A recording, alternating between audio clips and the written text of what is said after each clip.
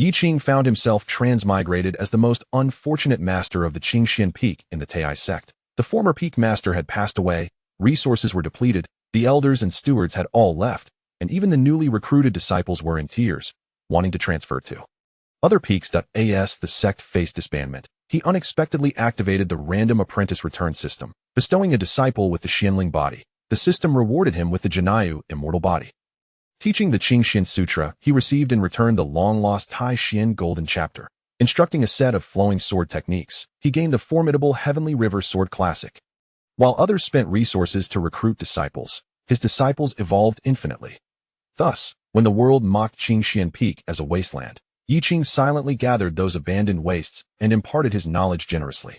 Decades later, as darkness and chaos swept across the realms and the heavens shattered, humanity hung in despair. Just when all hope seemed lost, the sky tore open, revealing figures draped in imperial light, their presence profound as abysses. By the command of my esteemed master, those who disturb the order shall perish.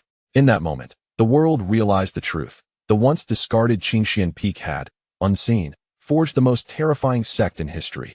Every member an emperor, with the master held in utmost reverence. Chapter 1. System, Awaken. On the Tianxian continent, in the eastern domain, lies the Taiyi Sect.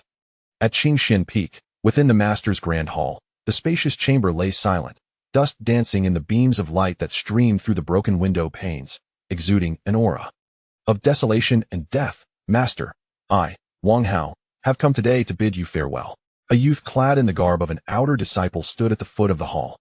Though his tone was respectful, the arrogance and impatience etched on his brow were unmistakable. He couldn't even be bothered to address him as master, opting for the more impersonal peak master. On the only throne in the hall, Yi Qing gazed at him, his expression devoid of emotion. 3 days had passed.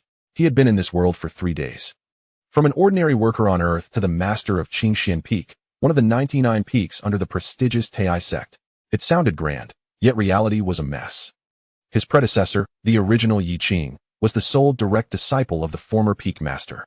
Half a month ago, the old master had perished while striving for a higher realm. According to sect rules, he naturally inherited the position of peak master. However, with the death of the former master, the great tree that was Qingxuan Peak had fallen. The elders and stewards who had once been reliant on Qingxuan Peak scattered, taking their disciples with them. Within 10 days, the once grand peak was left with only a handful of stragglers. And the youth before him, Wang Hao, was the only disciple he had taken in just 3 days prior, the day Yi Qing had transmigrated. Now, this sole disciple was preparing to leave. Have you made up your mind? Yi Qing's voice was calm, betraying no emotion.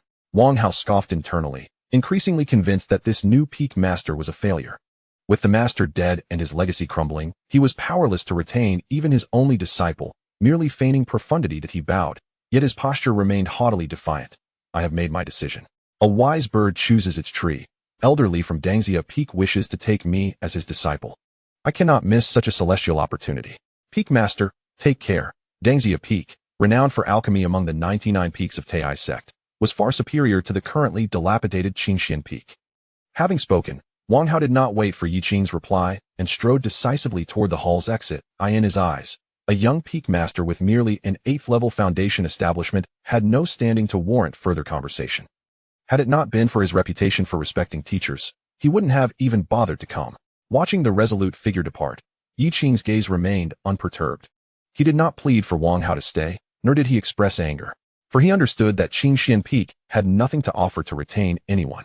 Was it sentiment that would hold them? In the world of cultivation, sentiment was the least valuable currency. Strength and resources were paramount, and he had neither. With merely an 8th-level foundation, he was not even worthy of being an elite inner disciple in the vast Taiyi Sect, let alone bear the heavy responsibilities of a peak master. Had the former master not pushed him into this position with his last breath, Qingxuan Peak would have likely been devoured by other covetous peaks long ago. Alas! A soft sigh echoed through the hall. From this day forth, Qingxuan Peak would be left with him as the sole commander. Just as Wang Hao was about to step over the threshold, a cold, emotionless mechanical voice abruptly resonated in Yi Qing's mind. Ding! Host situation detected. Meeting activation conditions. The strongest apprentice return system is officially activated. Yi Qing was taken aback, and then a spark of disbelief ignited in his eyes. A system. The essential golden finger for transmigrators had finally arrived. System introduction. The host can bestow any items, including but not limited to cultivation methods, elixirs, magical treasures, physiques, bloodlines, etc., to disciples, and randomly receive return rewards. The minimum return multiplier is 2 times, with no upper limit.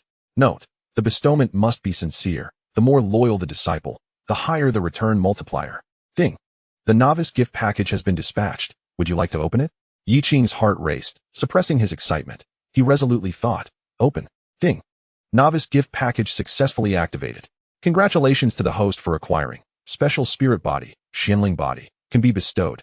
Qianling body, a rare cultivation physique, significantly enhancing affinity with the spiritual energy of heaven and earth, allowing a cultivation speed over 10 times that of ordinary individuals, with no bottleneck until reaching the golden core stage. 10 times the cultivation speed. No bottleneck until golden core. Yi Qing's breath quickened. This Qianling body was a coveted treasure for any practitioner in the Qi refinement or foundation establishment stages. If he could bestow this physique upon a disciple, Yi Qing's gaze immediately fixed on the departing Wang Hao. According to the system's rules, as long as he accepted Wang Hao and granted him the Qianling body. No. Yi Qing promptly dismissed the thought. The system was clear. The disciple's loyalty determined the return multiplier. Wang Hao, being a sycophant, held no loyalty whatsoever. Even if he bestowed the Qianling body upon him, the return would likely only be the minimum of 2 times. To squander such a precious novice gift package and the opportunity for an initial return on a potential traitor was sheer folly. This first time accepting a disciple and granting a gift must be reserved for someone of absolute loyalty. But where to find such a disciple? With this thought, the flicker of hope that had ignited in Yi Qing's heart was doused with cold water. His brows knitted together in distress. The current Qingxian Peak was akin to a vast pit of fire. Who would be foolish enough to leap into it? Yi Qing surveyed the desolate hall, his gaze sweeping over the barren square outside, his heart heavy with despair. Could it be that heaven sought to extinguish him? At that moment, his gaze suddenly fixed upon a corner of the square. There, a slender figure clad in simple gray servant robes was diligently sweeping fallen leaves with a broom taller than herself. Chapter 2. The Trigger, a millionfold critical strike.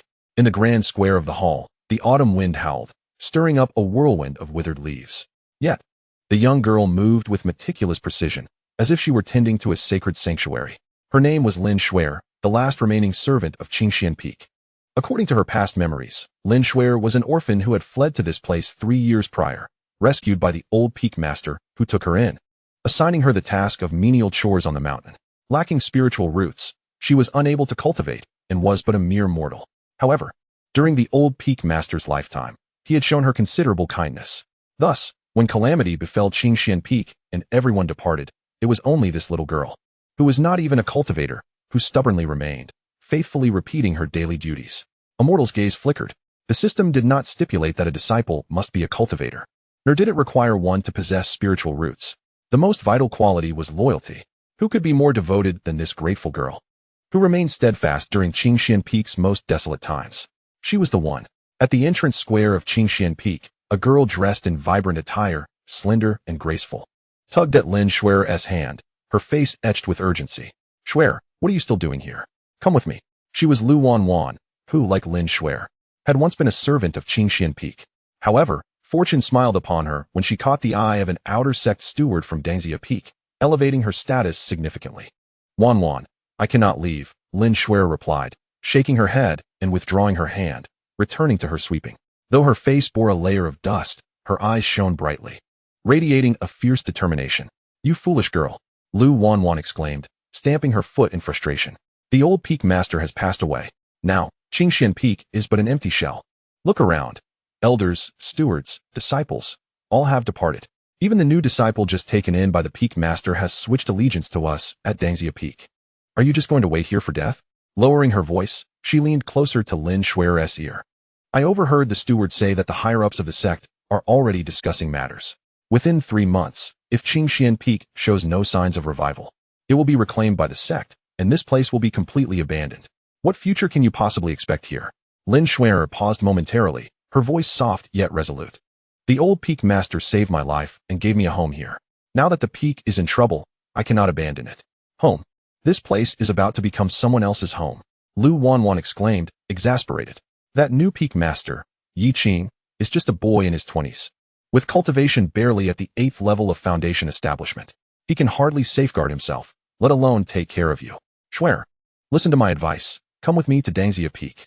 I have already sought the stewardess permission. He agreed to let you serve as a maid too. Though it may be laborious, at least you will have food and a place to live. Isn't that better than clinging to this crumbling mountain? Lin Shuer gazed steadfastly at the solitary grand hall atop the peak, her resolve unwavering. Wanwan, I appreciate your kindness, but I am a child of Qingxuan Peak. As long as the peak master remains, I cannot leave.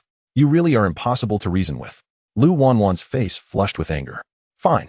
If you wish to cling to this dilapidated place, then so be it. I have said all that I needed to.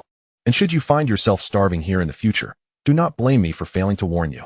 With that, she flicked her sleeve in disdain and turned away. In her eyes, Lin Shuer was utterly foolish. A mere mortal professing loyalty to a fallen Qingxuan Peak was nothing short of a grand jest. As she watched Lu Wanwan's departing figure, a flicker of melancholy crossed Lin Shuer's eyes, quickly replaced by resolve. Gripping the broom tightly, she resumed her sweeping of the square. The wind grew fiercer, causing her thin garments to flutter as if they might be blown away at any moment. Yet, her back remained straight and unwavering. At that moment, a gentle and steady voice resonated behind her. Are you Lin Shuer? Startled, Lin Shuer turned sharply, only to find a young man clad in a moon-white robe standing behind her, seemingly appearing out of nowhere. The youth was handsome, exuding a tranquil demeanor, with eyes as deep as the starry sky, gazing at her quietly. Peak Master, Lin Shuer gasped, hastily dropping her broom and preparing to kneel in reverence. She recognized him as the new Peak Master, Yi Qing, who had recently ascended to the position. There's no need for such formalities. Yi Qing raised a hand, a gentle force supporting her knees, preventing her from kneeling. As he observed the girl before him, her face marked by anxiety, dressed in humble attire, yet possessing eyes that sparkled with clarity, his conviction in his choice strengthened. He had listened intently to her earlier conversation with Lu Wanwan.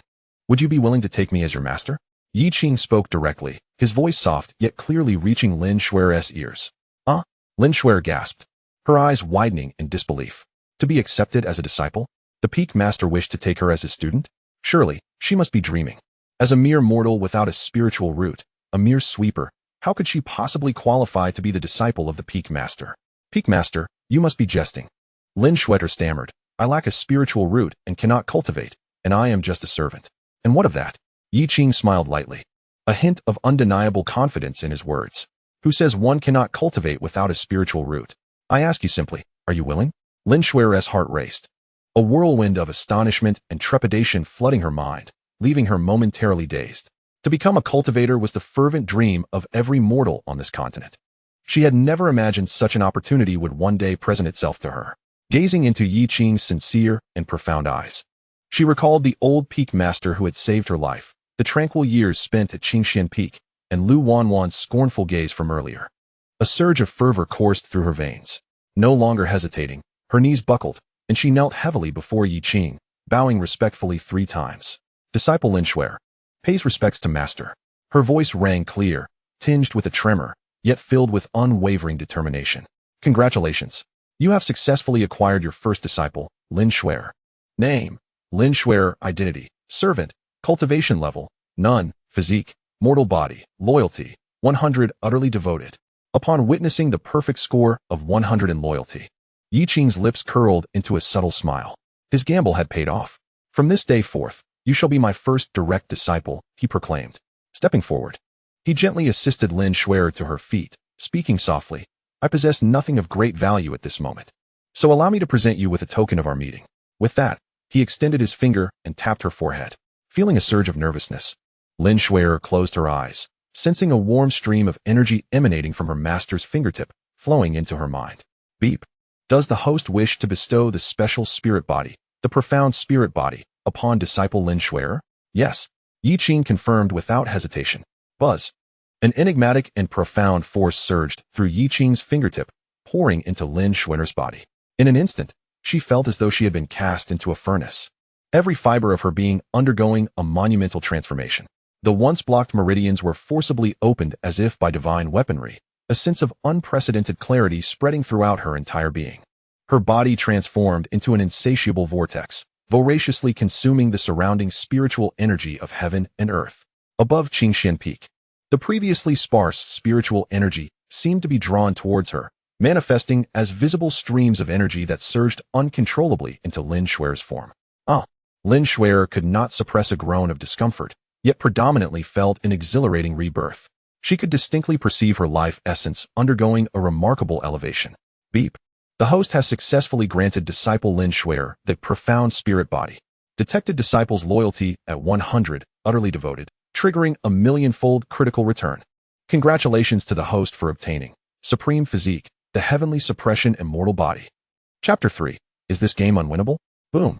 The moment the words Heavenly Suppression Immortal Body resonated within his mind, Yi Qing was enveloped by an indescribable and terrifying power, emerging from the void, instantly engulfing his entire being. If the profound spirit body transformed his body into a vortex for absorbing spiritual energy, then the Heavenly Suppression Immortal Body reshaped Yi Qing into an unparalleled divine prison, capable of suppressing all realms. Crack, crack. Every bone within him shattered in an instant, only to be remolded under an even more domineering and ancient force. His meridians expanded infinitely, becoming vaster than rivers. His blood transmuted into a surging golden divine liquid, each pulse resonating like thunder. His organs resembled 5 slumbering deities, radiating an immortal brilliance. A vast, ancient, and tyrannical aura erupted from Yi Qing's body. Within his spiritual consciousness, a breathtaking vision unfolded. A colossal figure, indescribably massive, stood amidst the chaos, its form embodying the universe, its breath summoning storms. He extended his hand, cradling an endless divine prison forged from celestial gold and immortal iron within his palm. Within this prison, chains clanked ominously, confining countless roaring demonic gods, howling ancient fiends, and wailing celestial beings. With each gesture, he exerted dominion over eternity, governing life and death. This was the celestial body of the prison suppressor. Legends spoke of a supreme existence from the primordial mythological era as the only entity capable of possessing such formidable physique. Yi Qing let out a long howl toward the heavens, his voice resonating like a dragon's roar, soaring into the skies. Boom. The bottleneck of his cultivation at the 8th level of foundation establishment crumbled before this overwhelming force, as fragile as a mere sheet of paper, shattered in an instant. 9th level of foundation establishment. Perfected foundation establishment. The bottleneck ceased to exist. That force surged forth, effortlessly breaking through the greatest barrier to the golden core realm. Within Yi Qing's Danshan, the originally liquid spiritual energy began to whirl violently, compressing and coalescing. A phantom core, radiating a soft golden light, gradually took shape. Soon, the phantom core became increasingly solid, its brilliance growing ever more resplendent. Crack! A crisp sound echoed, as if some shackles had been utterly shattered. A flawless, spinning golden core, inscribed with countless intricate patterns, hovered at the center of Yi Qing's Danshan. With the formation of the golden core, the path to greatness lay ahead. Golden core realm. Achieved. An aura, 100-fold stronger than that of the foundation establishment stage, erupted from Yi Qing, soaring into the sky and enveloping the entire Qingxuan peak. In the heavens, the winds and clouds transformed, spiritual energy coalesced into a massive vortex, cascading downward, forming a radiant column of spiritual energy that connected heaven and earth, enveloping Yi Qing and Lin Shuer within. This was the phenomenon of the golden core. Only those with profound foundations, or those who formed a supreme golden core, could evoke such celestial phenomena during their breakthroughs. Master. Beside him, Lin Shuer stood utterly astonished. She had just attained the Xianling body, and before she could even sense her own transformation, she was overwhelmed by the terrifying might emanating from Yi Qing. She felt as if her master had transformed into a deity overlooking all beings. That oppressive aura rendered her nearly unable to stand, compelling her to bow in reverence. Yi Qing slowly opened his eyes, 2 golden beams of divine light flickering momentarily. He clenched his fist, feeling the terrifying power surging within him, his heart swelling with grandeur. This was the golden core realm. This was the celestial body of the prison suppressor. He sensed that his current strength was 1,000-fold greater than before. If he were to confront his past self, a mere glance could obliterate the very essence of his soul. Excellent. Yi Qing took a deep breath, forcibly restraining his aura. The towering column of spiritual energy gradually dissipated. He gazed at Lin Shuer, who had undergone a complete transformation, her skin now as luminous as jade, her demeanor ethereal, and nodded in satisfaction. Shuer, from this day forth, I shall impart to you the supreme techniques, guiding you to the pinnacle of the immortal path. Disciple thanks Master for this rebirth. Lin Shuer knelt once more, this time with genuine gratitude and reverence. She understood that her life had irrevocably changed from that moment of apprenticeship. However, at that moment, a voice laced with levity and mockery echoed from outside the mountain gate. Hee, Master Yi, what a grand spectacle. One might think that your Qingxuan peak has produced an extraordinary figure. Before the words faded, a streak of light descended from the sky, landing in the square and transforming into a middle-aged man with a hooked nose. Adorned in the robes of a Dangxia Peak elder, the visitor was Elder Zhao Qian from Dangxia Peak. With a cultivation level at the 3rd stage of the Golden Core realm, he had always been at odds with the former Peak Master. And now that the old master had passed, he regarded the young Yi Qing with even less respect. He glanced at the remnants of the celestial phenomena in the square and then turned his gaze upon Yi Qing. Upon discovering that Yi Qing's cultivation still lingered at the 8th stage of foundation establishment, the disdain in his eyes deepened. Recently, Yi Qing had broken through to the Golden Core realm, his aura meticulously concealed, and with the enigmatic nature of the Qingxuan Immortal Body. Any ordinary Golden Core cultivator would find it nearly impossible to discern his true level unless he so desired. So it is Master Yi practicing, creating such a commotion. I thought someone had achieved their Golden Core, Zhao Qian remarked with a hint of sarcasm, but it seems you are still quite far from that. In his view, the recent phenomena were merely the result of Yi Qing practicing some ostentatious secret technique, a mere spectacle. Yi Qing maintained a calm demeanor, gazing at him coolly. Elder Zhao, what brings you to this desolate mountain, instead of refining alchemy at Dangxia Peak? Zhao Qian, with his hands clasped behind his back, strolled about in a condescending manner.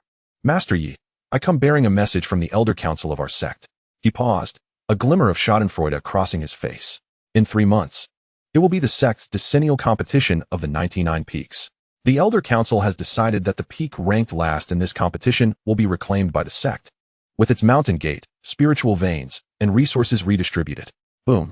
This news struck Lin Shuer like a thunderclap. Qingxuan Peak was to be reclaimed? Her delicate face turned pale instantly. Yi Qing's brow also furrowed slightly. The competition among the 99 peaks evaluates the prowess of disciples under the age of 30. Currently, Qingxuan Peak possesses only a single disciple who has just begun her journey and has yet to reach the Qi refinement stage. This was undeniably a losing battle. Chapter 4 3 months? That is ample time. Zhao Qian relished the solemn expression on Yi Qing's face, feeling a surge of satisfaction as he continued. Master Yi, you must be aware of the current state of Qingxuan Peak. Not only will you struggle to secure a top position, but you might not even gather a single disciple capable of participating. His gaze flicked to the respectfully poised Lin Shuer, and he scoffed. Oh, I nearly forgot. Master Yi has just taken on a new disciple. Is this unrefined little girl truly expected to compete in the tournament? Ha! His laughter rang out, unabashedly mocking. Lin Shuer, flushed with embarrassment, clenched her small fists, yet dared not retort. Yi Qing's gaze turned icy. Elder Zhao, are you finished? If so, you may leave. Zhao Qian's laughter abruptly ceased, his expression darkening in an instant. Yi Qing, what is with your attitude? I come to inform you with good intentions. Do not fail to appreciate it. Good intentions? Yi Qing scoffed. You have come to witness my misfortune, haven't you? The revelation of his true motives left Zhao Qian feeling somewhat embarrassed. With a cold huff, he produced a storage bag from his robe and tossed it onto the ground. Yi Qing, I am not here to trouble you.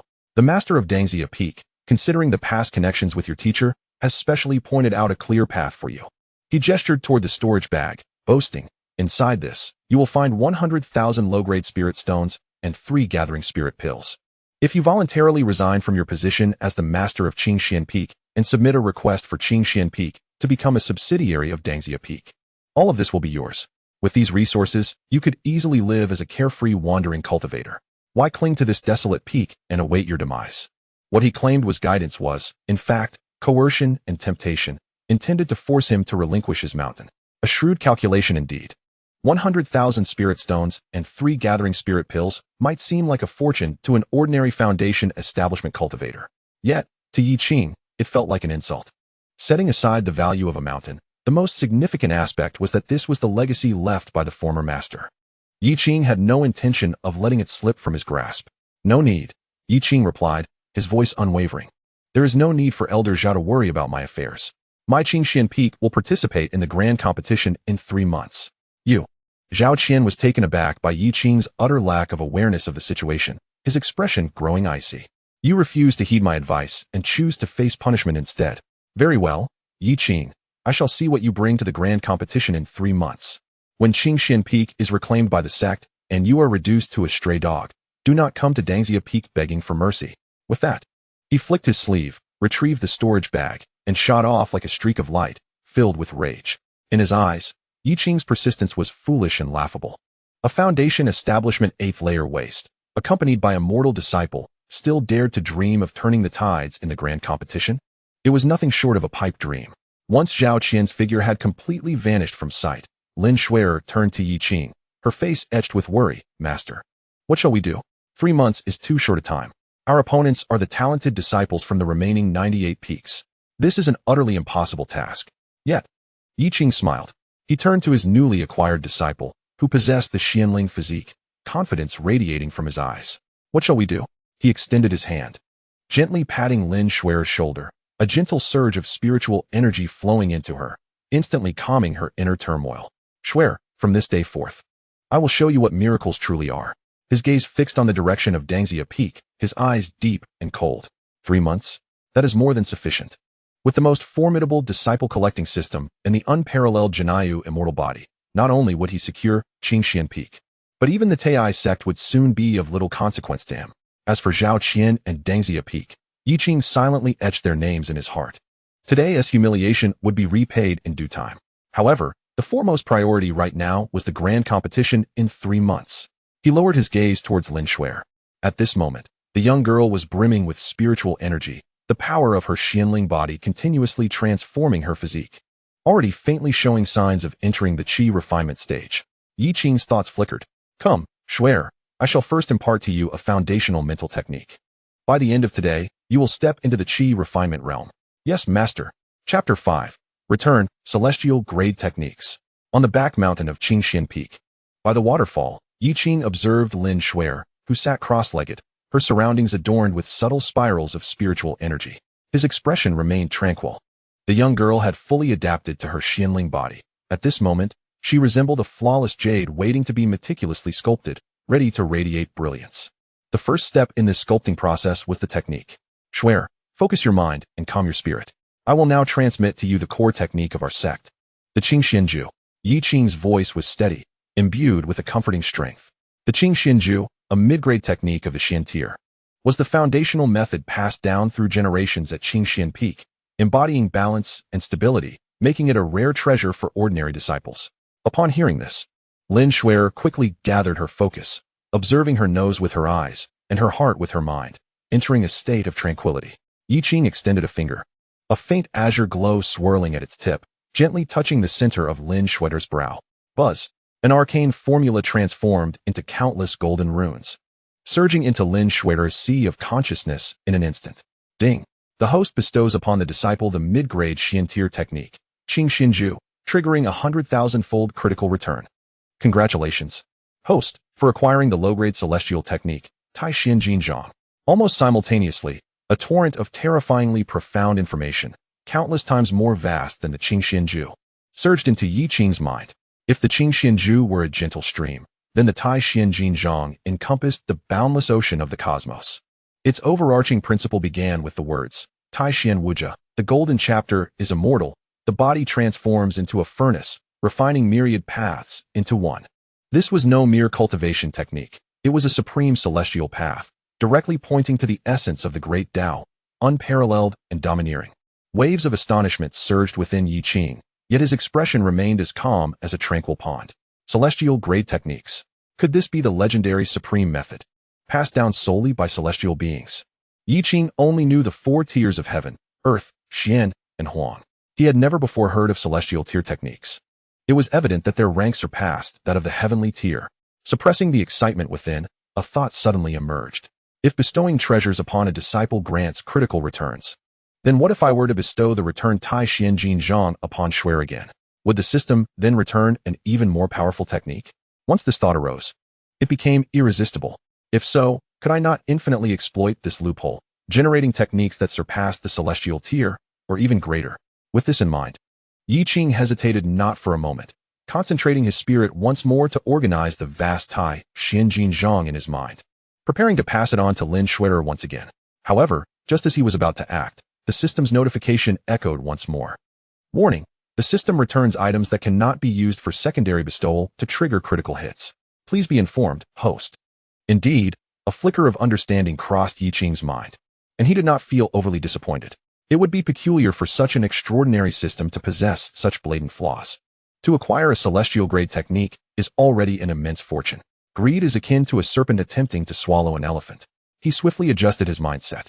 Although it could not be utilized to farm rewards, this Taixuan Golden Chapter is a genuine celestial-grade technique, a most extravagant asset for establishing Schwer's foundation. Employing celestial-grade methods to lay her groundwork will render her future accomplishments boundless. Schwer, maintain your focus. The Qingxuan formula you just encountered was merely an introduction. What I am about to impart is the true supreme path. Yi Qing's tone grew profoundly solemn. Lin Schwer felt a shiver of trepidation in her heart, daring not to exhibit the slightest negligence. A brilliant golden light surged from Yi Qing's fingertips, once more alighting upon her brow. Boom! The vast Taixuan Golden Chapter surged into Lin Schwer's sea of consciousness, causing her body to tremble violently. In an instant, her originally jade-like skin radiated a dazzling golden divine glow. Behind her, a faint phantom of an ancient deity materialized, reciting sacred scriptures, its words manifesting as laws. This was an extraordinary phenomenon of the technique.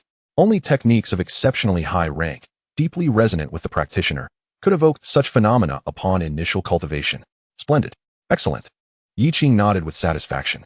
With the technique settled, the next step was to secure cultivation resources. With a thought, he retrieved a green porcelain vial from his storage ring. This was the last remnant left by the former Peak Master, a vial containing 12 second-tier mid-grade pills, the Qi condensation pills. These were precious items used to stabilize the cultivation of Qi refinement disciples and enhance their cultivation speed. In the past, at Qingxuan Peak, they were considered valuable treasures.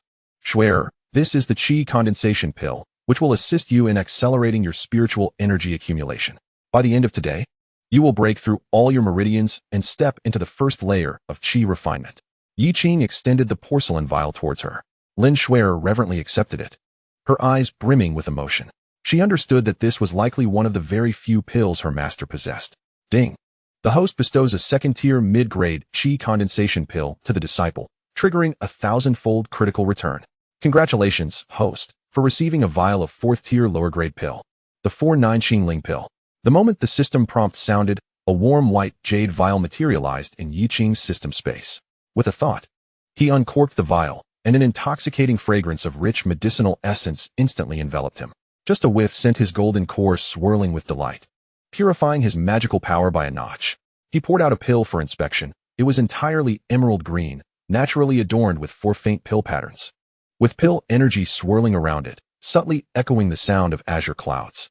The spiritual energy it contained was pure and formidable, far exceeding that of the Qi condensation pill by countless times. A 4th-tier pill. This was a treasure that would make even the most venerable nascent soul ancestor envious. A typical golden core cultivator, upon obtaining one, could save several arduous years of practice. Yet, he possessed an entire vial. Ha ha ha, splendid. Yi Qing laughed heartily within. Tingxia Peak? Zhao Qian? With a mere 100,000 spirit stones and 3 spirit-gathering pills, you think you can bribe me and seize my legacy? How utterly ridiculous. The offerings I bestow upon my disciples, coupled with the system's generous returns, far surpass your paltry gifts. With the Taixuan Golden Seal and the 4-9 Azure Spirit pills in my possession, safeguarding Qingxuan Peak is a trivial matter. Schwer, focus on your cultivation. With your master by your side, the heavens shall not crumble. Yi Qing gazed gently at Lin Schwer, his voice imbued with unparalleled confidence. Yes, master. Lin Schwer nodded earnestly, clutching the Qi gathering pill in her hand, retreating to her chamber to enter seclusion, embarking on her first steps toward immortality. Meanwhile, Yi Qing turned and ventured deep into the cave, preparing to utilize the 4-9 Azure Spirit pills to further elevate his cultivation. Chapter 6, Breakthrough. Still breaking through. Time flowed like water, fleeting in an instant. A month passed quietly. During this time, Qingxuan Peak seemed increasingly desolate, and numerous disciples from other peaks passing nearby could not help but mock it. Yet, with the aid of the celestial level technique Taixuan Golden Seal and the Qi gathering pills, Lin Schwer, endowed with the Xian spirit body, cultivated at an extraordinary pace, advancing like a swift gale. In just a month, she surged from a mere mortal to the pinnacle of the 9th layer of Qi refinement, tantalizingly close to foundation establishment. Such a cultivation speed, if known, would drive the entire Taiyi Sect into a frenzy. Yi Qing's gains, however, were even more astonishing. He had consumed 3 of the 949 Azure Spirit pills from a vial. Merely 3 4th-tier pills propelled his cultivation from the initial stage of Golden Core to the apex of the 3rd layer of Golden Core, just a step away from the mid-Golden Core stage. The combination of the Qingxuan Immortal Body and 4th-tier pills yielded such formidable results. He felt confident that should he confront Zhao Qian from Dangxia Peak now, even without employing the power of the Qingxuan Immortal Body, he could easily overpower him based solely on cultivation. Continuing his cultivation, within the cave, Yi Qing stabilized his realm, preparing for further seclusion. At that moment, a communication jade pendant signifying his position as Peak Master suddenly illuminated, emitting a series of urgent vibrations. Yi Qing furrowed his brow, retrieving the pendant and probing his consciousness within. A chilling voice resonated in his mind. Yi Qing, Peak Master of Qingxuan Peak. You are commanded to proceed immediately to the sect's Hall of Affairs to receive a sect mission. A mission? Yi Qing frowned slightly. The Taiyi Sect, with its 99 peaks, indeed mandated certain sect missions for each peak. However, an unwritten rule existed for peaks like Qingxuan, which had dwindled to a solitary peak master. The sect typically refrained from issuing tasks to allow the master to focus on development and reconstruction, unless some foul play was afoot. Dangxia Peak, Zhao Qian. Yi Qing instantly connected the dots. He stowed the jade pendant, rising to his feet, a glint of cold light flashing in his eyes. Very well. I shall see what schemes you intend to unfold. He exited the cave, his figure transforming into a streak of light as he soared towards the main peak of the sect. Taiyi Sect, Hall of Affairs. The place was responsible for the distribution and recording of various affairs within the sect, bustling with disciples hurrying about. The arrival of Yi Qing attracted little attention. Presently, Qingxuan Peak had become a laughingstock within the sect, and as its newly appointed peak master, he possessed little presence. Yi Qing approached an elder responsible for task assignments. Speaking calmly, the elder, a man with a goat beard, was at the 2nd level of the Golden Core stage. He hardly lifted his eyelids, casually extracting a jade slip from a pile and tossing it onto the table.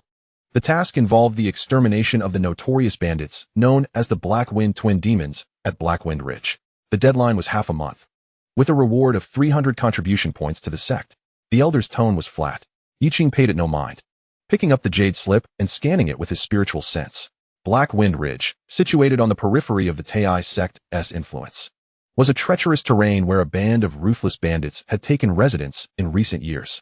The Blackwind Twin Demons, a pair of brothers, each at the 7th level of Foundation establishment, were known for their brutal methods, their hands stained with the blood of past merchants and cultivators, severely tarnishing the reputation of the Taiyi Sect.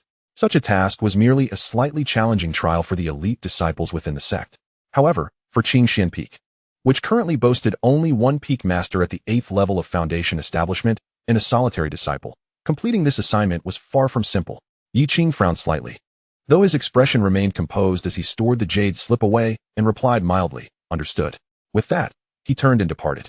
The elder, observing Yi Qing's perceptiveness, did not utter a word of protest, shaking his head and murmuring under his breath, "Not even the courage to resist?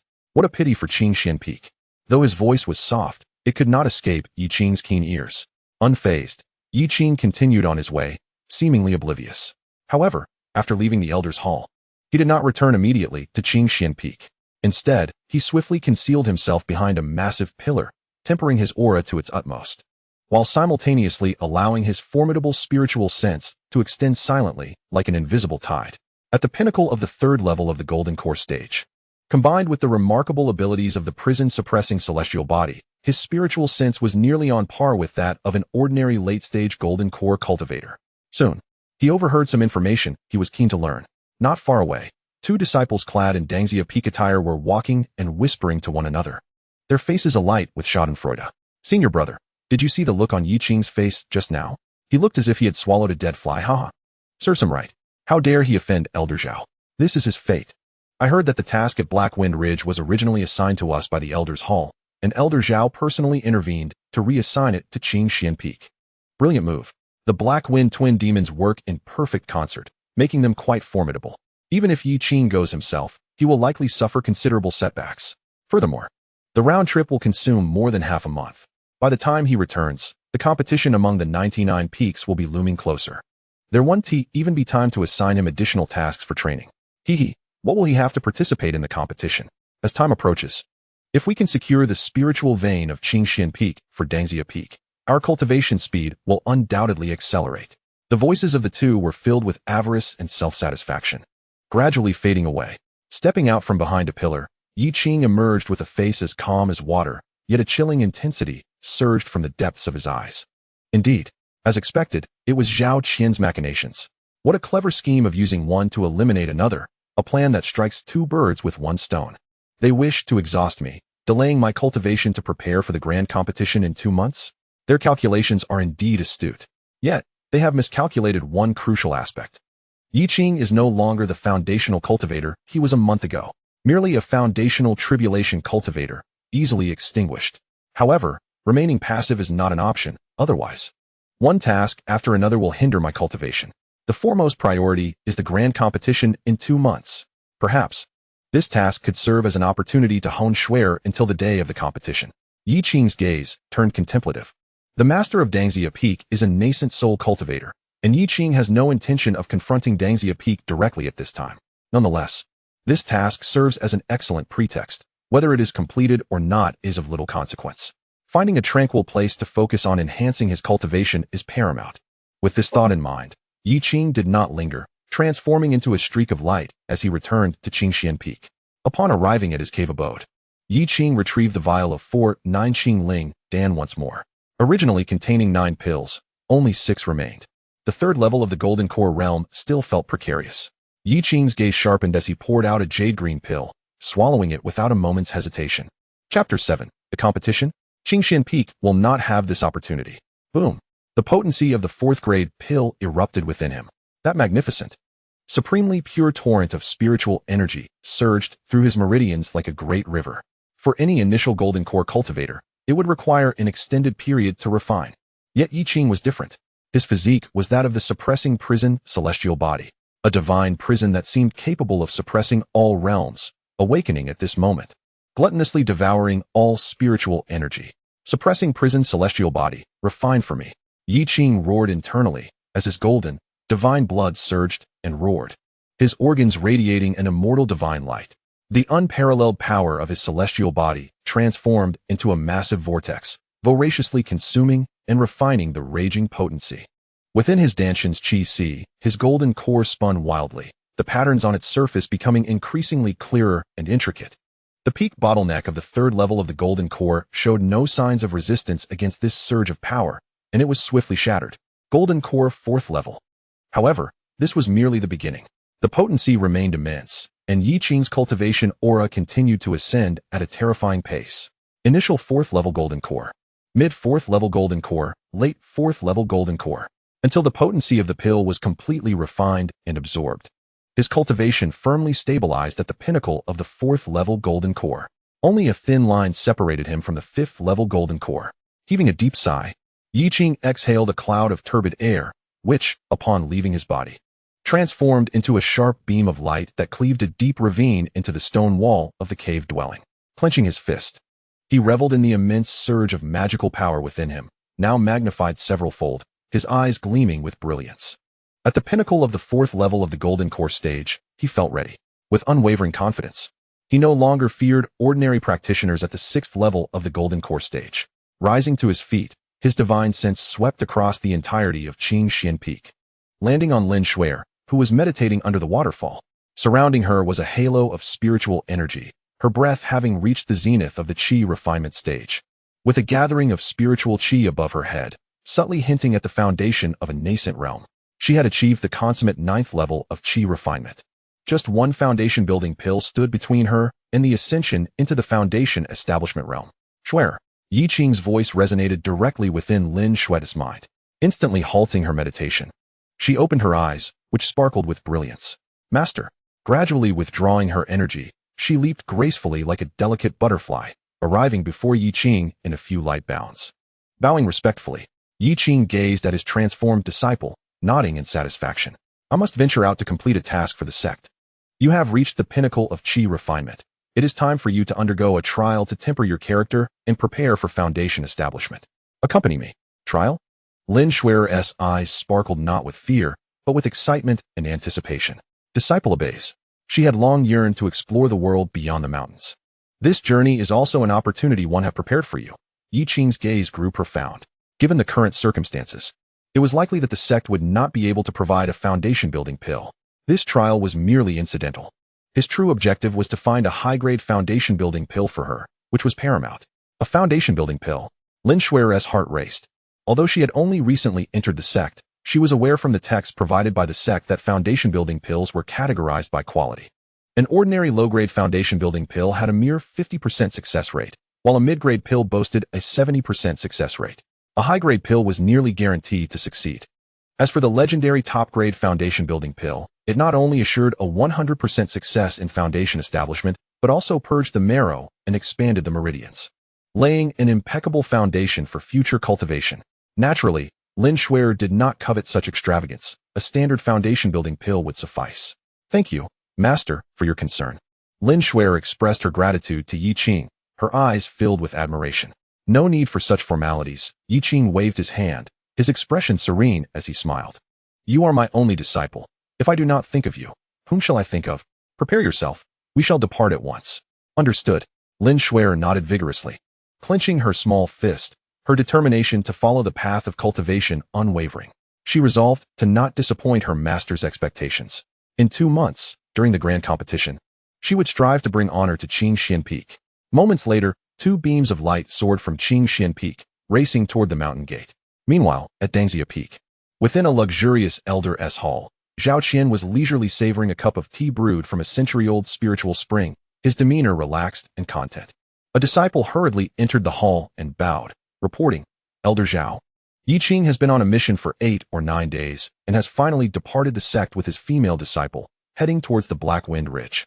If Yi Qing were present, he would recognize that this disciple was one of those who had previously left the Qingxuan Peak. His tone was laced with a sense of schadenfreude.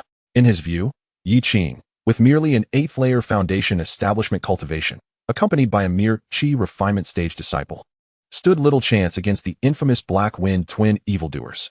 Even if he were to complete this task, it would only lead to further relentless challenges. Clearly, he remained oblivious to the arduous path ahead. Indeed, leaving Qingxuan Peak was a step in the right direction for him. Oh, Zhao Qian set down his teacup, a cold smirk playing at the corners of his lips. Very well, you may leave. That insignificant Yi Qing dared to tarnish this elder's reputation? The task was merely for show. To ensure absolute success, he had already prepared a backup plan. With this thought, Zhao Qian slowly retrieved a jet-black jade pendant, which glowed faintly and bore intricate runes upon its surface. A flicker of indifference crossed Zhao Qian's eyes.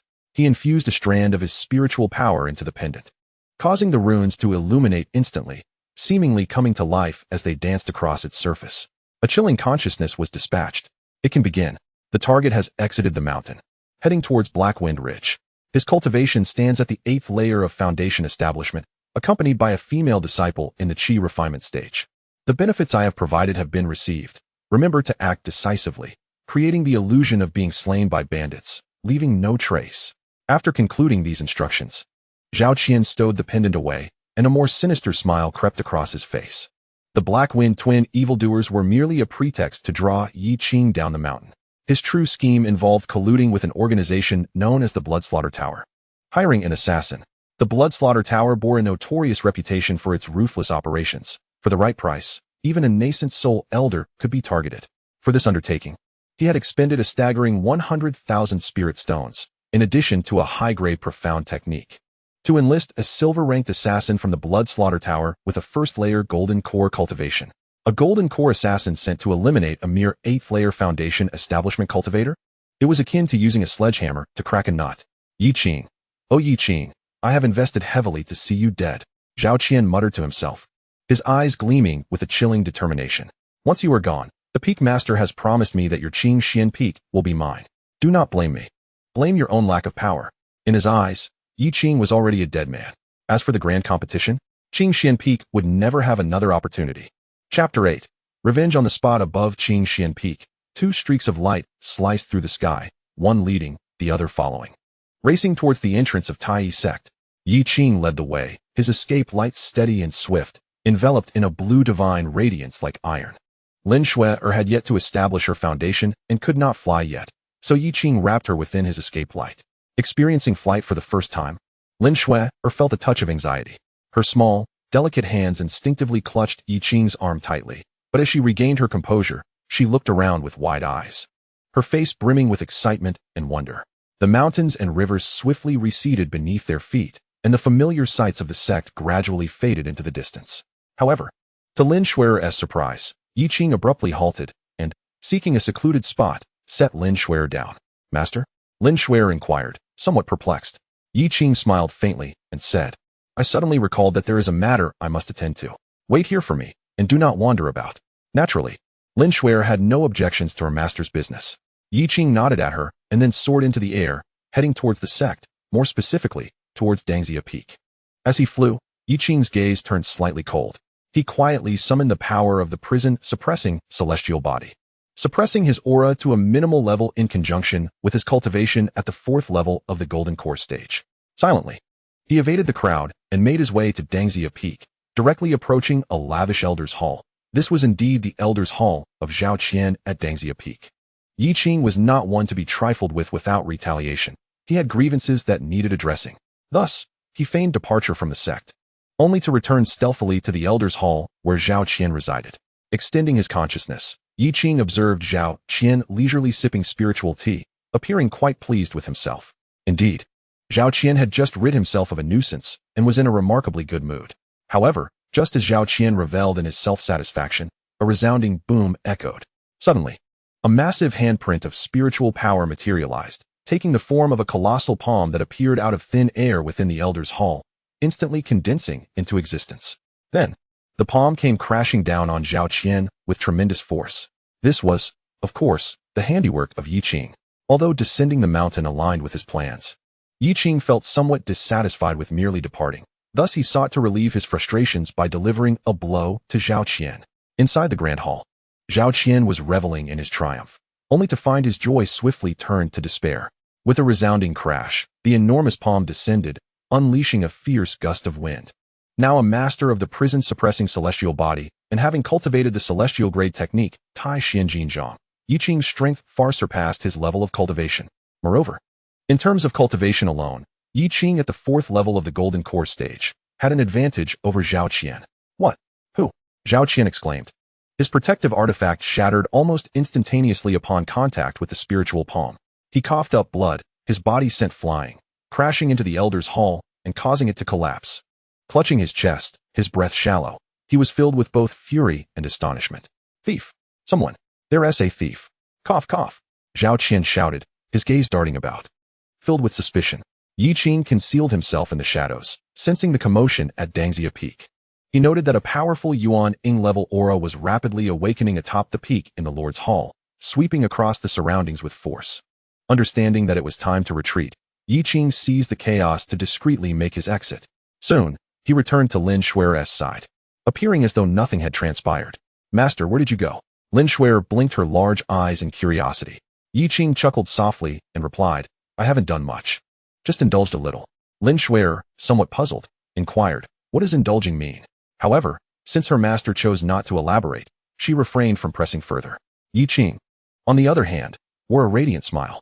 Although he hadn't eliminated Zhao Qian, he felt a sense of relief, having vented some pent-up frustration. It had been a lingering thought that needed resolution. Now, he felt considerably more at ease. "Let us descend the mountain," he urged, taking to the air with Lin Shuer. Just as the two were about to fly beyond the protective barrier of the sect, a melodious yet authoritative voice called out from below, "Ah? Is that Yi Shizi from Qingxuan Peak? Please, do halt." Yi Qing felt a stir of curiosity in his heart, and he ceased his flight, turning towards the voice. Below, in a picturesque plaza atop a beautiful peak, stood a graceful lady clad in a pale purple palace garment, gazing up at them. This enchanting woman appeared to be in her 30s, exuding elegance, with features that resembled a painting. Her voluptuous figure beneath the gown radiated a warmth that only time could bestow. As for her cultivation, she was at the 2nd level of the Golden Core, her aura harmoniously solid, indicating a robust foundation. This was Lu Fengju, the master of Dangxia Peak, a name that flashed through Yi Qing's mind. Dangxia Peak ranked outside the top 80 among the 99 peaks of Taiyi Sect, considered to possess moderate strength. Yi Qing recalled that Lu Fengju had a cordial relationship with the previous master of Qingxuan Peak, who was also Yi Qing's nominal mentor, and had always treated Su Qing with kindness as if she were family. Yi Qing lowered his flight, bringing Lin Shuer down gently, and performed a respectful bow. Yi Qing pays his respects to Aunt Lu. Lin Shuer followed suit, bowing respectfully. Disciple Lin Shuer greets Master Lu. Lu Rian's gaze lingered on Yi Qing for a moment before she nodded slightly, her eyes then shifting to Lin Shuer, where a glimmer of intrigue sparkled. What a spirited young girl. Yi Shizi, you have taken an excellent disciple, Lu Rian praised warmly. She then turned her attention back to Yi Qing, her delicate brows furrowing slightly. However, you both seem to be in a hurry. Are you leaving the sect? Yi Qing nodded and replied calmly, under the sect's orders. We are headed to Hefeng Ridge to carry out a mission to eradicate bandits. What? Lu Rian's expression altered dramatically upon hearing this, her gentle smile vanishing, replaced by a hint of indignation. This is utter nonsense. Her voice rose in pitch. What is the current state of Qingxuan Peak? And who in the sect is unaware of it? Only the two of you are here. One at the 8th level of Foundation establishment, and the other still in Qi refinement. Are the elders in the Deacon Hall blind to assign such a task to you? The Blackwind duo at Hefeng Ridge are not easily dealt with.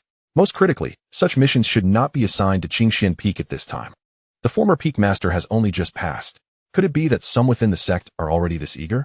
As Lu Rian's thoughts spiraled into frustration, a glint of coldness flashed in her phoenix eyes. Yi Shizi, you need not concern yourself with this. Accompany me back to the hall. I am eager to discover which audacious individual dares to bully others in such a manner. Upon uttering these words, she unleashed her formidable aura, emanating from her golden core, and was prepared to escort Yi Qing back to the sect's main peak to seek justice on his behalf. A warm current coursed through Yi Qing's heart. Ever since the passing of the old Peak Master and the subsequent decline of Qingxuan Peak, this was the first time he felt such unadulterated goodwill within the sect. However, he had no intention of accepting it. The intricacies of the system were not easily explained, and Yi Qing understood that reliance on temporary goodwill was unsustainable. Before the sect's grand competition, he actually preferred to find a serene place outside the sect for cultivation rather than remain within its confines. Aunt Lu, please hold on. Thus, Yi Qing subtly stepped back, evading Lu Rian's outstretched hand, his face adorned with a resolute smile as he shook his head. Your kindness is appreciated. Yet the path of cultivation is akin to navigating upstream. One must either advance or regress. Since the sect has issued a task, as a member of Qingxuan Peak, I must comply.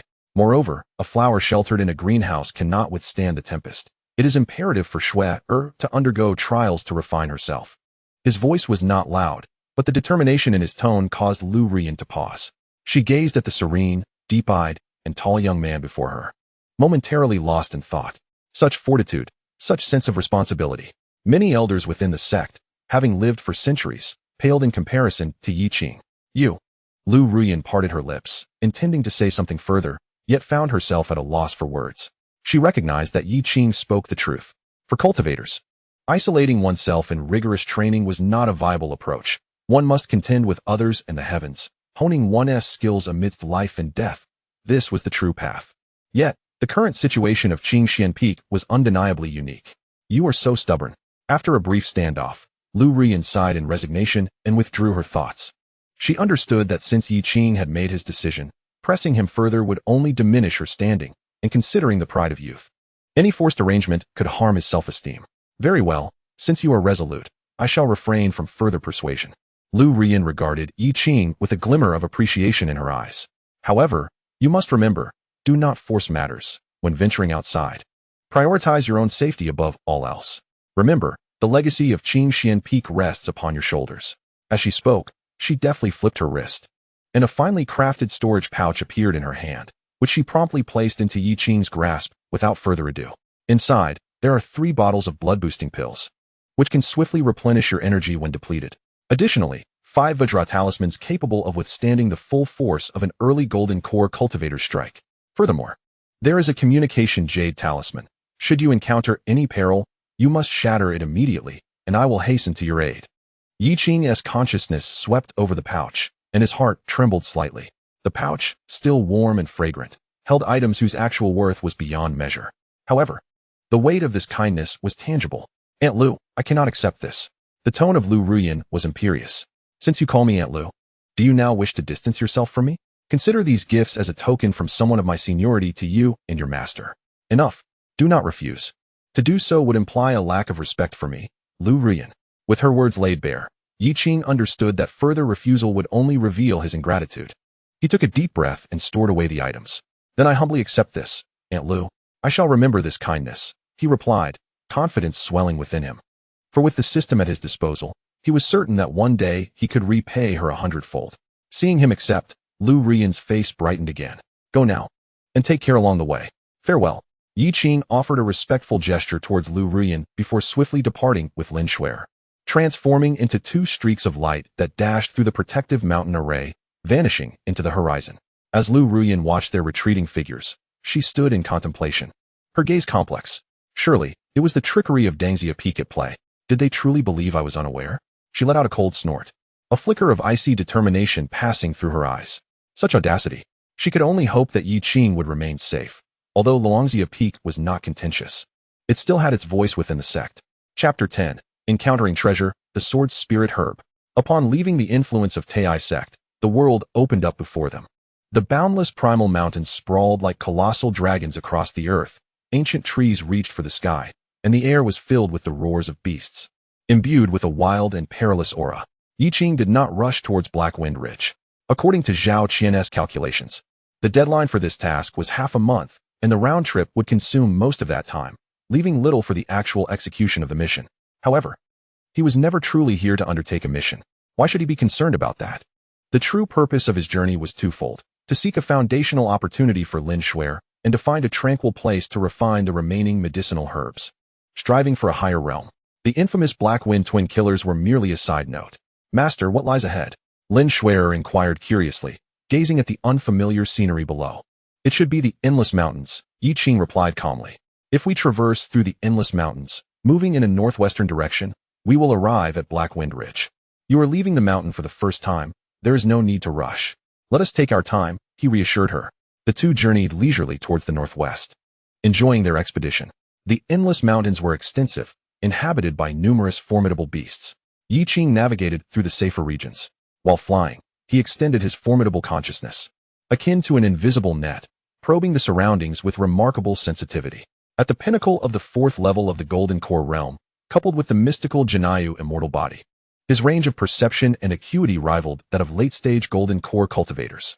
After flying for 2 days and delving thousands of miles into the mountains, they encountered several brazen and powerful beasts, including a formidable earth demon bear comparable to a 9th-layer Foundation establishment beast, which seemed rather lacking in foresight. Upon encountering the two figures soaring through the air, Yi Qing and his companion mistakenly believed they were destined for a hearty feast that day. With a surge of excitement, they let out a fierce roar and leapt into the air. However, with a mere flick of his finger, Yi Qing unleashed a sharp, piercing energy that penetrated the creature's skull, silencing its cries before it could even utter a sound, leaving it to crash lifelessly to the ground. The sudden display startled Lin Shuer, who had been oblivious to the presence of the formidable earth demon bear until it made its appearance. Once she realized what had transpired, she was overwhelmed by the malevolent aura radiating from the creature, causing her heart to tremble and extinguishing any thoughts of resistance. Yet, before her master, it was as fragile as paper. In an instant, it was vanquished. Her master is truly remarkable. Lin Shuer gazed at Su Qing, her wide eyes filled with awe and admiration, gaining a deeper understanding of her master's extraordinary prowess. A day later, while soaring through the skies, Yi Qing suddenly halted, his expression shifting. Narrowing his eyes, he focused on a valley several hundred miles away. Just moments ago, his vast spiritual awareness had detected a subtle, yet remarkably sharp, and peculiar fluctuation emanating from that location. This essence exuded pure, piercing energy, reminiscent of an unparalleled divine sword on the verge of being unsheathed, stirring the surrounding spiritual particles into a massive vortex. Such was the sign of a celestial treasure nearing maturity. A glimmer of excitement flashed in Yi Qing's eyes. Moreover, based on the characteristics of this essence, it was likely that this spiritual object was no ordinary celestial treasure. Shuer, let us go, Yi Qing commanded, not hesitating for a moment. In an instant, he transformed into a blurred azure figure and sped toward the valley. The distance of several hundred miles was swiftly traversed under Yi Qing's full exertion. The two figures gracefully descended at the entrance of a valley shrouded in thick, white mist.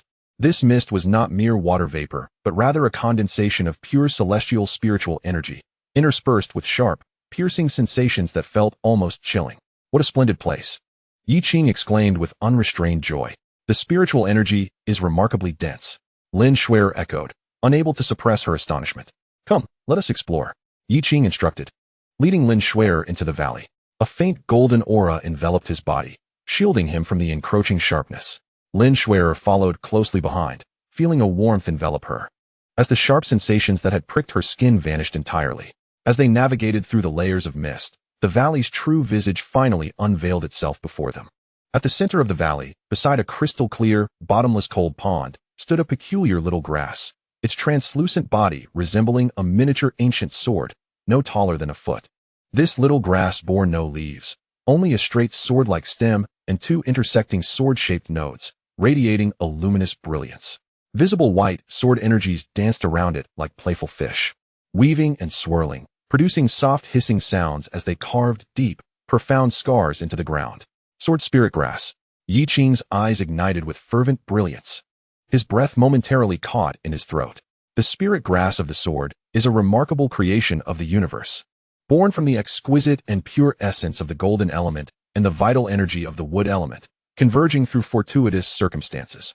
Its principal virtue lies in its ability to aid practitioners in comprehending the elusive yet formidable sword intent, which embodies the very soul of a swordsman.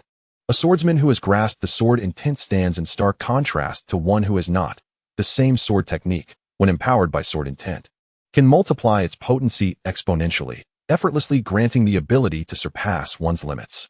However, the comprehension of sword intent is a daunting endeavor, with even some golden core and nascent soul cultivators struggling to attain it. For any swordsman, indeed, for any practitioner, this spirit grass of the sword represents an extraordinary opportunity. Master, have we stumbled upon a treasure?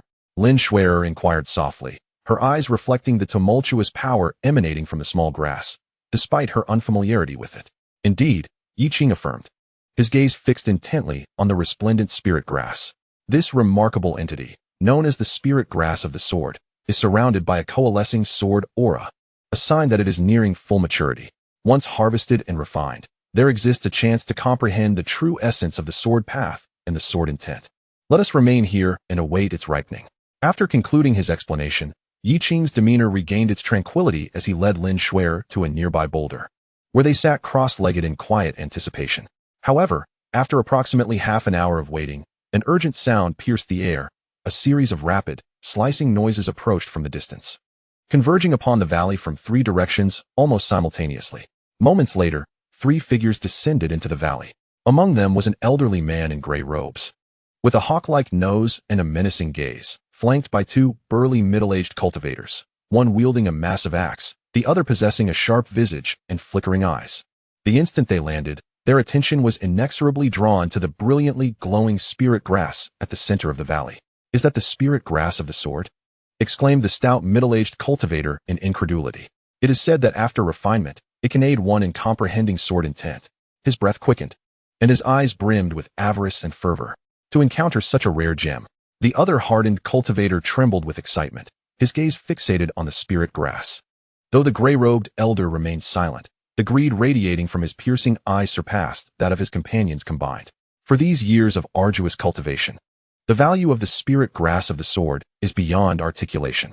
If they could obtain it and, by chance, grasp the sword intent, their strength would surge, transforming their prospects, whether joining a sect or seizing dominion over a mountain, into an entirely different reality. The trio's gazes swept through the valley, swiftly landing upon Yi Qing and Lin Shuer, who were seated cross-legged upon a massive stone. Upon witnessing Yi Qing's 8th-layer foundation establishment cultivation and Lin Shuer's negligible qi refining stage prowess, they were momentarily taken aback, then shook their heads in disbelief. An 8th-layer foundation establishment cultivator, accompanied by a qi refining stage burden. How audacious to covet such treasures! It was simply a stroke of misfortune for the two of them today. The gray-robed elder, disinterested in engaging in dialogue with Yi Qing, cast a cold glance in his direction, as if surveying a mere corpse. His attention was primarily directed towards the other two individuals. There was only one treasure, yet three of them. Hence, the elder declared, "This treasure shall be mine. Know your place and leave at once, or face death." As the atmosphere grew tense, the gray-robed elder let out a disdainful snort. Suddenly, a powerful and dense spiritual pressure erupted from his being, violently radiating outward. This aura, in the perception of those present, was as formidable as a mountain, heavy and nearly insurmountable. It bore the unmistakable essence of the golden core realm. This gray-robed elder was indeed a genuine golden core first-layer cultivator, with a suffocating force. The burly man and the agile cultivator, both merely at the 9th layer of foundation establishment, found themselves utterly powerless to resist this sudden, terrifying pressure. Their faces paling to a ghostly white. A golden core cultivator. The burly man shouted in sheer horror, his pupils dilating. In the next instant, without a moment's hesitation, he turned and fled. The other agile cultivator, though reluctant, gritted his teeth and followed suit, hastily retreating from the valley. The sword spirit grass, no matter how precious, was not worth risking one's life for. As for Yi Qing, he appeared oblivious to the unfolding drama. Thus, in the blink of an eye, the valley was left with only the gray-robed elder and Yi Qing, who remained seated on the massive stone, Lin Shuer standing calmly beside him. With the two competitors dispatched, the elder's mood brightened. He slowly turned to face Yi Qing, his cold gaze settling upon him, a flicker of surprise passing through his eyes. Do you take my words lightly? It seems you are seeking death. Before his words could fully escape his lips, a glint of cold light flashed in his eyes. Boom. Without granting Yi Qing the opportunity to respond, he immediately struck. With a swift motion, the elder's fingers curled into claws, reaching out towards Yi Qing from afar. The Black Fiend Claw, a sinister appendage formed from pure magical energy, materialized in midair, shrieking as it tore through the air, descending violently towards Yi Qing's crown. This strike was executed with 70% of its strength, confident in its ability to crush any foundation cultivator along with their very soul. Faced with such an overwhelming force, Lin Shuer's face turned pale with fear. Yet Yi Qing remained unfazed, his expression serene as he continued to sit upon the stone. Only when the green claw was nearly upon him did he slowly lift his eyelids. Seeking death, Yi Qing uttered calmly. He then narrowed his gaze and raised his right hand, casually swatting towards the incoming green claw. There was no earth-shattering force, no dazzling display of light. It was merely an unremarkable strike. However, in that fleeting moment, the very air of the valley seemed to solidify. Boom. A colossal azure hand, forged from pure magical energy and condensed to its utmost extent, materialized above Yi Qing's head. It descended forcefully upon the sinister black claw. Thud. That seemingly formidable and menacing black claw, upon making contact with the ethereal hand, was crushed effortlessly, akin to an adult subduing a child. With a resounding explosion, the claw shattered into countless luminous particles, dissipating into nothingness. What? The elder's expression shifted dramatically as he clutched his chest, letting out a muffled groan. Disbelief etched across his face. How could this be possible? He was a golden core cultivator. Yet this individual before him was merely a foundation establishment practitioner. Could it be? Could it be? The elder's gaze fixated on Yi Qing, a dawning realization flickering in his eyes as his lips trembled, although she was unaware of the precise value of the sword's spirit grass. The avarice etched upon the face of the elder alchemist, coupled with her master's solemn demeanor, allowed her to infer the extraordinary worth of this item, far beyond imagination. Such a treasure, which her master would not utilize for himself, yet intended to bestow upon her? Good heavens! She dared not even contemplate it. Master, my cultivation is far too inadequate. To refine this item would be an utter waste. It is better suited for you. Lin Shuer exclaimed urgently. Take it. I have my own plans, Yi Qing stated with an unyielding tone. He forcefully placed the sword's spirit grass into Lin Shuer's hands and, with an expression of calm indifference, continued, Your Xianling physique is most compatible with this celestial treasure, making the process of refining it significantly more efficient. Moreover, it is a gift from an elder, one cannot refuse. Accept it, focus on refinement, and I shall protect you. Upon witnessing her master's resolute attitude, Lin Shuer's eyes glistened with unshed tears, a warm and indescribable sensation swelling within her heart.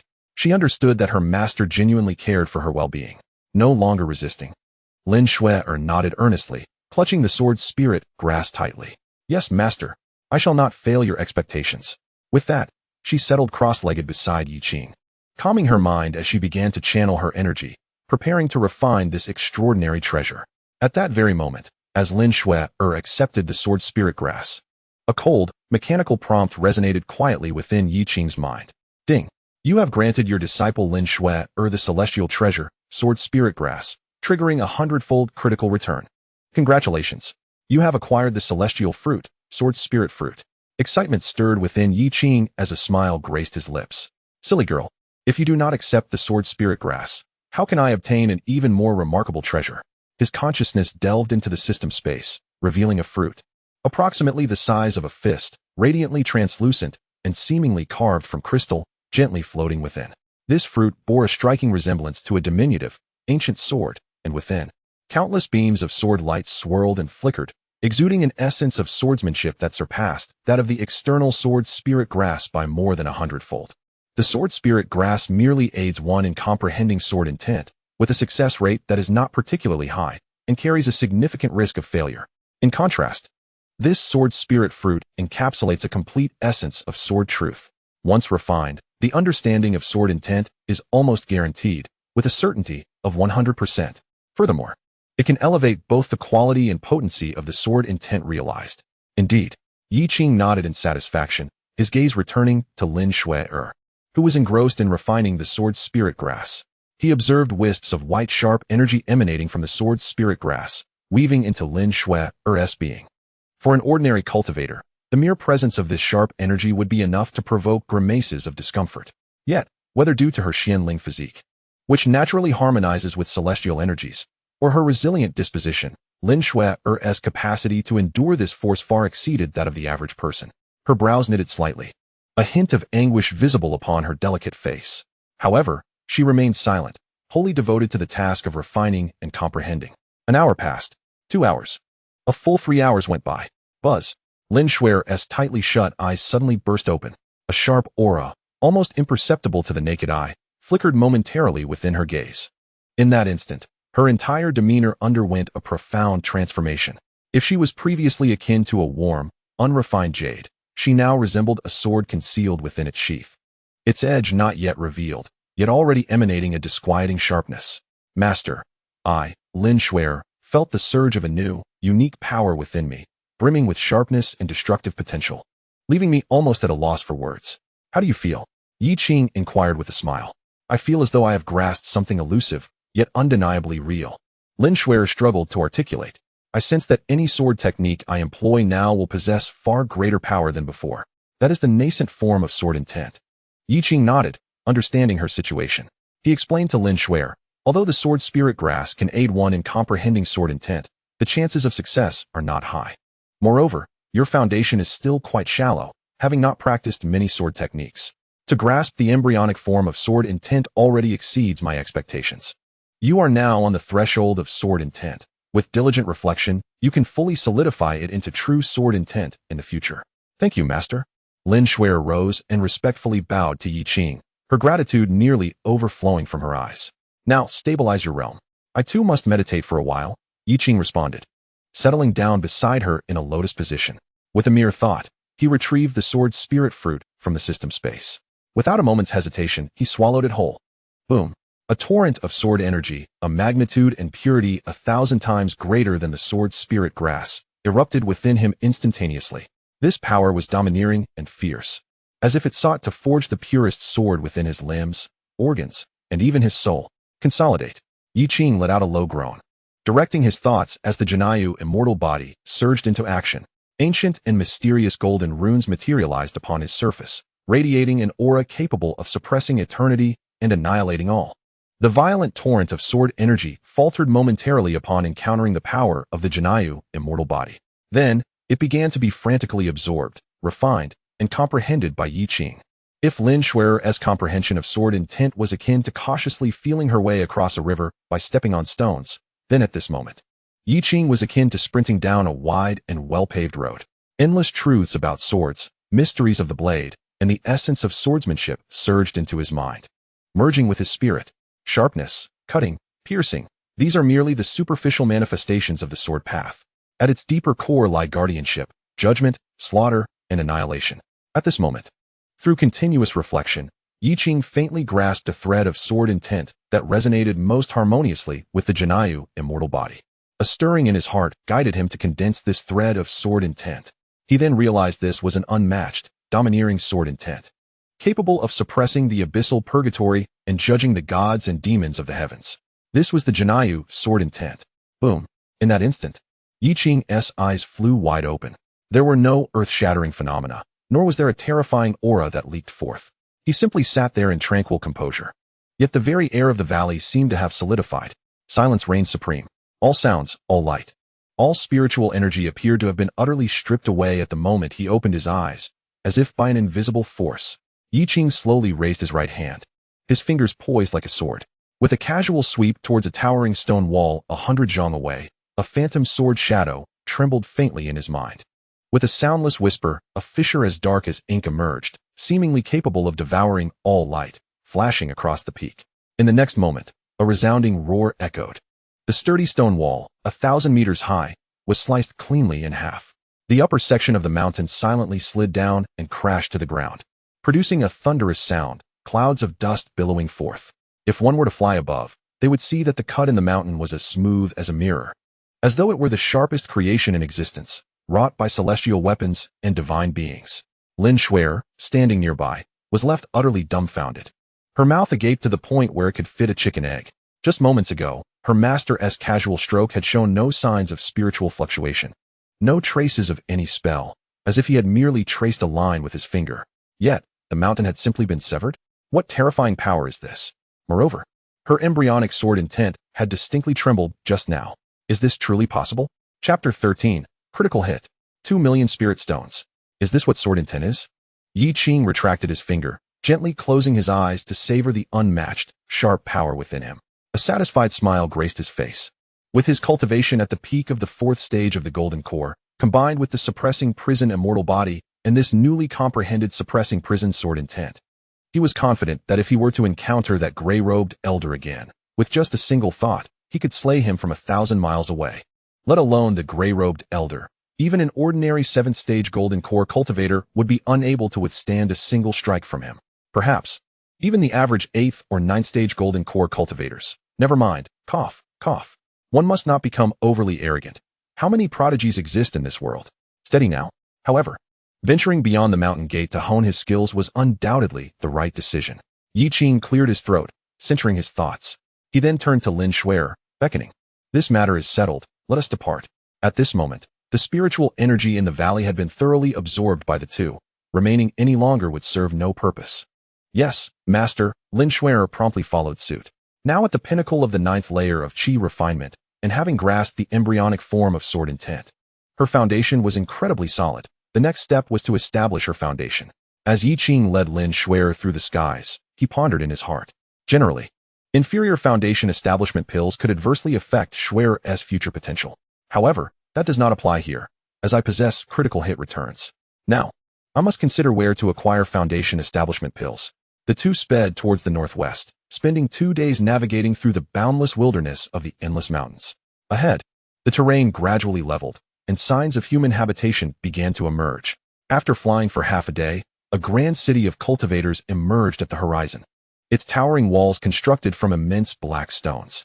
Intricate defensive formations were etched upon them, while at the city gates, a throng of cultivators maneuvered various magical artifacts and flying swords, creating a vibrant scene of bustling activity.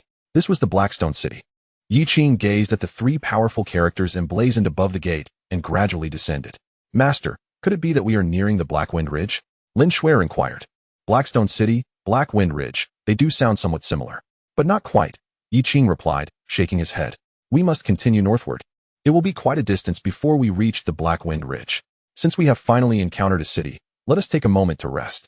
The two entered the city, paying a fee of 20 low-grade spirit stones, and merged into the bustling crowd. The interior of the city was even more prosperous than its exterior. Streets sprawled in every direction, and on either side of the street before Yi Qing, shops stood in abundance. Pill pavilions, treasure towers, and talisman workshops were all present. Many scattered cultivators set up stalls along the roadside, selling materials harvested from beasts they had hunted in the mountains or spiritual herbs they had foraged. The sounds of haggling and calls to attract customers filled the air, creating a lively atmosphere. With a sweep of his spiritual sense, Yi Qing quickly grasped the overall conditions of Blackstone City. The general level of the cultivators within the city was considerably inferior to that of the Taiyi Sect. However, there were still Golden Core cultivators present. Additionally, foundational cultivators from all corners of the world were commonplace, alongside a multitude of Qi refinement cultivators. At that moment, Yi Qing's heart stirred. He sensed some information that piqued his interest. A cultivator had stopped a passerby, asking, "Pardon me, fellow deist, this is my first visit to Blackstone City. Are there any significant events or trade fairs happening here recently?" The respondent, noticing the restrained aura of the questioner, who appeared to be a foundational cultivator. Did not dare to be dismissive and promptly replied, "Senior, you inquire at the perfect time. The city's largest merchant association, the Wanbao Tower, will host a grand trading fair tomorrow at noon, where numerous rare treasures will be available." Oh, Yi Qing retracted his spiritual sense, a glimmer of excitement flashing in his eyes. Wanbao Tower, a trading fair, you say? Perhaps I could find what I seek there. With this thought, he inquired about the location of Wanbao Tower and then led Lin Shuer to find an inn to settle in. "Shuer, there will be a trading fair at Wanbao Tower tomorrow. Let us go and take a look," Yi Qing said to Lin Shuer within the inn. "Yes, master." As Yi Qing glanced at his disciple, a sudden realization struck him. While the trading fair was indeed enticing, his own finances were alarmingly meager. He possessed only around 2,000 spirit stones, which he had scavenged from the storage bag of an old man in gray robes. After a moment's contemplation, Yi Qing retrieved 2,000 low-grade spirit stones and handed them to Lin Shuer. "Take this. A cultivator must not be without funds while journeying. If you see something you desire at the trading fair, do not hesitate to purchase it." "Master," Lin Shuer gazed at the spirit stones before her, resembling a curious kitten. Her small tongue instinctively licked her crimson lips. 2,000 spirit stones were, to her, a veritable fortune, especially considering her previous status as a mere servant. "Take them," Yi Qing said with a gentle smile. Blushing, Lin Shuer accepted the gift.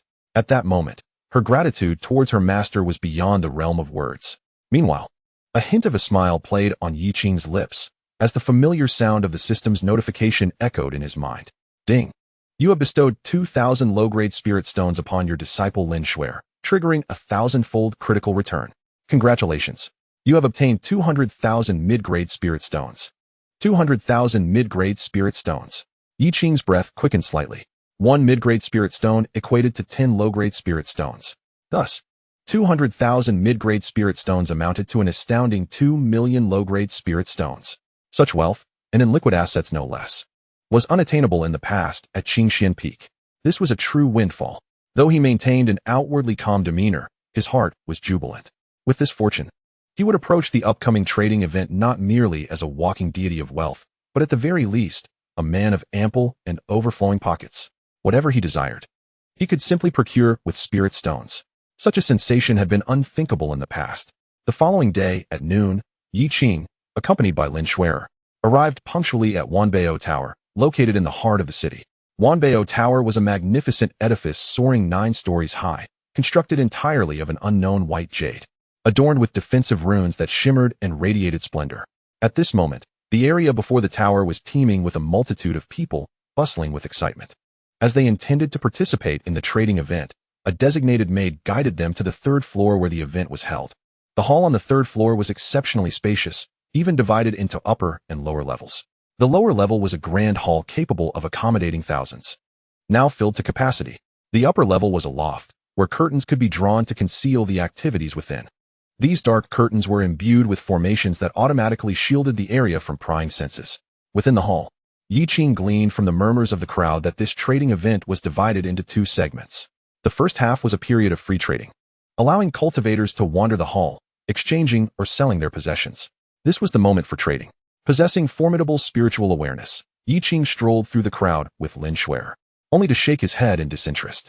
The items in the hands of these scattered cultivators were primarily low-tier materials and artifacts, with only a few items of marginal interest, none of which he truly desired.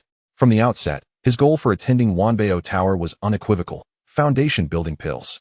Naturally, having grasped the essence of sword intent, acquiring a suitable spirit sword would be the icing on the cake. After a while, the free trading period came to a close. A clear, melodious chime resonated throughout the hall. An elderly man with white hair, clad in a brocade robe and exuding vitality, ascended the central platform of the hall. He possessed a cultivation level of the 3rd layer of the Golden Core stage, his aura steady and his gaze sharp as lightning, sweeping across the entire assembly. In a resonant voice, he proclaimed, "Esteemed fellow Daoists, welcome to the auction hosted by Wanbao Tower. I am the presiding elder of this auction, He's Hai Bao, the steward of Wanbao Tower in Haishi City. Without further ado, let the bidding commence." As his words faded, a tall and enchanting maid, with a charming smile, gracefully ascended the platform, elegantly carrying a tray covered with a crimson cloth. The elder lifted the cloth, casting a glance that revealed a hint of a smile. "The first item up for bid is a high-grade Xian-level cultivation method. the Xian Shui Ju. This technique is particularly suitable for cultivators with water or with spiritual roots. Its methodology is balanced and harmonious. Upon reaching consummation, one can ascend directly to the Golden Core realm. The starting bid is 5,000 low-grade spirit stones, with increments of no less than 500 for each subsequent bid. Chapter 14. Targeted? I bid 5,005, 6,000, 7,000, 10,000. As the cultivation method was announced, the atmosphere below erupted in excitement, with bids rising in a cacophony. Many of the bidders were loose cultivators, clearly drawn to a method that directly pointed towards the Golden Core realm. Yi Qing sat calmly in his chair, his expression tranquil and devoid of interest in this technique. The Tai Xian Zhang he practiced transcended the heavens, and Xian-level method was, of course, of no use to him. The subsequent items for auction included rare refining materials, formidable second-tier talismans, and a furnace of elixirs capable of enhancing the cultivation of foundation-building practitioners. All of these incited considerable competition. Yet Yi Qing remained unmoved, closing his eyes to meditate, patiently awaiting the right moment. None of these items were of any necessity to him. Lin Shuer, following Su Qing, was utterly captivated, her eyes wide with wonder. Having once been a mere mortal servant, she had never witnessed such a spectacle. Though she did not participate in the bidding, she found the atmosphere exhilarating and joyful. It was indeed a worthwhile journey. The next item promised to pique the interest of many present. The elder on the platform deliberately created suspense, unveiling a translucent jade vial. Inside, it contained 3 mid-grade foundation-building pills. Boom. As this announcement was made, many cultivators' eyes sparkled with fervor. Countless eager gazes instantly converged upon the small jade vial. Foundation-building pills are notoriously difficult to refine and are exceedingly precious. The mid-grade foundation-building pills, in particular, offer a success rate exceeding 45% for Qi refining stage practitioners attempting to establish their foundation, and their toxicity is significantly lower than that of low-grade foundation-building pills. For those who had languished at the peak of the Qi refining stage for years, or for elders and clan leaders from foundation-building families seeking to pave the way for their descendants, the allure of such an item was irresistible. 3 mid-grade foundation-building pills were to be auctioned as a package. The starting bid was 3,000 low-grade spirit stones, with increments of no less than 300. I bid 5,000, 5,005, 8,000. The price soared, quickly approaching the 10,000 mark. Many Qi refining cultivators who had initially felt certain of their victory could only sigh in resignation and withdraw. Loose cultivators remained steadfast in their pursuit. Amassing such a multitude of spiritual stones is no trivial endeavor. Ultimately, the price stabilized around 10,000, with only 2 cultivators remaining in a bidding war. Yi Qing realized it was time to make his move. He raised his bidding plate and spoke calmly, 15,000. A moment of silence enveloped the venue. The 2 original bidders, both hailing from foundational families, had anticipated securing the mid-grade foundation pill. Little did they know that an unexpected contender had emerged. One party shook their head in resignation, while the other pondered briefly before raising their bid. 16,000, 18,000. Su Qing followed suit, lifting her plate. At this juncture, silence reigned.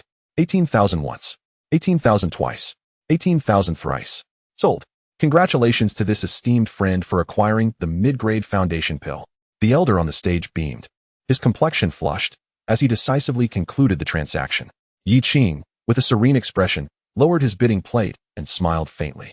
The foundation pill was now in his grasp. Beside him, Lin Shuer felt a surge of gratitude. Initially, she had only hoped for an ordinary low-grade foundation pill, never imagining she would obtain a mid-grade one. She silently vowed, I, Lin Shuer, shall not disappoint my master's nurturing. I will surely repay my master handsomely. After securing the foundation pill, Yi Qing resumed his meditative state. Half an hour passed, and the auction drew closer to its conclusion. Ladies and gentlemen, we now present the penultimate item of this auction. The elder unveiled the crimson cloth. Instantly, pure spiritual energy accompanied by a sharp radiance flashed forth. Before the audience appeared a long sword, entirely azure, shimmering with ethereal light, exuding a chilling aura. The sword's blade was adorned with flowing patterns reminiscent of rippling water, reflecting a cold autumn glow, imbued with remarkable spirit. This is the 3rd-tier low-grade spiritual sword, the Qingxuan sword. It was personally forged by the master weaponsmith, Zhou Kazai. The materials used include the essence of 1,000-year cold iron, complemented by water attribute demon cores, along with Zhou Kazai's unique forging secrets, resulting from rigorous refinement. The blade is unmatched in sharpness, inherently cold, and possesses a significant enhancement effect for damage. The starting bid is 30,000 low-grade spiritual stones. Each subsequent bid must increase by no less than 5,000. As the words fell, 50,000, 65,000. Do not compete. I shall take this sword. I bid 80,000. This sword was evidently a coveted item, and the price rapidly escalated. Yi Qing's eyes finally opened at this moment. First and second tiers are referred to as magical implements. The third and fourth tiers are known as spiritual implements. The fifth and sixth tiers are classified as treasure implements, the true artifacts of the realm. The seventh and eighth tiers are termed as Tao implements. Generally speaking, Qi refinement and foundation establishment cultivators utilize magical implements, while golden core and nascent soul cultivators find spiritual implements more adept. Treasure implements are exclusive to the divine transformation and void return experts, while Tao implements serve as protective artifacts for integration and tribulation cultivators. Although this sword is merely a third-tier low-grade spiritual implement, it stands as the sole commendable sword in this trading event. It must be his. 100,000. Yi Qing raised his plate, announcing his bid. However, this price did not deter the majority of bidders. The competition remained fervent. 110,000. 135,000. I bid 140,000. Almost there, 140,000 is nearly enough. Will you yield it to me? However, a cold, mocking voice echoed in response. 140,000? Are you dreaming? 160,000. The voice emanated from a corner not far away, where a middle-aged man with a sneer and a formidable presence sat, his cultivation evidently at the second layer of the golden core stage. The crowd fell into a momentary silence. Many quietly lowered their paddles, withdrawing from the bidding. Firstly, they feared this man's strength. Secondly, this price was indeed beyond the means of many. Yet, some continued to raise their bids. 170,000. The middle-aged man's gaze turned icy, and with a disdainful snort, he declared, 180,000. The room fell silent for a brief moment. Someone tentatively raised their paddle. 185,000? 190,000. The atmosphere in the room became utterly still. Observing this, the corner of the middle-aged man's mouth curled upward, revealing a hint of smug satisfaction. It seemed this sword would belong to him. On the other side, is it nearly over? Yi Qing had only bid once before, then quietly observed. Now, hearing the silence enveloping the room, he raised an eyebrow and calmly lifted his paddle. 200,000. The sinister-looking middle-aged man's expression changed. Casting a glance at Yi Qing, gritting his teeth, he countered, 210,000. Su Qing raised her paddle with calmness. 250. That should suffice. Judging by the middle-aged man's demeanor, Yi Qing estimated that a bid of 250,000 should be enough to secure the item. Indeed. The middle-aged man suddenly stood up, his gaze sharp as a blade, fixated intently on Yi Qing. Taking a deep breath, he spoke in a deep tone. Friend, I am Lu Cheng, the mad sword of the Gale. In the vicinity of Blackstone City, I hold a modicum of prestige around Qinglan Mountain. I have a genuine interest in this spirit sword, and I kindly ask you to part with it, for the sake of friendship. As the saying goes in the world, having more friends opens more paths. Having more enemies, however, can make the path of cultivation fraught with peril. His words were laced with an unmasked threat. The atmosphere in the auction hall chilled slightly, and many gazes turned with interest toward Yi Qing, eager to see how he would respond. Mad Sword Lu Cheng was a golden core cultivator. To earn his enmity would not bode well. Many families found themselves capable of scraping together over 200,000 spirit stones, yet they chose to withdraw from the auction due to their apprehensions. After all, one's strength should match the treasures they sought. A lack of virtue to match one's position could lead to dire consequences. Nevertheless, facing the crowd's scrutiny, Yi Qing's expression remained utterly unperturbed. Casting a glance at Lu Cheng, he mused, oh, a mere second-layer golden core cultivator. Relatively strong in this vicinity of Blackstone City. But to threaten me? With a single glance, he lost interest in Lu Cheng, instead addressing the auctioneer on the stage with indifference. 250,000. Is that sufficient? Mad Sword Lu Cheng felt the weight of Yi Qing's disregard, coupled with the amused gazes of those around them. His face instantly turned a deep shade of crimson. His fists clenched tightly, knuckles cracking, as he lowered his head. Cold light flashing in his eyes. Good. What a reckless youth. Lu Cheng had never before been treated in such a manner. He deeply etched the visage of Yi Qing into his memory before heavily settling down, refraining from placing any further bids. It was not that he lacked the desire, rather. The sum of 250,000 low-grade spirit stones had indeed surpassed his threshold of endurance. 250,000. The auctioneer exuberantly struck his gavel, declaring the deal sealed. Yi Qing successfully acquired both the Qinglan sword and the Foundation establishment pill. Subsequently, after a brief interlude, the auction concluded, and the Wanbao Building's trading event came to a triumphant close. Yi Qing departed the Wanbao Building alongside Lin Shuer, not lingering for long. He soared into the heavens, leaving the city of Haishi behind. At this juncture, night had deepened. Shortly after departing Haishi City, as Yi Qing flew through the air with Lin Shuer, he furrowed his brow slightly upon sensing multiple groups trailing them from behind. Could it be that his considerable wealth had drawn unwelcome attention? Chapter 15. Those who wish to survive, depart. Meanwhile, within the Wanbao Building's topmost floor, in an elegantly appointed quiet room filled with the fragrance of sandalwood, the steward Heisai Bao sat comfortably in his seat, cradling a cup of spirit tea and gently blowing away the steam rising from its surface. Before him, a foundation stage steward clad in the attire of Wanbao Building was bowing and reporting. Steward, that young friend who acquired the Qinglan sword has already exited the city. According to our observations, at least 3 groups are tailing them, one of which is the notorious Lu Cheng of the Swift Wind Mad Sword. Upon hearing this, Heisai Bao paused momentarily. After savoring a sip of spirit tea, he shook his head with a sigh, a flicker of understanding passing through his murky old eyes. It was to be expected. He placed the teacup down and spoke with a hint of indifference. As the saying goes, wealth stirs the heart, particularly when it concerns a third-tier spirit artifact like the Qinglan sword. That young man appears unfamiliar, seemingly at the high tier of foundation establishment, accompanied by a Qi refinement female apprentice. Yet he dared to splurge so extravagantly at the auction. While his youthful vigor is commendable, attracting attention is an inevitable consequence.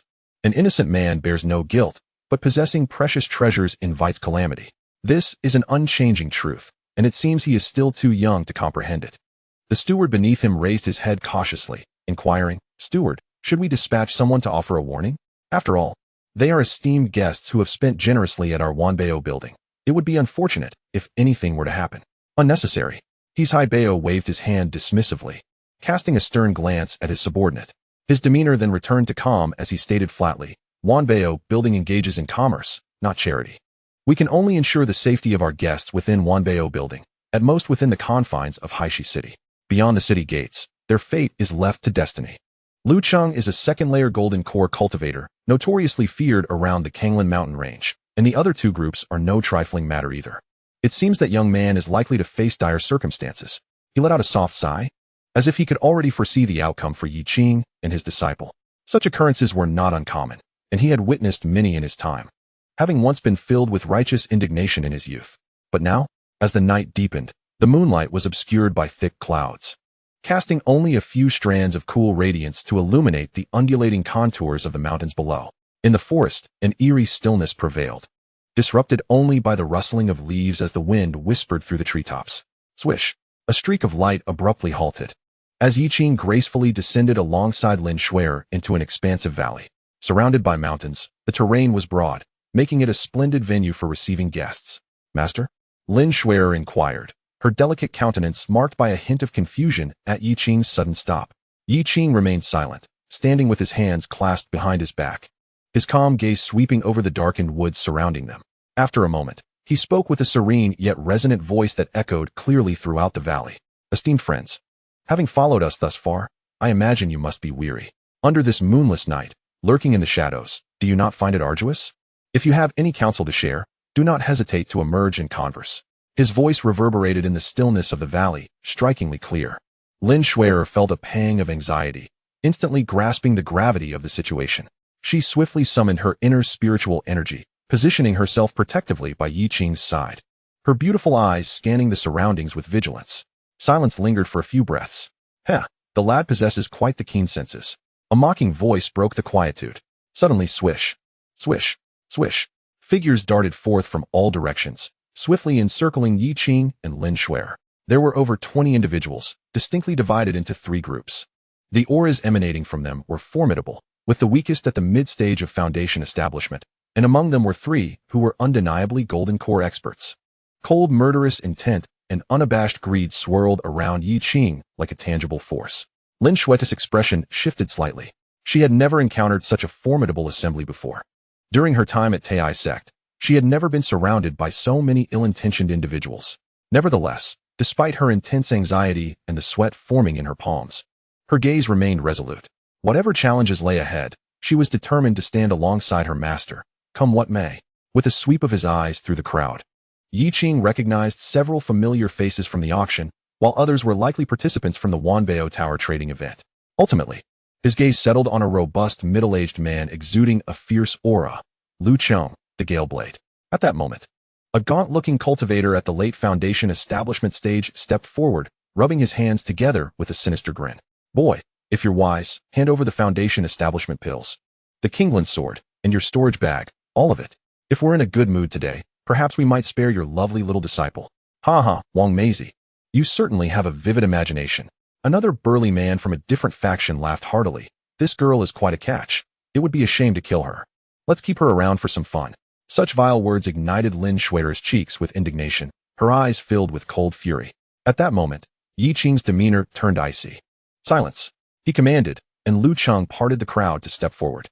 His eyes glinted with malice, resembling a venomous serpent fixated on Yi Qing. A cruel smile curling at the corners of his mouth. Boy, weren't you quite arrogant back at Wanbao Tower? 250,000 spirit stones. Not even a flutter of an eyelid.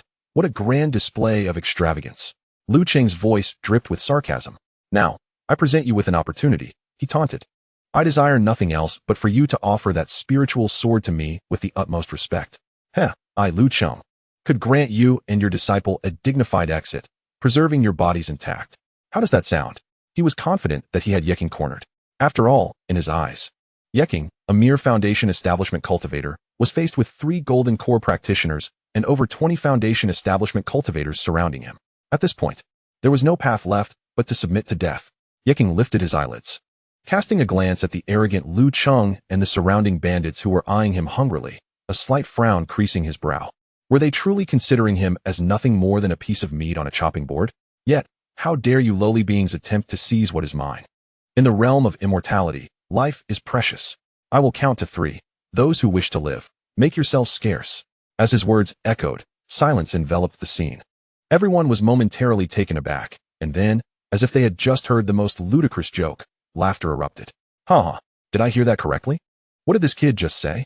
Counting to 3. Oh, how terrifying. They jeered. Humph. Even at death's door, he remains defiant. Don Lu Cheng's sword exuded an overwhelming aura, commanding an impressive presence that sent shivers down the spines of the surrounding Foundation establishment cultivators, who could only admire him in secret. Even the 2 Golden Core cultivators could not help but frown, acutely aware that, had they found themselves in Lu Cheng's position, it would be exceedingly difficult to withstand such a sword strike.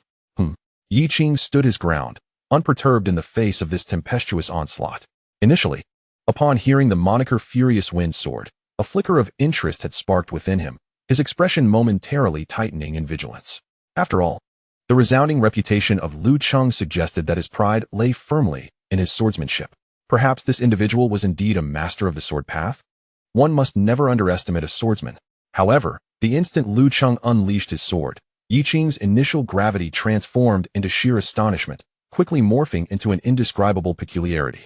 So, after all that caution, I believed Lu Cheng to be an extraordinary swordsman, and this is what I find. This is the so-called Furious Wind Sword? It is worth noting that Yi Qing had already comprehended the essence of sword intent. In his mind, the ethereal image of sword intent quivered slightly. In a fleeting moment, Lu Cheng's seemingly fierce sword strikes appeared riddled with flaws to Yi Qing, as if they were wide enough for a horse to gallop through. The techniques seemed ostentatious yet hollow, solely pursuing speed while lacking true structure. The flow of spiritual energy was clumsily executed, and while the sword light dazzled, it was ultimately feeble and insubstantial, its power scattered and unfocused. Enough of this farce. To possess such a lackluster sword mastery and yet parade before me with such arrogance. Wielding a sword? Ironically, at that moment, Lu Cheng bore a proud expression, boasting, "Youngster, you are fortunate to witness this sword technique before your demise." Yi Qing was left speechless. The absurdity of the situation struck him as laughable. As Lu Cheng's sword shadows advanced menacingly, Yi Qing let out a soft sigh. Too apathetic to even draw his Qingxuan sword. Instead, he slowly raised his right hand, fingers poised like a blade. His index and middle fingers came together. The tips enveloped in an almost imperceptible yet formidable aura, seemingly capable of suppressing the very heavens throughout eternity. This was the suppressing prison sword intent. Remember, once you descend to the underworld, do not even think of wielding a sword. A calm voice resonated. In the next instant, a series of intense, rapid tremors erupted within the valley. Yi Qing's fingertip merely grazed the multitude of sword shadows cast by Lu Cheng.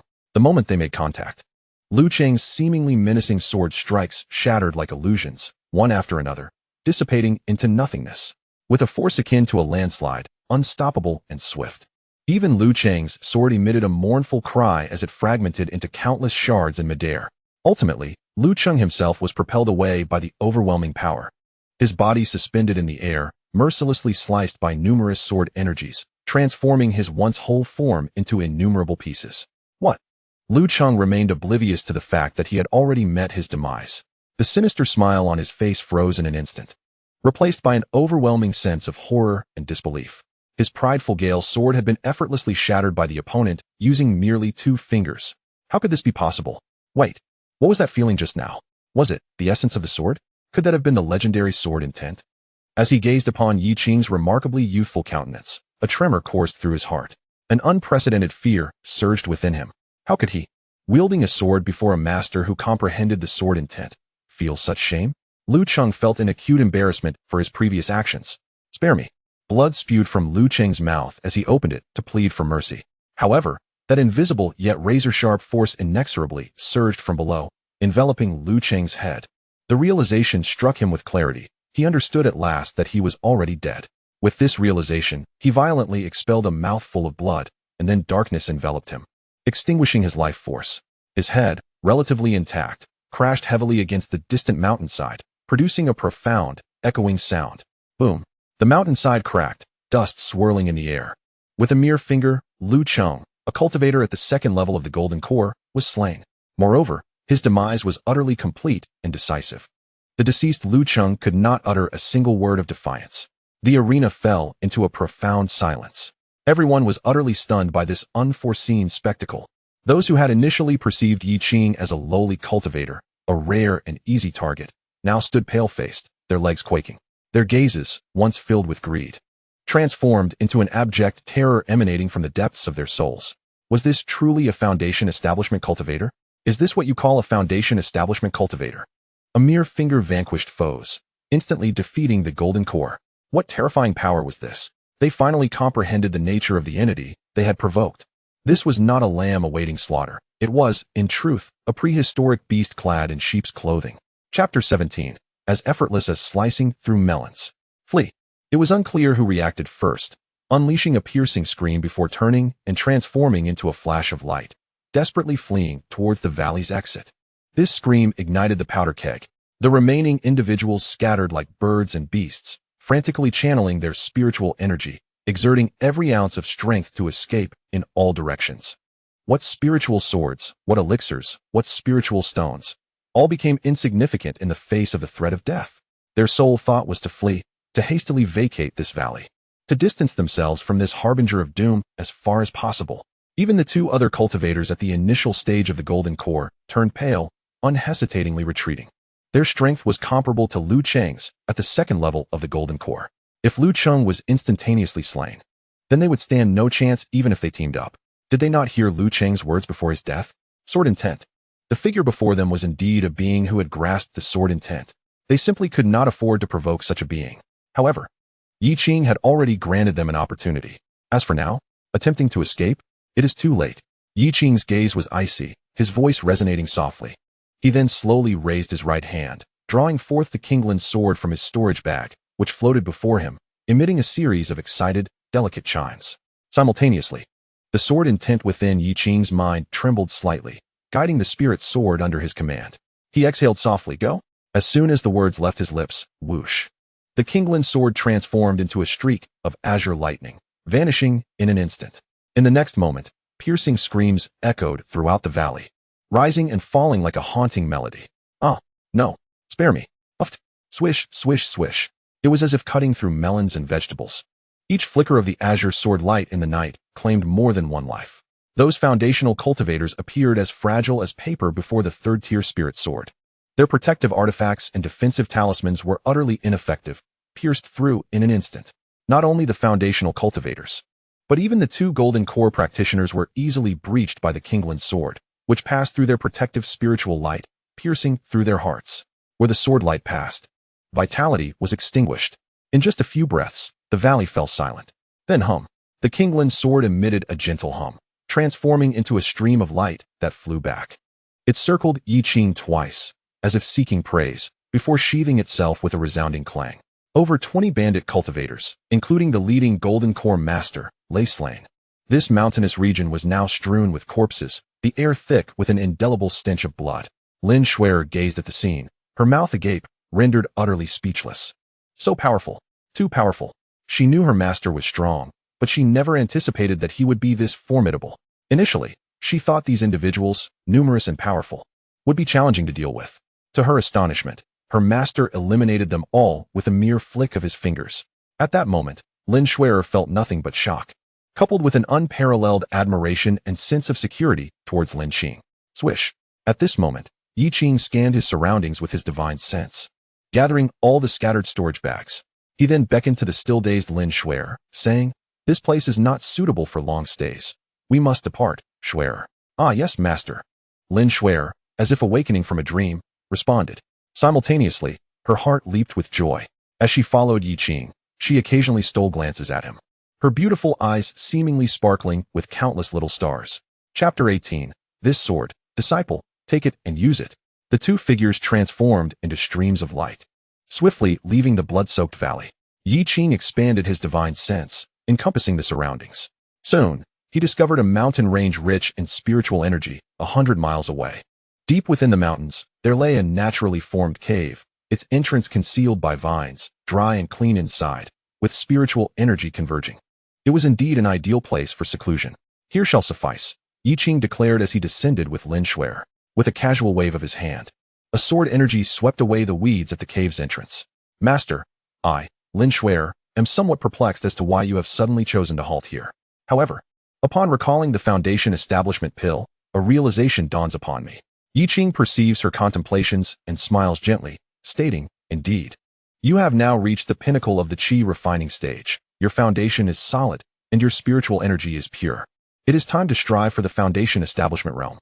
Previously, the absence of a Foundation establishment pill hindered you.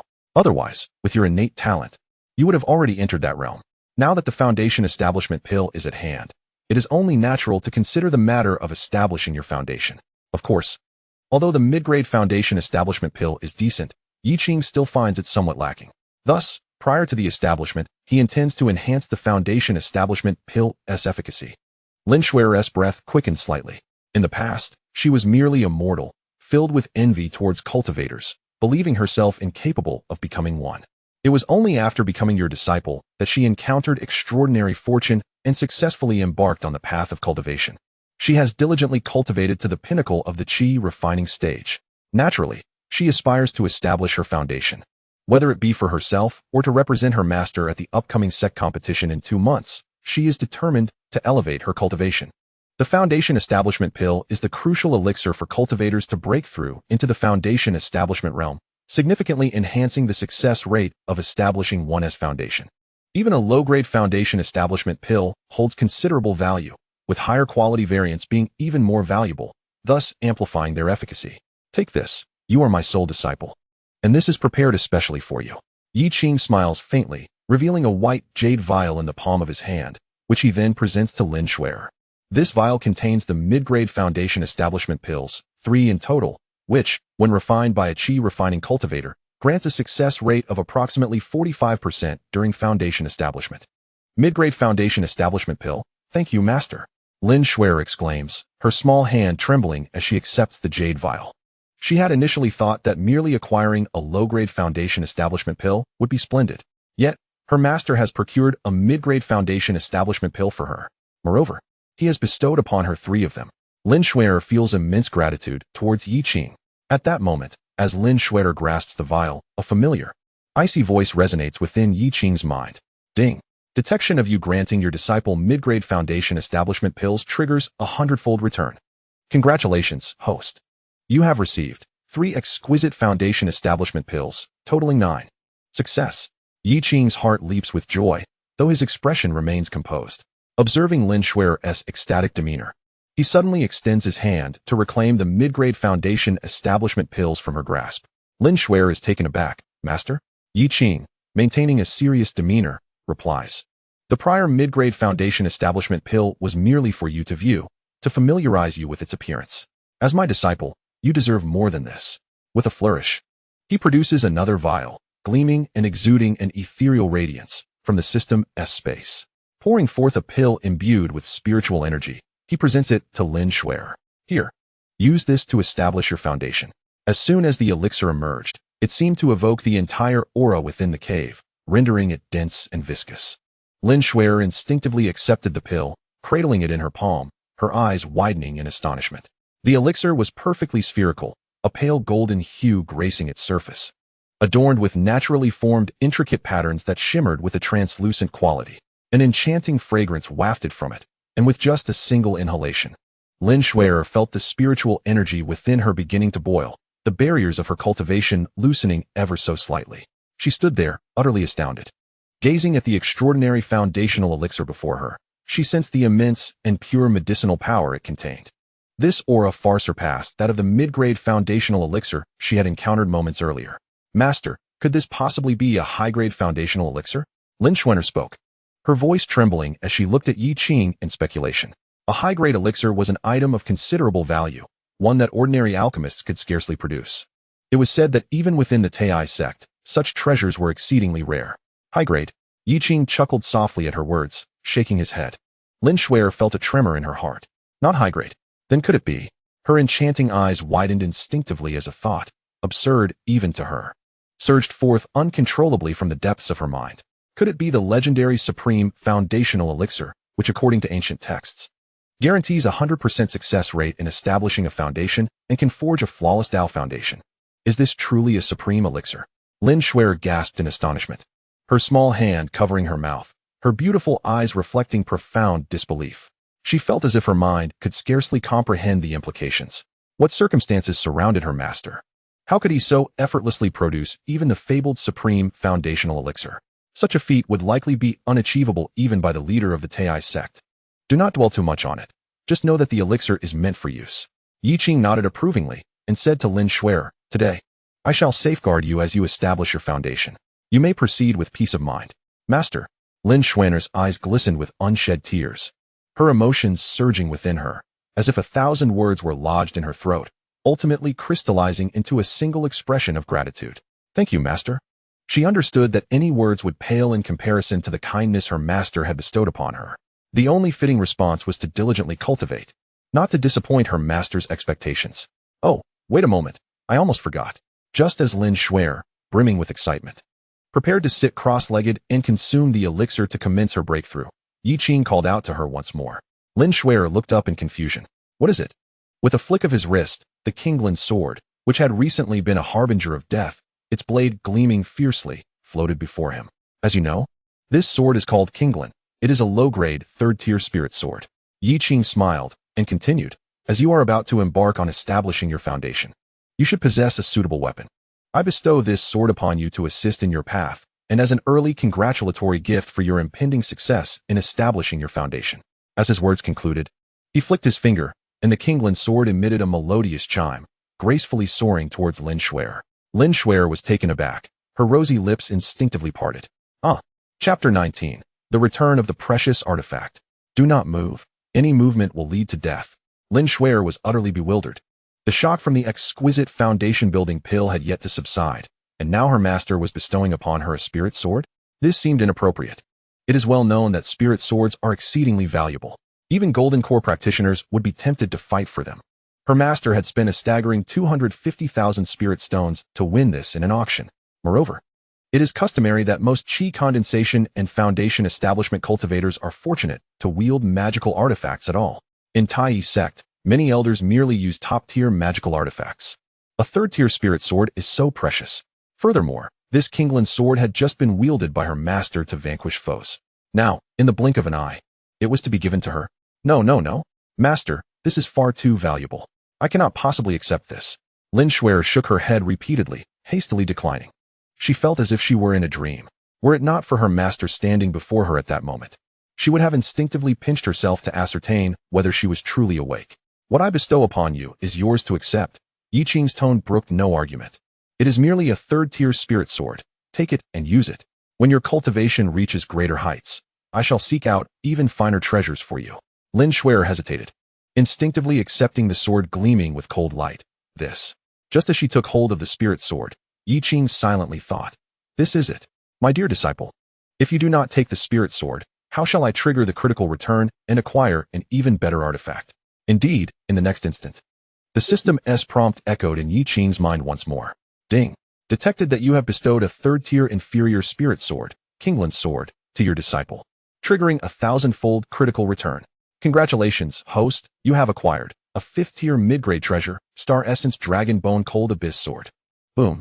A torrent of information surged into Yi Qing's mind. Within the system space, a sword of ancient design, its blade a hue reminiscent of cold jade, adorned with dense star patterns and faintly shimmering starlight, floated serenely. Star Essence Dragon Bone Cold Abyss Sword. 5th-tier mid-grade. Crafted from the fallen star essence within the 9 nether cold abyss, combined with refined dragon bone, it possesses its own spirit and is exceptionally sharp. This is a veritable magical treasure. Magical artifacts, spirit artifacts, precious artifacts, and Tao artifacts, though only a word apart, they differ vastly. Precious artifacts, also known as magical treasures, contain Tao patterns and possess innate spirituality. When nurtured over time, they can connect with their master's spirit, achieving perfect harmony. Furthermore, their power far surpasses that of ordinary spirit swords. A 5th-tier magical treasure is enough to make even Yuan in cultivators, or those of the transformation god realm, envious. Waves of excitement surged within Yi Qing as he gazed at the cold abyss sword in the system space, his eyes filled with delight. With this cold abyss sword, his combat prowess would soar to new heights. Even now, should a practitioner of the 7th layer of the Golden Core, or even those of the 8th or 9th layers appear, he was confident he could engage them in battle. Suppressing the exhilaration in his heart, Yi Qing cleared his throat and maintained an air of calm indifference. Observing Lin Shuer, still hesitating while clutching the Qingxuan sword, Yi Qing furrowed his brows, his tone slightly intensified. Will you not put it away? Yes, master. Sensing the authority in her master's voice, Lin Shuer dared not utter another word, instead complying with utmost respect. She carefully stowed the Qingxuan sword. To speak truthfully, as she grasped the sword, it felt cool and smooth in her hand. She could distinctly perceive the immense spirit and power it harbored, as if it resonated subtly with the spiritual energy within her own body. With a top-tier foundation establishment pill in hand, accompanied by a 3rd-grade spirit sword, Lin Shuer felt as though she were floating on a cloud, caught in a surreal reverie. Yet, the tangible sensations of the foundation establishment pill and the Qingxuan sword were adamant in reminding her that all of this was indeed real. Taking a deep breath, she resolved to act, respectfully bowing to Yi Qing before proceeding deeper into the cave, where she sat cross-legged. Lifting her head, she swallowed the extraordinary foundation establishment pill, a treasure that could drive the outside world into frenzy. With a mere thought, she began to refine it. Boom. The moment the pill entered her abdomen, the overwhelming and pure medicinal power erupted within her like a torrent breaking through a dam. Lin Shuer, refusing to be negligent, immediately focused her mind, channeling the technique taught by her master, the Taixuan Golden Scripture, directing this colossal energy to assault the barrier leading to the foundation establishment realm. Yi Qing stood calmly at the cave entrance, hands clasped behind his back. In reality, his consciousness had already unfurled, observing every movement around him, safeguarding his soul disciple. Time trickled by, drop by drop. Within the cave, spiritual energy surged, coalescing into a massive vortex, frantically pouring into Lin Shuer. Her aura was steadily ascending. The bottleneck at the pinnacle of the Qi refinement stage experienced no surprise in its loosening. The next step was a breakthrough. Crack. It was as if something was shattering within Lin Shuer's consciousness. In the next moment, an overwhelming aura, far surpassing that of the Qi refinement stage, erupted explosively. A flawless foundation was forged. The spiritual energy within her transformed entirely into magical power. She had achieved the foundation establishment realm. Moreover, due to the immaculate foundation created by the top-tier foundation establishment pill, her aura was both stable and formidable, her foundation solid beyond comparison to ordinary foundation establishment cultivators. In fact, she directly ascended from the pinnacle of the 9th layer of Qi refinement, breaking through to the 2nd layer of the foundation establishment realm. I have succeeded. Lin Shuer suddenly opened her eyes wide, a fleeting brilliance sparkling within them. She felt the ceaseless surge of magical power within her body, experiencing a transformation akin to rebirth. Her face radiant with uncontainable joy. Master. In an instant, she sprang to her feet, bounding toward Yi Qing at the cave entrance like a jubilant fawn. Eager to share her elation, Yi Qing regarded Lin Shuer with a smile of satisfaction. Indeed, well done. Just as Yi Qing was about to offer his praise, an unexpected turn of events occurred. Whoosh! A nearly imperceptible sound of something slicing through the air suddenly erupted. Following that, a piercing beam of cold light, seemingly disregarding distance, shot forth from the distant sky with formidable penetrative force, targeting Yi Qing's heart with lethal intent. Swift, incredibly swift, unyieldingly fierce, this strike, imbued with lethal intent, was evidently executed by someone who had meticulously plotted their actions, seizing the moment with unparalleled precision. The assailant chose to unleash this thunderous, fatal blow at the very instant when Lin Shuer successfully broke through and Yi Qing's guard was at its lowest. This individual was none other than a silver-ranked assassin hailing from the Blood Slaughter Tower, commissioned by Elder Zhao Qian of Taiyi Sect's Dangxia Peak to eliminate Yi Qing. He had lingered outside the Black Wind Ridge for an extended period, yet the target remained elusive. Fortunately, as a seasoned assassin, he possessed remarkable patience and decisively set forth, following the path delineated by Zhao Qian's intelligence, tracking until he finally located Yi Qing. According to the information, the target was a cultivator at the 8th level of Foundation establishment. This silver-ranked assassin, bearing the 1st level of core formation, had even previously hunted mid-core formation practitioners. Despite the considerable disparity in their strengths, the assassin acted with extreme caution. He remained concealed in the distant sky, waiting like a venomous serpent poised to strike, until he finally encountered this once-in-a-lifetime opportunity. He believed that in the moment of the disciples' joyous breakthrough, the target's vigilance would be at its nadir, making it the perfect moment for assassination. With this strike, he employed the lethal technique known as the soul-piercing needle from the Blood Slaughter Tower. This needle was exceedingly malevolent, designed to shatter protective spiritual light and penetrate the soul. Even a core formation cultivator, caught unawares by this needle, would inevitably face annihilation of their spirit, dying on the spot. As he observed the cold gleam hurtling towards Yi Qing at an astonishing speed, a cruel smile crept onto the assassin's lips. The mission was about to reach its conclusion. However, the anticipated scene of Yi Qing being pierced and collapsing in terror did not unfold.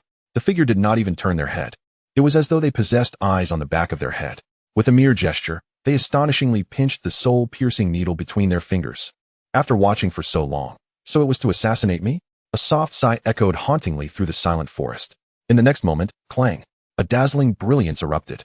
Alarmed, the assassin's instincts surged with urgency as he realized something was amiss.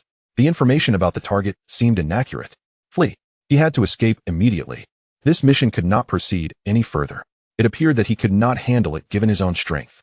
But the icy abyss soared unsheathed with ferocity. In the blink of an eye, to the assassin's horror, Yi Qing's figure vanished from sight. It was as if he had seen a ghost. As a core formation practitioner, he had not even begun to move, yet the target, merely a Foundation establishment cultivator, had inexplicably appeared behind him, sword in hand. Zhao Qian, you deceived me. The target's cultivation level could not possibly be just Foundation establishment. Yi Qing, with his robe billowing in the air, appeared unfazed, his expression tranquil as he pointed his sword at the assassin. In a calm voice, he declared, "Do not move. Moving means death." Chapter 20. Capable of infiltrating Taiyi Sect? Do not move. Moving means death. The cold, indifferent voice resonated in the ears of the silver-ranked assassin of the Blood Slaughter Tower, akin to a chilling wind blowing from the depths of the abyss, sending shivers down his spine and nearly freezing his blood in terror. No need for alarm. He stammered, immobilized in place, holding up his hands instinctively to convey his harmlessness. Yet, within, a tempest of dread surged. How could this be? The situation was utterly contrary to his expectations. In his imagination, eliminating a target of merely the 8th layer of Foundation establishment should have been a straightforward task.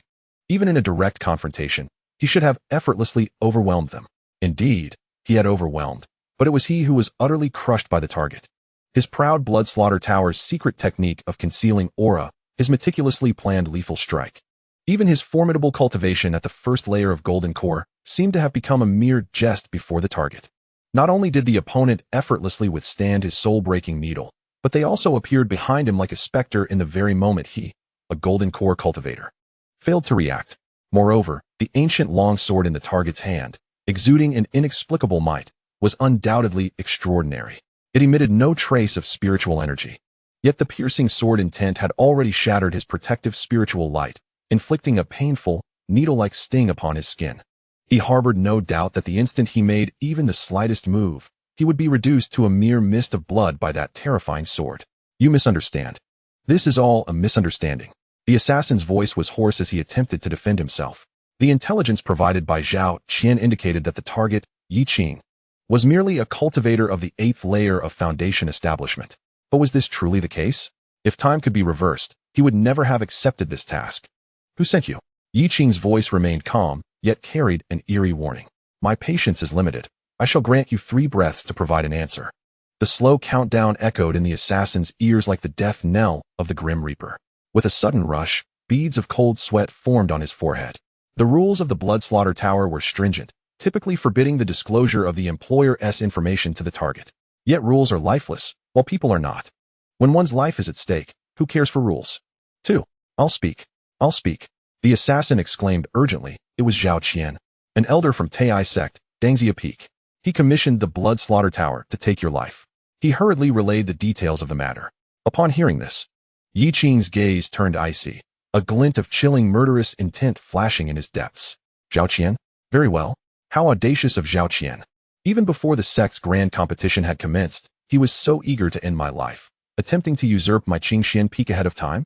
In less than 2 months. He could hardly contain himself. It is noteworthy that we are all fellow cultivators.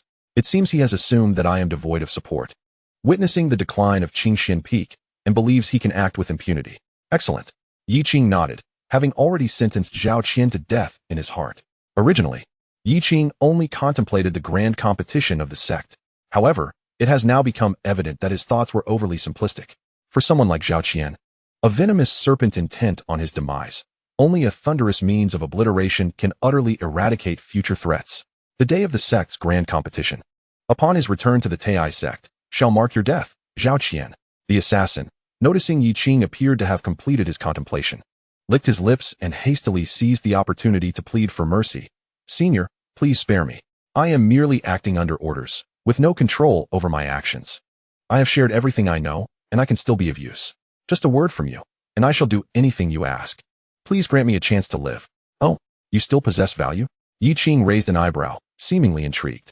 The assassin, perceiving this glimmer of interest, quickly responded, Indeed. Senior, I can do anything for you. I can even turn around and eliminate Zhao Qian for you. Yes, just give the command, and I shall set out today, infiltrating the Taiyi Sect without delay to take Zhao Qian's life.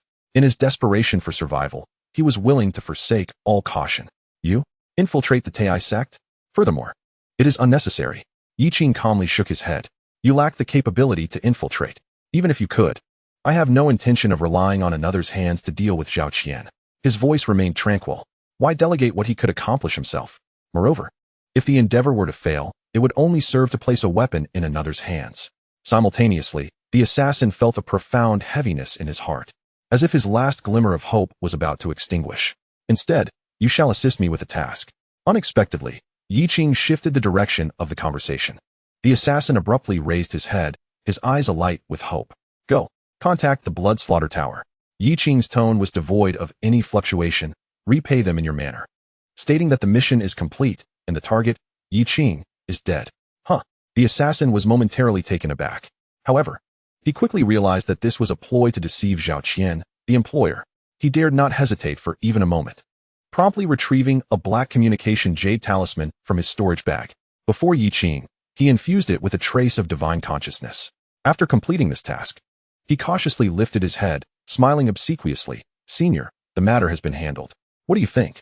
He believed that by complying with this request, he would earn a chance at survival. Yet, what met his gaze was a dazzling sword light of unparalleled brilliance. Well done, you executed the task admirably. I can grant you a swift end. With a flick of his wrist, Yi Qing's sword fell. The smile on the face of the Golden Core assassin had yet to fully solidify when his life was abruptly extinguished. Indeed, he met a swift demise. Subsequently, with a casual wave, Yi Qing conjured a ball of crimson flame that enveloped the assassin's lifeless body, incinerating it in an instant, leaving not even a trace of ash. Having completed this task, Yi Qing sheathed his sword, his expression tranquil, gazing towards the direction of the Taiyi Sect. His eyes turned cold and piercing. Now, in the eyes of Zhao Qian and the Blood Slaughter Tower, he was already a dead man. A deceased individual, naturally, would no longer draw anyone's attention. This implies that in the 2 months leading up to the Grand Sect competition, I shall remain undisturbed. Fortune and misfortune are intertwined. Thus, in retrospect, this assassination attempt may not be entirely detrimental. Consequently, I only need to find a secluded spot to refine the remaining 4 pure spirit pills. At long last, I can cultivate in peace. Master. At that moment, Lin Shuer's concerned voice broke through. Yi Qing smiled faintly and replied, "It's nothing, merely a foolish gesture. Let us tidy up, we must be on our way." "Yes, master," Lin Shuer responded promptly. With a thought, Yi Qing soared into the air, taking Lin Shuer with him. And after a brief contemplation, he headed towards the direction of Black Wind Ridge. His intentions were twofold. First, to eliminate the notorious Black Wind duo and fulfill the Sect's mission. Second, to find a tranquil place where he could cultivate, as Black Wind Ridge, being remote yet rich in spiritual energy, seemed ideal for undisturbed practice. Once he dealt with the threats at Black Wind Ridge, he could focus solely on refining the remaining 4 pure spirit pills, elevating his cultivation to unprecedented heights. Subsequently, he would return to the sect on the day of the grand competition to safeguard Qingxuan Peak. After some time, 2 figures streaked through the vast, untouched wilderness of a primeval forest. The forest stretched endlessly, filled with towering ancient trees that obscured the sun. The dim light was occasionally pierced by the roars of monstrous beasts, emanating an aura that was both primal and perilous. "Shuer, below us lies the Shadow Demon Forest. We need only traverse this forest, and not far beyond it. We shall reach Black Wind Ridge." Yi Qing gestured toward the unending emerald canopy below, explaining to Lin Shuer. Chapter 21, Shadow Demon Forest, Suchan. The Shadow Demon Forest is an unavoidable passage from the sect toward Black Wind Ridge, due to the rampant beasts and treacherous environment. Many cultivators consider it a hazardous area. However, with Yi Qing's current strength, he holds no fear for these creatures. The ordinary beasts within the Shadow Demon Forest pose no threat to him. He could effortlessly traverse the entire expanse of the forest. "Let us go?" With a thought, Yi Qing and Lin Shuer transformed into 2 streaks of light, advancing swiftly. However, as they approached the central region of the forest, Yi Qing's brow furrowed slightly. He halted and gazed into the distance, several hundred miles ahead. "Master, is something amiss ahead?" Lin Shuer noticed Yi Qing's unusual demeanor and regarded him with caution. Yi Qing pondered for a moment, then nodded subtly, whispering, "It seems someone ahead is fleeing for their life." After a brief contemplation, adhering to the principle of avoiding unnecessary trouble, he changed direction with Lin Shuer to steer clear of the fleeing individual and continued onward. Yet, just as they had not traveled far, Yi Qing abruptly stopped again, letting out a soft exclamation. The reason was that within his divine sense, the fleeing figure appeared desperate to evade their pursuers, shattering a golden talisman in their hand. The figure before her suddenly accelerated, shifting rapidly and unpredictably before. With a swift motion, it landed directly in front of Yi Qing. Yi Qing gazed at the young woman before her, whose body was smeared with blood and whose breath came in ragged gasps, her expression a mixture of curiosity and intrigue. Just moments ago, had she not abruptly altered her course but instead continued along her original path, perhaps they would have perfectly avoided one another. Yet, in this twist of fate, they had collided. How intriguing. In a certain sense, this encounter felt destined. Yi Qing's thoughts flickered as her gaze settled on the bloodied and disheveled young woman. The girl appeared to be in her early 20s, her once fair skin and delicate features marred by disarray, her hair a tangle, her garments torn and stained with blood. Her pallid face resembled parchment, and her breathing was erratic, clearly indicating that her spiritual energy had been depleted and she bore significant injuries. In truth, the girl was named Suchan, possessing a cultivation level of the 5th layer of Foundation establishment. She hailed from the Su family, a lineage of cultivators in North Apricot City. The reason for her pursuit was that the family's assets had caught the attention of an elder from the nearby Northern Song Sect, situated within the treacherous Songqing Mountains. Innocent of wrongdoing, the Su family had merely fallen victim to their inferior strength compared to the Northern Song Sect. Consequently, the Su family had been annihilated, and Suchan was saved only by a precious one-time teleportation treasure bestowed by the family patriarch, allowing her to escape with her life. Upon being transported away from her family, Suchan regained her senses and discovered she had arrived in the Shadow Demon Forest. With no choice but to brave the unknown, she ventured forth alone, only to realize she had strayed deeper into the forest rather than escaping. As fate would have it, she soon caught the attention of a formidable beast, a 5th-layer golden core demon beast known as the black-scaled demon ape, renowned for its ferocity. Initially, it had pursued her with a playful demeanor, akin to a cat toying with a mouse. But Su Chan fled desperately and ultimately resorted to using a precious minor teleportation talisman, narrowly escaping its clutches and inadvertently appearing before Yi Qing. With a shake of her head, Su Chan roused herself from the disorientation of the teleportation. Upon raising her gaze, she found herself staring into the composed and handsome face of Yi Qing, accompanied by the curious expression of Lin Shuer behind him. Su Chan hesitated for a moment, then suddenly recalled something, her expression shifting dramatically. Without further ado, she urged urgently, "Run. You must flee. I am being pursued by a golden core-level demon beast. Hurry.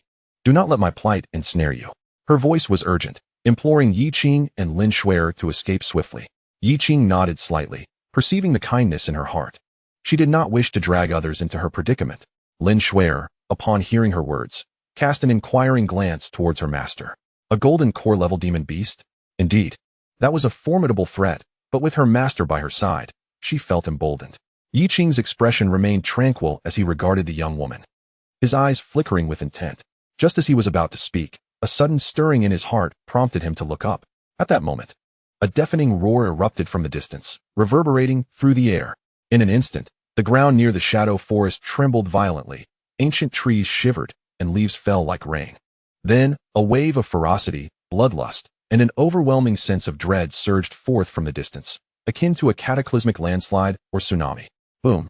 Within a radius of 100 miles, all the weaker beasts prostrate themselves, trembling uncontrollably, devoid of any thought of resistance. A shadow, seemingly capable of obscuring the heavens, emerged in Yi Qing's line of sight, rapidly descending upon them. Oh no, the demon ape is approaching. It's too late. Upon witnessing this, Su Chan suddenly lifted her head, her delicate face draining of color, turning pale as a sheet.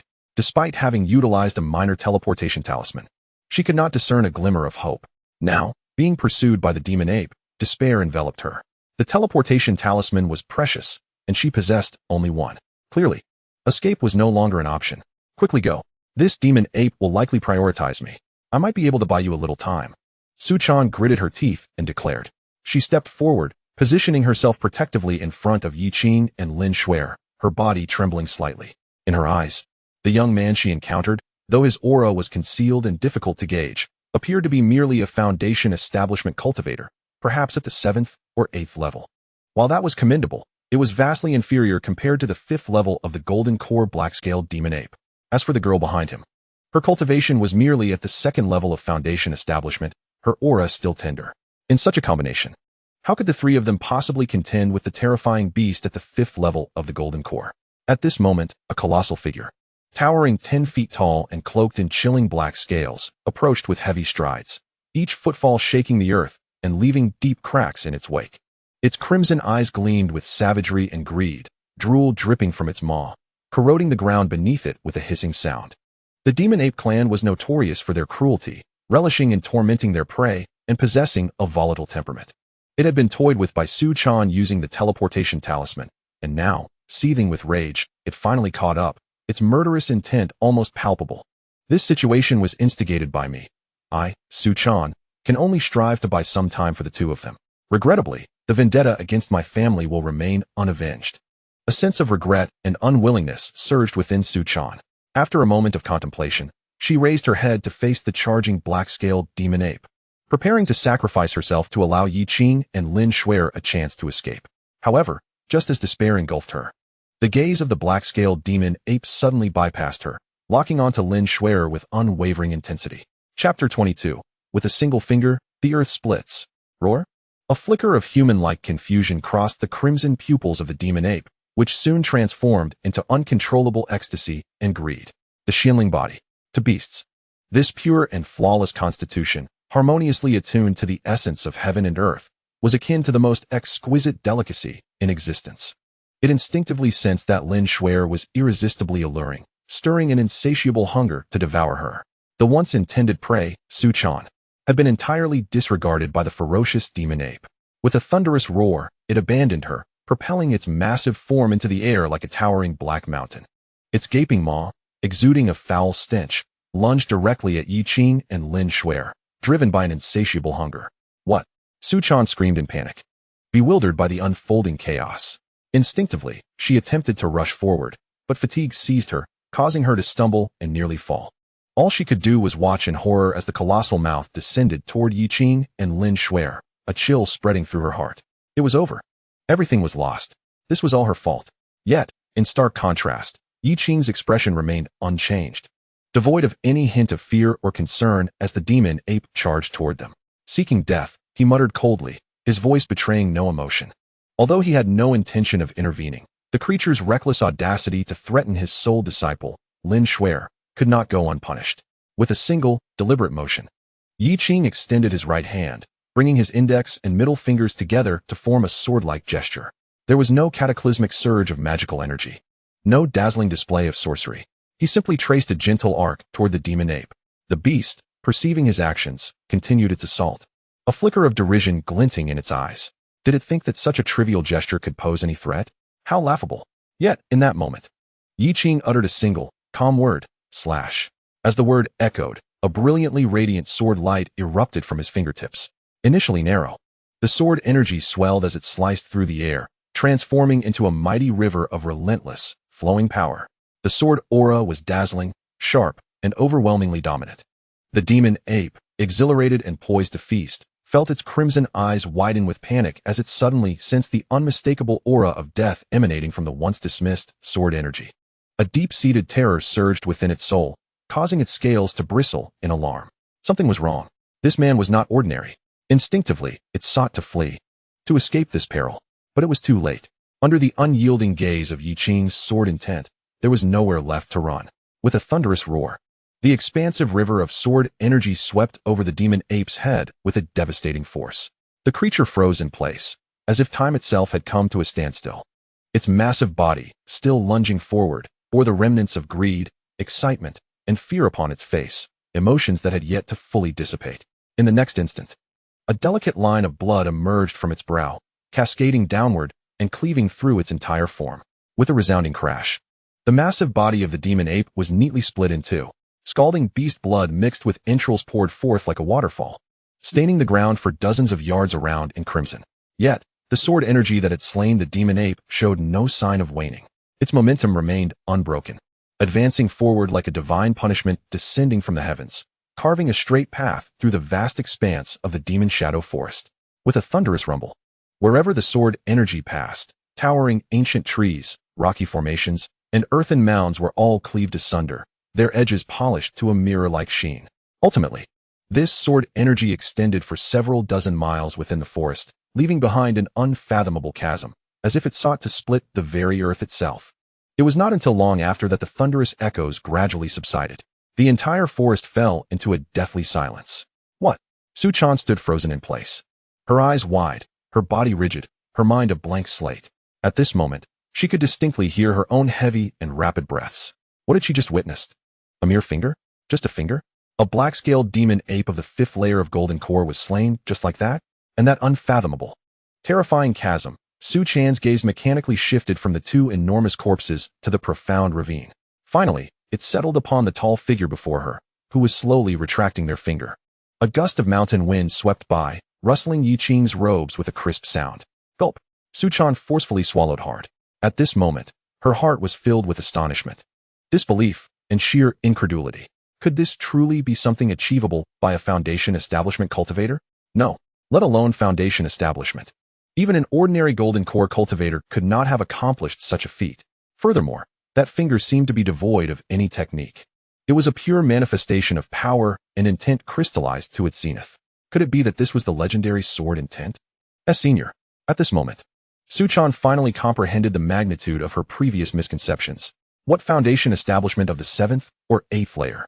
The individual before her was evidently a super powerhouse, far beyond her expectations, with unfathomable cultivation. Su Chan stared dazedly at Yi Qing, her mind echoing with tumult. That earth-shattering finger, that unfathomable sword scar, was indelibly etched into the depths of her soul like a brand. It was as if a massive stone had been cast into her lake of despair, stirring up towering waves. Revenge. These two words had long been buried in the abyss of her hopelessness. After all, the opposing force was a sect of immortal cultivators. After all, she had been relentlessly pursued by the black-scaled demon ape, and perhaps she was destined to perish in this demon shadow forest. Yet at this moment, the thought of revenge ignited within her like dry kindling meeting a fierce blaze. erupting into a roaring flame. The Northsong Sect. The very sect that had obliterated her Su family, murdered her parents and kin, forcing her to flee like a lost dog. The elder who had struck was rumored to possess merely the initial stage of golden core cultivation. Before her stood a senior whose mere gesture could vanquish a fifth-layer golden Dan beast. His prowess had undoubtedly ascended to a realm she had once deemed unimaginable. This was an opportunity, her singular chance, a divine favor, granting her the means for revenge. In mere moments, Su Chan's gaze transformed from shock to confusion, ultimately igniting into an unwavering flame of determination. She resolved not to let this chance slip away, absolutely not. With a sudden thud, and under Lin Shuer's astonished stare, Su Chan unhesitatingly knelt upon the muddy ground before Yi Qing. Ignoring her multitude of injuries and the blood staining her body, she bowed her head to the earth. Her voice hoarse, yet resolute with fervor. Senior, I am Su Chan. I implore you to accept me as your disciple. Chapter 23. The Acceptance of a Disciple, Maximal Loyalty. Su Chan was willing to serve as a slave or maid for life, yearning only for the senior to impart upon her profound techniques, so that one day she could slay her foes and avenge her family of over 300 souls. Having spoken, she struck her forehead against the hard ground with a resounding thud, drawing forth a trickle of blood, yet she remained oblivious to the pain. Lin Shuer blinked in surprise and turned to her master. Yi Qing's eyes flickered. A disciple? Upon reflection, he found his impression of this girl rather favorable. Her previous actions demonstrated a kind heart. She had even sought to protect them at the cost of her own life, proving she was no villain. As for whether to take her as a disciple, Yi Qing's expression remained tranquil as he gazed down at Su Chan, who lay prostrate on the ground, betraying no emotion. Indeed, he was in need of disciples at this moment. The Qingxuan Peak was sparsely populated, with only Lin Shuer as his sole disciple. In less than 2 months, the grand sect competition would commence. He could not genuinely send a novice like Shuer to face the entirety of the event alone. Moreover, his system allowed for random critical returns upon accepting disciples. The more disciples he had, the greater the advantages he could reap, thus accelerating his own ascent. However, when it came to accepting disciples, he placed little importance on talent or status. What mattered most was their character and loyalty. Talent could be enhanced, and any lowly status would naturally elevate by following him, Yi Qing. But loyalty, once compromised, would spell doom, as evidenced by the current plight of Qingxuan Peak. After a brief contemplation, Yi Qing spoke. Do you wish to grow stronger? Indeed. Su Chan raised her head, her face smeared with mud and blood, yet radiating unwavering resolve. I bear an unyielding blood feud. Yi Qing's gaze deepened. After a moment's thought, he slowly posed a seemingly unrelated question. Let me ask you this. If one day I were captured by an unfathomably powerful being, teetering on the brink of life and death, would you choose to save me at the cost of your own life, or would you let me perish to save yourself? Could such a formidable figure as he be captured by an inscrutable old monster? Su Chan furrowed her brow. She was merely a foundation-building cultivator, and in her eyes, golden core cultivators were akin to deities, an esteemed existence beyond comprehension and defiance. Even the formidable strength of a fifth-layer demonic beast could be captured by adversaries. Should such a dire situation arise, if she were to charge forward, it would be no different than an ant shaking a tree or a moth flying into the flame, certainly a path to certain demise. The answer to this dilemma was glaringly evident. Without a moment's hesitation, Su Chan resolutely proclaimed, I will take my leave first. Yi Qing was momentarily taken aback. When I encounter danger, your first strategy is to retreat. Su Chan continued, I will devise a way to grow stronger, to seek assistance for rescue.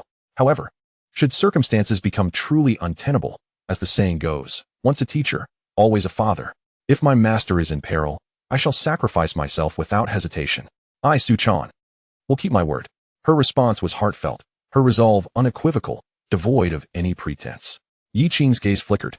He quietly regarded the flames burning in Su Chan's eyes. While he could not fathom the depths of her heart, nor discern the authenticity of her words amidst the shifting tides of fate, the unwavering determination she exhibited was palpably genuine. With that, he spoke softly, Since our destinies are intertwined, I shall grant you this opportunity. From this day forth, you shall be my second direct disciple. He gestured to the figure beside him. This is your senior sister, Lin Shuer. Boom. At these words, Su Chan felt as if struck by thunder, her thoughts momentarily frozen in sheer astonishment. A wave of indescribable elation surged through her, akin to a raging torrent overwhelming her entire being. She had succeeded. Revenge was within reach. Disciple Su Chan pays respect to the master. Greetings to the senior sister. Coming to her senses, She contained her excitement and respectfully bowed 3 times to Yi Qing.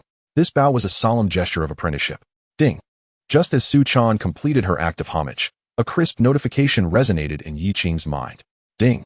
Congratulations to the host for successfully accepting the second disciple, Su Chan. Name, Su Chan. Age, 19. Cultivation, Foundation Building Level 5, Spirit Energy Depleted, Heavily Injured. Physique, Mysterious Sword Body, Sword Arts Training is nascent. Yet to awaken. Technique, Low-grade Mysterious Rank Flowing Sword Art. Loyalty, 100 Steadfastly Loyal. Upon glancing at the system panel, Yi Qing raised an eyebrow. A hint of astonishment flickering in his eyes. The Mysterious Sword Body? A rare special physique. This type of constitution was inherently attuned to the sword path, making the training of any sword technique significantly more effective, with a greater chance of comprehending sword intent than the average person. What a treasure he had stumbled upon. Even more astonishing was the last entry regarding loyalty, 100. Unwavering loyalty. Just like Shuer, her loyalty was at maximum. Yi Qing understood. It must have been the impact of his earlier gesture that left a profound impression on her. Her fervent desire for revenge led her to regard herself as the sole lifeline. Excellent, Yi Qing mused internally. A higher degree of loyalty signifies an increased likelihood of triggering a substantial return upon bestowing treasures. This disciple was indeed a worthy acquisition. Rise, Yi Qing commanded. And with a flick of his thoughts, a gentle stream of magical energy materialized, lifting the kneeling Su Chan with utmost care. Thank you, master. Su Chan stood up. Still frail but seemingly filled with hope, her spirit visibly rejuvenated, her beautiful eyes sparkling. Yi Qing assessed her condition. Her garments were tattered, her breath uneven, and her injuries significant. He spoke. Rest here for a moment. I shall safeguard you. Yes, master. Su Chan replied obediently, then seated herself cross-legged to commence her healing practices. Meanwhile, Yi Qing stood with his hands clasped behind his back, his gaze calmly surveying the surroundings. He began to contemplate his next course of action. According to tradition, when a new disciple joins, it is customary for the master to present a gift of initiation. For Shuer, he had provided a cultivation method and a physique, triggering a 10,000-fold return. What, then, should he offer Su Chan? Given her current state of severe injury, what she most desperately needed was a healing elixir. Furthermore, her cultivation level was rather low, and as a practitioner of the Xianjian physique, she would undoubtedly require a high-level sword technique or formula. Additionally, as she had previously wielded a sword and now found herself weaponless, it was evident that her armament had been lost or destroyed during her escape. As for weaponry, that could be addressed later. The elixir, the cultivation method, the sword formula. Yi Qing stroked his chin, a glint of inspiration flashing in his eyes. He was inclined to teach her the Taixuan Golden Scripture, but regrettably, this was a method granted by the system, which could not be repeatedly triggered for a return. He did not have any sword techniques on hand. However, perhaps he could later draw upon the flowing water sword technique, which was a family heirloom of Su Chan's. As for the elixir, fortuitously, he had several bottles of second-tier medium-grade recovery elixirs in the storage bag he had previously submitted. He pondered. What splendid reward might the system return upon the consumption of this recovery elixir? Having concluded his thoughts, Yi Qing flipped his palm and addressed Su Chan, who was about to heal. Please take this bottle of recovery elixir to aid your recovery. Chapter 24. A critical hit at the 6th level, gaining an extra life. This bottle of recovery elixir, Su Chan, you may use it for your healing. Yi Qing's tone was calm. Yet, upon hearing his words, Su Chan felt as if a warm current surged into her heart. She lifted her gaze to the jade vial being offered by Yi Qing, her nose tinged with emotion, her eyes beginning to glisten. After the annihilation of her family and an arduous journey of escape, the trial she had recently endured had been rife with the harshness of reality and the treachery of human nature. Never had anyone shown her such profound care as her master did. Thank you, master. Su Chan trembled as she accepted the jade vial, her feelings of gratitude and belonging reaching a crescendo at that moment. However, just as she prepared to open the vial and consume the elixir, a crisp notification echoed in Yi Qing's mind. Ding. Detection of the host bestowing a second-tier medium-grade recovery elixir to disciple Su Chan. The disciple's loyalty has been detected at a perfect score of 100, triggering a remarkable 50,000-fold critical return. Congratulations, host, on acquiring a 6th-tier superior-grade sacred spirit pill, a bottle containing 50,000 times.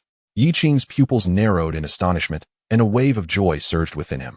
Despite his usually composed demeanor, he nearly lost his composure, almost bursting into laughter. Previously, The techniques and physique he bestowed upon Schwer had triggered critical returns of 100,000 and 1,000,000 times, granting him otherworldly treasures such as celestial-grade techniques and the prison-suppressing celestial body. And now, an astonishing 50,000-fold critical return had once again manifested. Yi Qing forcefully quelled the tumult within his heart, his consciousness swiftly plunging into the system space. There, a resplendent white jade vial floated serenely. The surface of the vial shimmered with a holy radiance, and faintly, one could discern ethereal images of pure spirits swirling around it, shrouded in mystery. Sacred Spirit Pill, 6th tier superior grade pill. Effect: upon consumption, the immense life force contained within the pill will permanently reside within the user's body. Should the user sustain any injury, this life force will automatically activate, rapidly mending wounds and restoring them to peak condition, as long as the life force within remains unexhausted.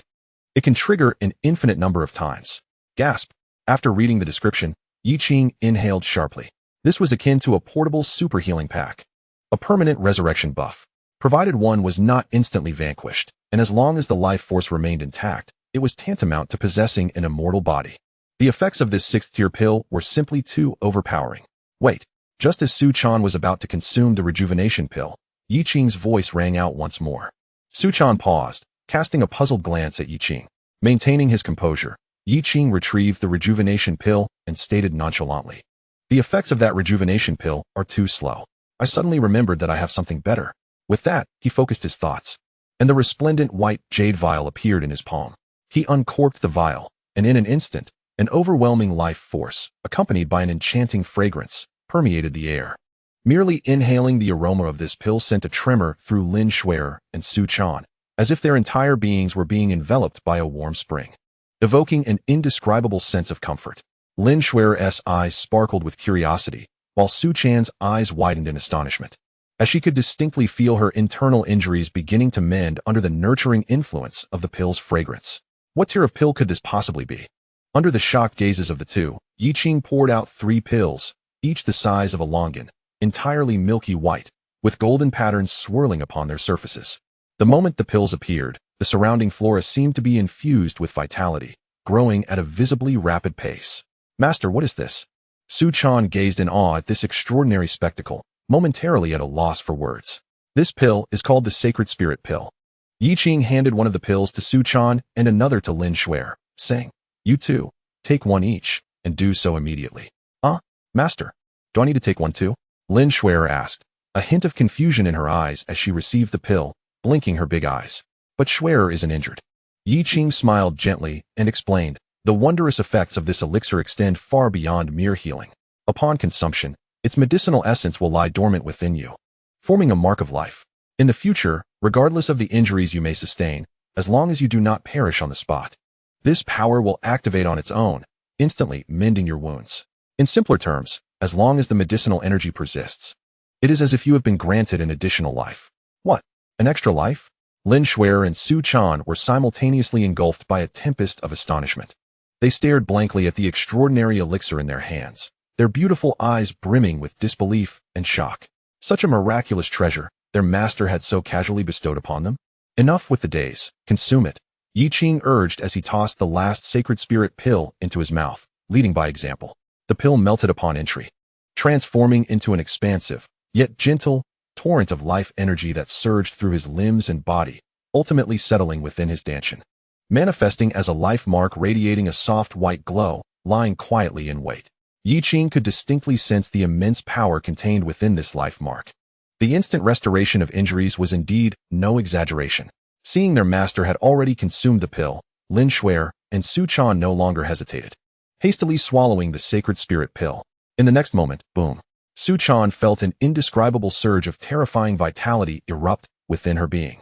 This force was akin to a warm sun, instantly dispelling all shadows and pain within her body. The gruesome wounds on her body, under Lin Schwer's astonished gaze, healed at a visibly rapid pace, scabbing and shedding away. The newly formed skin gleamed like jade, leaving no trace of scars. Moreover, the meridians within Su Chan, once parched from depletion of spiritual energy, were now instantly filled with an abundant flow of vital energy, even surpassing her peak condition. In mere moments, Su Chan felt utterly rejuvenated. All her injuries had fully restored. Her cultivation aura had ascended to the pinnacle of the 5th layer of foundation establishment, with the 6th layer seemingly just a step away. Su Chan trembled with excitement as she sensed the unprecedented power coursing through her. She could feel that the formidable medicinal energy that had healed her now lay quietly concealed within her Danshan, like an inexhaustible source of life, filling her previously anxious heart with an unprecedented sense of security. Even more astonishing was the realization that, after her severe injuries had been mended, the power of the sacred spirit pill appeared to have diminished hardly at all. Clearly, restoring a foundation establishment cultivator's injuries was but a trifling matter for such a 6th-tier treasure. "Thank you, Master, for bestowing this pill." Su Chan regained her composure and could not help but bow deeply to Yi Qing, her voice filled with boundless gratitude and reverence. In that moment, Yi Qing's image in her heart was, without exaggeration, akin to that of a deity. "There's no need for such formalities," Yi Qing replied, waving his hand with a gentle smile, his demeanor calm. He gazed at Su Chan, whose spirit appeared rejuvenated, and felt a stirring in his heart. He spoke. "Since your injuries have healed, it is a fortuitous moment for me to assess your abilities. Please demonstrate the techniques you have cultivated for me." Naturally, Su Chan practiced the Su family's ancestral technique, the flowing sword art, a low-grade mystical swordsmanship. "Is my master going to evaluate me?" Su Chan was momentarily taken aback. Then a wave of elation surged within her. She understood that this was no mere assessment. Her master intended to personally guide her. Such a monumental opportunity filled her with excitement. "Yes, master." Su Chan suppressed her exhilaration and replied respectfully. Taking a deep breath, she moved to a nearby open space and slowly closed her eyes. When she reopened them, her entire demeanor underwent a dramatic transformation. Though she held no sword, her fingers mimicked one, emanating a continuous, albeit gentle, aura of sword intent.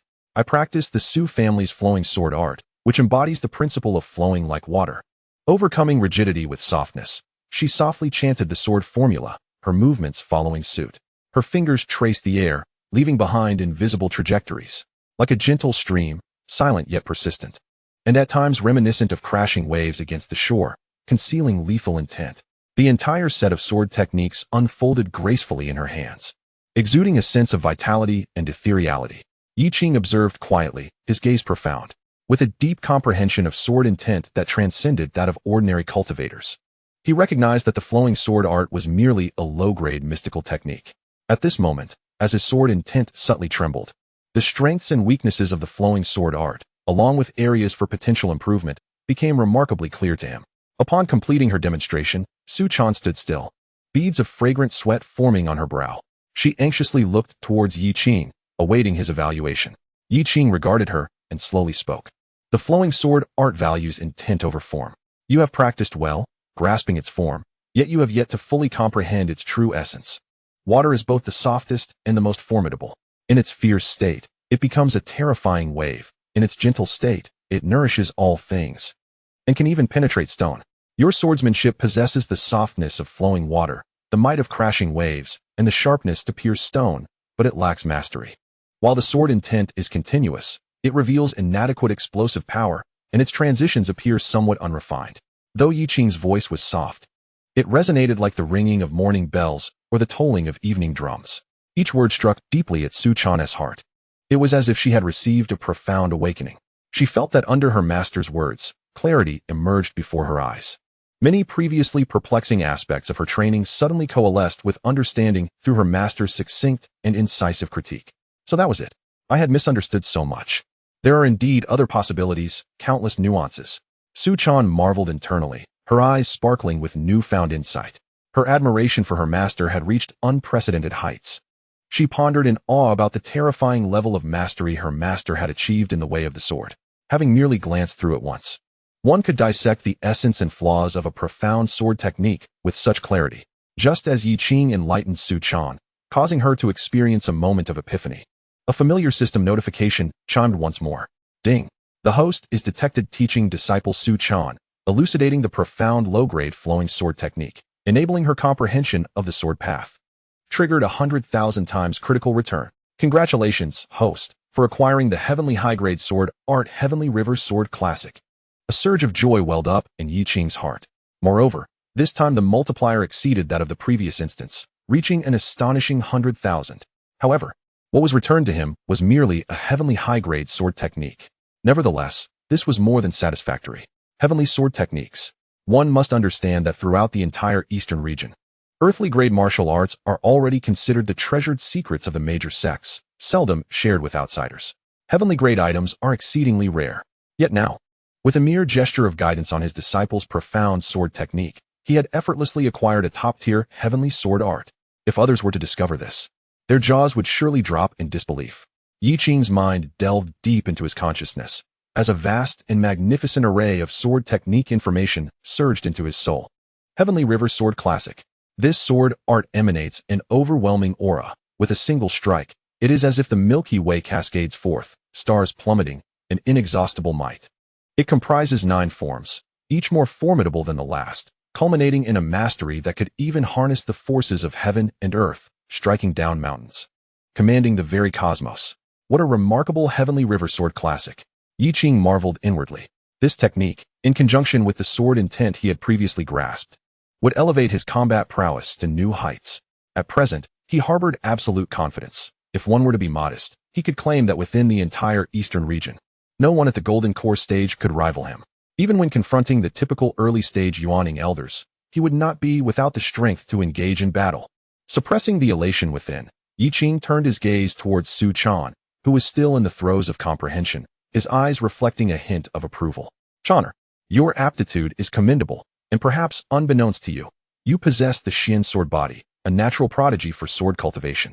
The Xian sword body, Su Chan exclaimed, abruptly lifting her head, her beautiful eyes filled with astonishment and confusion. She had only been aware that her proficiency in sword technique surpassed that of ordinary individuals, yet had never heard of such a thing as the Xian sword body.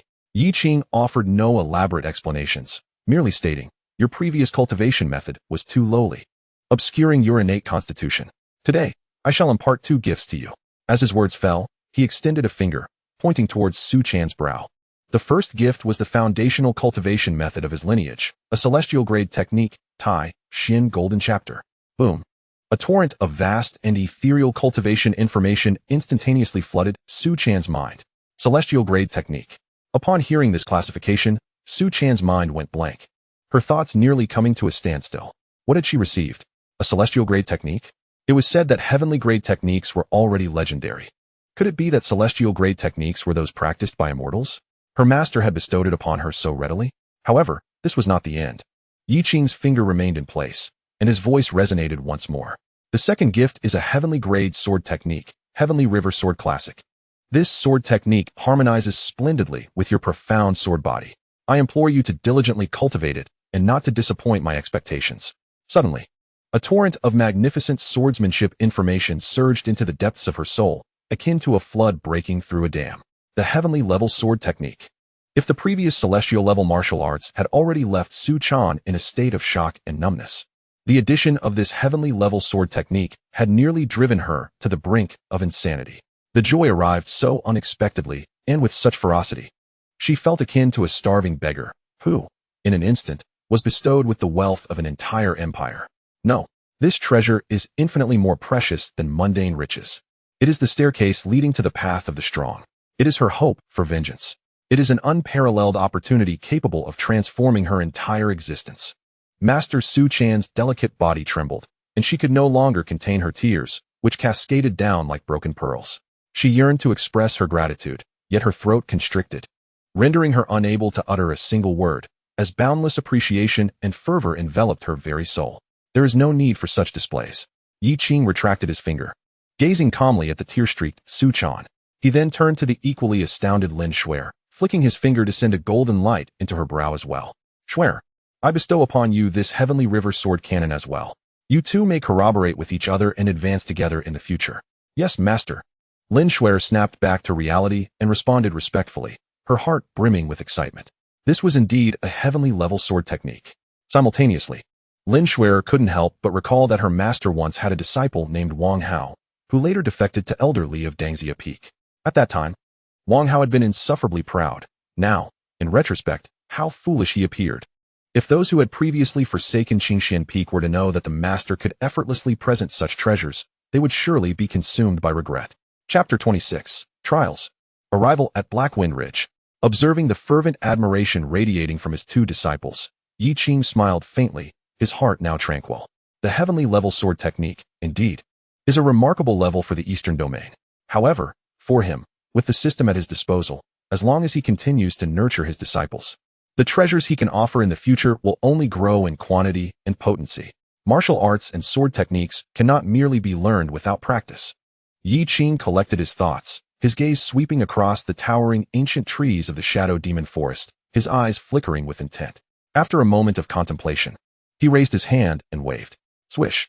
A streak of luminous light enveloped Lin Shuer and Su Chan, lifting them into the air. Yi Qing then found a suitable spot and gently set them down. This area, he had observed, was predominantly inhabited by foundation-level beasts. Looking at the two women, Yi Qing spoke slowly. If you only learn without practicing, it is but a castle in the air. The Shadow Demon Forest is teeming with beasts, making it the perfect arena for you to refine your sword techniques. He paused, his expression growing serious. From now on, you two shall join forces and undergo trials within this region of the Shadow Demon Forest. Remember, unless you encounter a life or death crisis that cannot be resolved, I shall not intervene. Upon hearing these words, Lin Shuer and Su Chan felt a chill in their hearts. They understood that their master intended for them to engage in a true battle for survival. However, the thought of the vast power of the spirit pill within them quickly dissipated their tension, replaced by a strong sense of confidence and fighting spirit. With such a precious elixir at their disposal, as long as they were not struck down in a single blow, they were akin to being invincible. This unparalleled assurance was perfectly suited for honing their skills to the utmost. Yes, master, we shall not disappoint your expectations. Lin Shuer and Su Chan responded in unison, their beautiful eyes ablaze with fervor. They were eager to test the extent of their power after acquiring celestial-level techniques and heavenly-grade swordsmanship. Go forth. Yi Qing nodded slightly, and in a flash, his figure melded into the depths of the dense forest, his presence vanishing without a trace. Roar! Deep within the forest, a creature comparable in size to a small mountain, its body clad in pitch-black scales and exuding a menacing aura of the fourth layer of foundation establishment, emitted a thunderous roar. Its hooves trampled the ground, causing the earth to tremble, and its pair of massive horns, gleaming with a metallic sheen, charged fiercely towards a graceful figure ahead. The air was rent asunder, producing a piercing sonic boom. In the face of this ferocious attack, Lin Shuer maintained her composure. Advancing rather than retreating, the Taixuan Golden Chapter technique within her began to operate autonomously, and an immense surge of spiritual power flowed into her Qingxuan sword. Heavenly River Sword Classic, First Style, Surging Waves. With a clear shout, Lin Shuer unleashed her long sword. In an instant, a dazzling beam of sword light erupted, transforming midair into a surging wave, crashing down upon the black-armored bull with overwhelming force. Boom! The clash between sword light and bull's horn produced a resounding cacophony. A tempestuous wave of energy surged forth, obliterating the surrounding underbrush. The bull's tremendous momentum, capable of shattering boulders, was forcefully halted by this single strike. Moo! The black-armored bull, in pain, let out an enraged bellow, preparing to unleash its strength once more. However, at that moment, an even more formidable and rapid beam of sword light, akin to a star plummeting from the heavens, silently struck from the side. Heavenly River Sword Classic, Third Style. River Severing. Lin Shuer shouted sharply. With a single stroke, the sword energy surged like a rainbow, seemingly capable of cleaving a rushing river in twain. Splash! Blood splattered. The black-armored bull barely had time to utter a cry of despair before its massive head was cleanly severed by the strike, soaring into the sky. Its colossal body crashed to the ground, sending dust billowing into the air. Lin Shuer stood, sheathing her sword, and exhaled a breath of turbid air. Feeling the ceaseless flow of spiritual power within her and a deeper understanding of her swordsmanship blossoming in her beautiful eyes. Is this the power of heavenly-grade swordsmanship? A black-armored bull at the fourth layer of foundation establishment, easily slain in just 2 moves. She could sense that with each battle, her sword technique grew ever sharper. The cultivation of the 2 young women gradually exhibited signs of impending breakthroughs. On the other side of the forest, Su Chan wielded her sword with formidable might, cleaving a 6th-level foundational demon beast in 2. Following this, the 2 swiftly cleared the battlefield before delving deeper into the woods in search of their next target. Time flowed rapidly amidst their daily hunts and rigorous training. At times they would part ways, only to reunite and engage in harmoniously coordinated combat, their battle experience growing exponentially.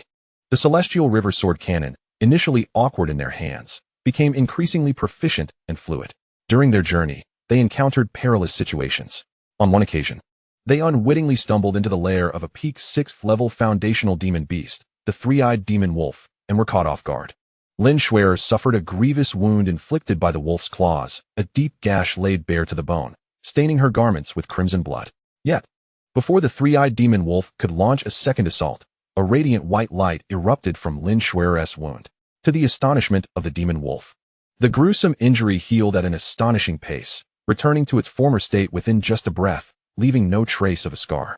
With the assurance of the Holy Spirit pill, the two fully unleashed their potential, adopting an increasingly fearless combat style.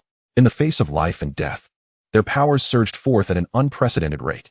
After a brief fortnight, Lin Shuer, enveloped in spiritual energy, transcended from the 2nd to the 4th level of foundational cultivation. Her prowess now rivaling that of an ordinary 7th level practitioner when employing the Celestial River Sword Canon. Similarly, Su Chan reaped immense rewards.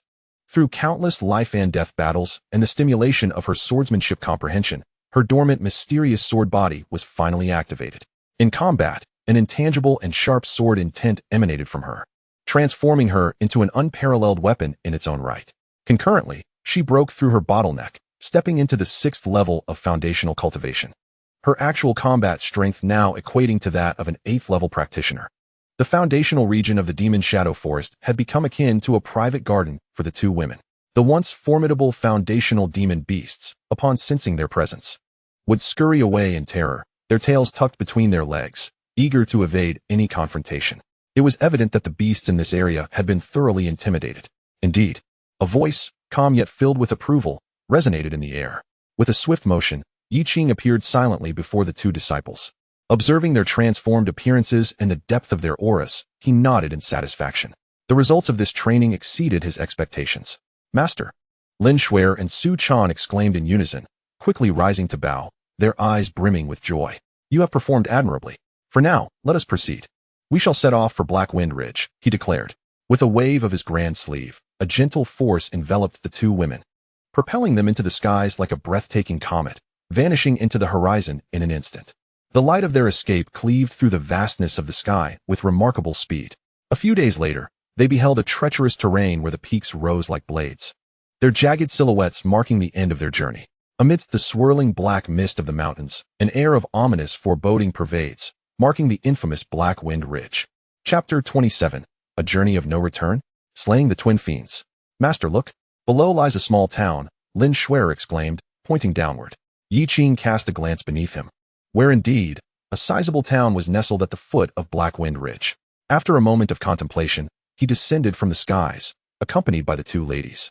Making their way toward the town, they intended to rest briefly before ascending the mountain once more. Upon entering the town, they took a moment to recuperate. However, Yi Qing had no intention of lingering, and soon prepared to leave, aiming to confront the so-called twin fiends of Black Wind with ease.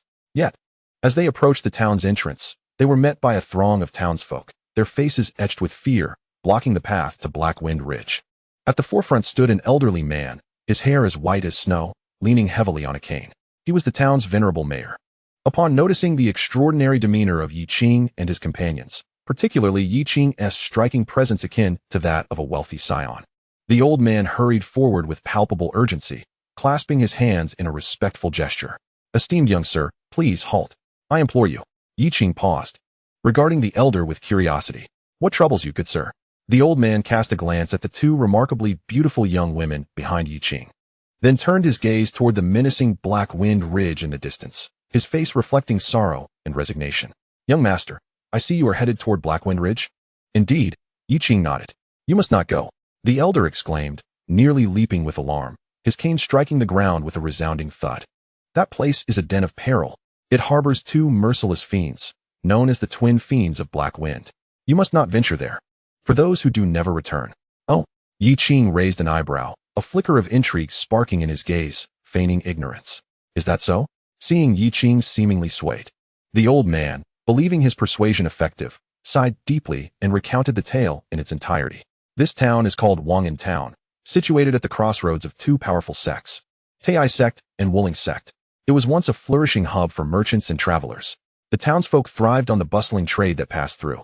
However, not long ago, a pair of ruthless brothers, the Twin Fiends, descended upon us.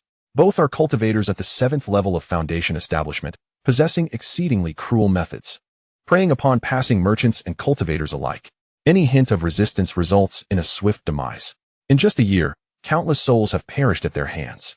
Merchants have begun to fear the root, and the residents of Wangin Town suffer incessantly under the tyranny of the twin fiends, living in a state of utter despair. We have sought aid from outside, yet each time, those who ventured forth have vanished without a trace. As the old mayor spoke, tears welled in his eyes, his voice thick with emotion. Those fiends are simply too formidable. Young master, though you appear extraordinary, you are still young. Heed my advice and return swiftly. Do not throw your lives away in vain. Surrounding townsfolk echoed the elder's sentiments, their voices laced with palpable fear. After absorbing the mayor's harrowing account, a glint of cold resolve flickered in Yi Qing's calm gaze. Two mere cultivators at the 7th level of Foundation establishment dare to act so brazenly here. Truly, they are deserving of their fate. However, with disciples at hand, there is no need for me to intervene personally. With this thought, a faint smile graced Yi Qing's lips. He disregarded the old town chief's pleas and turned to Lin Shuer and Su Chan. Did you hear that? We did, master, the two girls replied in unison, their eyes ablaze with determination. They understood Yi Qing's intentions perfectly. Go forth, Yi Qing said nonchalantly. I shall await your return. Yes, without a moment's hesitation.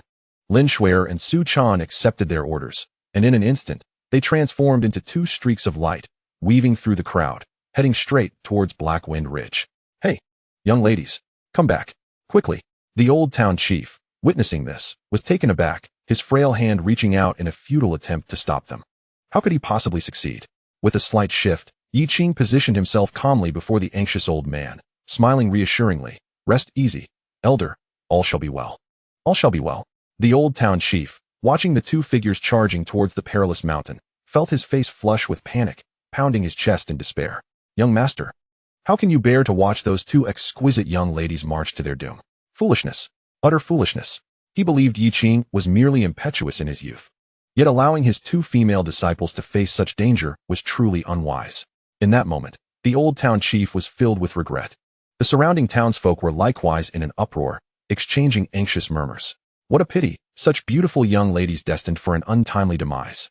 Indeed, their master may be handsome, but this is rather reckless. He dares not confront the danger himself, yet sends his disciples to face it. Youth, after all, is often characterized by impetuosity. But they are the Black Wind twin fiends, two formidable cultivators at the 7th level of Foundation establishment. How could these young girls, even as cultivators, possess any significant prowess? They will likely falter after just one blow. The lamentations filled the air, with sighs echoing all around. They imagined the tragic scene of the two stunning maidens meeting their end at the hands of the malevolent fiends. Yet, amidst the despair, a few whispered, perhaps they could vanquish the Black Wind twin fiends? Upon hearing this, the crowd shook their heads in disbelief. The twin fiends had long cast a shadow over their hearts. Could these young girls truly contend with them? It seemed impossible. Only Yi Qing remained unperturbed. He found a clean stone bench to sit upon, closing his eyes in tranquility, seemingly devoid of any concern. As the townsfolk grew increasingly anxious, time ticked away, each second stretching into eternity. The residents of Wangin Town gathered at the entrance, necks craned, gazing towards Black Wind Ridge with expressions of trepidation. The old town chief sighed deeply, unable to sit still. After what felt like an eternity, a faint change in the swirling black mist atop Black Wind Ridge was observed, as if it had lessened. Just then, two figures slowly descended the mountain path. It is the Black Wind twin fiends. A panicked voice cried out, and the crowd erupted in chaos. The townsfolk, stricken with fear, turned pale, ready to flee in a frenzy, hastily retreating to bolt their doors and windows. Wait, look closely. Those are not the two fiends.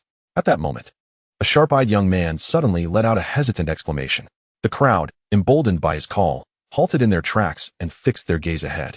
To their astonishment, descending from the mountain were not the fearsome Black Wind duo, but the two enchanting maidens who had just ascended.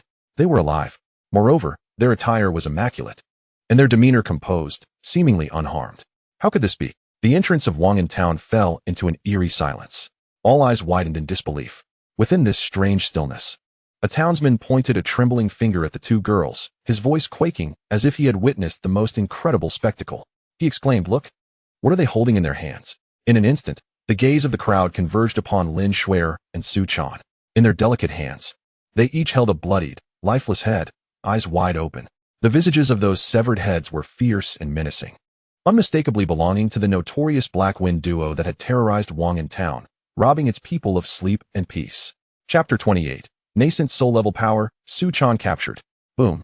In that instant, the minds of the townsfolk seemed to be struck by a thunderous bolt from the heavens, plunging them into a state of blank astonishment. Were they dead? The formidable and seemingly invincible Black Wind duo had perished just like that, slain by these two seemingly delicate, youthful maidens? Following a brief moment of stunned silence, the entire Wang'an town erupted in a thunderous cheer. They were dead. The Black Wind duo was dead. Oh heavens! We are saved. We are truly saved. Celestial beings. It was two celestial maidens who vanquished the fiends. Countless townsfolk wept tears of joy, trembling with exhilaration. They rushed forward to behold the heads of the demons, laughing and crying, and some even knelt on the ground, fervently bowing to Lin Shuer and Su Chan. The old town chief, tears streaming down his face, approached the two maidens, his lips quivering in excitement, unable to utter a single word as he beheld the genuine trophies they held. Surrounded by the fervent and adoring gazes of so many, Lin Shuer and Su Chan exchanged a glance, their cheeks flushing, a wave of unprecedented emotion swelling within them. Yi Qing slowly opened his eyes, observing the fervent scene before him, and smiled faintly. "Let us depart," he said softly, with a wave of his hand. In the next moment, he vanished from the sight of the crowd along with Lin Shuer and Su Chan. The old town chief, trembling, bowed deeply in the direction where the three had disappeared. "I was blind. Thank you so much." Meanwhile, Yi Qing had brought Lin Shuer and Su Chan to the heart of Black Wind Ridge. Raising his hand, a beam of spiritual light flashed, dispelling the ominous black mist that enveloped the ridge. He then carved out a suitable cave dwelling. Observing the sanctuary he had personally created, a sense of joy welled up within him. At last, he could enjoy a tranquil space to retreat and cultivate in peace. The menace of the Black Wind duo had been vanquished. Zhao Qian of Dangxia Peak also believed me to be dead. Now, as I retreat here for meditation, I can hardly be disturbed, can I? Yi Qing felt a sense of exhilaration within, surveying the cave dwelling he had conjured with his magical prowess. He dismissed the lair of the Black Wind dual demons, cleaving it with a single sword strike. This cave, albeit simple, was favored for its tranquility. Yi Qing casually arranged several concealment and defense formations, effectively isolating the entire dwelling from the outside world. Having completed these tasks, he turned to Lin Shuer and Su Chan, his expression returning to its customary calmness. "I shall remain in seclusion for a period. The vicinity of Black Wind Ridge, as well as 100 miles around Wang'an town, shall be entrusted to you both." Yi Qing's gaze swept over his two disciples, his tone serene as he continued.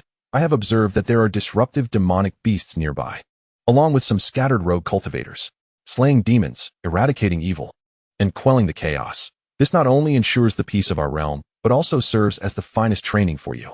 Remember, strive to integrate the sword techniques into your very instincts. Furthermore, unless a significant matter arises, do not disturb me." "Yes, master," Lin Shuer and Su Chan responded in unison, their beautiful eyes filled with determination.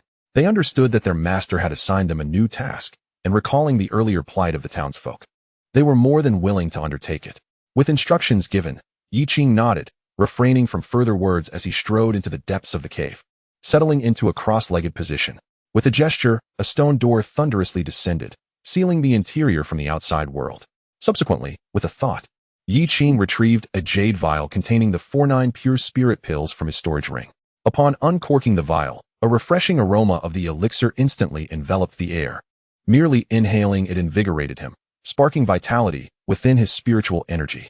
Without hesitation, he poured out a pill the size of a longan, shimmering with 4 colors of radiance, and swallowed it whole. Boom.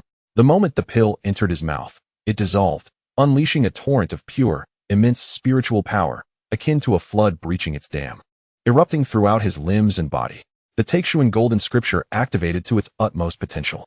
Inside Yi Qing, the golden core spun wildly, in concert with the prison-suppressing immortal body, greedily absorbing the vast medicinal energy, rapidly converting it into his own cultivation. Time flowed like water, quietly slipping away. Outside the cave, Lin Shuer and Su Chan diligently followed their master's orders, centering their efforts around Black Wind Ridge as they commenced their cleansing campaign. Initially, some oblivious rogue cultivators, unaware of the recent upheaval at Black Wind Ridge, assumed this territory remained a domain for their brazen exploits. Soon, they would pay dearly for their transgressions. With swords in hand, the two exceptional maidens, their swordsmanship profound, boasted combat prowess comparable to peak Foundation establishment practitioners, becoming the nightmares of rogue cultivators in this region. Together, their sword lights swept through, obliterating all in their path. These fierce rogues, often clustered in groups, could not withstand the onslaught of their combined strikes. The same fate befell any lurking demonic beasts that dared to emerge. What was even more alarming was the ferocity of these two maidens, unafraid of death, their combat style exceedingly aggressive. At times, they would even trade injuries for kills without a moment's hesitation. Strangely, regardless of the multitude of injuries sustained, one could swiftly recover as if possessed of an immortal body. Over time, the moniker of the twin fairies of Blackwind Ridge spread like wildfire among the circles of cultivators in the vicinity of Wangan Town. Blackwind Ridge transformed from a site dreaded by merchant caravans into a flourishing sanctuary. Those who had narrowly escaped their encounters with robbers had long vanished without a trace, and the ferocious beasts rarely dared to emerge and wreak havoc. Concurrently, Lin Shuer and Su Chan's practical experience grew increasingly rich, and their mastery of the Heavenly River Sword Classic became ever more adept, fortifying and enhancing their strength unbeknownst to them. Meanwhile, within the cave dwelling of Blackwind Ridge, Yi Qing's cultivation reached a pivotal moment. About half a month slipped by in haste. Deep within the cave, a sudden surge of energy enveloped Yi Qing, as a formidable pressure radiated throughout, causing the entire cave to tremble gently. Slowly, he opened his eyes, a flash of brilliance akin to two resplendent stars flickering within. He had completely refined 3 out of 5 of the fourth 9 pure spirit pills. His cultivation soared from the 4th layer of the golden core stage, seamlessly breaking through the barriers between the mid and late stages, and firmly stabilizing at the pinnacle of the 7th layer of the golden core. He was but a step away from the 8th layer. Excellent. Marvelous. Yi Qing reveled in the overwhelming power coursing through him, his heart brimming with joy. This sensation of rapid enhancement was truly uplifting. At this pace, should he refine the remaining 2 pills, within half a month, he would undoubtedly reach the 9th layer of the golden core. As for his combat prowess, Yi Qing modestly estimated it to be around the 2nd layer of the nascent soul stage. Once he refined the remaining pills, he would become even stronger. Contemplating this, Yi Qing adjusted his outward aura of cultivation from the 8th layer of foundation establishment to the 1st layer of golden core, suppressing his excitement and anticipation. He was about to retrieve the pills and immerse himself in further cultivation. However, at that moment, an urgent voice pierced through the defensive array he had set at the entrance of the cave. "Master, something's wrong, Master." The panicked voice resonated from outside the cave. Yi Qing's brow furrowed instantly. Had he not instructed that unless it was a matter of great importance, no disturbances were to be made? His disciple was not one to lack discernment. What could have transpired? Before he could rise, another voice, tinged with a sob and trepidation, pierced through the stone door, echoing back with urgency. "Master, it's terrible. Junior's sister has been taken." Chapter 29. An unexpected visitor. It was Lin Shuer's voice. Yi Qing's expression darkened, a sense of alarm gripping his heart. In a flash, he appeared at the entrance of the cave, effortlessly gesturing for the heavy stone door to silently open. Before him stood Lin Shuer, her complexion ashen, hair disheveled, her green attire splattered with flecks of blood. Her beautiful eyes were filled with desperation. Upon seeing Yi Qing, she seemed to have found her anchor, exhaling a sigh of relief. Yet, unable to hold herself up any longer, her legs weakened, nearly collapsing to the ground. "Master." Yi Qing stepped forward, a gentle force supporting her. Observing Lin Shuer in such a disheveled state, his gaze turned slightly cold. Faintly, an intangible chill began to permeate from within him. "Do not panic, steady yourself, and explain clearly what transpired." Yi Qing's voice was calm, aimed at soothing Lin Shuer's frayed emotions. "Yes, it was junior sister Su Chan." Lin Shuer took a deep breath, regaining her composure, and spoke at a rapid pace. "Master, over the past fortnight, my junior sister and I have been diligently eliminating bandits in the vicinity. Everything was proceeding smoothly until half an hour ago when we encountered a golden core cultivator in a secluded valley." "A golden core cultivator?" Yi Qing's eyes narrowed slightly. Just as we had dealt with a group of bandits, he suddenly appeared. Lin Shuer recalled the incident, her face reflecting palpable fury, her clenched fists trembling slightly. The moment he appeared, junior sister Su Chan's expression shifted, her eyes filled with deep-seated hatred. That man was the very adversary who had obliterated her family. An elder of the Taiyi Sect? Indeed. Lin Shuer nodded, trepidation evident in her gaze. The elder, upon seeing my junior sister, initially froze, then let out a derisive laugh, remarking how unexpected it was to encounter a remnant of the Su family here, thus sparing him the effort of searching further. With that, he nonchalantly unleashed a gust of finger wind towards her. My junior sister exerted all her strength to defend herself, yet, as a mere foundation establishment cultivator, she stood no chance against a golden core master. She was severely injured, blood spilling from her lips. At this point, a flash of anger crossed Lin Shuer's face. Despite her grievous injuries, the medicinal potency of the Holy Spirit elixir surged within her, and her wounds healed in an instant. The elder was left astounded, staring at her, muttering in disbelief. How could a mere foundation establishment have such resilience? Did she consume some extraordinary healing elixir?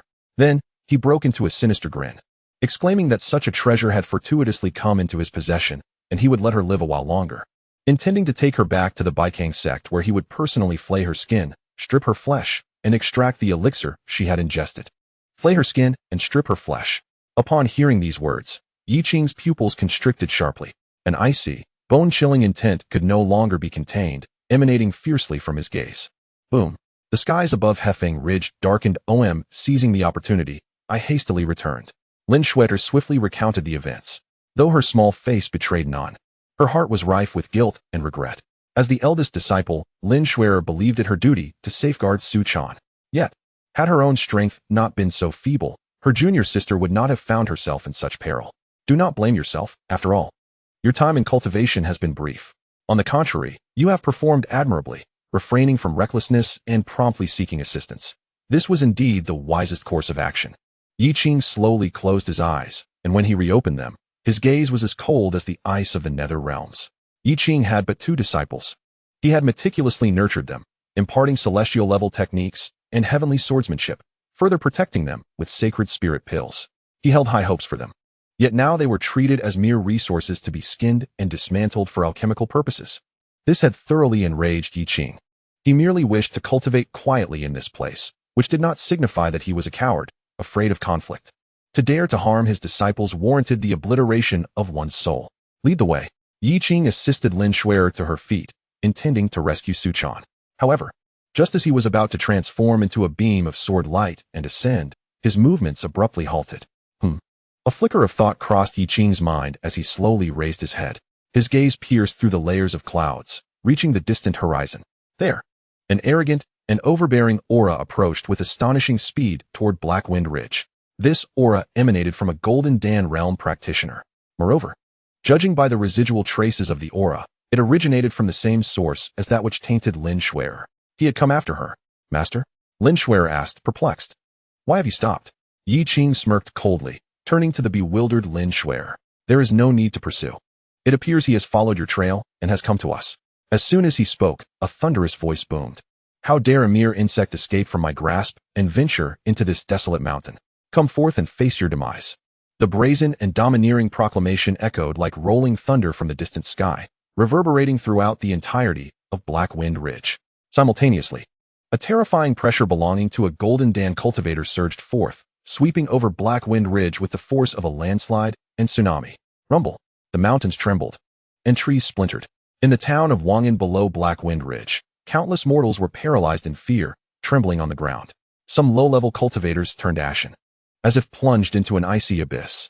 Feeling this overwhelming aura, Lin Shuer trembled violently, clenching her fists, her face flushed with fury. Master, it is he. She looked up to see a black streak, like a meteor plummeting to earth, descending with unmatched momentum, swiftly arriving above Blackwind Ridge. As the light dissipated, a middle-aged man clad in a black robe, with a grim countenance and hawk-like sharp eyes, hovered in midair, one hand resting behind him. In another hand, there was a young girl named Su Chan, tightly bound by chains infused with spiritual energy, her lips stained with blood. Her gaze fixed upon him with an intensity that suggested she yearned to devour his flesh and drink his blood. At the waist of this individual hung a long sword, shimmering with a blue light. It was the Qingxuan sword bestowed upon Lin Shuer by Lin Qing.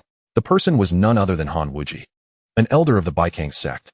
As he surveyed the scene from his elevated position, his consciousness swept across the area and detected Yi Qing and Lin Shuer standing at the entrance of the cave. A flicker of surprise crossed his eyes upon seeing Yi Qing, quickly transforming into a cruel sneer. It appeared he had summoned reinforcements, which saved him considerable effort. His gaze scrutinized Yi Qing from head to toe. Upon sensing the aura emanating from Yi Qing, which seemed to indicate he possessed merely the cultivation of the first layer of the Golden Core stage, a profound contempt flashed in his eyes. The first layer of Golden Core? Huh? Han Wuji scoffed, his voice dripping with condescension. I am Han Wuji, elder of the Taiyi Sect. I have recently broken through to the 4th layer of the Golden Core stage. These 2 young girls have stolen treasures from my sect, and I intend to bring them back. He brandished the captured Su Chan in his hand, as if parading his spoils of war. Considering the difficulty of your cultivation, if you are sensible, you will surrender quietly. Perhaps I might leave you with a complete corpse. But should you dare to resist, you and this entire mountain will be reduced to ashes. Such was the arrogance and unyielding demeanor of the elder of the Taiyi Sect. A practitioner of the 4th layer of the Golden Core stage, he completely disregarded Yi Qing, viewing someone at the mere 1st layer of Golden Core as insignificant, akin to an ant, easily crushed beneath his hand. Yet, Yi Qing gazed calmly at the imposing figure suspended in the air, observing the bound disciple in his grasp. His eyes tranquil as a still pond. Have you finished? Yi Qing's voice, though soft, resonated clearly in Han Wuji's ears. Han Wuji furrowed his brow, taken aback by the audacity of the other to maintain such a placid demeanor while conversing with him. If he has finished speaking, Yi Qing's gaze shifted from Su Chan to Han Wuji's face. Then you shall die. As the words fell, a resounding boom echoed. Yi Qing raised his right hand, and a colossal hand of magical power materialized in the air, swiftly grasping Han Wuji. Han Wuji, initially bewildered, soon realized he could not escape. A mix of fear and astonishment washed over him. You, release me. Did you not hear? I am boom. The massive hand squeezed fiercely. Blood sprayed forth. Han Wuji's head, filled with shock, confusion, and unending terror, was crushed into the sky. His body was reduced to a puddle of flesh. The 4th layer of the Golden Core, Han Wuji of the Taiyi Sect, was dead. Boom. In the sky, his astonished head, still bearing the remnants of disbelief, had yet to fall when a sword light, infused with boundless hatred, cleaved through the air, obliterating it. Blood mist enveloped the scene, and his soul was utterly annihilated. The one who shattered the skull was Su Chan. Freed from the shackles of spiritual power by a casual gesture from Yi Qing, she did not hesitate for a moment. In that instant of regained liberty, she poured forth all her sorrow and fury into her blade. As the last remnants of flesh were obliterated by the sword's aura, Su Chan's delicate frame trembled slightly, and the long sword clattered to the ground. She stared blankly at the sky. In her beautiful eyes, a fleeting glimpse of vengeful satisfaction flickered, only to be swiftly replaced by an abyss of emptiness and confusion. The enemy was dead, the very architect of her family's ruin. The one who had brought devastation upon her kin had entirely vanished from this world. Yet, her father, mother, and relatives would never return. That warm home, those familiar smiles, were forever frozen in her memories. 2 silent tears slid down her fair cheeks. Her junior sister, Lin Shuer, stepped forward gently to support her wavering form. Sighing softly with empathy, she could feel the torment within her junior sister's heart. Let it out. Just cry. Lin Shuer comforted her in soothing tones. Su Chan's shoulders quivered, and she could no longer contain herself, collapsing into Lin Shuer's embrace, weeping and sobbing. The pent-up hatred, sorrow, and grievances all erupted at that moment. Yi Qing stood quietly to the side, refraining from interrupting them. His gaze remained calm as he looked into the distance, his consciousness sweeping over the scattered storage rings and the Qinglan sword left behind by Han Wujing, which he summoned into his hand. He understood that this was a hurdle Su Chan must overcome. If her heart remained burdened, it would ultimately hinder her future cultivation. After a considerable time, Su Chan's cries gradually subsided. Perhaps exhausted, she fell asleep in Lin Shuer's arms. Lin Shuer lifted her head. Master, Yi Qing sighed and shook his head, returning the Qinglan sword to Lin Shuer. He advised her to take Su Chan below to rest properly. The following day, Su Chan sought out Yi Qing. Although her eyes were still swollen, he noticed the confusion and emptiness had faded. What replaced it was an unprecedented determination and brightness. She approached Yi Qing and solemnly knelt before him, deeply bowing her head. Disciple Su Chan, I thank you, Master, for avenging this deep-seated grudge. She declared, this kindness I shall never forget. Rise, Yi Qing replied with a calm voice, a gentle magical force lifting her up. You are my disciple. Naturally, I will seek justice for you. There is no need to dwell too much on this matter. Su Chan stood, wiped her eyes, and nodded earnestly. She had come to understand. She realized that in this brutal world of cultivation, tears were the most futile of things. Only strength mattered. Only by possessing the absolute power to govern her own fate and protect those around her could she prevent the tragedy from repeating. Without her master, her fate would have been to be flayed and dismembered by Han Wujing, transformed into elixirs. And her senior sister would not have escaped the clutches of death either. let alone avenging her family. She had tasted this sense of helplessness once, twice. She did not wish to endure it a third time. She must grow stronger. Certainly. One must strive with utmost determination to grow stronger. Strong enough to stand shoulder to shoulder with the revered master. Strong enough to safeguard all that one holds dear. A fervent obsession and yearning surged wildly within her heart. Boom. In the astonished gaze of Yi Qing, it seemed as if some shackles within Su Chan were shattered, unleashing a formidable aura that soared into the heavens. Her cultivation, originally at the 6th layer of foundation establishment, surged forth like a tempest, directly ascending to the 7th layer. Unexpectedly, what began as misfortune turned into fortune. Just as Yi Qing was about to offer his praise, a similar commotion arose from Lin Shuer's side. At this moment, a blazing fighting spirit ignited in Lin Shuer's beautiful eyes. If not for the intervention of their master, the consequences would have been utterly unimaginable. As the eldest disciple, she felt a profound sense of failure for not being able to protect her junior sister, nor even delay the threat for a moment, forcing her to retreat in a flurry to seek help. This sensation weighed heavily upon Lin Shuer. It was unbearable. She needed to grow stronger. She could no longer be a hindrance to her master and junior sister. The next time such a situation arose, she would step forward to support her junior sister and bring honor to her master. The intense self-reproach and unwillingness transformed into her driving force. Buzz. A resplendent spiritual light erupted from Lin Shuer as well. Her aura ascended steadily, shattering her bottleneck and propelling her from the 4th to the 5th layer of foundation establishment. Even reaching the 6th layer, the transformation of her mindset, combined with her prior experiences, led both of them to break through in the heat of the moment. Yi Qing observed this scene, chuckling in astonishment. Nodding slightly, a glimmer of satisfaction flickered in his eyes. Indeed, these two were remarkable. However, the matter was far from over. Chapter 31. Approaching to annihilate. Fellow Daoist, please stay. Yi Qing's brow furrowed slightly as a thought crossed his mind. He had initially believed that Zhao Qian from Dangxia Peak presumed him dead, and that the bandits of Hefeng Ridge had been eradicated. Finally, he thought he could cultivate in peace. Yet, unexpectedly, the previously tranquil retreat was thoroughly disrupted by Han Wuji from Taiyi Sect. Although he effortlessly eliminated this individual, the tranquility he sought was abruptly interrupted, leaving him with a tinge of irritation. He had intended to seize this opportunity to refine the remaining 249 pure spirit pills and elevate his cultivation to the 9th layer of golden core. However, it was evident that this place was no longer suitable. Having killed Han Wuji, Yi Qing had already made an enemy of the entire Taiyi Sect. It seemed inevitable that their members would come seeking retribution. Should he remain here, awaiting their arrival one by one, only to eliminate them in succession? Defeating the lesser only to face the greater, vanquishing one only to be confronted by a swarm. How long would this continue? How could he cultivate in peace? Yi Qing despised passivity. Since enmity had been established, he believed in taking the initiative, striking first to extinguish the trouble in its infancy. A decisive and thorough resolution was the cleanest solution. Furthermore, as far as he knew, the Taiyi Sect could only be classified as a medium-sized power. In such factions, the strongest individuals rarely reached the nascent soul level.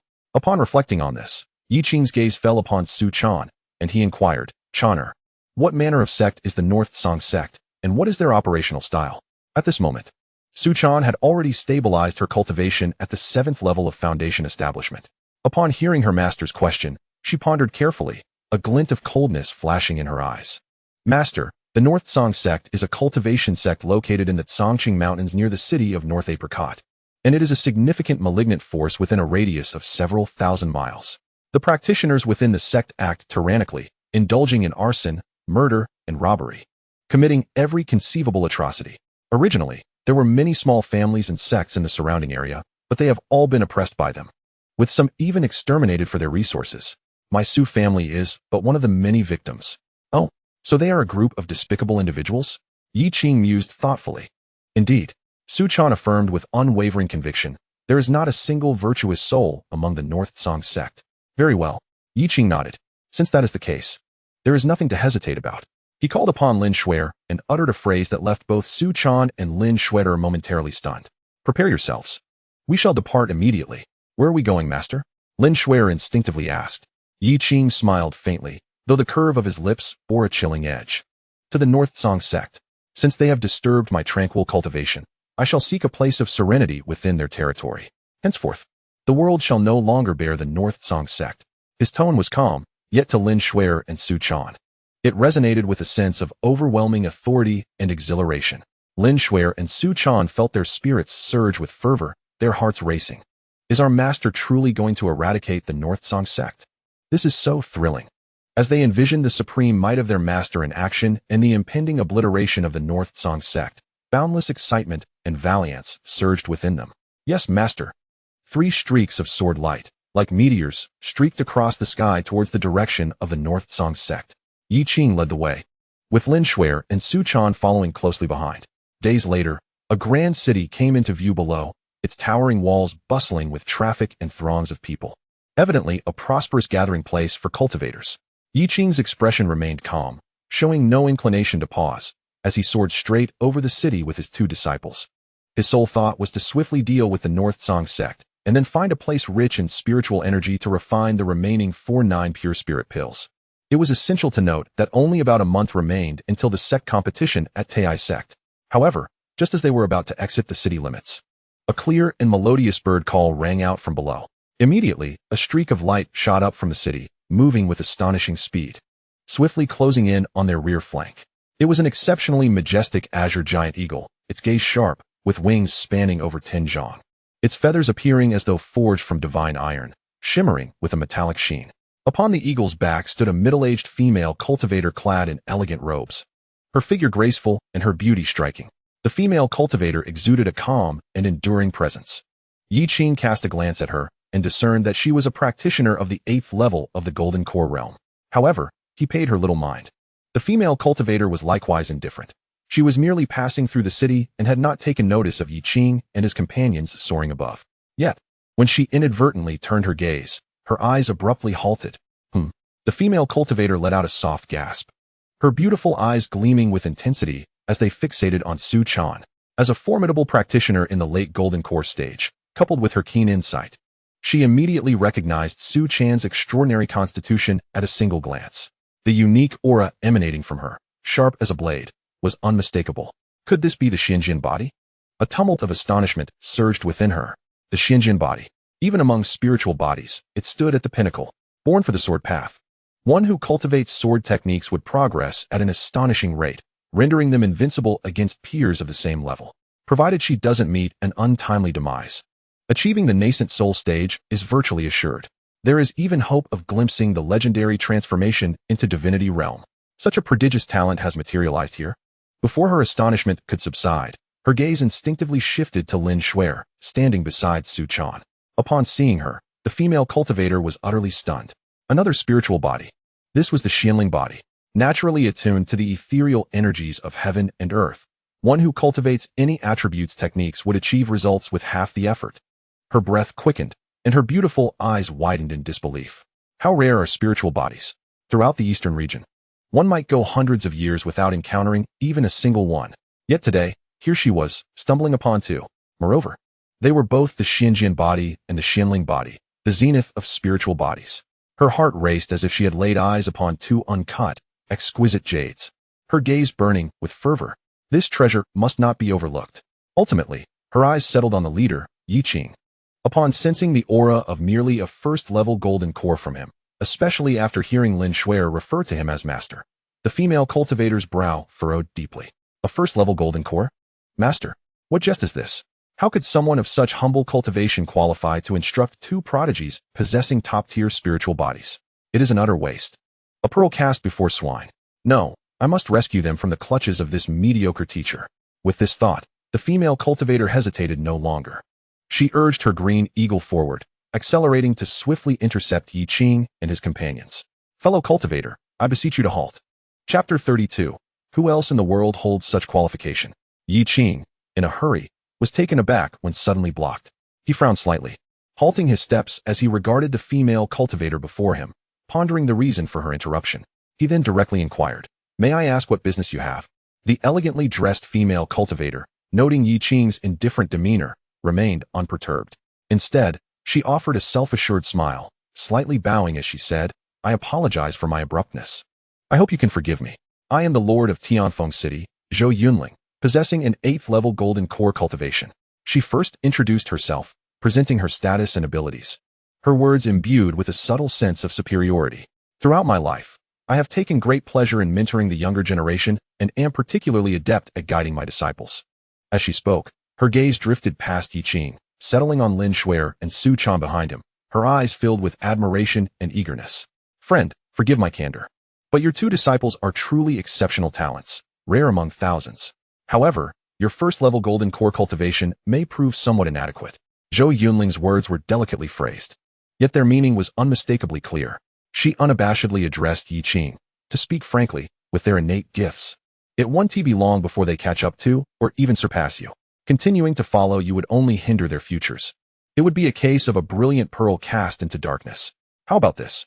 She turned her attention to Lin Shuer and Su Chan, a hopeful expression gracing her face as she openly attempted to entice them. Would you, dear friends, consider joining my sect?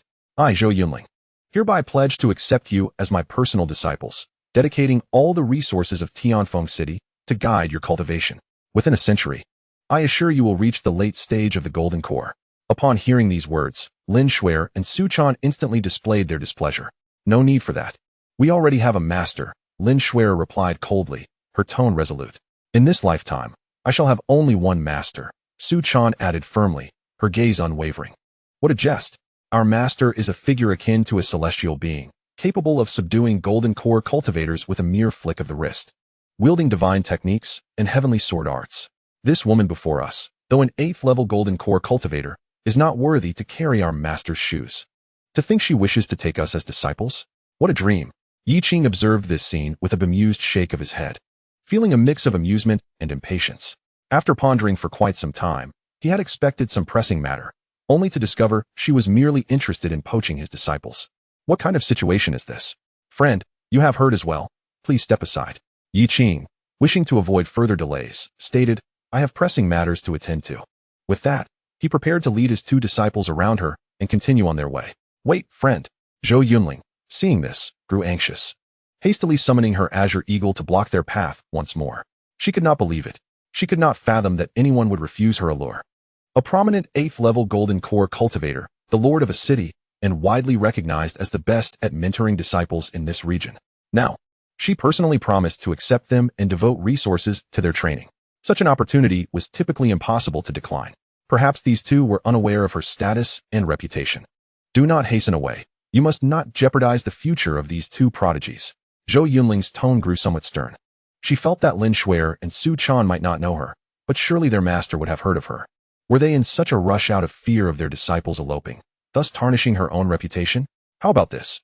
Zhou Yunling pondered for a moment, a brilliant idea sparking in her mind. Why don't we have a friendly competition right here to settle this?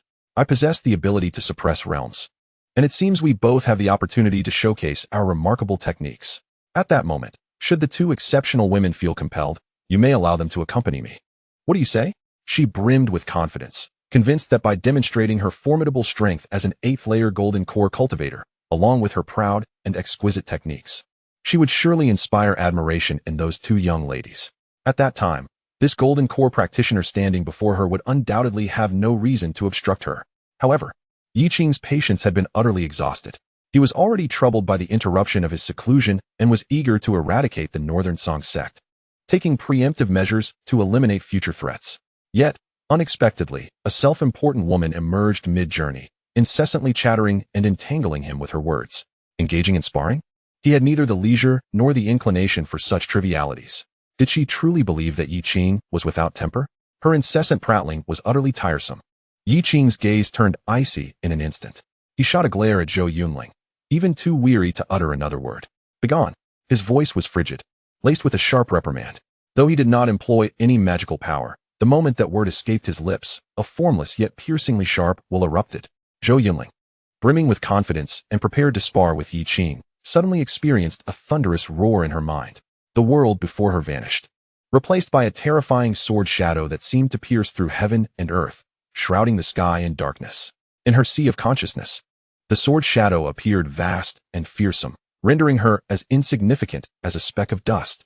Both her spirit and will felt on the brink of being utterly shattered, reduced to nothingness by this sword shadow. A piercing scream escaped Zhou Yunling's lips as her delicate frame trembled violently. In an instant, beads of sweat poured down her face, rendering her pallor as white as a sheet, as if all her strength had been drained. The azure giant eagle beneath her emitted a mournful cry, its feathers standing on end, terrified to the point of plummeting from the sky. As a golden core cultivator, Zhou Yunling would not perish from the fall. Upon landing, she stood frozen in place, staring blankly ahead, her gaze hollow as if she were a soulless puppet. Time passed, long moments stretched on. When she finally broke free from the endless terror, coming back to her senses, she discovered her back was already drenched in cold sweat. Gasping for breath, Zhou Yunling looked ahead with lingering trepidation. Yet, the sky had long since cleared, with no trace of Yi Qing and the others remaining. What was that? Zhou Yunling murmured, her voice trembling. She was not without knowledge. Suddenly, a chilling realization surged within her mind. Sword intent. That was genuine, exceptionally refined sword intent. Only the legendary sword intent could possess such terrifying power, capable of seemingly cleaving the very soul. With this thought, Zhou Yunling's expression shifted from ashen to a ghastly pallor, her lips curling into a bitter smile as she recalled her earlier actions. A hoarse throat compelled her to swallow hard, the sound echoing in the silence. What had she just done? How could she, a peerless sword cultivator who had grasped the essence of the sword, claim she was unworthy to instruct those two disciples? The audacity to challenge him, to showcase her superior techniques, was nothing short of absurd. In the entirety of the Eastern Domain, among countless cultivators, how many could truly comprehend the meaning of the sword? They were as rare as phoenix feathers or Qingxuan horns. Each one of them could establish a sect and dominate a region within the realm of swordsmanship, if she deemed herself unqualified to teach. Then who in this world was worthy? Although she possessed a modicum of repute as a mentor, in comparison to him, she was utterly insignificant. Perhaps even his cultivation aura was a facade, and it was merely her own lowly realm that prevented her from discerning the truth. With such thoughts, a wave of dread surged within Zhou Yunling. Unable to contain herself, she leapt into the air, bowing deeply in the direction where Yi Qing had vanished. I am but a junior with poor eyesight, having offended a senior. I beseech your forgiveness. Her crisp yet trembling voice resonated in the heavens, lingering long after. Yet, she was met only with a profound silence. Yi Qing had long departed the scene. In truth, he was not far from the North Song Mountain, where the North Song sect resided. Chapter 33, Arrival at North Apricot City. No one is allowed to leave. Sword light flashed like lightning, cleaving through the vast sky. Yi Qing led the way, his expression indifferent, his garments fluttering in the fierce winds. Lin Shuer and Su Chan followed closely behind, their presence equally formidable and resolute. After a while, Su Chan's voice, laced with an imperceptible tremor, reached him. Master, ahead lies North Apricot City. Yi Qing slowed his pace, directing his gaze towards the city below, which was gradually becoming more distinct. Though North Apricot City was not particularly grand, it was one of the larger cities within a 1,000-mile radius, bustling with cultivators. This place once belonged to the Su clan of North Apricot. It was Su Chan's home. Master, I wish to return and take a look, she said, biting her red lips, her beautiful eyes reflecting a complex array of emotions, anxiety mingled with profound sorrow. She longed to see the place that held all her childhood memories. What had become of it now? Additionally, she wished to pay her respects to her parents and kin. Go ahead, Yi Qing nodded, showing no hesitation. As soon as the words left his lips, he sheathed his sword light, and, accompanied by Su Chan and Lin Shuer, descended through the city gate, walking in like ordinary cultivators. The streets were alive with the hustle and bustle of people, the sounds of vendors calling out their wares filling the air with the warmth of humanity. However, with each step Su Chan took, her complexion grew increasingly pale.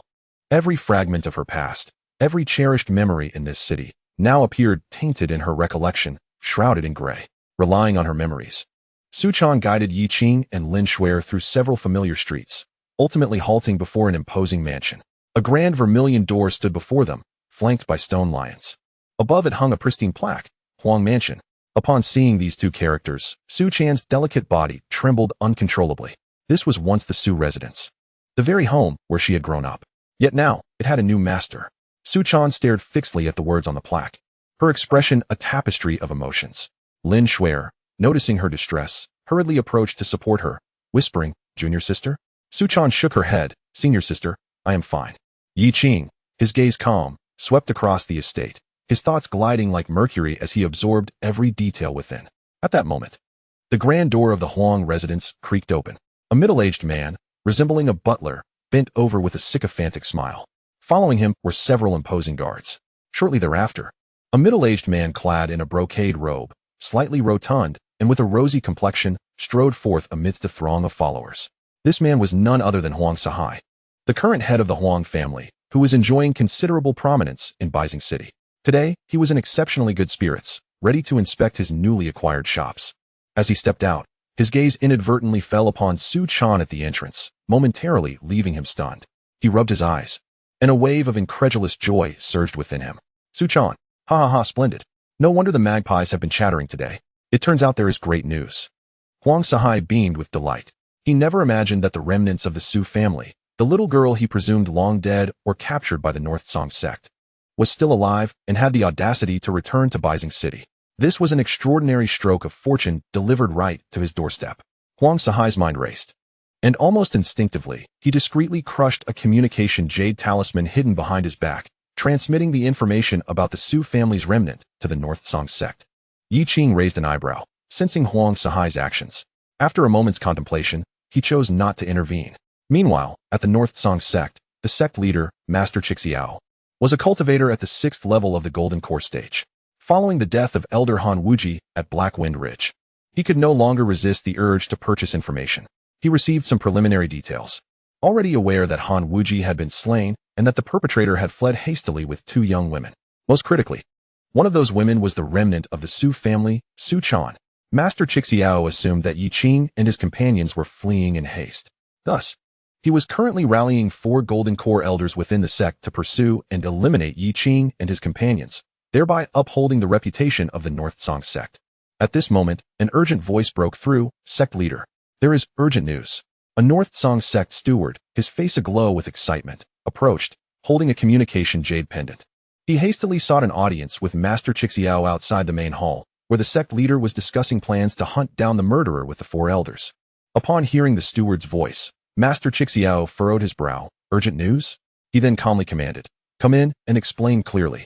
The steward hurriedly entered the grand hall, first paying his respects to the esteemed Master Qingxiao, followed by a bow to each of the 4 elders. He then raised a communication jade pendant, exclaiming with delight, I report to the sect leader. This message comes from the head of the Huang family in Beijing City. Huang Sahai himself has stated that he has captured the remnants of the Su family, Su Chan, in Beijing City. What? Master Qingxiao abruptly stood up, previously troubled by the uncertainty of how to pursue the perpetrator. Now, unexpectedly receiving news from the head of the Huang family, he learned that the remnants of the Su family had indeed arrived in Beijing City. Elated, he could not suppress a cold chuckle, exclaiming, Excellent, excellent. You chose not to tread the path to heaven, yet you dare to intrude into hell.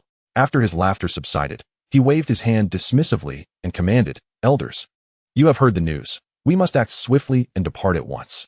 Without delay, he led his group to hastily exit the Northern Song sect, making their way swiftly toward Beijing City. Meanwhile, in Beijing City, the head of the Huang family, Huang Sahai, after sending the message, fixed his gaze menacingly upon Su Chan. With a wave of his hand, he barked, Bring them. Surround these 3. Not a single one shall escape. Yes, a dozen guards from the Huang family dispersed at once, encircling Yi Qing and the others, each displaying unfriendly expressions, their spiritual energy surging. This sudden commotion drew the attention of passers-by on the street, who gathered around. Upon discerning the situation, many faces lit up with astonishment as they whispered among themselves. Isn't that the head of the Huang family? What is he planning? That young girl looks so familiar. Ah, isn't she Su Chan from the Su family? What? She's still alive? How did she return? And why is Huang Sahai surrounding her? Hush, keep your voices down. Don't you remember? After the fall of the Su family, the Huang family reaped significant benefits, and they are now more prosperous than ever. Just contemplate that. The murmurs spread through the crowd, and the gazes directed at Huang Sahai were tinged with fear and complexity. Listening to the surrounding whispers, Yi Qing frowned slightly, while Huang Sahai sneered dismissively. Su Chan's expression transformed dramatically. She was no fool. She simply had not connected the dots initially. Now, after the initial shock and anger subsided, Su Chan took a deep breath to calm her thoughts. At that moment, she fixed her gaze intently on Huang Sahai and questioned him with unwavering resolve. Huang Sahai, I ask you, was it not you who lured my parents out of Beijing City under the pretense of discussing a significant business deal? In Chapter 34, a single gaze extinguishes all. When the Su family faced calamity, had it not been for the absence of the strongest head of the Su family, their protective array might have endured longer, sparing more lives. Instead, the entire family was brutally annihilated, leaving only her. Now, Huang Sahai obstructed their escape. Su Chan understood that the situation was crystal clear. Regarding the annihilation of the Su family, you two had a hand in it, did you not? Su Chan clenched her fists tightly, her gaze fixed on Huang Sahai, her silver teeth grinding audibly. At her words, Huang Sahai's smile revealed a hint of both triumph and cruelty. Ha ha ha, little girl, have you only now come to this realization? Alas, it is far too late. He unabashedly flaunted his deeds, standing beneath the plaque of the Huang residence, looking down at Su Chan with a mocking expression. Indeed, it was I. Had I not detained your wretched parents, preventing them from returning to the Su family in time, perhaps some of you would have managed to escape. Yet, regrettably, you managed to flee, and now you return, seeking your own demise. How unwise. I shall tell you plainly. Huang Sahai's gaze swept over Yi Qing, Lin Shui, and Su Chan, his cold laughter echoing. Just moments ago, I informed the disciples of the Qing sect. You are doomed. Upon hearing this, the onlookers could not suppress their gasps of astonishment. What? The Huang family head has already contacted the Qing sect. This spells disaster for Su Chan. Some compassionate souls could hardly bear to watch any longer, while others, hiding within the crowd, anxiously urged, Miss Su, you must leave at once. If you do not hurry, it will be too late. As long as the Green Mountains remain, one need not fear the lack of firewood. However, Huang Sahai let out a cold snort, scanning the crowd, poised to speak, but before he could utter a word, a voice suddenly echoed from the distant skies. Leave. Today, none shall depart. As the words fell, a formidable pressure, akin to the collapse of heaven and earth, surged forth from the horizon. Instantly, it enveloped the entirety of Beijing City. Countless cultivators felt their hearts tremble beneath this oppressive force, their faces paling in terror. Those of weaker cultivation found their legs turning to jelly, nearly collapsing to the ground. It was the Golden Core. A formidable Golden Core expert had descended. Such terrifying pressure. This was already nearing the late stages of the Golden Core realm. It seemed to be from the Qing sect. Amidst the astonished gazes of the crowd, several streaks of light appeared on the horizon. The leading figure emanating the most potent aura, akin to a blood-red sun, exuding an unsettlingly terrifying presence. The lights swiftly approached, hovering above the Huang residence. The foremost figure was a middle-aged deist clad in crimson robes, his countenance imposing. With eyes that sparkled with brilliance, he radiated an aura of authority without uttering a word. This man was none other than the sect leader of the Qing sect, the esteemed Jinren Xixiao, a practitioner of the sixth layer of the Golden Core realm. Behind him followed 4 other elders, each equally formidable, all of Golden Core cultivation. Welcome, Jinren Xixiao. Welcome, esteemed elders. Upon seeing the arrivals, Huang Sahai was elated beyond measure. Hastily bowing deeply, nearly touching his toes, displaying utmost humility. Though he had conveyed the message to the disciples of the Qing sect, he had never anticipated that the sect leader and esteemed elders would come in response. The other residents of Beijing City present were utterly terrified, some so frightened that they knelt on the ground, not daring to lift their heads. The gaze of the esteemed Master Qixiao swept indifferently across the assembly, ultimately settling upon the figure of Yi Qing, who was encircled in the center. A frown creased his brow. According to the intelligence he had procured, the one responsible for the death of Han Wuji was a young cultivator accompanied by 2 young women. It seemed that this individual was indeed the culprit. Yet, at the first level of the Golden Core stage, Master Qixiao's spiritual sense brushed over Yi Qing, detecting only the fluctuations of a cultivator at the first level of the Golden Core. How could someone of such limited ability possibly have slain Han Wuji, who had already ascended to the 4th level of the Golden Core? Perhaps some rare secret technique or precious artifact had been employed. This would certainly explain the hasty retreat. When one's strength falls short, fleeing is the only recourse. Now that he had arrived in Beijing City, was he under the illusion of safety in the shadows? Or did he plan to pay homage before fleeing to distant lands? A self-inflicted demise. You, the one who killed our esteemed elder Han Wuji? How is it that you possess only the cultivation of the 1st level of the Golden Core? Master Qixiao addressed Yi Qing, his tone laced with derision. Yi Qing lifted his eyelids, casting a glance at him, accompanied by a faint smile. Earlier, when the head of the Huang family had sent word, Yi Qing had sensed something amiss but chose not to intervene. Now, indeed, a delightful surprise awaited. The disciples of Qing sect had come to him. How convenient. Choosing silence, Master Qixiao snorted coldly, too weary to waste further words. There was no need for more discourse. He waved indifferently at the 4 elders behind him. Apprehend them. Yes. Sect Master. The 4 Golden Core elders responded in unison, their faces adorned with sinister grins. In their eyes, Dealing with a mere first-level Golden Core cultivator and 2 Foundation establishment girls was akin to using a sledgehammer to crack a nut. One burly elder, at the 4th level of the Golden Core, let out a menacing laugh and took the lead in the assault. Boy, in your next life, open your eyes wider. With a sweeping motion of his hand, a colossal palm, formed of condensed magical energy and propelled by a howling gale, descended upon Yi Qing and his companions. The other 3 elders dispersed, sealing off all avenues of escape for Yi Qing and his companions, their faces alight with amusement. With their comrade engaged, the outcome in their minds was already predetermined. It seemed that today, they would not need to exert themselves in the slightest. Nearby, Master Qixiao turned to Huang Sahai, who stood respectfully beside him, nodding slightly in approval. You are the head of the Huang family, are you not? Well done. After this matter concludes, you shall be richly rewarded. Rest assured, Taiyi Sect will not forget those who have rendered service. Yes. Thank you, master. Thank you, Huang Sahai replied. His face flushed with excitement, as if he could already envision a resplendent future for the Huang family. Simultaneously, he felt a swell of pride. Raising his head to relish the impending spectacle of these foolish beings being reduced to mere pulp beneath the giant palm. The onlookers had long since closed their eyes, unable to bear the sight. However, just as the 4th-level Golden Core Elder's mighty palm was about to strike, Yi Qing, who had remained silent until now, finally made his move. He did not draw his sword, nor did he raise a hand. He merely lifted his eyelids ever so slightly. Boom! The once invincible, mighty hand of magic shattered into countless luminous particles just 3 feet above Yi Qing's head, dissipating without a trace. Subsequently, a soft but resounding thud echoed as the elder of the 4th layer of Golden Core, struck as if by a bolt of lightning, was violently thrown back as though he had been struck by an invisible divine mountain. Blood gushed from his mouth, and his body flew backward like a kite with severed strings, crashing into the distant street, his fate uncertain. The other 3 Golden Core elders, who were poised to witness the spectacle, had no time to react. They too were met with the same fate. Blood mist erupting from their mouths as their faces turned pale as parchment, helpless against the overwhelming force that flung them away. After they fell to the ground, the 4 elders trembled, their eyes wide in disbelief as if they wished to utter something. But in the next moment, the essence of their lives extinguished completely. One was at the 2nd layer of Golden Core, 2 at the 3rd, and 1 at the 4th, yet not a single corner of Yi Qing's garment had been touched. In an instant, they were all obliterated. A profound silence enveloped the scene, as if time itself had been suspended. On the street, everyone stood in stunned silence.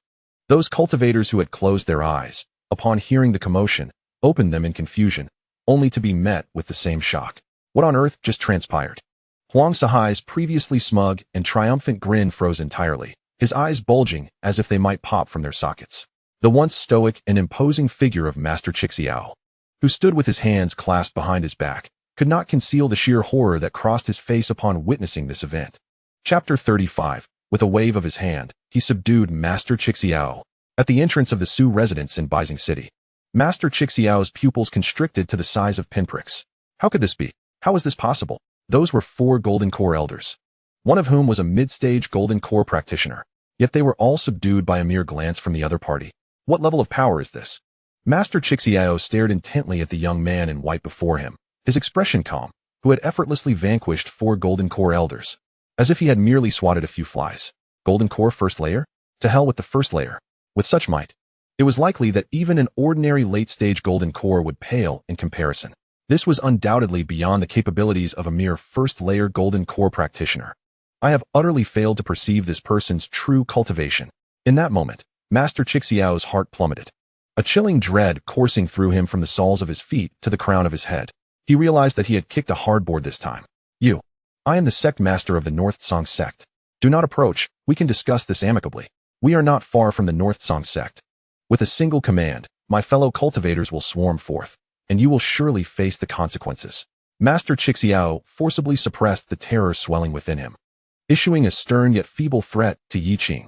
If possible, he wished to vacate this place post-haste, retreating to his sect to activate the protective formation to its utmost extent before considering other matters.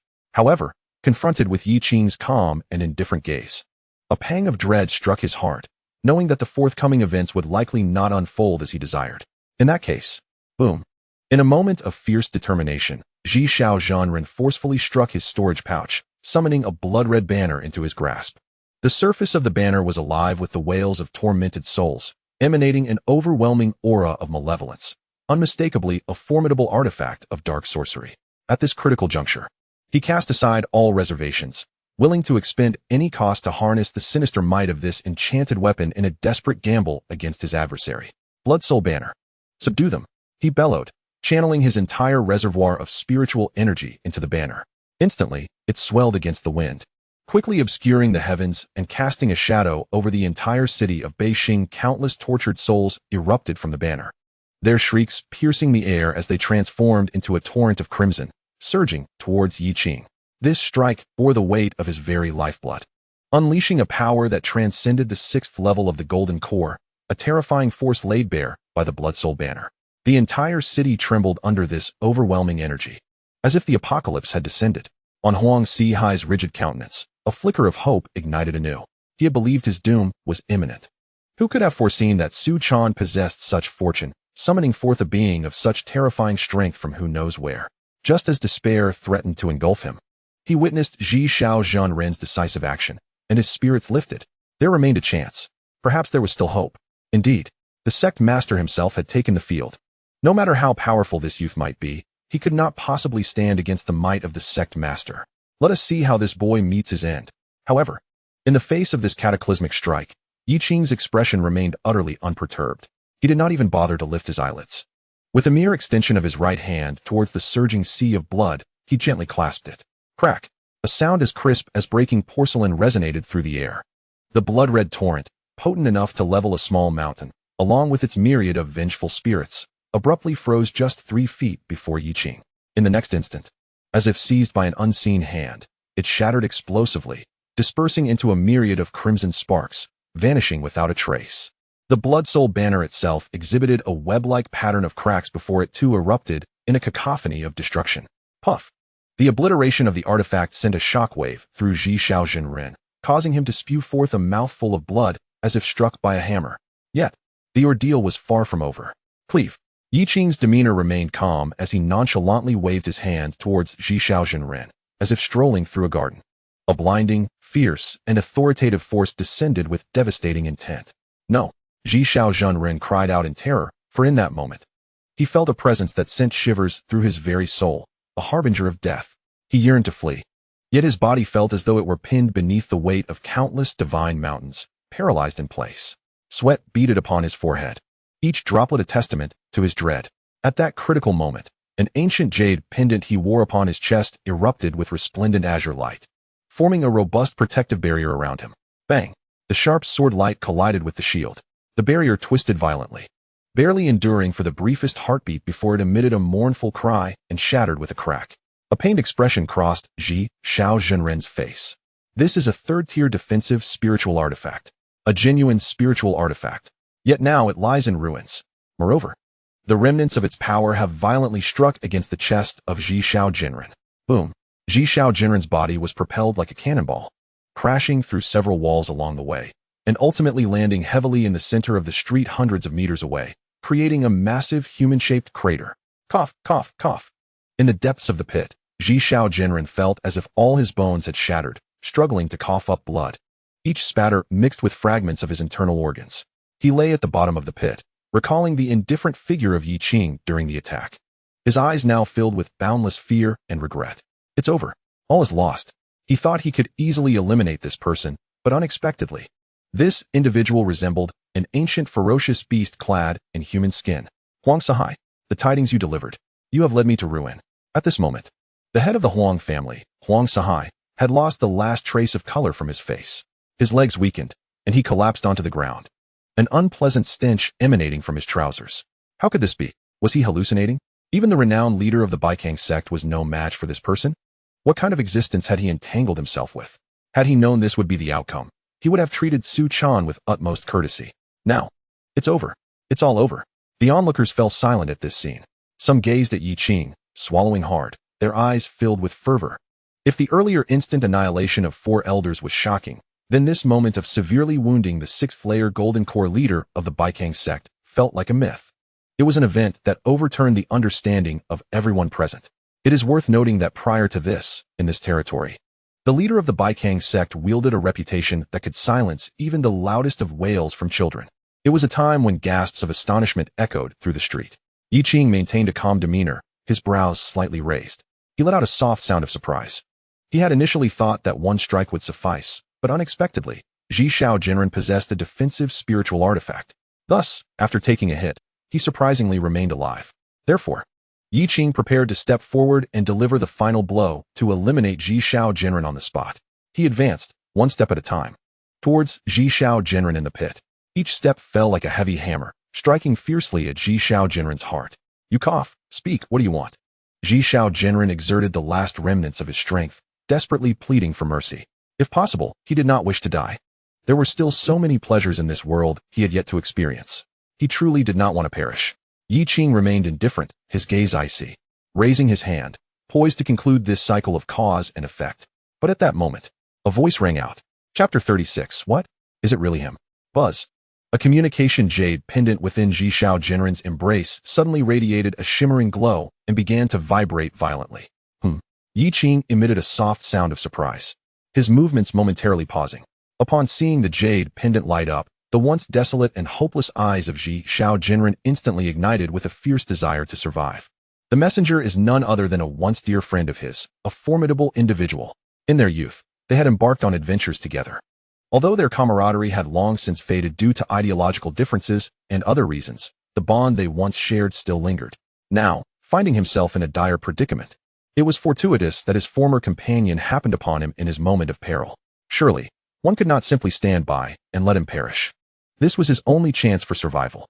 Master Qingxiao seemed to grasp that final lifeline, exerting every ounce of strength to activate the communication jade pendant. Help me, help me. I am in Beijing City, hurry to my aid. He cried out, his voice filled with anguish. Simultaneously, he threatened Yi Qing with a fierce tone. If you have any courage, do not move. Just wait. My old friend is a formidable cultivator at the late stage of the Golden Core realm. If you linger here, you shall reap no rewards. I advise you to leave at once. Yi Qing had initially intended to strike and eliminate Master Qingxiao directly. However, upon witnessing the latter's desperate plea for help and his unexpected confidence, he furrowed his brow and paused. The late Golden Core stage, you say? Very well, I shall wait. He did not interfere with Master Qingxiao's distress signal. As before, Yi Qing thought to himself that it was perhaps for the best, sparing him from an endless entanglement. If Master Qingxiao had any connections or allies, it would be opportune to summon them all at once, thereby resolving the matter thoroughly and eliminating future troubles. Seeing Yi Qing halt, Master Qingxiao was overjoyed, convinced that his words and the impending arrival of reinforcements had intimidated Yi Qing. Truly, the heavens have not abandoned me. Soon, a pressure far surpassing Master Qingxiao's prime emanated from the horizon, rolling forth with immense force. This aura was vast as the ocean, enveloping the entire city in an instant. Moreover, it was far more potent than Master Qingxiao's initial aura. It was indeed a powerful being at the late stage of the Golden Core realm. Heavens! Such a figure had been summoned by Master Qingxiao to descend upon Beijing City? This young man has surely overstepped. He should have dealt with Master Qingxiao immediately and fled without hesitation. Now, with such a strong presence arriving, he would likely find escape impossible. A chorus of sighs arose from the crowd, as many believed the fate of Yi Qing and his companions was already sealed. No other outcome seemed possible, for the aura in the sky was simply too terrifying. Master Qingxiao recognized this familiar presence and was instantly elated, momentarily forgetting his pain. Struggling to rise from the pit, he leaned against the crumbling wall, his chest heaving, and a look of ecstatic relief gracing his face. Hey, over here. I am here, he called out, waving toward the swiftly approaching light in the sky, his heart brimming with joy. He then turned his gaze back to Yi Qing. His expression contorted with malice as he snarled, "You are doomed, boy. My old friend has arrived, and once I capture you, I shall extract your soul and refine your essence, ensuring you can neither live nor die. Moreover, regarding your two female disciples, I intend to subject them to severe torment." However, before he could finish his menacing words, Yi Qing raised his hand and delivered a resounding slap. The force of the blow interrupted his curses, sending him flying several meters away, leaving his face swollen to the point where his eyes were obscured. The once formidable Ji Shao Jinren trembled, covering his face, too intimidated to speak further, yet casting a venomous glare at Yi Qing. In that moment, Yi Qing's heart stirred as he suddenly lifted his gaze toward the horizon, where a familiar figure approached. His expression took on an unusual quality. The onlookers misinterpreted this glance. Believing Yi Qing was filled with trepidation at the sight of a powerful being in the sky, prompting many to sigh in regret. However, the reality was far different. Yi Qing was merely a spectator in this unfolding drama. He recognized the newcomer. Was it not Zhou Yunling, the lord of Tianfeng City, who had once attempted to seize his two talented disciples just days prior? After a lengthy exchange, she had been nearly overwhelmed by his sword intent, which had almost shattered her resolve. What a small world it is. In the next moment, a radiant figure appeared in the sky. Zhou Yunling hovered above Beijing City, her demeanor marked by impatience and aloofness. She had no intention of involving herself in Ji Shao's troubles. She was merely passing through on her way to negotiate a business deal on behalf of Tianfeng City. However, upon receiving a distress signal and recalling their past connection, she decided to intervene just this once, after which they would be entirely free of any obligations to one another. As her gaze swept downwards, she prepared to assess the identity of Ji Shao's adversary. Ji Shao, I. Her words were abruptly halted as her astonished eyes fell upon the tall figure standing there. Calm and collected. Boom. It was as if countless thunderclaps erupted simultaneously in Zhou Yunling's mind. Is it him? The very presence that evoked a shudder of dread within her, the unparalleled sword intent that haunted her thoughts, stood before her. How could this esteemed elder be here? Had Ji Shao offended such a formidable opponent? In an instant, Zhou Yunling felt as though her very soul had been shaken from its core, nearly losing control of her own powers. Although Yi Qing's expression remained unremarkable, she perceived a chilling aura enveloping her, plunging her into a state of icy despair. Ji Shao, you incompetent fool. If you wish for your own demise, why drag me into this? Yunling, quickly, it's him. Help me subdue him. On the ground, the bewildered Ji Shao continued to shout with fervor. The crowd felt a pang of sympathy for him. Yet, upon hearing that desperate call, Zhou Yunling was jolted, nearly losing her balance in the air. No longer able to hesitate, she dared not linger even a moment longer. In the eyes of the entire city's cultivators, and under the hopeful and expectant gazes of Ji Shao and Huang Sahai, this formidable lord of Tianfeng City, at the 8th level of the Golden Core stage, suddenly bowed deeply towards Yi Qing. Esteemed senior, I was unaware of your presence here. I beg your forgiveness for any offense. To be candid, I am not acquainted with the esteemed Ji Shao. We are entirely unrelated. All right, I shall take my leave at once. Her voice trembled, betraying an unmistakable fear. What a jest! To think I would confront an elder adept in sword intent for the sake of Ji Shao? Who, me? Before the words could fully escape her lips, a radiant light enveloped Zhou Yunling as she executed a secret technique that ignited her essence blood, transforming her into a crimson streak of light. Racing towards the horizon at a speed tenfold that of her arrival, not daring to glance back. The scene was utterly chaotic, as if a primordial beast were in pursuit. In the blink of an eye, she vanished without a trace, leaving behind a lingering apology that echoed softly in the still air. Chapter 37. Annihilation of the Clan. The North Song sect is henceforth erased from existence. The atmosphere was thick with silence.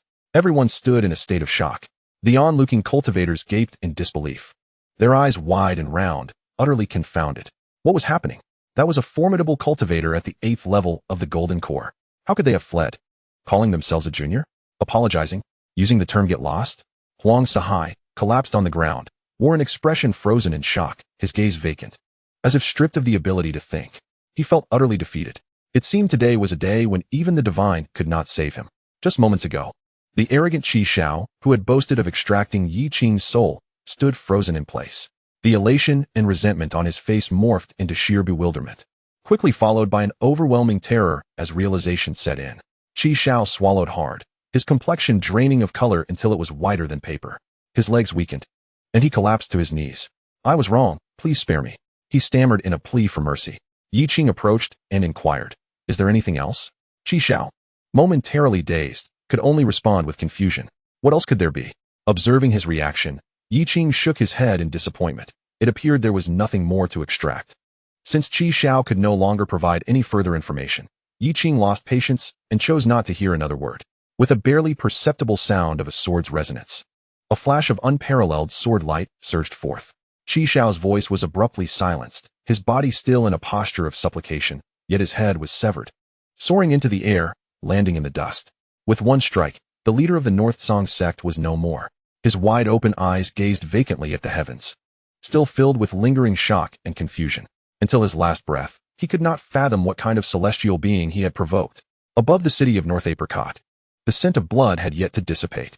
clad in azure robes. Yi Qing stood with his hands clasped behind him, his demeanor indifferent. Nearby, the ground where Qi Xiao's body lay had already turned cold. This once mighty golden core adept was now merely a lifeless shell. Master. A figure soared upward from the city below. It was Su Chan. Her exquisite visage marred by a few droplets of blood, yet her gaze remained bright and resolute. As a single drop of crimson slowly slid down the blade of the long sword she held. Have all matters been resolved? Yi Qing inquired nonchalantly. Su Chan inclined her body in a respectful gesture, her voice clear and melodious, reporting to Master Huang Sahai, the head of the Huang family. Along with all those who conspired in the annihilation of my Su clan, have been utterly vanquished. There was not a tremor in her voice, if there were. It was merely the exhilaration following the avenging of a great grievance. The Huang family must be punished. Yi Qing nodded slightly. He refrained from intervening in the affairs of the Huang family. This was Su Chan's vendetta, one that she must conclude with her own hands to ensure clarity of mind and unhindered progress in her future cultivation. Go, pay homage to your kin. Afterward, we shall depart from this place. Yes, master. Su Chan bowed once more, her form transforming into a fleeting light as she descended into the familiar estate within the city. She knelt upon the ground, gazing intently at the place where she had once lived and laughed with her parents for a prolonged moment, then solemnly bowed her head 3 times. No tears, no lamentation, only steadfastness. The past grievances and obsessions, having been resolved through vengeance, had transformed into a solid foundation upon her path of enlightenment. Henceforth, she would strive to grow stronger. Subsequently, Su Chan returned to Yi Qing's side alongside Lin Shuer, who had been waiting nearby. Master, the matter has been concluded. Indeed. Yi Qing's gaze drifted towards the north, where the gates of the North Song sect resided. The annihilation of the Su clan was directly instigated by Han Wuji, an elder of the North Song sect, yet the true mastermind was the lofty North Song sect itself. Had it not been for the North Song sect's role as a villain and its indulgence of evil deeds, how could the Su clan have faced such catastrophic destruction? Cultivation devoid of inner refinement is scarcely distinguishable from the demonic path. Now that the sect master, Ji Xiao, along with the other elders, has perished, the existence of the North Song sect holds no further necessity. Shuer, Chan'er, accompany me on a visit. Yi Qing's tone remained calm and unperturbed. Yes, master. The 2 girls replied in unison. Soon, the 3 transformed into 3 radiant streaks, slicing through the vast sky. They swiftly arrived above the North Song sect, which was nestled within a mountain range suffused with spiritual energy. The main peak towered into the clouds, exuding a certain grandeur. Typically, disciples of the sect would come and go incessantly, with the calls of celestial cranes echoing, presenting a scene of serene tranquility. Yet today was different. The protective array of the North Song sect sensed an unfamiliar and formidable presence approaching at great speed, immediately sounding a piercing alarm. Who dares to intrude upon my North Song sect? A streak of light shot up from within the mountain gates. The newcomer was a middle-aged cultivator dressed in the garb of a North Song sect steward, standing proudly upon a flying sword. Upon seeing Yi Qing and the 2 young women, he initially intended to bark a reprimand. However, as he discerned their true identities, his pupils abruptly constricted. He could not fathom the cultivation level of the young man in green at the forefront. As for the 2 maidens behind him, despite their youth, their cultivation levels appeared to be around the 6th and 7th stages of foundation establishment. These 3 seemed to possess quite the remarkable background. The middle-aged steward felt a chill in his heart and softened his tone. Esteemed friends, may I inquire what brings you to the North Song sect? Please state your names, and I shall report to the sect master. Yi Qing did not even lift his eyelids. A report? Too bothersome, unnecessary. Your sect leader is dead. Perhaps you could personally descend to speak with him. Naturally, Yi Qing did not wish to engage in further discourse. For a sect that has committed heinous acts, annihilating entire families and treating the lives of others as mere grass, any words would be superfluous. He came here solely for retribution, to obliterate the North Song sect. Yi Qing's expression remained tranquil as he slowly raised his right hand, his fingers poised like a sword. In an instant, the atmosphere shifted dramatically. The spiritual energy of the heavens and earth surged wildly towards his fingertips, coalescing into a vast sword shadow thousands of feet long, materializing above the North Song sect. This sword shadow exuded a chilling aura, its edge glinting ominously. It was as if a terrifying rift had suddenly opened in the firmament, capable of devouring all. Upon witnessing this, the middle-aged steward's face drained of color. A wave of intense dread sent tremors through his entire being. No. He could only emit a brief, mournful cry. Yi Qing's arms swept gently, his movement imbued with an artistic grace, devoid of any mundane energy. The steward disintegrated into ash. Buzz. Following this, the colossal sword shadow swept across. Silently, it passed over the mountain gate of the Taiyi Sect, gliding past ornate halls adorned with intricate carvings, and traversing the towering edifices crafted at great expense by the esteemed Ji Shao, symbolizing the sect's glory. Then came the obliteration. In the shocked gazes of Lin Shuer and Su Chan, the entire mountain gate, buildings, formations, along with the very mountain itself, were razed to the ground beneath that singular sword shadow. Countless disciples of the Taiyi Sect were reduced to ashes amidst their desperate cries. As it is said, karma is cyclical and retribution is inevitable. Their past misdeeds, the malevolent seeds they had sown, resulted in a calamity descending upon them today. After the sword strike, the dust settled. What was once a sanctuary for cultivation now lay as a vast expanse, smooth as a mirror, with the terrifying sword intent still lingering in the air. The Taiyi Sect was thus erased from existence. Chapter 38. Elite Sect Disciples, Talented Dragons. Yi Qing's demeanor remained serene. Standing in midair, he scanned the area with his divine sense, attuning to the concentration of spiritual energy around him. The spiritual vein here was decent. Although it could not compare to the Taiyi Sect, it was far superior to the Black Wind Ridge. Yi Qing nodded in satisfaction. He deemed this place an excellent locale for secluded cultivation. Yi Qing intended to enter seclusion here for a period, refining the remaining 2 fourth-tier spirit pills, striving to elevate his cultivation to the 9th layer of the golden core before the sect's grand competition. However, Yi Qing glanced at Lin Shuer and Su Chan, pondering for a moment. While he secluded himself, they too could not remain idle. Their training must continue. After all, the day of the sect competition was a test of the disciples' strength across the peaks. After some contemplation, Yi Qing devised a plan. I shall prepare for quietude here. You two continue your training. Seek out a bustling city, set up a challenge platform, and accept duels from your peers, Yi Qing instructed. Engage with a greater number of young elites. It will serve to hone your swordsmanship and strengthen your abilities. Yes, master. Lin Shuer and Su Chan exchanged glances before cupping their fists in response. Their eyes shimmered with excitement. The challenge of the arena was indeed an excellent opportunity to validate their acquired skills. Yi Qing nodded, preparing to enter seclusion. However, he abruptly paused, a frown creasing his brow. He suddenly recalled the incident of Su Chan being captured by the Elder Han Wuji of the Taiyi Sect. Such unforeseen circumstances must be anticipated. After a moment's contemplation, Yi Qing conceived an idea. He decided to proceed as follows. Buzz. Yi Qing extended his finger, and 2 strands of meticulously condensed sword intent slowly materialized at his fingertip, exuding an unsettlingly sharp aura. During my seclusion, there may be unscrupulous individuals who, seeing your youth, would dare to bully you. Thus, I shall bestow upon you this sword intent imprint for your protection. As soon as he finished speaking, he flicked his finger. Whoosh, whoosh. 2 sword intent imprints transformed into streaks of light, instantly embedding themselves into the foreheads of Lin Shuer and Su Chan. The 2 young women felt a sudden chill at their brows, followed by an overwhelming surge of sword intent nestled within them before it vanished from sight. In truth, this sword intent imprint contained half of Yi Qing's strength. Should Lin Shuer and Su Chan encounter a life-threatening crisis, the imprint would automatically activate, allowing Yi Qing to sense it and break through his seclusion in an instant. Very well, that is all. You may go. Yi Qing concluded this act, nodding in satisfaction. He waved his hand at the 2 women, urging them to embark on their own training journey. With a flicker of his form, Yi Qing arrived at the most spiritually enriched area of the Taiyi Sect. Surveying his surroundings, he then formed a cave dwelling with a snap of his fingers, setting up several concealment and defensive formations before commencing his meditative retreat. Several days later, in the bustling city of Kongming, at the heart of the lively square, 2 arenas constructed from blue stone drew remarkable attention. At each side of the platforms stood a striking young woman.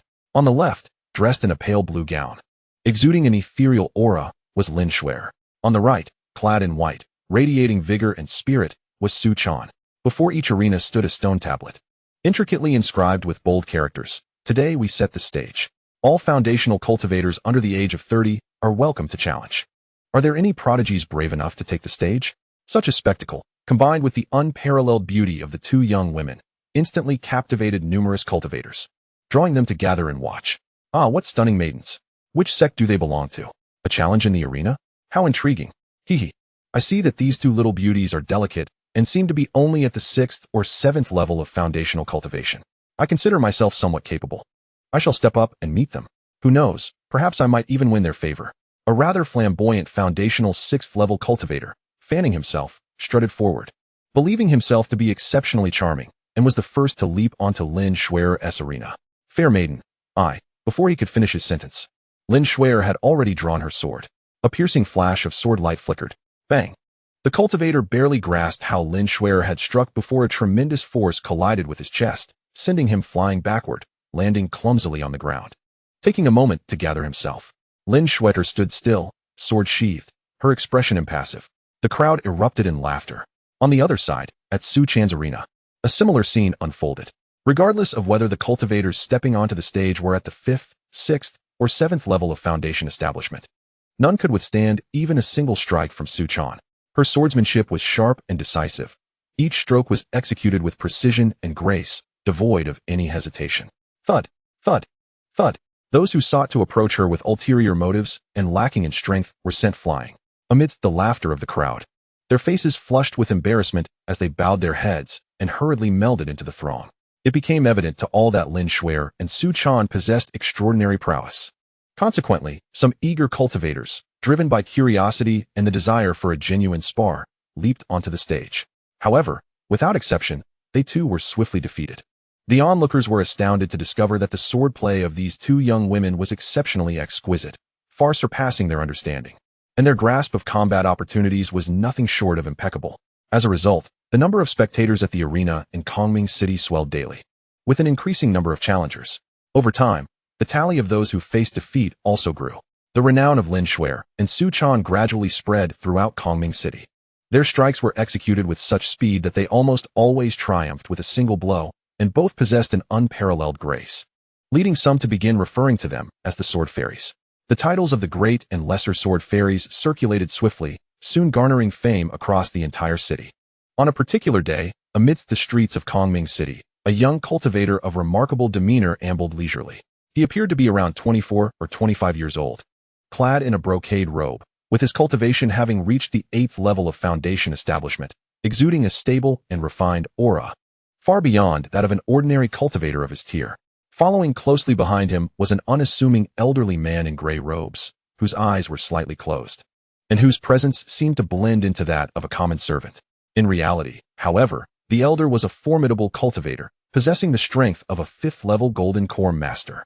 The young cultivator was named Zhou. In truth, he was a direct disciple of the prestigious Taiyi Sect, one of the top sects in the eastern region, and ranked 86th on the esteemed Hidden Dragon list, a roster of the most exceptional talents under 30 in the entire eastern region. Those who made the list were all prodigies, each possessing terrifying strength that could be deemed invincible among their peers, even capable of contending against those of higher realms.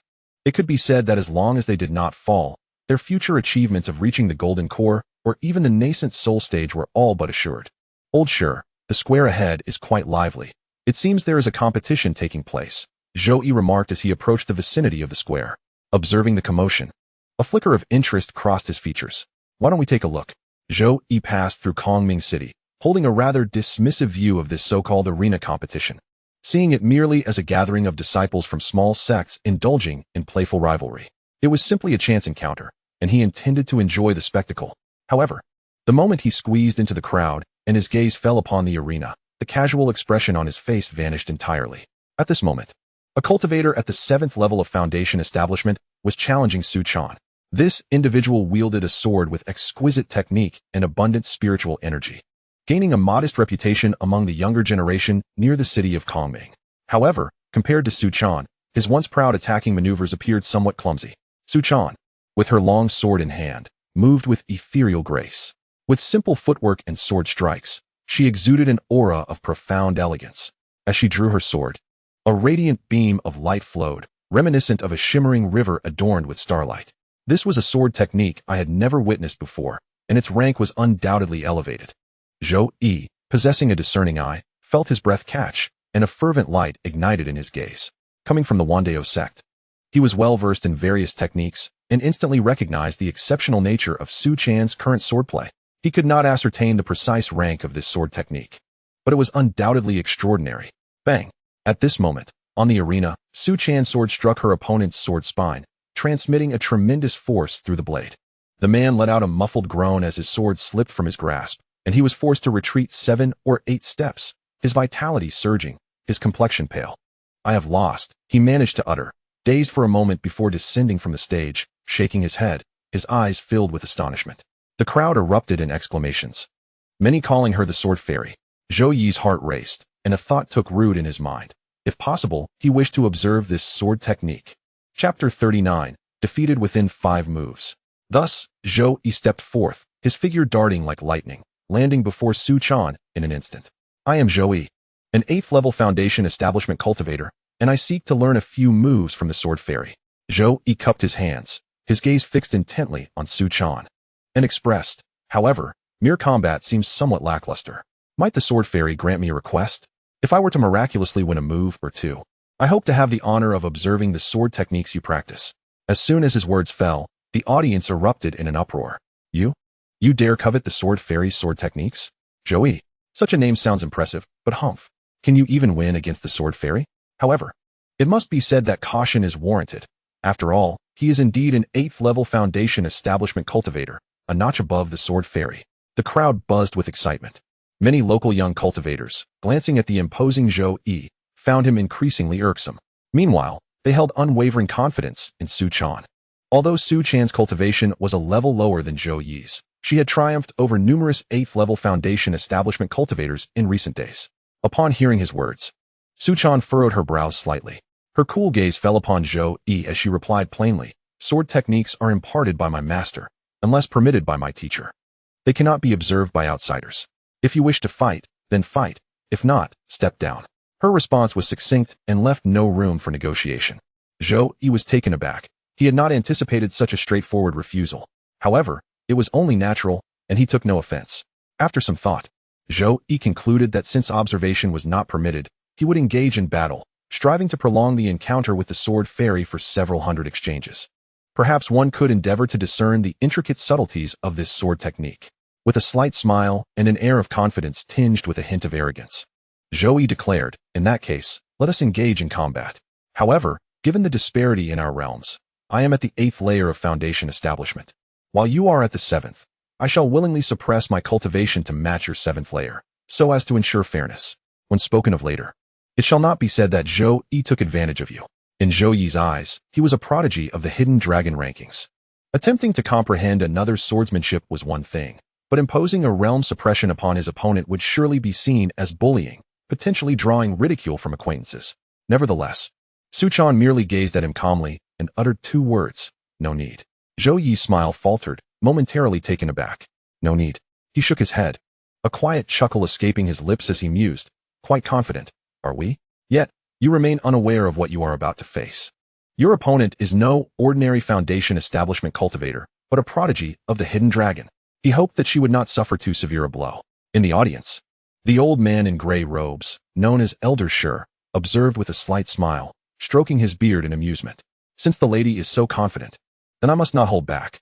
Zhou Yi refrained from further words as an overwhelming aura of the 8th layer of foundation establishment erupted from him, and a blue long sword materialized in his hand. The sword shimmered with spiritual light, enveloped in magical energy. "Behold my blade." With a swift movement, he unleashed a fierce sword chi that lunged directly at Su Chan's face. This strike was swift, precise, and ruthless, epitomizing the prowess of a prodigy from the hidden dragon rankings. Gasps erupted from the crowd, astonished by Zhou Yi's unexpected skill.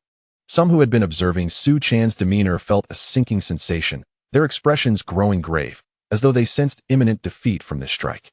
This individual was not to be underestimated. However, Su Chan remained rooted in place, unmoving. Only when the sword chi was on the verge of reaching her did she finally make her move. With no extravagant motions, she simply extended her sword. The first form of the Heavenly River Sword Manual, titled Surging Waves, manifested at her sword's tip, resembling a miniature tidal wave that suddenly erupted. With a crisp clang, Zhou Yi felt an irresistible, terrifying force emanating from her sword's tip. His once proud sword chi was instantly shattered, and his long sword emitted a mournful cry, nearly slipping from his grasp. "What? This is impossible." Zhou Yi's heart raced with disbelief, and before he could gather his thoughts, Su Chan's second strike was upon him. The sword light flowed like water, seemingly gentle yet relentless, sealing off all avenues of retreat. Reacting swiftly, Zhou hastily returned his sword to block, resulting in a series of rapid clangs as their blades clashed. The third strike, the fourth strike, each of Su Chan's attacks struck precisely at Zhou Yi's vulnerabilities. Though he possessed a vast reservoir of spiritual power, he found himself utterly suppressed, rendered incapable of unleashing his full potential, and thus felt thoroughly stifled. He recognized the flaws in his swordsmanship, of course, but never before had anyone so precisely, swiftly, and relentlessly exploited his weaknesses in battle.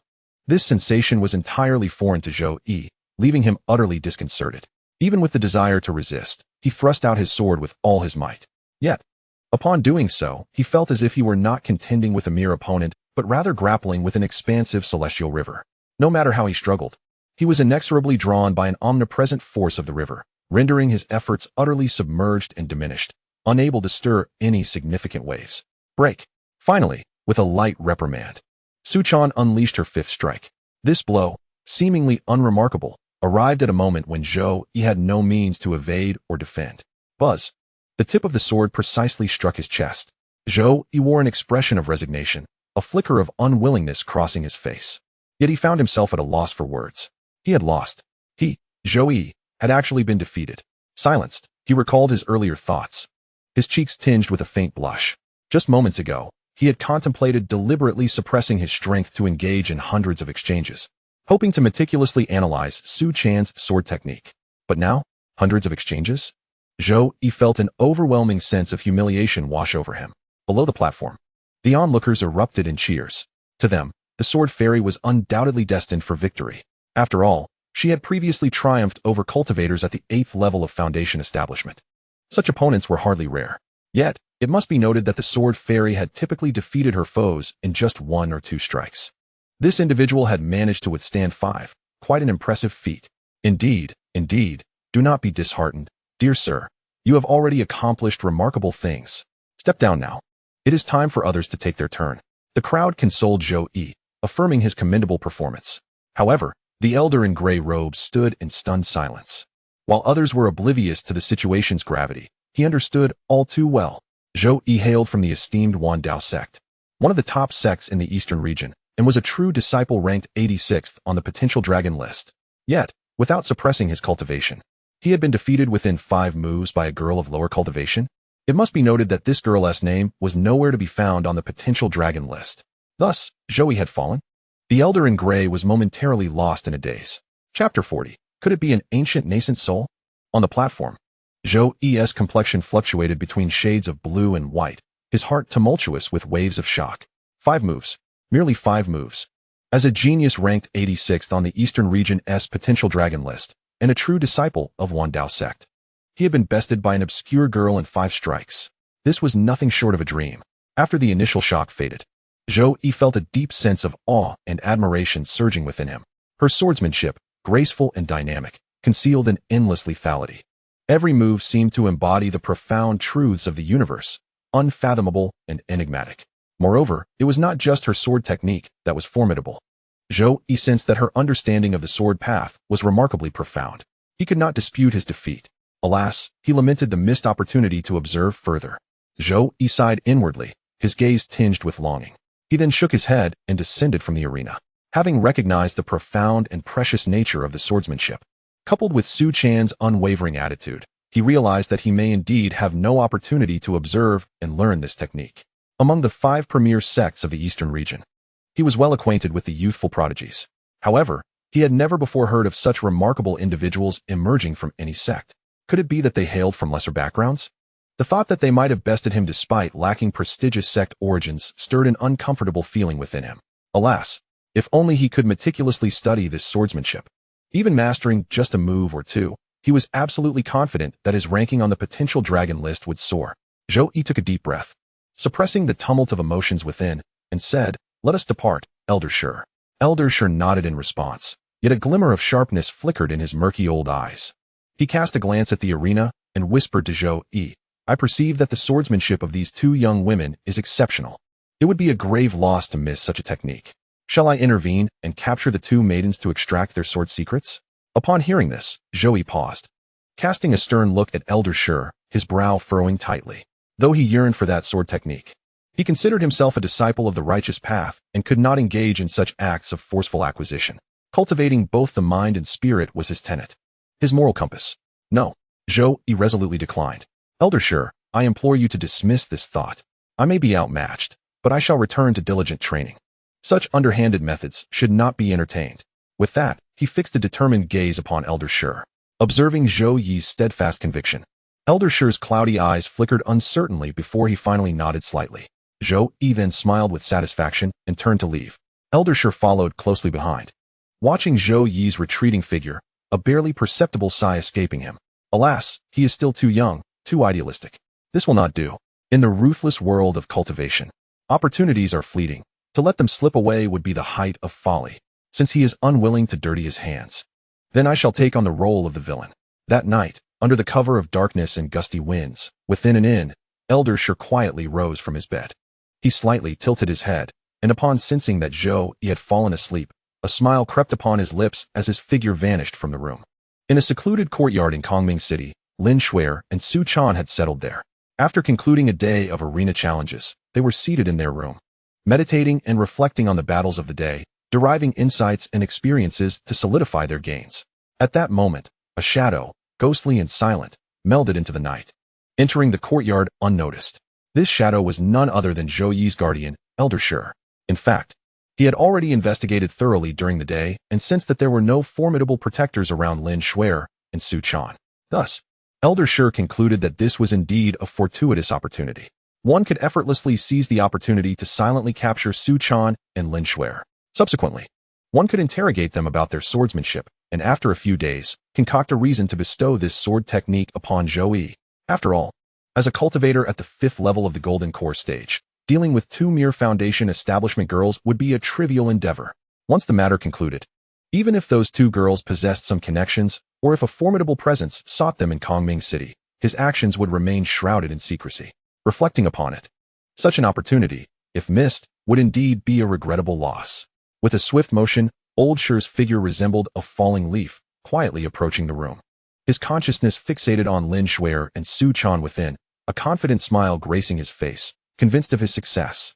In the next moment, his golden core energy surged within, and a gray hand, forged from his spirit energy, silently penetrated the wall, reaching for the meditating Su Chan and Lin Shuai.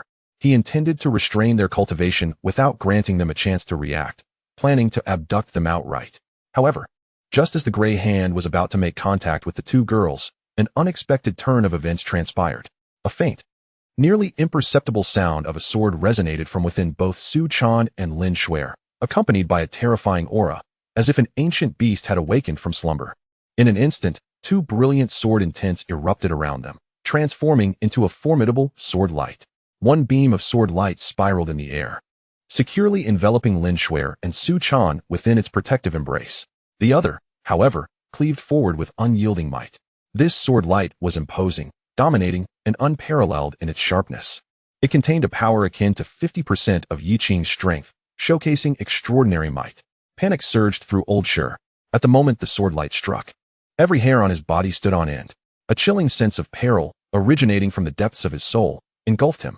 He could never have anticipated that these seemingly defenseless foundation establishment female cultivators harbored such a terrifying offensive capability. In the blink of an eye, Old Shi had no time to react. Fortunately, he had a protective heart mirror often affixed to his chest, which instinctively awakened at that critical moment. Erupting with a blinding radiance, a heavy, earthy yellow shield materialized instantly, enveloping him entirely. This was a rare 3rd-tier inferior defensive spirit tool, boasting formidable protective capabilities. Yet, it was futile. Boom. The unparalleled sword light, with an unstoppable force, struck fiercely against the earthy yellow shield. A crisp crack echoed, as the precious protective mirror's shield, akin to paper, swiftly became riddled with fractures before shattering violently. After this strike, even if this 3rd-tier spirit tool was not rendered useless, it was perilously close. Old Shi could not afford to dwell on the pain of loss, for after the shield's dispersal, a remnant of the sword light ruthlessly cleaved into his chest. Puff! Struck as if by lightning, Old Shi spewed forth a mouthful of blood, his body soaring backward like a kite severed from its string. Crashing heavily into the courtyard wall before tumbling into the street outside, his breath instantly dwindling to its lowest ebb. He gazed in horror at his chest. where a deep sword wound extended from his left shoulder to his right abdomen. Had it not been for the protective spirit artifact that had mitigated much of the impact, and had he not managed to shift half an inch at the last moment, this strike would have cleaved him in two on the spot. He had narrowly escaped death. The cause of this peril was merely a trace of sword intent imprinted by his opponent. Elder sure surmised that this was likely a protective measure left by the two young women's master. If such power were to manifest in person, I reckon it must belong to a formidable nascent soul expert. Meanwhile, in seclusion, Yi Qing felt a stirring within him. Slowly, he opened his eyes. Chapter 41. End of seclusion, preparing to return to Taiyi Sect. Within the depths of the original North Tsang sect, in a cave suffused with spiritual energy, Yi Qing sat cross-legged, gradually opening his eyes. His gaze was profound, slightly cold. Just moments ago, he had distinctly sensed that the sword intent he had left on Su Chan and Lin Shuer had been activated. Someone dared to disregard their status and bully his disciples? They were courting death. With a mere thought, the sword intent that had been surrounding Lin Shuer and Su Chan surged upwards. More trouble? Elder sure suddenly sensed an overwhelming dread, and an inexorable wave of fear flooded his heart. He finally understood the magnitude of the terrifying presence he had rashly provoked. Escape. He had to flee immediately. Elder sure even disregarded the internal injuries he sustained, forcibly channeling his spiritual energy to transform into a streak of light. Frantically rushing towards the inn where Zhou Yi was staying, he burst through the door without hesitation, ignoring any explanations, and directly hoisted the soundly sleeping Zhou Yi onto his shoulder, dashing out. Elder Sure? What is happening? Zhou Yi awoke, bewildered. Elder Sure's face flickered between shades of green and red, a mixture of shock, fear, shame, and anger, his aged visage burning with embarrassment in the night. Zhou Yi had clearly warned him during the day not to entertain any misguided thoughts. Yet, he had taken matters into his own hands that night, resulting not only in a failed attempt to acquire the sword technique, but nearly losing his life in the process. Don't ask. I can't explain right now. Just come with me. Elder Sure roared, shifting the topic. He swiftly crushed a silver talisman in his hand. This was a precious teleportation talisman. Buzz. The space warped, and their figures vanished in an instant. In the next moment, they found themselves high above a desolate wilderness hundreds of miles away. Sensing the lingering sharp aura directed at them, Elder Sure did not linger, quickly shattering two more precious teleportation talismans. Whoosh, whoosh. After 3 consecutive teleports, spanning nearly 1,000 miles, Elder Sure finally came to a halt, breathless, placing Zhou Yi aside as he gasped for air, swallowing a healing elixir to mend his injuries. He was drenched in cold sweat, terrified that the owner of the sword intent would pursue them. After all, in Elder Sure's estimation, this was likely a nascent soul expert, and moreover, one who had comprehended sword intent. How frightening. Quite the swift escape, Yi Qing scoffed coldly. Had it not been for the extraordinary swiftness of the individual in question, who executed a series of rapid relocations, coupled with Yi Qing's absence from the scene, the remaining essence of sword intent might have struggled to catch up and eliminate them. Furthermore, with the realization that the sword intent had been unleashed, leaving his 2 disciples unprotected, Yi Qing was unlikely to let this individual escape unscathed. It was indeed quite vexing. Yi Qing's gaze darkened slightly. All he desired was a tranquil space for cultivation. Was that too much to ask? Nevertheless, he brushed aside the irritation. With a deep exhalation, Yi Qing expelled a breath of murky air, his aura resonating with profound depth. His eyes gleamed with golden light, and his skin exuded a subtle, jade-like radiance, while his hair appeared crystalline and translucent. The essence of 2 4th-tier spiritual pills had been fully assimilated within him. As Yi Qing turned his attention inward, he observed his golden core shimmering with increasing brilliance, adorned with 9 golden patterns that emitted an aura of perfection. From the pinnacle of the 7th layer of the golden core, he ascended to the initial phase of the 8th layer, progressing through its mid and late stages, ultimately reaching the zenith of the 8th layer. He then ventured into the early and mid stages of the 9th layer, culminating at the peak of the 9th layer, all within a mere span of a few weeks. His cultivation was now perilously close to the threshold of the nascent soul stage. Sensing the surge of spiritual power within him, amplified several times over, Yi Qing nodded in satisfaction. Though he remained within the confines of the golden core realm, his true combat prowess could conservatively be likened to that of a practitioner at the 3rd or 4th layer of the nascent soul stage. As he calculated the time, he recognized that the sect's grand competition was imminent. Rising from his meditative state within the cave, Yi Qing stretched, the sound of cracking bones resonating throughout his body, causing the cave to tremble slightly. In a swift motion, Yi Qing stepped forward, his figure vanishing from the cave. with the imprint of sword intent as his guide. He discerned his direction and transformed into a streak of azure brilliance, slicing through the heavens as he hastened toward the location of Qingming City. It was time to return to Taiyi Sect. A cold smile played upon his lips, since he felt aggrieved. It was only fitting to find someone upon whom to vent his frustrations. Dengzia Peak. Zhao Qian. Surely, when we meet again, you shall be quite surprised. Chapter 42. Return to Qingxuan Peak. Ant lose humiliation in the blink of an eye. Yi Qing had vanished from his previous location. Boom. The azure streak cleaved through the sky, its speed reaching unparalleled heights. It resembled a streak of light that tore through the firmament, effortlessly piercing through the clouds, which erupted in a series of sonic booms.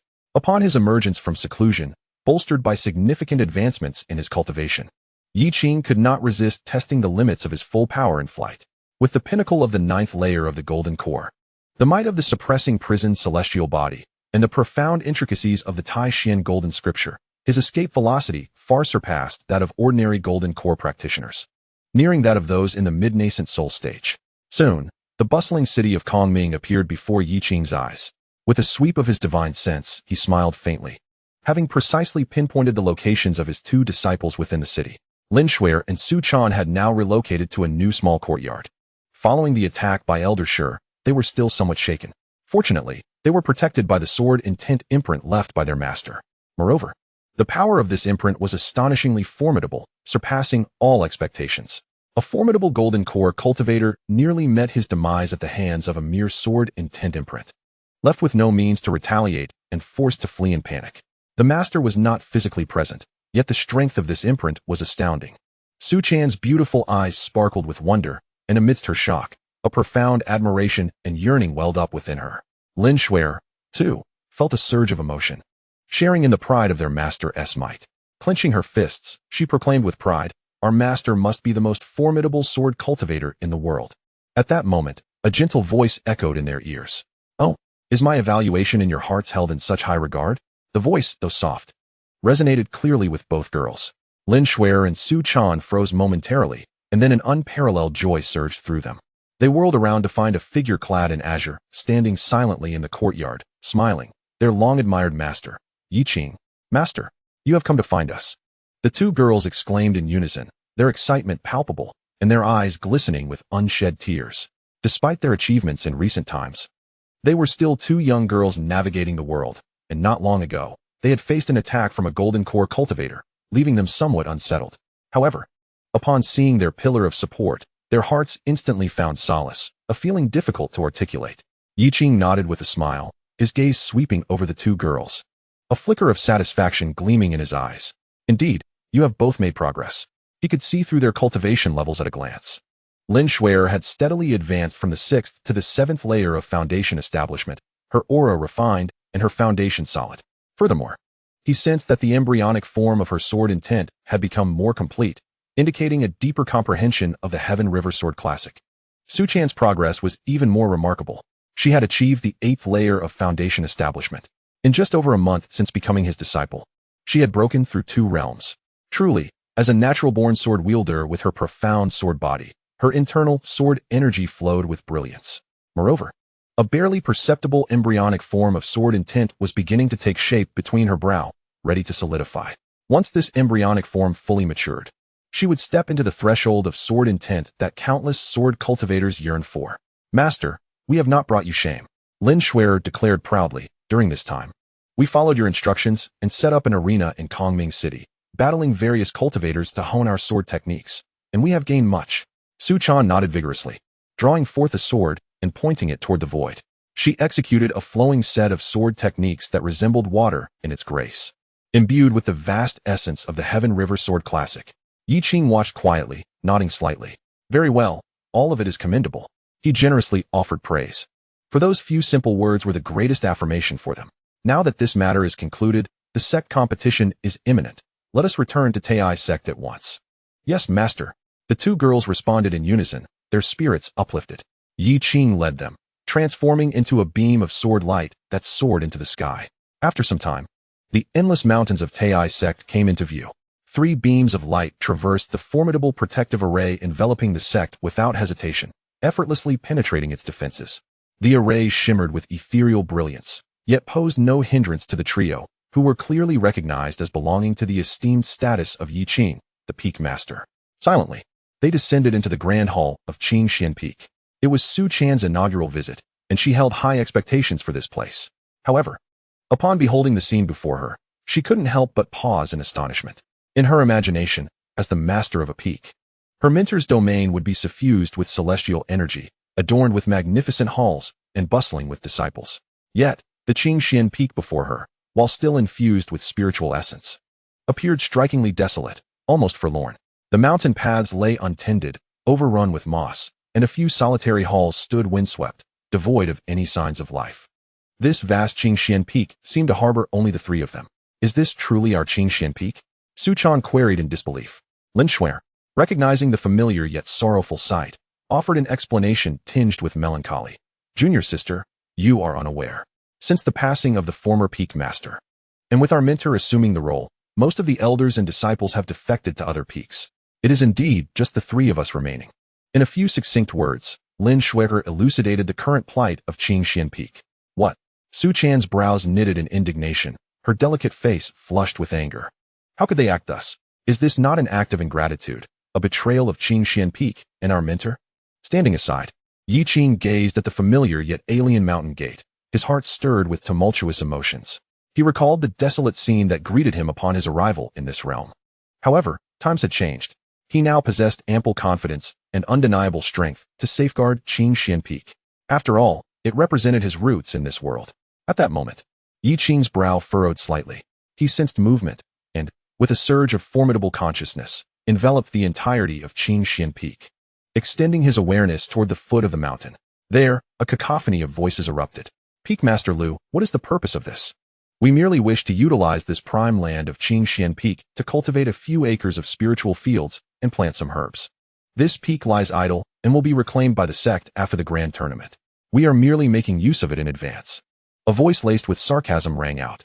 The speaker was an elder clad in the robes of Dangxia Peak, his cultivation at the third layer of golden core evident. Behind him followed a dozen or so disciples from Dangxia Peak, all wearing expressions of amusement. Before them stood a solitary figure, resolutely blocking the path upward. It was Lu Ruyan, the Peak Master of Falling Sunset Peak. Her face bore the frost of anger, her beautiful eyes glinting with fury.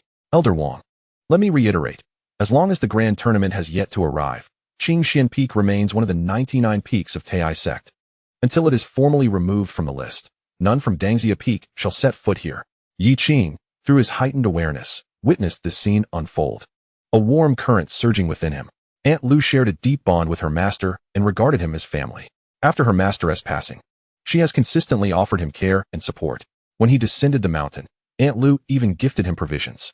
It seems that similar scenes to today have unfolded more than once during this period, suggesting that there may be more than one elder arriving. Lu Ruyan, do not refuse the toast, and instead drink the punishment wine. Elder Wang's patience had been thoroughly exhausted after being thwarted several times. His expression darkened as he proclaimed, You, of the Falling Sunset Peak, rank beyond 80 among the 99 peaks, while my Dangxia Peak is positioned in the upper tier. You are merely at the second level of the Golden Core, yet I have reached the third. Are you truly willing to oppose my Dangxia Peak for a Qingxuan Peak destined for exclusion? His words dripped with a menacing threat. To him, Lu Ruyan appeared to be meddling in affairs that did not concern her. Currently, many elders from Dangxia Peak cast covetous glances at the plump prize that is Qingxuan Peak. Should he seize the territory early, he might gain a significant advantage. Yet, his meticulous plans were repeatedly thwarted by Lu Ruyan. Lu Ruyan, the master of Falling Sunset Peak? In terms of strength, though she holds the title of Peak Master, she is still weaker than I, an elder. Once he forcefully repels this master of Falling Sunset Peak, he could not only claim the territory, but also establish his authority before the disciples. It would be a dual victory, and he could only imagine the satisfaction it would bring. As Lu Ruyan sensed Elder Wang's inclination to strike, her expression shifted slightly. However, her gaze remained resolute. As long as I am here today, you shall not enter Qingxuan Peak. Very well. Excellent. Elder Wang, enraged to the point of mockery, declared, Since you choose humiliation, I shall grant you your wish today. Let you understand that in the realm of Golden Core, each level is a world unto itself. Before his words faded, the spiritual power within him surged explosively, forming a massive hand of fiery red energy that coalesced from thin air. Accompanied by a scorching wave of heat, as it struck forcefully towards Lu Ruiyan. Chapter 43. In the realm of Golden Core, each level is a world apart. Elder Wang of Dangxia Peak unleashed his full strength in this strike, clearly intending to severely injure Lu Ruiyan with a single blow, rendering her incapable of further resistance. Lu Ruiyan's complexion changed drastically. She could sense the terrifying power contained within this attack, far beyond her capacity to withstand. At the mountain's summit, Yi Qing observed with a glint of icy resolve in his eyes. Seeking death, he could not tolerate Aunt Lu suffering such humiliation on his behalf. With a thought, a vast and pure surge of magical energy transcended spatial distances, silently flowing into Lu Ruiyan's body. At the foot of the mountain, in a flash, as Lu Ruiyan faced Elder Wang's fiery giant hand, the spiritual power within her surged as if boiling, operating with unprecedented speed. In that moment, she had no time for contemplation. Driven by instinct, she instinctively raised her hand to meet the oncoming attack. Boom! There was no earth-shattering roar, only a deep, resonant explosion. Then, amidst the horrified gazes of the Dangxia Peak crowd, Lu Ruiyan's seemingly frail jade hand collided fiercely with Elder Wang's fiery giant hand. In the next moment, the once mighty fiery giant hand dissolved as swiftly as snow beneath the scorching sun, collapsing in an instant. Immediately thereafter, an overwhelming force surged through Elder Wang's arm, striking fiercely against his chest. A gasp escaped his lips as his expression shifted dramatically. He was struck as if by an immense hammer, his protective aura shattering in an instant, and a torrent of blood erupted from his mouth. His body flew back like a rag doll, crashing through several large trees before landing in a disheveled heap on the ground. The scene fell into an eerie silence. All the disciples of Dangxia Peak stood agape, astonished, their faces etched with disbelief. How could Elder Wang, at the third level of the Golden Core, be defeated in a single move by Master Lu, who was merely at the second level? This was inconceivable. Lu Ruiyan herself was momentarily taken aback, staring blankly at her palm, utterly bewildered by the turn of events. When had her strength become so formidable? Yet, she was of exceptional temperament. Despite her inner turmoil, her expression remained composed, and seizing the opportunity, her phoenix-like eyes turned icy as she sternly admonished the struggling Elder Wang, who was now rising in shock, in the realm of Golden Core. Is it not one layer above another? Elder Wang, do you now comprehend? If you do, why do you not gather your people and depart at once? Typically gentle as water, Lu Ruiyan's voice carried an unintentional authority in that command, causing Elder Wang's heart to tremble. He cast a fearful glance at her, swallowing hard, and dared not linger any longer. He hastily gathered his equally stunned disciples and retreated in a flurry from Qingxuan Peak. Once the disciples of Dangxia Peak had completely vanished, Lu Ruiyan let out a slow breath. She turned to gaze at the mist-wreathed and silent Qingxuan Peak, her exquisite visage involuntarily marred by a hint of worry and a sigh. The power she had just wielded had come unexpectedly and departed just as swiftly, leaving no trace. Upon reflection, she could not fathom its origins. Moreover, while she could defend Qingxuan Peak momentarily, she could not ensure its perpetual safety. With the sect competition looming just days away, Yi Qing remained elusive. Would he return in time? Furthermore, even if he were to arrive promptly, given Qingxuan Peak's current state, what hope was there of preserving the mountain? In Lu Ruiyan's eyes, the prospects appeared exceedingly bleak. With a deep sigh, Lu Ruiyan turned away. She had done all that she could. From here on, she could only leave the rest to fate. Atop the mountain, Yi Qing observed Lu Ruiyan's departing figure, a warm current blossoming within his heart. This sentiment, he would remember. Master, was that Lu Fengzhu from Loxia Peak just now? Lin Shui'er inquired softly, having recognized Lu Ruiyan as well. Indeed, Yi Qing nodded, his gaze shifting to the chaos at the foot of the mountain, his expression growing cold. Some individuals, it seemed, never learned their lessons. Beside him, Su Chan's face flushed with indignation. The people of Dangxia Peak are far too excessive. Master, will we simply let them insult Qingxuan Peak like this? Let it go? Yi Qing's lips curled into a cold, disdainful arc, a gesture that spoke volumes. However, the moment was not yet ripe. He lifted his gaze towards the summit of Taiyi Sect, where clouds swirled majestically, exuding an aura of grandeur. Accounts must be settled meticulously, and the sect competition presented the perfect opportunity for reckoning. His voice was calm, yet imbued with an undeniable confidence, subtly tinged with a hint of menace. Yi Qing had not forgotten the matter of Zhao Qian hiring assassins from the blood-killing tower. Lin Shui'er and Su Chan exchanged glances. Excitement and anticipation reflected in their eyes. They understood that their master intended to seek justice for Qingxuan Peak on the day of the competition. Come, let me show you the transmission hall of Qingxuan Peak, Yi Qing said, restraining his aura as he turned to walk into the peak. In the days that followed, Qingxuan Peak remained remarkably tranquil. Yi Qing paid no heed to the tumultuous winds of the outside world, dedicating his time to guiding the two young women in their cultivation. Whether it was the mysteries of the Taixuan Golden Chapter or the essence of the Heavenly River Sword Canon, he imparted his knowledge generously. Lin Shuer and Su Chan displayed astonishing talent and perseverance. Though their cultivation did not break through anew, their comprehension and application of martial arts steadily advanced. Their combat prowess ascending progressively. They resembled two rare and exquisite jade stones, gradually radiating brilliance under the meticulous craftsmanship of Yi Qing, a master of the sword path. As time slipped away, the day of the sect competition finally arrived. On this day, the heavens broke forth with light. At the summit of Taiyi Sect, atop Taixuan Peak, lay a vast martial arena capable of accommodating 100,000 spectators. The arena was paved with ancient green stones, etched with countless profound formations and runes, exuding an unyielding spirit. At this moment, the surrounding observation platforms were teeming with people. Nearly all the peak masters, elders, and disciples of the 99 peaks of Taiyi Sect had gathered here, save for those still in seclusion or dispatched on classified missions. Brilliant rays of light filled the air, and formidable auras surged forth, intertwining sword lights, treasure glows, and escape lights, creating a resplendent ocean of brilliance. The grandeur of the scene was breathtaking. This was the splendor of one of the 5 foremost sects in the eastern region. To the north of the martial arena stood the tallest jade platform, upon which sat a middle-aged man clad in a purple robe, his visage imposing, his aura as profound as the ocean. Lu Changyi, the current sect master of Taiyi Sect. A late-stage nascent soul cultivator, Lu Changyi calmly surveyed the densely packed crowd below, his voice tranquil, yet resonant like a great bell. Instantly echoing across the arena, the time has come. Are all the peaks present? His tone carried an awe-inspiring authority, swiftly silencing the clamor of the gathering. The peak masters and elders rose in unison to pay their respects. Reporting to the sect master, Tianjin Peak is present. Reporting to the sect master, Shenfu Peak is present. Reporting to the sect master, Beiki Peak is present. Voices rang out consecutively. Once the final voice faded, in the observation area of Dangxia Peak, an elder with a hawk-like nose and an arrogant demeanor stood up. This man was Zhao Qian, the elder responsible for discipline at Dangxia Peak. He first bowed respectfully to the sect leader, Lu Changyi, and then spoke with clarity. Esteemed sect leader, it appears that among the 99 peaks, one is notably absent.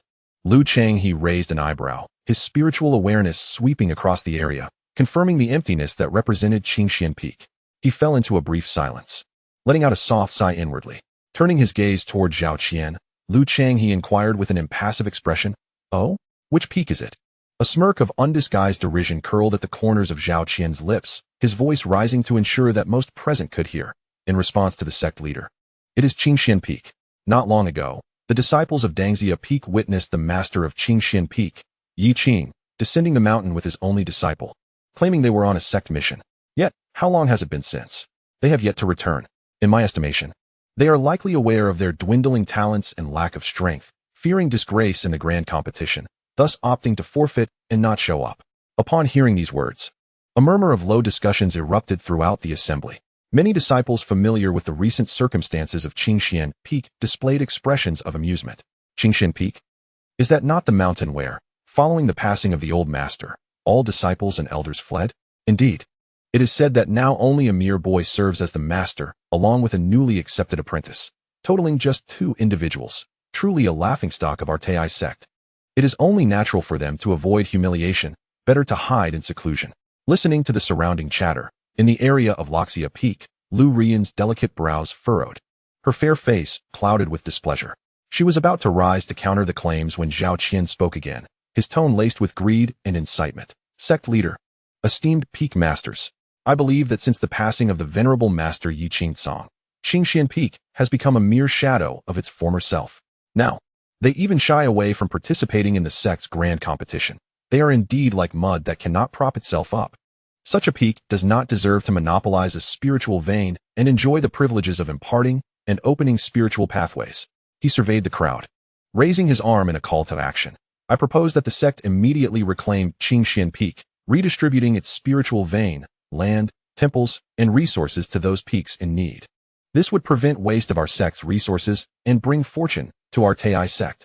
Zhao Qian's words fell like a stone cast into a lake, instantly stirring 1,000 ripples. Many of the lesser-ranked peak masters, desperate for resources, could not conceal the glimmer of interest in their eyes.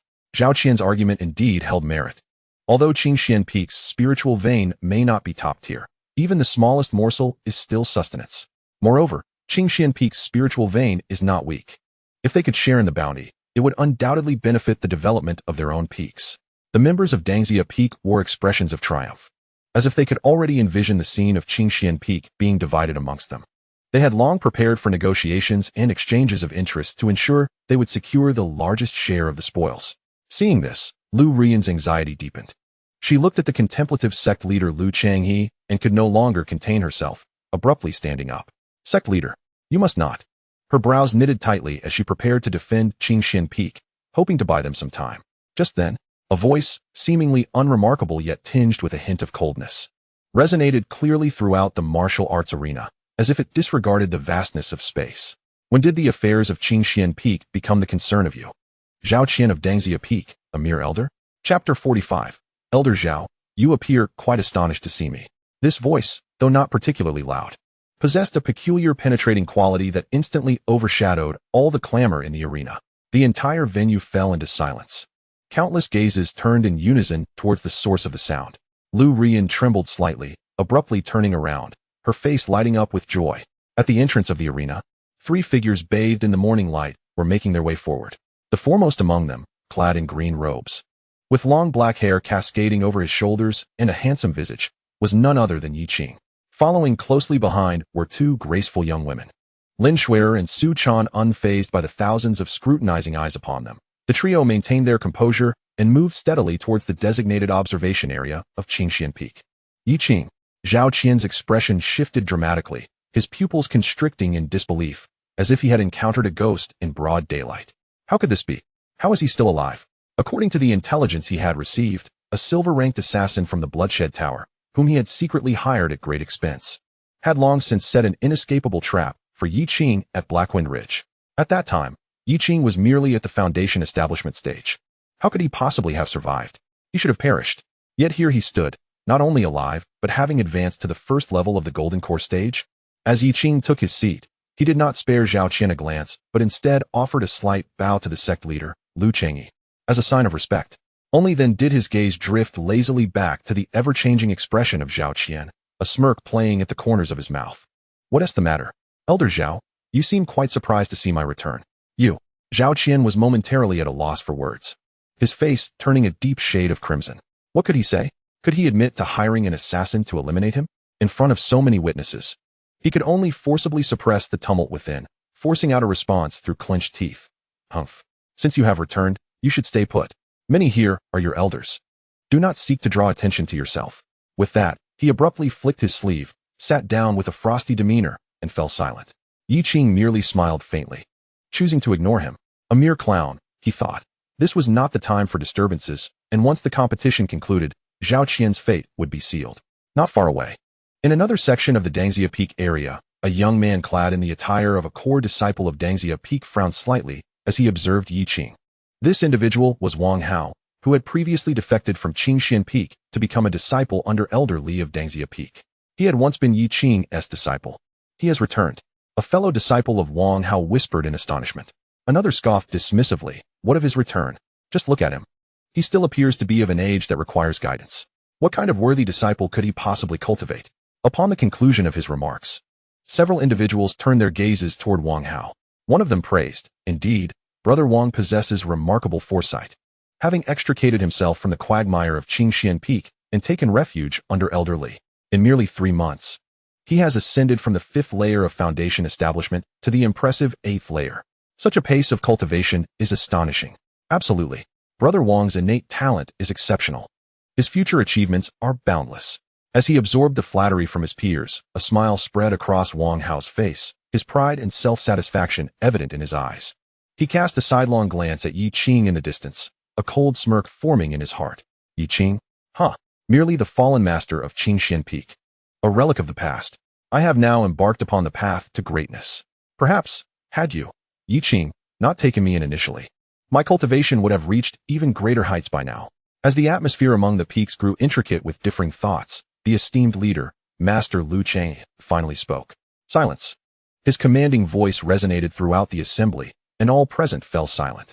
Lu Cheng's gaze fixed upon Yi Qing, and a fleeting expression of surprise and approval flickered within his profound eyes. With his cultivation, he could easily discern Yi Qing's true realm, first layer of golden core. Indeed, he recalled vividly that 3 months prior, Yi Qing had merely been at the 8th layer of foundation establishment. In such a short span, not only had he successfully condensed his golden core, but his aura was stable, and his foundation solid, clearly not achieved through the mere consumption of pills. This youth exhibits remarkable temperament, talent, and fortune. Objectively speaking, given the current circumstances of Qingxuan Peak, Yi Qing's accomplishments are commendable. However, according to the sect's regulations regarding the grand competition, Qingxuan Peak has only 2 disciples. Can they truly compete? Chapter 46, A Sword That Shatters. Lu Cheng did not hold high hopes for Qingxuan Peak. However, he found great admiration for Yi Qing. He even contemplated that if Qingxuan Peak were indeed to be stripped of its qualification to impart teachings, perhaps Yi Qing could be invited to Taixuan Peak. Of course, this thought flitted through Lu Cheng's mind and was quickly suppressed. He nodded toward Yi Qing and proclaimed loudly, "Now that Qingxuan Peak has arrived, the sect's grand competition shall officially commence." With his words, the ground at the center of the martial arts arena suddenly erupted, revealing colossal stone platforms. The rules of the competition remain unchanged from previous years. Lu Cheng's voice resonated once more. In the first round, we shall conduct the stone golem test. All participating disciples will face a stone golem of the same realm. Only those who can withstand 10 strikes without defeat may advance to the next round.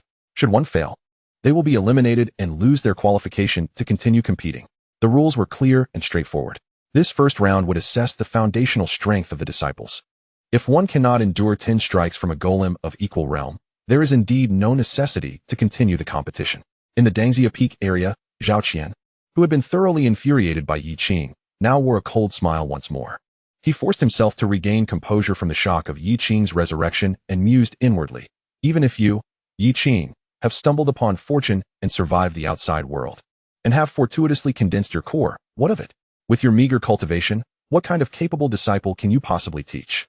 The 2 young women from Qingxuan Peak, one at the 7th level of foundation establishment and the other at the 8th, possess commendable cultivation. However, Lin Shuer, if I recall correctly, was merely a mortal not long ago.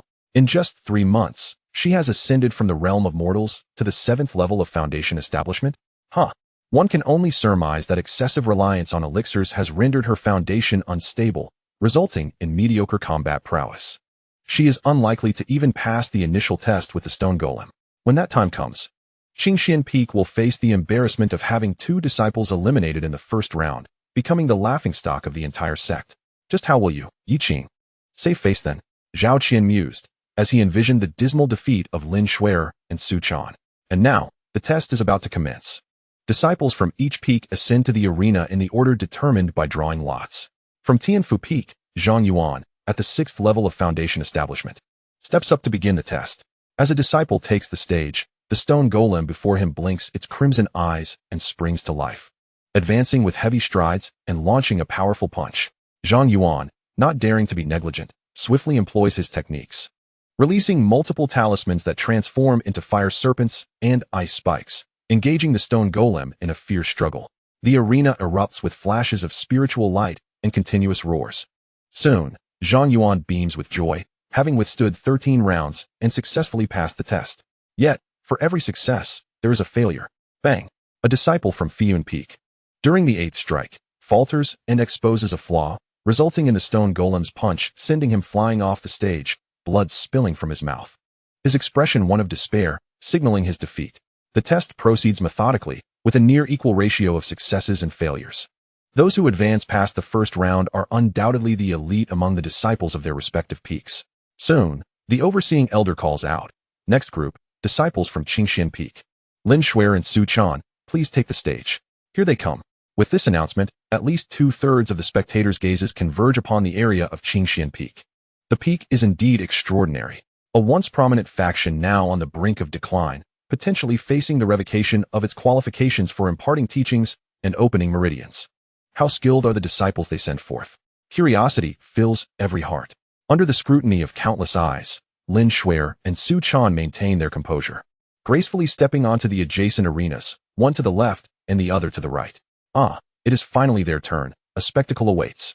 I wager that the girl in the white dress at the 7th level of Foundation establishment will last no more than 8 strikes.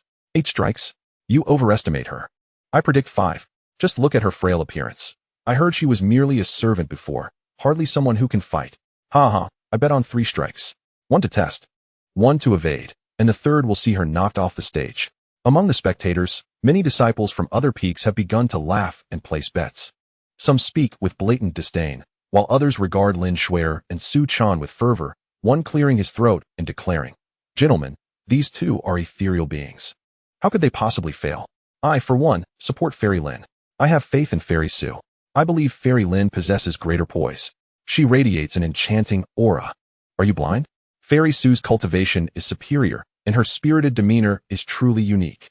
In a mere moment, Lin Shuer and Su Chan unexpectedly garnered a few more admirers. In the Dangxia Peak region, Zhao Qian's cold gaze fixated on Lin Shuer and Su Chan. Among the disciples, Wang Hao crossed his arms, a faint, almost imperceptible smile gracing his lips, poised to relish the potential embarrassment of his former junior sisters. On the arena, Lin Shuer and Su Chan remained oblivious to the murmurs surrounding them. Their focus was solely on the towering, frigid stone golem ahead. The test begins. With the Elder's command, the stone golems on both platforms ignited with a crimson glow in their eyes, unleashing an overwhelming aura characteristic of the 7th and 8th layers of Foundation establishment. In perfect unison, they raised their immense rock fists, accompanied by a howling rush as they ferociously descended upon Lin Shuer and Su Chan. This formidable strike possessed the might to shatter the protective spiritual light of an ordinary practitioner of the same level. All held their breath, eager to witness how the two women would respond. Yet, astonishingly, Lin Shuer and Su Chan displayed identical reactions, faced with the oncoming assault of the stone golems. They stood utterly still, as if paralyzed by fear. Such behavior was typical of novices devoid of practical combat experience. The disciples who had wagered on the outcome wore expressions of knowing amusement. However, in the next moment, a scene unfolded that nearly caused the spectators' eyes to bulge in disbelief. Confronted with the relentless onslaught of the stone golems, Lin Shuer and Su Chan exhibited no change in expression.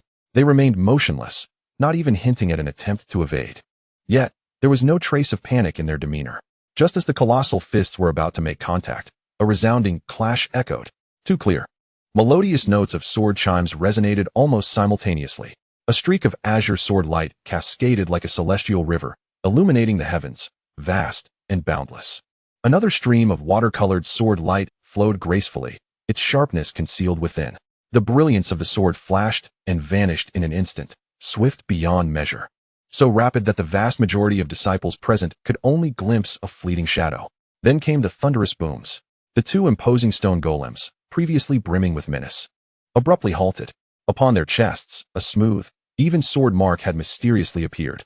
In the ensuing deathly silence, the two golems emitted a crackling sound, their brilliance flickering momentarily before returning to their original state. Yet, they ceased all movement, reverting to their original positions, their eyes dimming into immobility, becoming mere statues once more. 10 rounds? Unnecessary. Just 1 strike. Merely a single sword stroke. Even the first move had not been completed, and the two golems of equal standing had been decisively vanquished. Chapter 47. If Qingxuan Peak cannot be preserved, I shall declare it. Silence enveloped the arena. The disciples who had just moments ago been laughing and betting on how many moves Lin Shuer and Su Chan could withstand now wore expressions of frozen astonishment. They gaped in disbelief, akin to ducks caught by the throat, their faces a canvas of incredulity. In the Dangxia Peak region, the cold smirk on Zhao Qian's face froze. With a creak, he clenched his fist tightly, his knuckles whitening from the exertion. The outcome was utterly contrary to his expectations. He had presumed that these two female disciples had merely relied on elixirs to attain their cultivation levels, their combat prowess surely hollow. Perhaps they would be swiftly vanquished by a puppet. Yet, astonishingly, they had defeated the puppet in a single strike. However, in just 3 months, they had reached the 7th level of Foundation establishment, achieving the status of seed-level disciples. How could this be possible? Was it due to Yi Qing's teachings? That mere young lad? Zhao Qian was unwilling to accept this notion. He scoffed softly, internally vowing that winning the first round of the test would not safeguard their position at Qingxuan Peak. Yi Qing, just wait for the second round. Beside him, Wang Hao's faint smile vanished, replaced by a grim expression. Defeating a stone puppet of the same realm with a single strike was within his capabilities, as it was for several seed disciples from other peaks. Yet, he remained pensive, his thoughts shrouded. Meanwhile, on the main platform, the sect leader, Lu Chengyi, observed Lin Shuer and Su Chan, casting a glance at Yi Qing, a flicker of barely discernible approval glimmering in his profound eyes. After a moment of silence in the arena, a subtle stir of murmurs arose. What a formidable sword! What a solid foundation! Could Qingxuan Peak truly cultivate such combat prowess? Those who had doubted Qingxuan Peak were engulfed by tumultuous waves of astonishment. To annihilate a stone puppet of the same tier in a single blow. This indicated that the true combat strength of these two young women had far surpassed their current realm, reaching a level capable of overpowering ordinary cultivators of the same tier. This could be deemed as seed-level disciples. What does it mean to be seed-level? Although Taiyi Sect is vast, with tens of thousands of disciples, only a handful can dominate their peers in each grand competition. Each of these exceptional individuals is meticulously nurtured by the prominent peaks, consuming vast resources to cultivate their core seeds. Yet now, two such core seeds had unexpectedly appeared in the seemingly declining Qingxuan Peak. Perhaps it was precisely because Qingxuan Peak was smaller, allowing all its resources to be concentrated on them, thus birthing seed-level disciples. They merely triumphed over a rigid stone puppet. Zhao Qian scoffed again, his gaze flickering. The first test was insignificant. However, in the second round, he was determined to devise a strategy to swiftly eliminate Qingxuan Peak. An idea flickered in his mind, and he quickly conveyed his thoughts to several elders of Dangxia Peak. Esteemed colleagues, the second round will be a chaotic arena battle. To ensure our success, I propose that all disciples of Dangxia Peak join forces to immediately launch an assault to knock those two off the platform. Zhao Elder's suggestion is quite sound. One elder immediately concurred. Indeed, what are two mere girls, even if they are seed level? Two fists cannot contend with four hands. Many ants can kill an elephant. With dozens of disciples attacking simultaneously, they are bound to fail. Let it be so. Instructing all disciples of Dangxia Peak, the singular objective was clear: to besiege Qingxuan Peak. The elders of Dangxia Peak swiftly reached a consensus. In their eyes, Elder Zhao's proposal was nothing short of ingenious. With only two disciples at Qingxuan Peak, even if they were true dragons, they would undoubtedly succumb to the onslaught of Dangxia Peak's fierce tigers. At that moment, after a brief commotion, the elder presiding over the competition, upon receiving a nod from the sect leader, Lu Chengyi, cleared his throat, and his resonant voice once again reverberated throughout the venue. The first round of tests has concluded. All successful disciples, prepare for the second round. The second round, a knockout stage. As his voice echoed, the myriad stone platforms in the center of the arena quaked and merged into a colossal floating arena, exceeding 1,000 feet in diameter. The platform slowly ascended, hovering 100 feet above the ground, its formation radiating brilliance, enveloping the entire arena with a translucent barrier. The rules were simple. The elder's voice rang out. All advancing disciples must ascend the platform simultaneously for a grand melee, within the span of a single incense stick. Any who were knocked off the platform would be eliminated. Those who remained atop the platform after the incense burned would advance. Hearing the rules, Zhao Qian's lips curled into a cold smirk. His sinister gaze cast toward Yi Qing. He observed Yi Qing maintaining an air of nonchalance, which only intensified Zhao Qian's disdain. He mused to himself, indeed, just wait until your two precious disciples are sent tumbling off the platform like dead dogs. I shall relish your loss of composure. What will you do then? The second round of the knockout stage commenced. All disciples, ascend the platform. With the elder's command, thousands of disciples who had passed the first round transformed into streaks of light, racing toward the immense floating arena. The scene grew momentarily chaotic, but soon, the disciples instinctively gathered into distinct groups, each occupying different sections of the platform, warily surveying their opponents. Among the crowd, Lin Shuer and Su Chan stood out remarkably. Clad in a white dress and a blue gown respectively, they exuded an ethereal grace, akin to two rare blue lotuses. However, as they stepped onto the platform, dozens of malevolent gazes converged upon them, emanating from the disciples of Dangxia Peak. On the platform, Lin Shuer and Su Chan stood back to back, their expressions grave. Shuer, the situation looks dire, Su Chan whispered, her beautiful eyes scanning the Dangxia Peak contingent with caution. Look at those people from Dangxia Peak, their eyes gleam with hunger.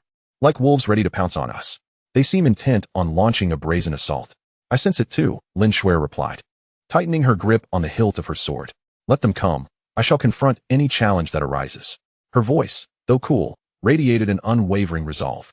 Indeed, our master is watching us from below. Today, we must reclaim glory for our master and for Qingxuan Peak. Su Chan's eyes blazed with fervent determination, and she added, though they may surround us, they are but a pack of unrefined rabble. As the conversation unfolded, the two women exchanged a glance and offered a subtle smile, their eyes brimming with confidence. Meanwhile, a sinister young man, leading the disciples of Dangxia Peak, let out a chilling laugh as he fixed his gaze upon Lin Shuer and Su Chan, his eyes filled with cruelty and delight. Ah, my dear junior sisters, you possess considerable talent, yet alas, you have aligned yourselves with the wrong crowd. He slowly unsheathed his long blade, its edge glinting ominously. I'm afraid, today, you two must meet your end. With a mocking tone, he continued, as fellow disciples, I suggest you leap from the platform voluntarily to spare yourselves some suffering. Otherwise, my blade knows no mercy, and it would be a pity to mar your exquisite faces. His laughter echoed, prompting a chorus of derisive chuckles from the Dangxia disciples behind him. All right, brothers and sisters of Dangxia Peak, charge. With a command, over 30 disciples roared in unison, their various magical artifacts illuminating the sky as they prepared to unleash a cataclysmic torrent of attacks to completely overwhelm Lin Shuer and Su Chan below the platform. Zhao Qian's face twisted into a hideous grin, envisioning the two women either gravely wounded and bleeding or fleeing in disarray, ultimately being ruthlessly cast off the stage. Lost in his thoughts, he discreetly conveyed a message to Yi Qing, sneering, Yi Qing, your Qingxuan Peak is doomed. Mark my words. Yi Qing's expression remained unruffled. Is that so? Still defiant? Zhao Qian frowned, about to retort when, at that very moment, an unexpected turn of events transpired on the platform. Initially, Zhao Qian believed everything was foolproof. The multitude of Dangxia disciples would effortlessly subdue merely two individuals, even if those individuals had reached the level of seed disciples. In his eyes, they would be easily defeated, ensuring Qingxuan Peak's elimination in the second round of the competition. Once the grand contest concluded, Qingxuan Peak would undoubtedly find itself at the bottom of the rankings among the 99 peaks of Taiyi Sect, leading to the cancellation of its qualification for the transmission of the law. All that belonged to Qingxuan Peak would then be divided, with Dangxia Peak poised to claim the largest share. The peak's leader had even promised Zhao Qian that he would be in charge of Qingxuan Peak. Zhao Qian's thoughts drifted into a realm of delightful fantasies. However, just as the 30-plus disciples of Dangxia Peak were about to unleash their formidable assault, a sudden rush of fabric tearing through the air interrupted the moment, faster than their own advance. In an instant, dozens of figures appeared like swallows darting into the woods, landing steadily before Lin Shuer and Su Chan, standing shoulder to shoulder with them. These newcomers were clad in soft purple disciple robes, and at the forefront stood a strikingly beautiful woman wielding a slender soft sword, her icy gaze fixed upon the Dangxia disciples, devoid of fear. They were disciples of Loxia Peak. The impending attack from the Dangxia disciples faltered, and all were left momentarily stunned. What was happening? The falling Sunset Peak, nestled among the 99 peaks of the Taiyi Sect, has consistently ranked beyond the 80th position, its strength only deemed moderately low. The disciples of Falling Sunset Peak, along with their leader, Lu Ruyan, have always maintained a demeanor of indifference towards worldly affairs. Yet today, an unexpected turn of events has compelled them to confront Dangxia Peak on behalf of Qingxuan Peak. On the arena, Lin Shuer and Su Chan exchanged glances, both startled by the unfolding scenario.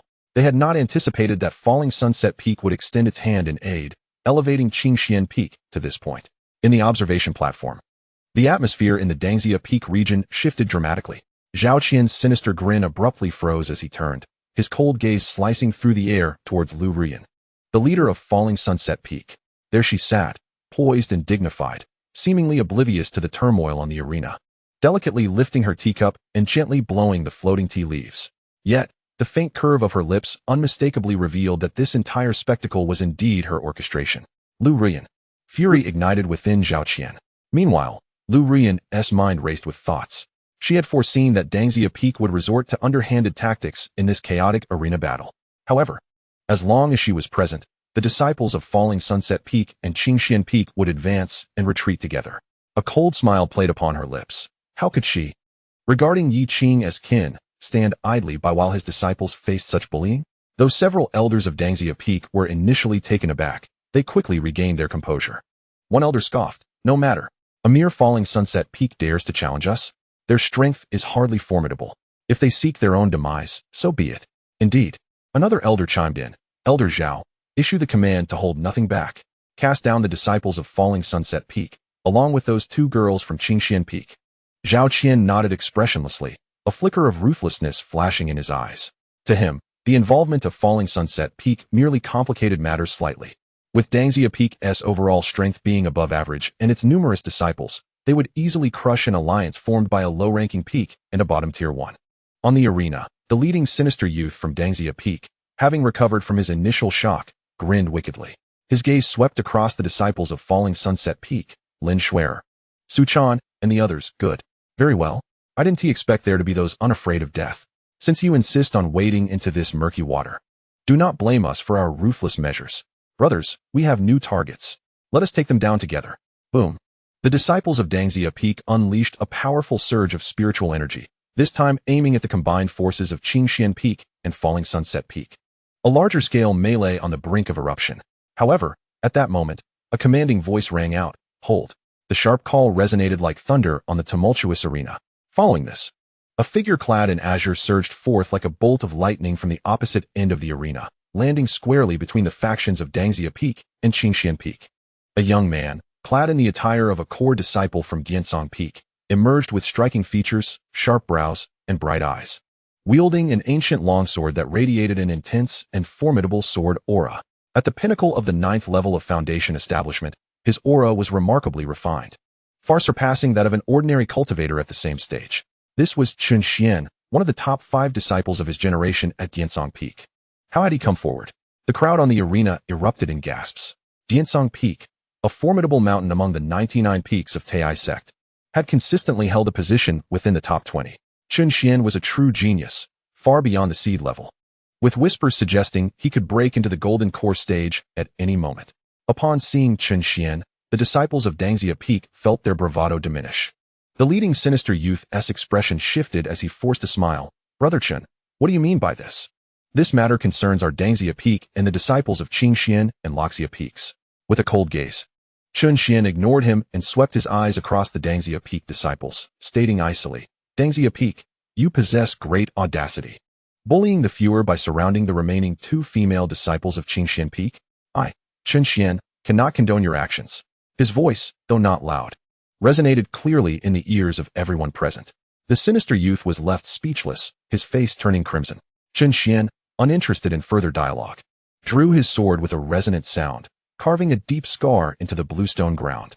The scar was enveloped by wisps of sword energy, emanating a heart-stopping sharpness.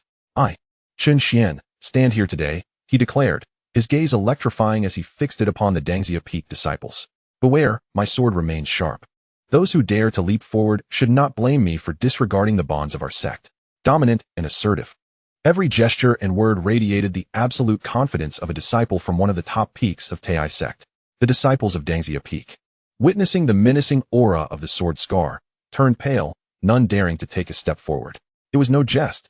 Qingxuan alone could likely take on all 30 of them combined. Quite right. Just as the disciples of Dangxia Peak found themselves in a predicament, several voices from the crowd rose in fervor. What kind of heroics are displayed by Dangxia Peak in bullying the few? Brother Chen speaks the truth. We too cannot abide by this. With a flurry of movements, several figures leaped from different mountain factions to stand beside Qingxuan, aligning themselves with the disciples of Qingxuan and Loxia Peaks. Although these individuals were not as powerful as Qingxuan, they were all late-stage Foundation establishment experts, the elite of their respective peaks. A single stone stirs 1,000 waves. Count me in. Lin Xianzi, fear not. I am here to assist you. And I, Su Xianzi. Do not worry. We shall always support you. Curse Dangxia Peak. I have long found them displeasing. The fervent supporters who had previously cheered for Lin Shuer and Su Chan during the initial tests surged forward, their spirits ignited. Though most were not particularly strong. Typically at the mid-stage of Foundation establishment, they compensated with sheer numbers. In an instant, Lin Shuer and Su Chan found themselves flanked by a formidable alliance composed of disciples from Loxia Peak, Qingxuan Peak, and several other mountain factions, numbering over 100 in total. The 2 women from Qingxuan Peak, once isolated and defenseless, had unexpectedly emerged as the most formidable force on the arena. The members of Dangxia Peak were utterly dumbfounded, exchanging glances filled with disbelief and trepidation. Surrounding? What sort of surrounding was this? If a confrontation were to ensue, who would truly be besieging whom? The lead, sinister youth, gripping his artifact, trembled slightly, casting a desperate glance towards Elder Zhao Qian at the observation platform, only to find the elder's expression more grave than his own. On the arena, Lin Shuer and Su Chan shared a moment of exasperated laughter, their eyes reflecting a mix of resignation and amusement. They had anticipated a fierce battle and were prepared to vanquish the disciples of Dangxia Peak entirely. Yet, it appeared there was no need for them to intervene. Chapter 49. The third match, Wang Hao versus Lin Shuer. Thus, the situation on the field remained in a peculiar stalemate. Dangxia Peak dared not make a move, while Qingxuan Peak, with the presence of Chun Xian and others to maintain order, faced no provocation from their adversaries. Time trickled by in this strange silence. Finally, as the incense stick burned to its end, a resonant chime echoed throughout the arena. The elder overseeing the tournament soared above the platform, surveying the distinctly divided factions below, his lips twitching slightly before he proclaimed with authority, "The incense has burned out. The second round of eliminations is concluded. All disciples remaining on the arena shall advance." At this announcement, a thunderous cheer erupted from the ranks of the Qingxuan Peak Alliance. Those disciples, who had previously only possessed mid-stage foundation establishment strength, had defied odds and secured advancement to the third round. Upon the conclusion of the tournament, they would be entitled to rewards from their respective peak masters. Conversely, the atmosphere on the side of Dangxia Peak was one of utter desolation, each face etched with bitterness. On the observation platform, the elders of Dangxia Peak wore expressions so grim they could have dripped water. They had disregarded their dignity, ordering their disciples to launch a collective assault, only for their plan to not only fail but to render them the laughingstock of the entire sect. Had they foreseen such a backlash, they would have refrained from such folly. At this moment, Zhao Qian felt a burning shame wash over him, akin to having received several stinging slaps, especially when he recalled the derisive and assured words he had previously sent to Yi Qing. "Yi Qing, your Qingxuan Peak will not stand. I assure you." In retrospect, it was nothing short of a grand jest. His gaze instinctively drifted toward Qingxuan Peak, locking onto Yi Qing's eyes, which bore a semblance of a smile, yet devoid of mockery or scorn. It was as if he had anticipated the outcome all along. To Zhao Qian, that gaze was more piercing than any humiliation he could endure. "Yi Qing." Zhao Qian clenched his fist tightly within his sleeve, the knuckles emitting a sharp crack, his heart ablaze with fury. "You arrogant young lad, do not get ahead of yourself. This is merely the second round. The final contest still lies ahead.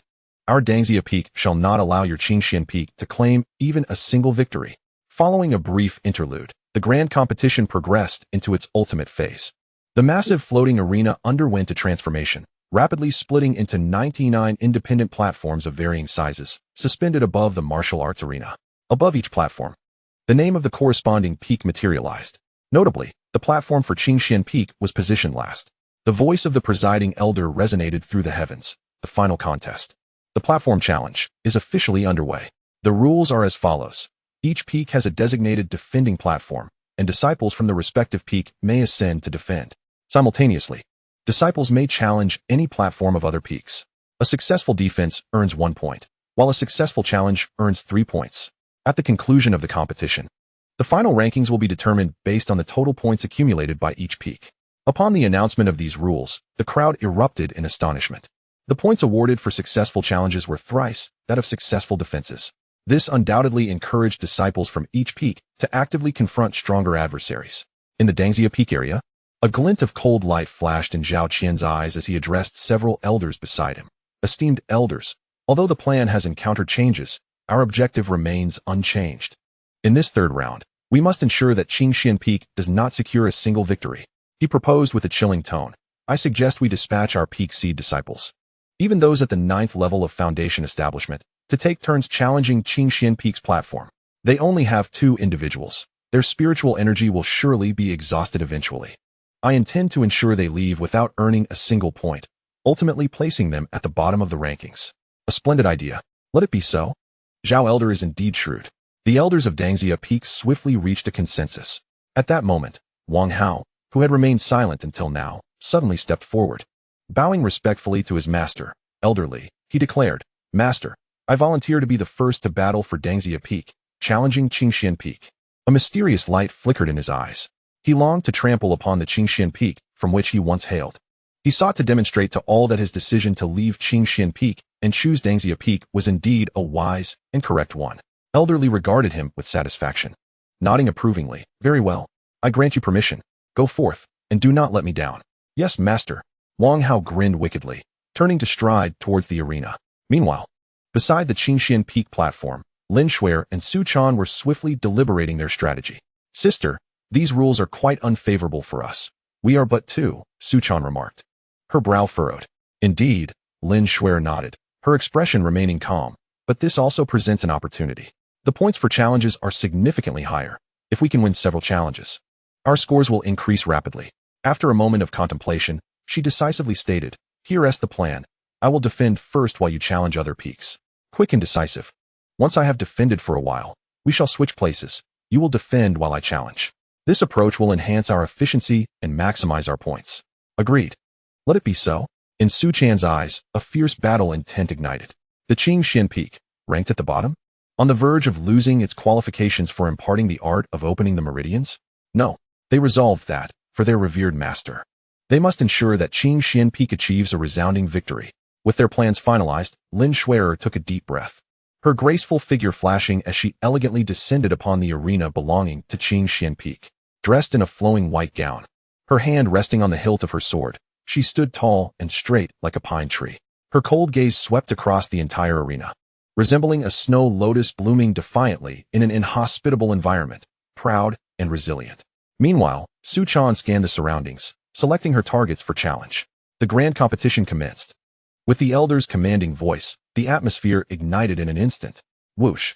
Almost simultaneously, a figure could no longer contain his eagerness, soaring into the sky towards the arena of Qingxuan Peak. It was Wang Hao. He landed on the stage, standing opposite Lin Shuer, a cruel smirk playing at the corners of his mouth. Junior sister Lin, long time no see. Wang Hao's gaze roamed over Lin Shuer without restraint, filled with aggression. I never expected that in just 3 short months, you could rise from being a mere mortal servant to this level. Master Yi Qing must have invested considerable thought and resources in you. However, this is where it ends.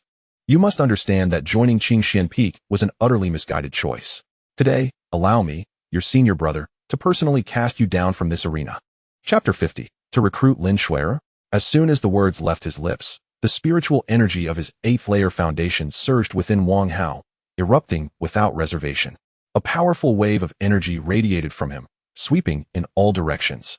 The crimson robe of an inner disciple from Dangxia Peak billowed without wind, crackling ominously. Junior sister Lin. Take note. This is the supreme technique of my Dangxia Peak, the Crimson Flame technique.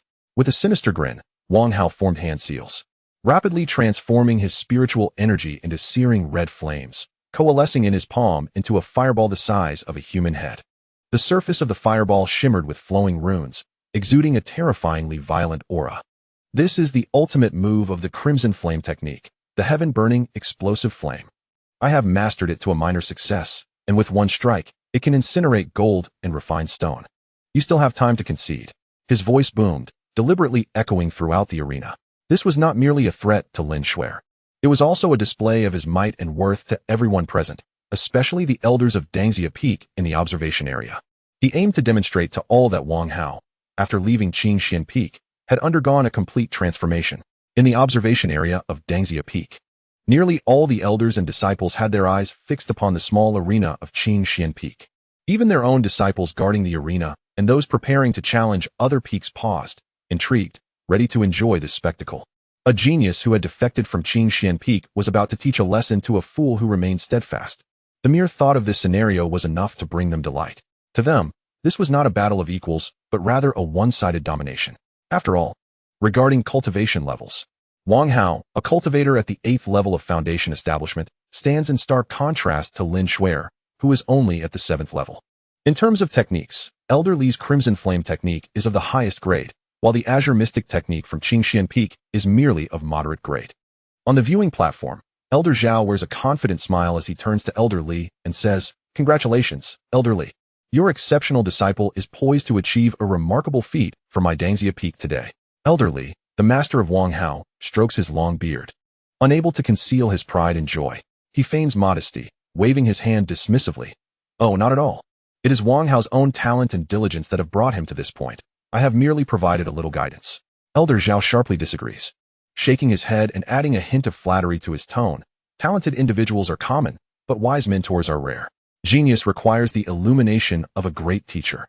Had he remained at Qingxuan Peak, Following that inexperienced Yi Qing, he might not have even reached the 7th level of foundation establishment, let alone attain such majesty today. He then shifts the conversation, smiling knowingly. Speaking of which, I hear you recently entered seclusion and comprehended the embryonic form of sword intent. This is indeed a momentous occasion. In our Taiyi Sect, few can touch the threshold of intent at the Golden Core stage. That young Yi Qing pales in comparison to you, as if separated by a vast chasm.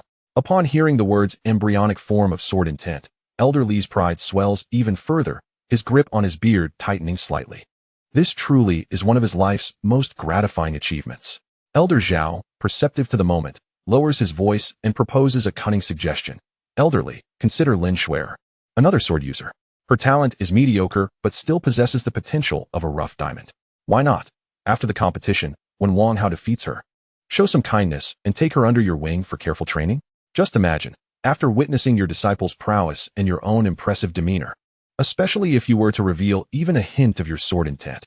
I assure you, this young girl will come to her senses, just as Wang Hao did, and make the wisest choice to bow before you. At these words, Elder Li's heart stirred. Indeed, Lin Shuer had demonstrated the potential of a seed-level disciple during the sect's stone golem tests, and her innate talent must be commendable.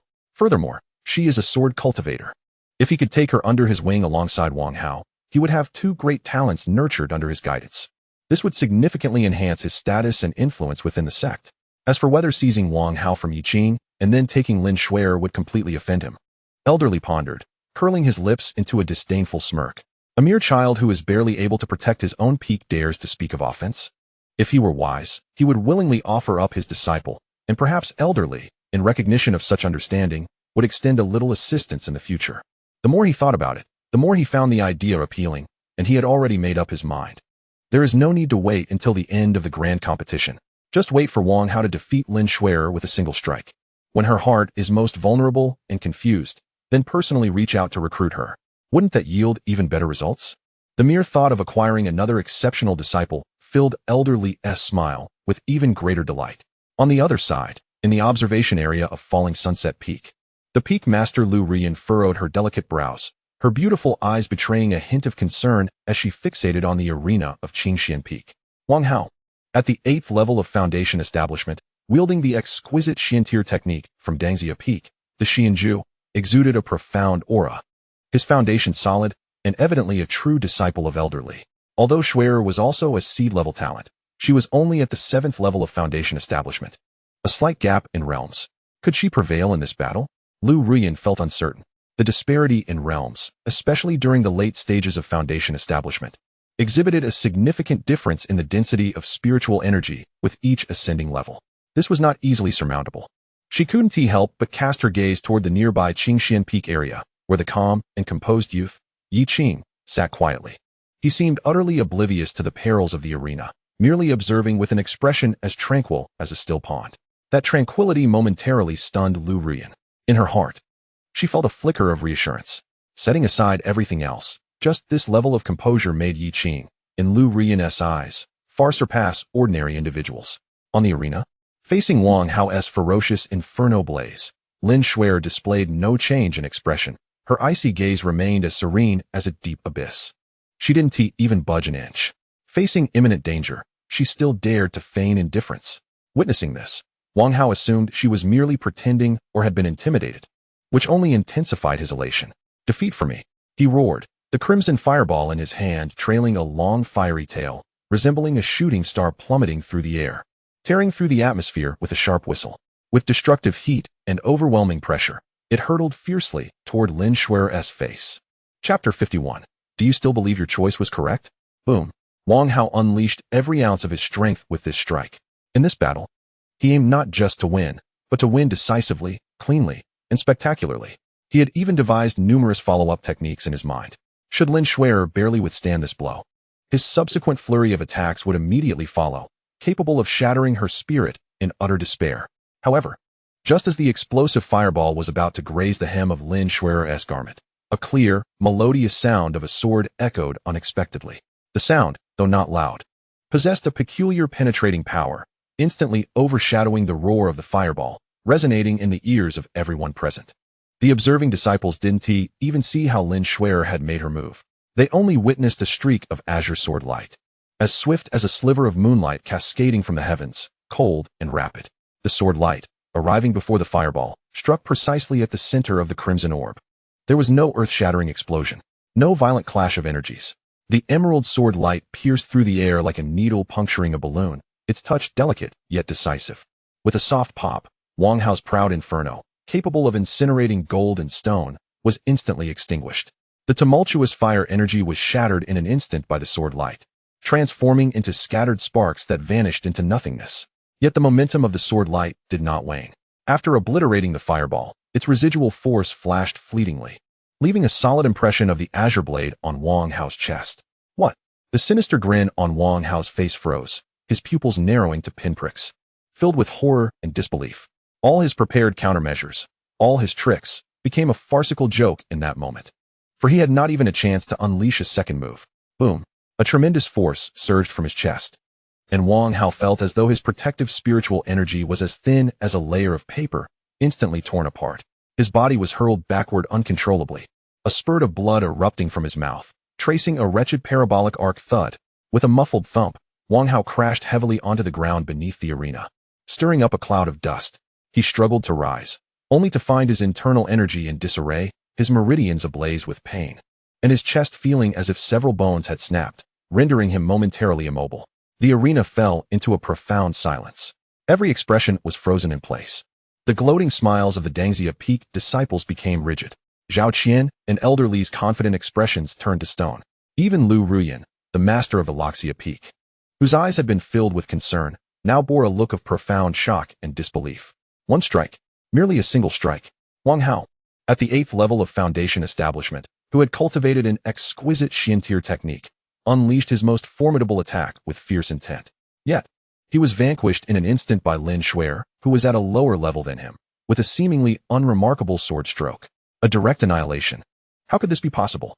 On the stage, Lin Shuer slowly sheathed her sword. The Qingxuan sword returned to its scabbard as she remained poised in her white dress, her figure upright and unruffled, not a single hem out of place. She did not even cast a glance at the disheveled Wang Hao below, as if she had merely swatted away a bothersome fly. That indifference, that absolute dominance, was more piercing than any verbal derision. Wang Hao lay on the cold ground, racked with pain, yet his greatest suffering stemmed from within. He stared blankly at the arena, at the cool silhouette that had not spared him a single glance. His mind a void. Defeated? He had actually been defeated? And so utterly, so decisively, so humiliatingly? Why? How could her sword be so swift? How was her spiritual energy so refined? She was clearly only at the 7th level of Foundation establishment. Why did his 8th level prowess crumble before her like a fragile trinket? That seemingly ordinary sword strike, so unremarkable. How could it harbor such terrifying power? Countless questions erupted in his mind, ultimately converging into an indescribable, soul-consuming regret that he could not ignore. At this moment, Lin Shuer's seemingly indifferent gaze morphed into the sharpest of inquiries within his mind. Do you believe that choosing to join Qingxuan Peak was a mistake? Do you think that joining Dangxia Peak was the right decision? And now, do you still hold that belief? With a sudden shock, Wang Hao felt his spirit tremble, his blood surging violently as he coughed up a mouthful of blood. His eyes rolled back, and he fainted on the spot. After a brief, stunned silence, the crowd erupted in a cacophony of astonishment. Heavens, what have I just witnessed? Wang Hao was defeated in a single strike? Lin Shuer is formidable. Her sword is astoundingly swift and terrifying. Is she truly a disciple nurtured by Qingxuan Peak? The one that ranks at the bottom, almost facing expulsion? Whispers of speculation, gasps of awe, and murmurs of disbelief filled the air. Within the coalition camp of Qingxuan Peak, those disciples who had gained protection in the 2nd round and advanced to the 3rd erupted into fervent cheers after a moment of stunned silence. Fairy Lin, you are magnificent. I am infatuated. I am crazed for you. I would crash through walls for Fairy Lin. Qingxuan Peak is extraordinary. In stark contrast, the area of Dangxia Peak was enveloped in a heavy silence, each face paling to an extreme. If the stalemate of the 2nd round had incited feelings of frustration, Wang Hao's defeat in this opening battle felt like a resounding slap in the face, a stinging pain that left them reeling. On the spectator platform, Zhao Qian's teacup was crushed to powder in his grip. His complexion shifted from red to green, then to an ominous black. Useless, simply worthless. He growled through gritted teeth in his heart, his cold gaze fixated on the unconscious Wang Hao, who was being carried away by the disciples of Dangxia Peak. Wishing he could personally descend and deliver a few more kicks to this failure. How could Lin Shuer, with her superior cultivation, be defeated in such a manner. It was utterly humiliating. Beside him, Elderly wore a similarly grim expression, as if his face could drip water. Wang Hao was his disciple. The disgrace of Wang Hao's crushing defeat tarnished not only Dang Xiapeke's reputation, but also Elder Li's own. He had just boasted about Wang Hao's exceptional talent and his own adept guidance, only to be instantaneously slapped in the face. Fury surged within him as he glared in the direction Wang Hao was taken, but more than anger, a sense of gravity and confusion weighed on him. Lin Shui's sword was remarkably swift and solid. Elderly spoke hoarsely. Her spiritual energy seems to be cultivated to a degree far exceeding her peers. She must have exerted tremendous effort during her training. Upon hearing this, Zhao Qian's expression shifted as he looked at Elderly. Are you implying that I believe this young woman should not be underestimated? Elderly shook his head, his gaze darkening. That Yi Qing, to produce a Lin Shui, seems to possess considerable skill. These words were unwelcome to Zhao Qian. He inhaled deeply, forcibly suppressing the anger within him. A fierce glint flickered in his eyes. Perhaps Chapter 52. Is Elderly truly serious? Zhao Qian's mind swiftly flickered with a thought. Excellent. If Wang Hao is inadequate, then let us summon one even more formidable. He spoke coldly. I refuse to believe that from the dilapidated Qingxuan Peak, anything truly extraordinary can emerge. After uttering these words, Zhao Qian turned to Elderly, his voice grave. Elderly, given the current situation, I believe we should directly call upon Qianmo. Qianmo? Elderly narrowed his eyes at the mention. Qianmo. He is incomparable to Wang Hao. He stands as the true champion of our Dangxia Peak's generation, possessing the pinnacle of the 9th layer of foundation establishment. He is even a direct disciple of the Peak Master. His talents are unparalleled, and his combat prowess is formidable. The higher echelons of our sect deem him to have a significant chance of entering the Hidden Dragon ranking. This ranking encompasses the top 100 geniuses under 30 in the entire eastern region. Those who ascend the Hidden Dragon ranking are all prodigies, each possessing the terrifying strength to dominate their peers and even challenge those beyond their level. Provided they do not falter, achieving the Golden Core stage is virtually assured, and even glimpses of the nascent Soul stage may lie within reach. To unleash Qianmo against a mere 7th layer foundation Lin Shui is akin to employing a sledgehammer to crack a nut. Yet at this moment, Zhao Qian could hardly concern himself with such matters. What he sought was an unequivocal victory, a resounding triumph to cleanse the humiliation just endured. Very well. Elderly pondered for a brief moment before nodding in agreement with Zhao Qian's decision to deploy Qianmo. This endeavor would surely yield success. Zhao Qian also nodded slightly, then immediately turned to respectfully consult the Peak Master, who sat at the forefront of the Dangxia Peak observation area, eyes closed in serene meditation, seemingly indifferent to the world around him. Upon receiving the Peak Master's indifferent nod, Zhao Qian's heart soared with joy, and he promptly sent a message. However, just before Qianmo set forth, a trace of inexplicable light flickered in Elderly's eyes. He gazed at the proud figure standing on the arena, and the thought of taking her as a disciple, which had just emerged in his mind, became uncontrollable, intensifying in fervor. The more extraordinary Lin Shui proved to be, the greater her worth as a pupil. Perhaps it was precisely because of her prodigious talent that she would understand the significance of a mentor capable of guiding her swordsmanship, one who possesses the nascent essence of sword intent. With this thought, Elderly hesitated no longer. He sent forth a silent message, only audible to Lin Shui. Lin Shui, I am Elderly Chongqing of Dangxia Peak. His voice bore an air of authority and restraint. Your talents are commendable, and you are a promising candidate in the realm of swordsmanship. Alas, your brilliance may be wasted at Qingxuan Peak, where your gifts will surely be buried. Yi Qing is but a child, uncertain of his own path. What can he possibly teach you? Now, I offer you an opportunity. Should you agree to leave Qingxuan Peak and come under my tutelage, I assure you that I will spare no resource in your cultivation. Moreover, I have a secret to share. I have recently comprehended the nascent essence of sword intent that sword cultivators have long yearned for. If you become my disciple, I shall impart my insights into sword intent to you without reservation, assisting you in embarking on the true path of swordsmanship. Otherwise, your next opponent will be none other than Qianmo, the foremost disciple of the esteemed Dangxia Peak, personally taught by the Peak Master. Should he make his move, defeat is inevitable, and you may even suffer irreparable damage on the arena. Weigh the gravity of the situation wisely. Elderly, brimming with confidence, believed that the conditions he presented, particularly the mention of the essence of sword intent, would be an irresistible temptation for any sword practitioner. He watched Lin Shui with a leisurely demeanor, eagerly anticipating her response. He had already resolved that, should Lin Shui betray, even the slightest sign of interest, he would promptly urge her to concede and leave the stage. For if she agreed to become his disciple, there would be no need for her to battle for Qingxuan Peak thereafter. However, upon hearing this transmission, Lin Shui'er momentarily froze, her cold eyes revealing an extraordinarily peculiar expression. Instinctively, she glanced up at Elder Li, who was stroking his beard with an air of arrogance from a distant observation platform. The look in her eyes was strange, not one of anger or disdain, but rather imbued with an indescribable nuance. In truth, Lin Shui'er found the situation quite odd. The essence of sword intent. Is this what he intends to use to entice me? A venerable elder of a peak, at such an advanced age, has only just grasped the rudiments of sword intent? Does he truly consider this a worthy boast? As for guidance on the path of swordsmanship, one must acknowledge that the Taiyi Sword Canon bestowed upon her by her master contains profound insights and methods for cultivating sword intent, unparalleled in clarity and sophistication. Furthermore, with her master's assistance, she had already successfully condensed her own essence of sword intent long ago. To attempt to lure her into betraying her sect with something she already possesses? Is Elder Li truly serious?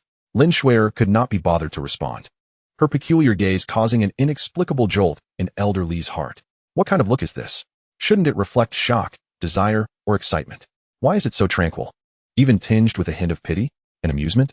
Elder Li's brows furrowed deeply, his heart suddenly overtaken by a surge of anger. Unappreciative, self-inflicted suffering. He scoffed inwardly, dismissing Lin Shui'er as youthful and reckless, oblivious to the vastness of the world. Since she has rejected his generous offer, she should not blame Dangxia Peak for its ruthless nature. At that moment, whoosh, a formidable and fierce figure soared into the sky. The newcomer, adorned in the crimson and gold attire of Dangxia Peak's disciples, bore a stern visage, with eyes sharp as an eagle's. An aura of immense power radiated from him, evidently at the pinnacle of the 9th layer of Foundation establishment. As he stepped onto the arena, an overwhelming, mountain-like pressure surged toward Lin Shui'er. Dangxia Peak, Qianmo. His voice was chilling, announcing his identity. I challenge Qingxuan Peak. These 5 words, cold and weighty, reverberated in the hearts of many, as if imbued with the force of 1,000 pounds. With the appearance of Qianmo, the atmosphere among the spectators at the Qingxuan Peak arena shifted dramatically, particularly among the disciples of Dangxia Peak. If Wang Hao's entrance had previously incited a raucous atmosphere filled with schadenfreude towards Qingxuan Peak, then now, Qianmo's presence brought forth an almost suffocating sense of oppression. Is that Brother Qianmo? I can hardly believe our senior brother has come to the forefront, exclaimed one disciple. Goodness, Brother Qianmo possesses the cultivation of the 9th layer of Foundation establishment. It is said he might break through to the Golden Core realm at any moment. Not only that, I've heard the higher-ups of the sect believe Brother Qianmo has a tremendous chance of ascending the potential dragon ranking. That list encompasses the most outstanding talents across the entire eastern region. This settles it. With Brother Qianmo taking action, even Lin Shui'er, no matter how monstrous her talent, stands no chance of victory. After a brief silence, the disciples of Dangxia Peak erupted into a chorus of fervent whispers, brimming with admiration. Their gazes fixed on the golden figure on the arena, filled with unwavering trust. The humiliation and gloom from Wang Hao's swift defeat were obliterated the moment Qianmo took the stage. Though he had yet to make a move, they could already envision Lin Shui'er lying defeated on the ground, as the flicker of hope for Qingxuan Peak was mercilessly extinguished by Dangxia Peak. Some remarked, speaking of which, Qianmo is the personal disciple of the Dangxia Peak master, while Lin Shui'er is also the cherished disciple of Yi Qing from Qingxuan Peak. However, before the statement could be completed, it was interrupted by a derisive snicker. Can they even be compared? There is no basis for comparison. Personal disciples against personal disciples? Huh. On the observation platform, Zhao Qian's taut expression finally relaxed, a cold smirk gracing his lips. Qianmo, this is truly the ace up the sleeve of Dangxia Peak. A genius with the potential for the potential dragon ranking, and his cultivation level stands 2 small realms above that of Lin Shui'er. Such a disparity cannot be bridged by mere effort or on-the-spot performance. This is an insurmountable chasm of power. He intended to crush the flickering hope of Qingxuan Peak with overwhelming force, reducing it to mere ashes. Zhao Qian's triumphant gaze instinctively drifted towards the observation platform of Qingxuan Peak, imagining that Yi Qing must be wearing an expression of panic and despair. However, he was met with disappointment. Yi Qing remained seated, his demeanor calm as a tranquil pond. Holding a teacup, he gently blew at the floating tea leaves before savoring a sip, as if the unfolding events in the arena were of no consequence to him. What a facade. I wonder how long you can maintain this pretense. Zhao Qian scoffed inwardly, turning away. Feigning composure to uphold appearances? It was futile. Beside him, Elder Li's expression was icy. Lin Shuer's peculiar gaze and silent rejection incensed him, causing his eyes to grow cold. He mused to himself, this little girl truly lacks appreciation. Since you refuse to accept kindness, do not blame Brother Qian Mo for being merciless. You shall reap what you sow. At the pinnacle of the Dangxia Peak observation area, the ever-meditative master of Dangxia Peak remains with his eyes firmly closed, exuding an air of tranquility. It appears that he harbors no surprise regarding the outcome of Qian Mo's appearance. His unwavering confidence in his disciple is absolute.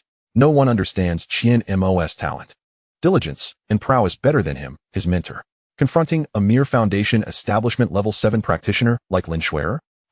It is but a trivial task, requiring little effort. In stark contrast stands the observation platform of Luangxia Peak.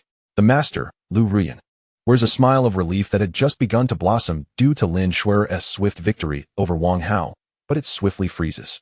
Replacing it is a deepening concern. Though Lin Shuer triumphed decisively, Wang Hao and Qian Mo are not comparable entities. One is an elite disciple of Dangxia Peak, while the other is recognized as the future of Dangxia Peak, a true prodigy nearly standing at the threshold of the Hidden Dragon ranking. Moreover, a battle between a Foundation Establishment Level 9 and a Level 7 is indeed a blatant display of bullying. It is as if they have no regard for honor. Lu Ruyan, filled with anxiety, finds herself at a loss, her fists clenched tightly, her beautiful eyes reflecting her worries. This sense of foreboding is shared by others in the arena. The disciples, who had just been cheering for Lin Shuer, supporting her in Suchan, and applauding Qingxuan Peak, now seem to have had their throats constricted, their cheers abruptly silenced. They gaze at the imposing Qian Mo on the stage, their eyes filled with trepidation. They all recognize Qian Mo. His reputation resonates profoundly among the disciples of Taiyi Sect. Can Lin Xianzi truly prevail? At this moment, nearly everyone in the martial arena, aside from the disciples of Dangxia Peak, believes that Lin Shuer's defense is doomed to fail. However, at the eye of the storm, Lin Shuer feels far from the tension anticipated by others. Qian Mo, at the pinnacle of Foundation Establishment Level 9, her heart remains unperturbed, as if not a single ripple has disturbed its surface. During her time away from the sect for training, she and her junior sister, Su Chan, set up a challenge platform in Kongming City, defeating numerous peers. The formidable Foundation Establishment practitioners she bested numbered not less than 80, many of whom were also at Level 9. To her, Qian Mo appears to be just another opponent waiting to be vanquished, no different from other Level 9 practitioners. At this moment, her thoughts drift elsewhere, specifically to the recent transmission from Elder Li of Dangxia Peak. This elder, despite his advanced age, has only just begun to grasp the rudiments of sword intent and seeks to tempt her into betraying her sect. He certainly overestimates himself while underestimating her mentor and, indeed, Lin Shuer herself. A hint of amusement flickers in her heart. However, such presumptuous attempts at persuasion must be decisively quashed to ensure he relinquishes any hope. I fear that I may be incessantly troubled in the future. So be it. She cast a cold glance at Qian Mo across from her, her heart already resolved. Although it was unnecessary to employ the power of her sword-intense embryonic form against this individual, a brief demonstration would not be amiss. Consider it a means to awaken Elder Li. At the opposite end of the arena, Qian Mo remained calm, his demeanor imbued with a trace of condescension. He held Lin Shuer in utter disdain. A mere 7th layer of Foundation Establishment, a so-called seed-level contender? Such hollow titles were but remnants of his past. Accolades he had long since dismissed. What he pursued now was the illustrious dragon ranking, perched at the pinnacle of the Eastern Domain. He aspired to ascend the ranks and compete with the true prodigies of heaven. In Qian Mo's eyes, he had already scaled the mountain's midpoint, poised to reach the summit and survey the landscape below. Lin Shuer was merely a latecomer, trudging at the base of the mountain, retracing his former steps. The two were no longer on the same plane. Nevertheless, given that this was a grand sect competition, with his master and the elders observing, and in accordance with his master's decree, this battle must be won resoundingly. Qian Mo had already resolved to showcase his might. He would engage with a display of overwhelming force, executing a technique that would result in a swift victory. He aimed to crush this so-called genius of Qingxuan Peak and restore the lost prestige of Dangxia Peak from their earlier defeat. With a firm shout, he ceased his prattle, unleashing the full force of his spiritual energy in a thunderous eruption. The formidable aura of a peak 9th layer of Foundation Establishment surged forth, enveloping the entire arena like a volcanic eruption. He formed seals with his right hand, and a series of crimson runes rapidly materialized at his fingertips. This was his most practiced and adept technique, the superior-grade mystic spell, Crimson Refinement Melting Gold Hand. In an instant, a colossal claw, forged from pure fire element spiritual energy, materialized in the air. This claw, spanning several zhang in size, blazed with fierce crimson flames, emanating a terrifying heat capable of incinerating mountains and boiling seas. The air sizzled and warped under its scorching presence. This was one of his most potent finishing moves. With this initial strike, he was already exerting his utmost effort. He intended to determine the outcome with a single blow. From the observation platform of Dangxia Peak, the ever-closed-eyed Peak Master revealed a barely perceptible smile. This child remains so composed. Even when a lion hunts a hare, it exerts its full strength.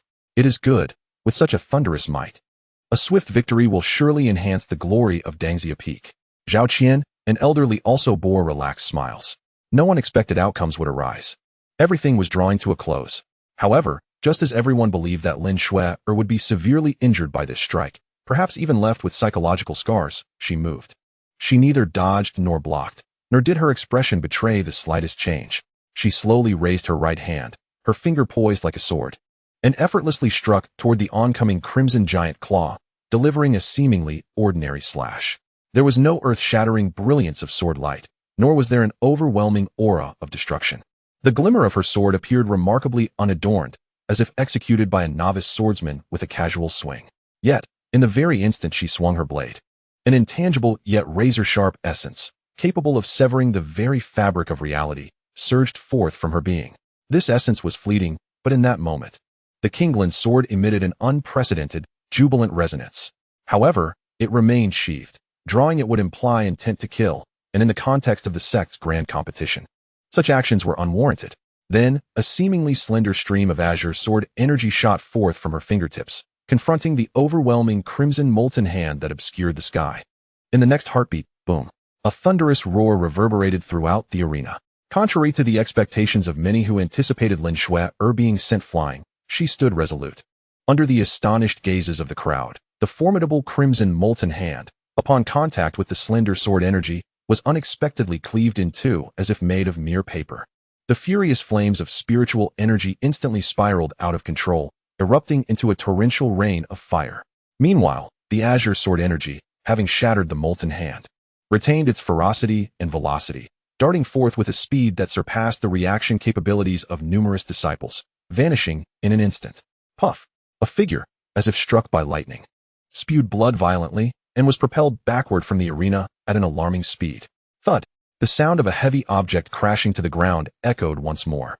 The figure clad in the crimson golden garb of an esteemed disciple, held in high regard by Dangxia Peak, fell heavily beneath the arena, shattering the solid bluestone slabs. After a couple of futile attempts to rise, he could no longer gather the strength to stand. This individual was none other than Qian Mo. His most potent technique, executed with utmost effort, could not withstand even a single strike from Lin Shui. He had been sent flying with one decisive blow. The arena plunged once again into a profound silence. Many were left in a state of shock. If Wang Hao's swift defeat had elicited astonishment, Qian Mo's swift demise now left everyone in a state of numb disbelief, as though caught in a dreamlike unreality. Another single strike? This was Qian Mo, the prodigy heralded as nearing the potential of the hidden dragon ranking, a master of the 9th level of foundational cultivation, poised to break through to the golden core stage at any moment. The direct disciple of the master of Dangxia Peak. Yet, like Wang Hao, he too had been effortlessly dispatched by that white-clad maiden with a single strike. All were of foundational cultivation. Why did Lin Shui from Qingxuan Peak impart such a sense of dimensional oppression during their confrontation? Wow. Following a brief silence was an uproar tenfold more intense than before. Insanity. I must be losing my mind. Qian Mo, too, was felled by a single strike? This is impossible. Absolutely impossible. Cheating. It has to be cheating. To annihilate a peak 9th level foundational cultivator with a mere sword strike? Is this even human? If we consider Qian Mo on the verge of ascending the dragon ranking, what of Lin Shui? Gasps of astonishment, sounds of disbelief, and murmurs of incredulity ignited fervent discussions among the crowd, the cacophony resembling a tempest poised to upheave the arena. The fervor and adoration etched on the faces of the Dangxia Peak disciples solidified into a state of shock and confusion. Their proud elder brother, an invincible figure in their hearts, had succumbed? Defeated even more decisively than Wang Hao? On the observation platform, a sharp crack resounded as Zhao Qian crushed the armrest in his grip into splinters. His eyes bulged, nearly popping from their sockets, and his mouth gaped wide enough to accommodate an egg. He gasped heavily, his expression a grotesque amalgamation of disbelief and fury, beyond the bounds of description. Damn! This unexpected outcome, this absurd scene, this soul-crushing despair provoked an inner torrent of curses. Meanwhile, the venerable master of Dengzia Peak, who had remained composed and serene, could no longer maintain his equanimity. He abruptly opened his eyes. The depths of his gaze, once tranquil as an ancient well, now betrayed an unmistakable shock. He fixated intently on the still, unperturbed figure in white upon the stage, his breath quickening uncontrollably. The disciple he had meticulously nurtured, whom he regarded as his successor, had actually faltered? However, at this moment, the most profound reaction was not from him, nor from Zhao Qian, but rather from Elder Li and Li Chongqing. With a sudden jolt, he sprang from his seat, only to plop back down, his eyes brimming with astonishment and horror as he beheld Lin Shuer. His heart felt as if it had plummeted into despair. While others may have only perceived the might of Lin Shuer's strike, witnessing Qian Mo's swift demise, he, as one who had recently grazed the threshold of sword intent, was acutely aware. The embryonic form of sword intent. It was indeed the embryonic form of sword intent that Lin Shuer had unleashed in that very strike, a manifestation long sought after by sword cultivators. Moreover, Elder Li's fingers quivered slightly. He sensed that the degree of refinement, the sharpness, and the harmonious essence encapsulated in Lin Shuer's sword intent far surpassed the meager understanding he had only recently grasped after centuries of cultivation. What did this signify? It indicated that this 18-year-old maiden possessed a comprehension and insight into the sword way that eclipsed his own, a golden core elder with centuries of experience. A terrifying realization exploded within his mind. He suddenly recalled that mere moments ago, he had employed his divine sense to approach Lin Shuer with an air of condescension, seeking to recruit her. He remembered boasting of his intention to impart the nuances of the embryonic form of sword intent to her. He recalled his audacity in offering to guide her in her sword training. He also remembered the peculiar gaze Lin Shuer had cast upon him after hearing his words. Now it dawned upon him. He finally understood. That gaze was not one of youthful ignorance of the world's breadth. It was unmistakably one of pity. It seems to echo the sentiment, the embryonic essence of the sword. Is this the realization you have come to at your age? Lin Shuer, so young, has grasped the nascent concept of sword intent. It is akin to a fabulously wealthy merchant observing a beggar, proudly flaunting a mere copper coin before him. How absurd. I, Li Chongqing, am utterly ridiculous. A wave of blood surged to my throat, and Elder Li felt the world spinning around him. His aged visage turned a shade reminiscent of pig's liver in an instant. It shifted from crimson to violet, ultimately transforming into a pallid gray. To take on a disciple? To seize Yi Qing's student and teach her the embryonic essence of sword intent? What utter disgrace. It is nothing short of humiliating. He has only just comprehended how laughable his words must have sounded to Lin Shuer. How utterly ludicrous. In the realm of swordsmanship, this young maiden has traversed further than he ever could. Not only could he not take her as a disciple, she is even worthy of being his swordsmanship mentor. If he were to take on a disciple, he might very well need to inquire, who is truly teaching whom? Chapter 55. A pair of talented prodigies under Yi Qing? Li Chongqing's face drained of color, as if mourning a lost loved one. He felt as though all vitality had been siphoned away, slumping into his chair, unable to utter another word. His discomposure did not garner much attention, for at that moment, the hearts and minds of everyone in the martial arena were still enveloped in the astonishment of that extraordinary sword strike, that effortless flick of the finger, that swift and decisive annihilation. Was that not Qian Mo, the future hope of Dengzia Peak, a prodigy on the verge of entering the hidden dragon rankings? And yet, he was so easily defeated? Among the disciples of Dengzia Peak, there was a profound silence. The fervor and adoration that had once filled the air had now transformed into a surreal bewilderment. They gazed at Qian Mo, struggling to rise from the ground, then looked up at the pristine figure clad in white upon the stage, feeling as though their entire worldview had been irrevocably shattered. In stark contrast, the observation platform of Loxia Peak erupted with excitement. Excellent, excellent, excellent. The Peak Master, Lu Ruyan, suddenly sprang to her feet, her enchanting eyes wide with disbelief. Her previously worried expression now entirely replaced by ecstasy and shock. She could hardly fathom that Lin Shuer had emerged victorious. Moreover, in such an unexpected fashion. Overcoming two minor realms, she had defeated the direct disciple of the Peak Master of Dengzia Peak in a single move. This was not merely a victory. It was an utter domination. Lu Rian, filled with exhilaration, cast her gaze toward the direction of Qingxuan Peak, her beautiful eyes sparkling with wonder. She had assumed that Yi Qing had returned with 2 disciples merely to make a final effort, uncertain if he could retain Qingxuan Peak. Yet, unexpectedly, he had delivered an astonishing surprise to others. No, perhaps for some, it was a fright rather than astonishment. Only the individual knows the truth within their heart. At this moment, atop the observation platform of the martial arena, the sect master of Taiyi Sect, Lu Chenghe, exhibited an unmistakable flicker of surprise in his deep, oceanic eyes.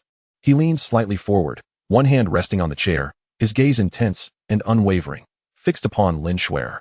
The embryonic essence of sword intent, and its level of refinement far surpassed the ordinary.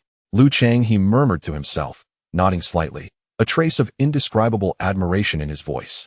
He acknowledged that, prior to this, although he held a deep appreciation for Yi Qing, it was only after witnessing the desolation of Qingxuan Peak that he truly recognized Yi Qing's solitary perseverance. Within a mere 3 months, he had transcended from the 8th level of foundation establishment to the 1st level of Jindan. Such determination and talent are indeed rare. However, Lu Chenghe had merely admired Yi Qing himself. He harbored little hope for his disciples. After all, Qingxuan Peak was bereft of resources, and having fallen to such depths, how could Yi Qing, himself a mere clay idol crossing a river, possibly mentor capable disciples? Other peaks had scores, even hundreds, of aspiring disciples competing, from which they meticulously selected a few. Yet Qingxuan Peak, including Yi Qing, had only 3 individuals. But who could have anticipated that Yi Qing's 2 disciples would shine ever brighter in the grand competition? From the first round stone puppet test revealing their seed-level potential to Lin Shuer's astonishing victory, slaying Qian Mo, who had aspirations for the potential dragon ranking. What does this signify? This is no longer merely a possibility for the potential dragon ranking. It indicates that Lin Shuer herself is truly a prodigy worthy of ascending the Eastern Domain's potential dragon ranking. In just 3 months, this 18-year-old prodigy has achieved so much. How on earth did you manage this, Yi Qing? A tempest of emotions surged within Lu Chenghe, and his gaze instinctively shifted toward the calm figure in green who was sipping tea. This young man had brought him an abundance of unexpected revelations. Suddenly, a jolt coursed through Lu Chenghe's heart as a thought flashed through his mind. If Lin Shuer is so remarkable, what about Yi Qing's other disciple? Su Chan. Yes. Where is Su Chan? She too is a disciple of Yi Qing.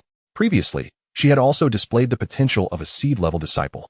As Lu Chenghe pondered this, his consciousness expanded instantaneously, piercing through the throng of fervent spectators, his gaze like a bolt of lightning, darting toward the arena on the other side.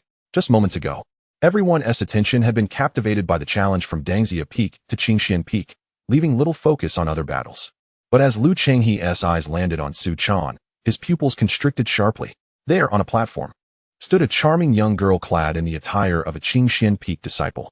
She was poised calmly, her sword sheathed, while opposite her stood a foundation establishment disciple from Shunbing Peak, visibly horrified, his shirt torn open at the chest, pale as he bowed in submission. He had been defeated in a single move. Before Lu Chenghe could scrutinize further, the girl, Su Chan, leaped gracefully down from the platform. Without a moment's pause, she proceeded directly toward the next arena. Her target was a disciple from Liang Peak, at the pinnacle of the 9th level of foundation establishment. At this moment, an increasing number of spectators, roused from their shock at Lin Shuer's swift victory over Qian Mo, began to echo Lu Chenghe's thoughts regarding Qingxuan Peak's other disciple. Countless gazes converged upon the platform where Su Chan stood. Look, it's Su Chan from Qingxuan Peak. She too is challenging. Her opponent is Li Yin from Liang Peak, a formidable contender not to be underestimated.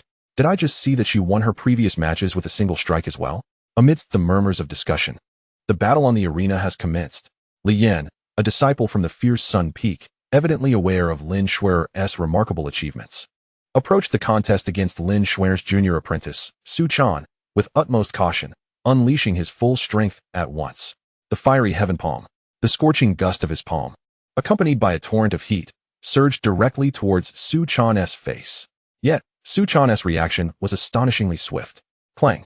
A melodious sound of a sword rang out. The flash of the blade was blindingly rapid. A stream of sword light, reminiscent of an antelope's horns, was elusive and untraceable. In an instant, it tore through the myriad shadows of palms and lightly tapped at Li Yin's throat. The chilling sword intent made his hair stand on end. Li Yin halted abruptly, drenched in sweat, his face devoid of color. He realized that his opponent had held back. Otherwise, in a life-and-death struggle, that sword strike could have pierced through his throat. I concede. One move. Another move. A disciple with aspirations for the potential dragon ranking was defeated by Su Chan in a single stroke. The entire arena fell into a profound silence. If Lin Shuer's victory was a spark, then Su Chan's triumph was a raging wildfire that followed. People stared blankly at Su Chan, then glanced at Lin Shuer, who appeared calm and unperturbed on the other side of the arena. An absurd thought crept into everyone's mind, sending shivers down their spines. Did I not see correctly? This Su Chan seems to be as formidable as Lin Shuer. With an 8th-layer foundation establishment, she effortlessly obliterated a 9th-layer peak with a single strike. Good heavens! Could it be that these two female disciples from Qingxuan Peak are both prodigies worthy of the potential dragon ranking? Under the leadership of Master Yi Qing, a sect with dual prodigies? Chapter 56. Elder Zhao, it's time to settle our accounts. Dual prodigies. When those words were uttered with trembling lips, the entire martial arena erupted. A mountain that had fallen to only 3 disciples had simultaneously produced 2 who could rival the top talents of the eastern region. This was akin to a tale from a storybook. It was simply unbelievable without witnessing it firsthand. In that moment, all gazes turned towards the viewing platform of Qingxuan Peak. Transformed, no longer filled with sympathy, pity, or schadenfreude, but rather profound shock. Puff. On the viewing platform of Dangxia Peak, Zhao Qian, witnessing Su Chan's performance, felt a sweet taste in his throat, nearly spewing out a mouthful of reverse blood, which he forcibly swallowed back.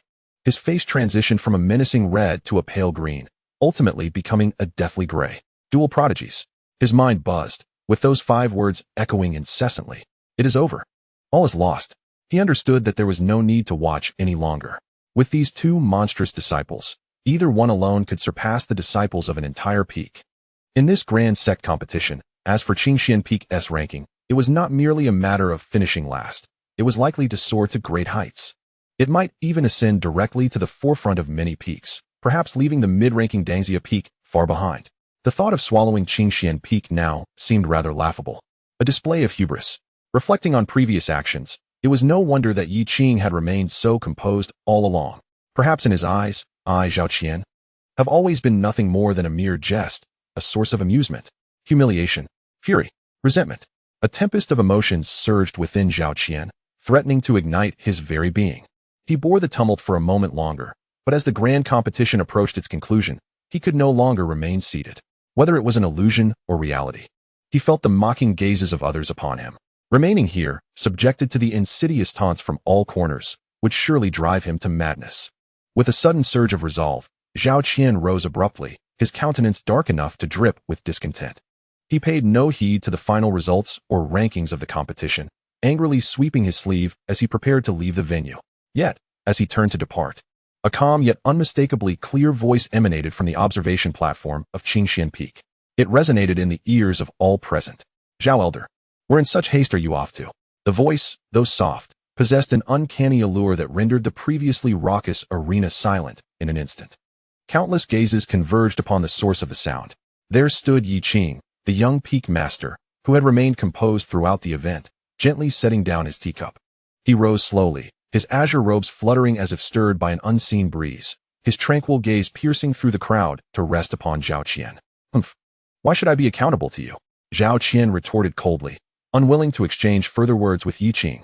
Yi Qing nodded, his tone still unruffled. Yet, there flickered in his eyes a sharpness that instilled a sense of trepidation. Indeed, you are not one of Qingxuan Peak's own.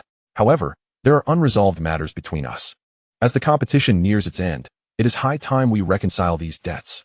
At these words, the arena fell into a hushed stillness. Zhao Qian, on the verge of storming out, suddenly froze, a chill coursing from the soles of his feet to the crown of his head. He whirled around, fixing a piercing gaze upon Yi Qing. In his eyes, alongside resentment, there flickered an almost imperceptible glimmer of panic. Reconcile debts? What debts? Could it be that he is aware of my hiring the silver-ranked assassin from Bloodslaughter Tower to eliminate him? Impossible. Absolutely impossible. The reputation of Bloodslaughter Tower is unparalleled in the Eastern Domain. There has never been a breach of client confidentiality. How could someone like him, who has remained confined within the mountain gates, lacking worldly experience, possibly uncover such information? Yes, he must be fabricating nonsense. With this thought, Zhao Qian forcefully suppressed the rising panic within him, replaced instead by a fierce anger that colored his face. With his neck taut, he barked defiantly, "Yi Qing, do not slander me with baseless accusations. What old grievances could possibly exist between us? Today, your disciple has outshone all others, and I, of Dangxia Peak, admit my inferiority. Yet, should you seek to provoke discord and humiliate me, know that Dangxia Peak is not to be trifled with." His words rang with righteous indignation. As if he were the aggrieved party in this affair, Yi Qing regarded Zhao Qian's countenance with a silent shake of his head, unable to suppress a smile at the absurdity before him. Indeed, I too have been somewhat muddled. That old rascal Zhao Qian possesses a skin thicker than city walls. How could he ever admit to his misdeeds? The only recourse is to strike him down. What need is there for evidence or reason? Such discussions are futile, akin to playing music to a deaf audience. Reason cannot penetrate here. The foundation for any discourse must be established first through the language of fists and the edge of a sword. Since he wishes to take my life, then I shall take his. This is the very essence of justice. In an instant, the last vestige of calmness in Yi Qing's eyes vanished, replaced by an unrestrained, chilling intent to kill. Boom. A bone-chilling aura erupted from Yi Qing, soaring towards the heavens. With a swift motion, he became a streak of azure lightning, soaring into the air and hovering above the martial arena, casting a commanding gaze down upon Zhao Qian. His eyes bore the coldness of death. Hiss. Upon sensing this unmistakable murderous intent, Zhao Qian was genuinely taken aback. "Yi Qing, do you intend to strike at me? You wish to kill me? Yi Qing, have you lost your mind?" Zhao Qian could scarcely believe his own eyes. This was the scene of the sect's grand competition. The sect master, the heads of the various peaks, and the elders were all present. How dare Yi Qing? He actually possesses the audacity to harbor malicious thoughts towards an elder of the same sect in front of everyone. Humph. After all, it was you who first conceived of violence. Am I to fear you? Zhao Qian's expression turned cold, and the power of his golden core surged within him as he rose into the air, confronting Yi Qing from a distance. Are they truly about to engage in combat? The master of Qingxuan Peak is actually going to strike at Elder Zhao? My heavens, what enmity lies between them? How impulsive! Yi Qing, the peak master, is still too young. On the martial arena, all present were momentarily stunned by this sudden turn of events. Countless gazes converged upon the two figures suspended in the air. The murmurs of the crowd rose and fell like waves. Some peak masters and elders shook their heads slightly, their expressions betraying a lack of faith in Yi Qing. From their perspective, Yi Qing's actions were undeniably unwise. True, his two disciples are indeed rare prodigies, and Qingxuan Peak has indeed basked in glory today. However, disciples are merely disciples, and the peak master is a distinct entity. Just 3 months prior, Yi Qing was at the 8th layer of foundation establishment, even with recent breakthroughs. He has only just stepped into the first layer of the Golden Core. As for Zhao Qian, he is a well-established veteran of the Golden Core realm. Years ago, he had already attained the 3rd layer, and now his aura is dense, mere steps away from the 4th layer. In the Golden Core realm, each layer represents a significant divide. The disparity between them is as vast as a chasm. To those watching, Yi Qing's actions seemed akin to striking a rock with an egg, inviting humiliation upon himself.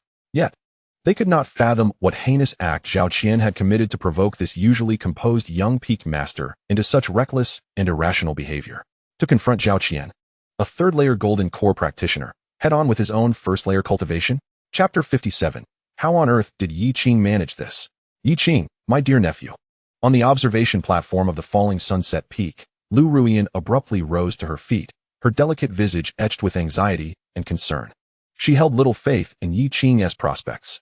The disparity between the 1st and 3rd layers of the Golden Core was utterly devoid of suspense. Uncertain of the events transpiring between the two, her singular thought was that she must not allow Zhao Qian to inflict even the slightest harm upon Yi Qing. With a swift motion, Lu Ruian could no longer remain seated. She propelled herself into the air, transforming into a streak of light as she hurried towards the battleground above. The 2nd layer of her Golden Core cultivation surged forth without reservation. At that moment, she lamented her insufficient strength. If only she possessed the 3rd layer of the Golden Core, she could assist Yi Qing and decisively vanquish Zhao Qian, delivering him a resounding lesson. Meanwhile, on the highest observation platform, the sect leader, Lu Chenghe, furrowed his brow. He had intended to intervene and halt this farce, to pit fellow disciples against one another, especially in the context of a sect competition, was utterly disgraceful. However, just as he prepared to speak, a sudden thought stirred within him, unbidden. Wait. Lu Chenghe's gaze returned to Yi Qing's imposing figure. Lin Shuer and Su Chan, 2 individuals who had previously been obscure, had undergone a remarkable transformation under Yi Qing's tutelage in a mere 3 months, each possessing the terrifying capability to challenge those of a higher tier, rivaling the prodigies of the hidden dragon rankings. Thus, what of Yi Qing himself, the architect of this dual prodigy phenomenon? What might his true strength reveal? Was he truly just an ordinary first-layer golden core? Once this thought took root, it could not be suppressed. A glimmer of brilliance flashed in Lu Changhe's eyes, and the words poised on his lips were swallowed back. He resolved to observe further, to see what other surprises this young man could potentially unveil. After all, with him, the late-stage nascent soul sect leader, present, even in the event of the worst outcome, should Yi Qing falter against Zhao Qian. He was confident he could intervene in an instant to preserve Yi Qing's life. Lu Changhe vowed that on this day, Yi Qing would not suffer the slightest harm. In the skies, Zhao Qian, confronting Yi Qing, let out a cold laugh, harboring disdain for Yi Qing's audacity.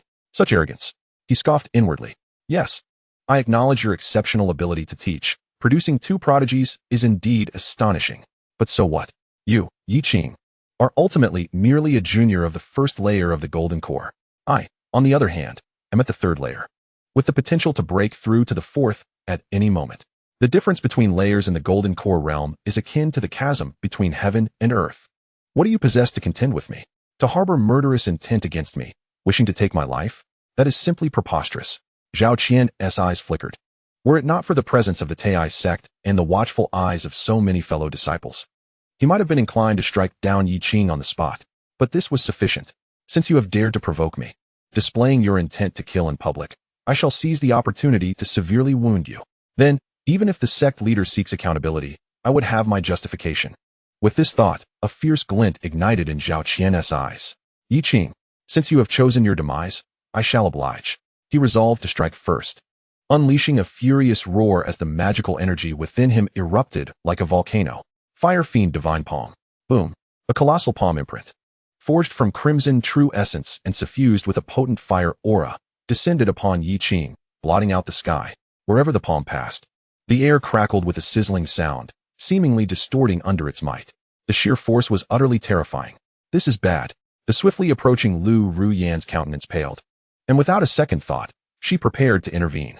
Yet, deep down, she understood that as a mere second-tier gold core cultivator, she was a level beneath Zhao Qian. Even if she exerted all her strength, she could only diminish the power of that palm by 3 or 4/10. The remaining force was still beyond Yi Qing's capacity to withstand. However, before she could act, the unexpected occurred. Faced with that earth-shattering palm, Yi Qing remained composed, not even lifting an eyelid. He simply extended his fingers like a sword and gently traced a line against the immense crimson palm imprint. Clang! A clear, melodious sword resonance reverberated through the air. Though the sound was not loud, it seemed to possess a soul-piercing enchantment, causing the hearts of all gold core cultivators present to tremble violently.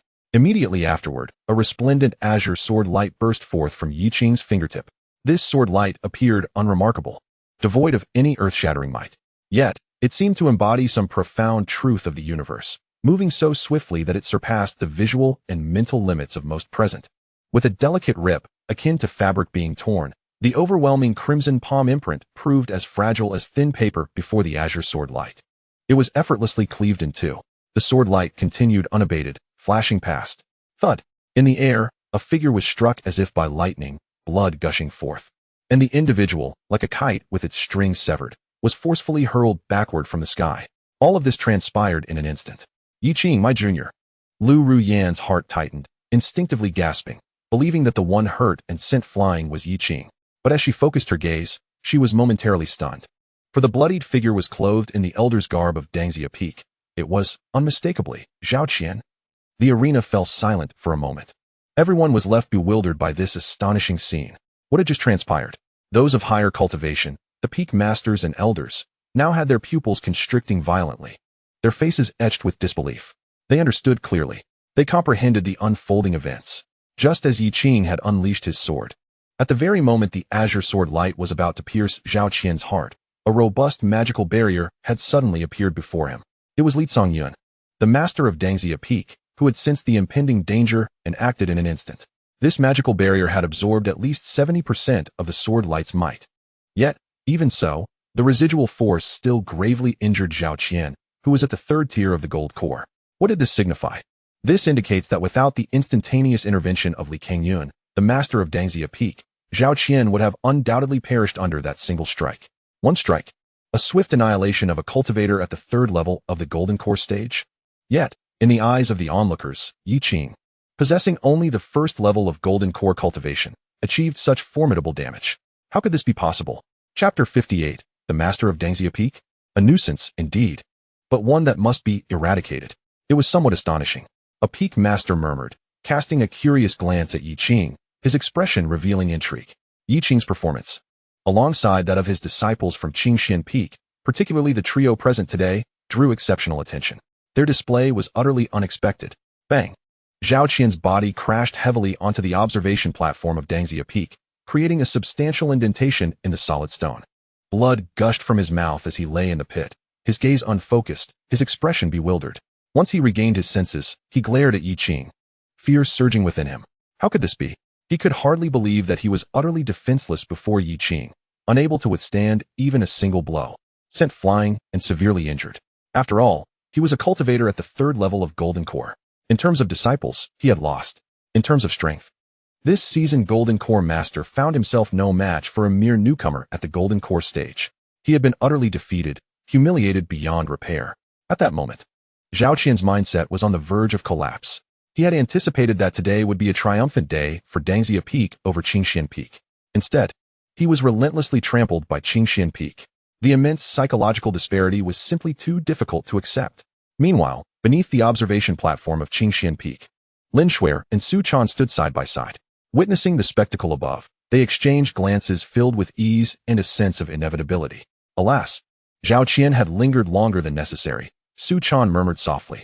Lin Shuai nodded, a faint smile gracing her delicate, cool visage. Had it not been for the intervention of the master of Dangxia Peak, Zhao Qian would now be lifeless. To others, Yi Qing was merely at the first level of Golden Core, and to inflict such severe injury upon Zhao Qian at the third level was indeed astonishing. Yet, the two sisters were well aware of the true capabilities of their master. One must remember, back in Beijing City, their master effortlessly suppressed Qi Shao, the master of Taiyi Sect, who was at the sixth level of Golden Core, with a mere wave of his hand. Subsequently, he ascended the mountain alone, wielding a single sword, to obliterate the Taiyi Sect, which had stood for countless years. Not to mention in Kongming City, their master was not even present. Yet the mere imprint of sword intent left upon them severely wounded an unknown Golden Core cultivator, nearly resulting in his demise, forcing him to flee in panic. Now, dealing with a mere Zhao Qian at the third level of Golden Core, defeating him was simply a matter of course. If not for the interference, Zhao Qian would undoubtedly have met his end. High above, Yi Qing furrowed his brow slightly. He had intended to finish Zhao Qian with a single strike.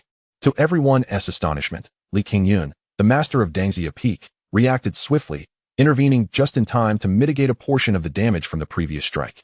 As a result, Zhao Qian was grievously injured but did not perish on the spot.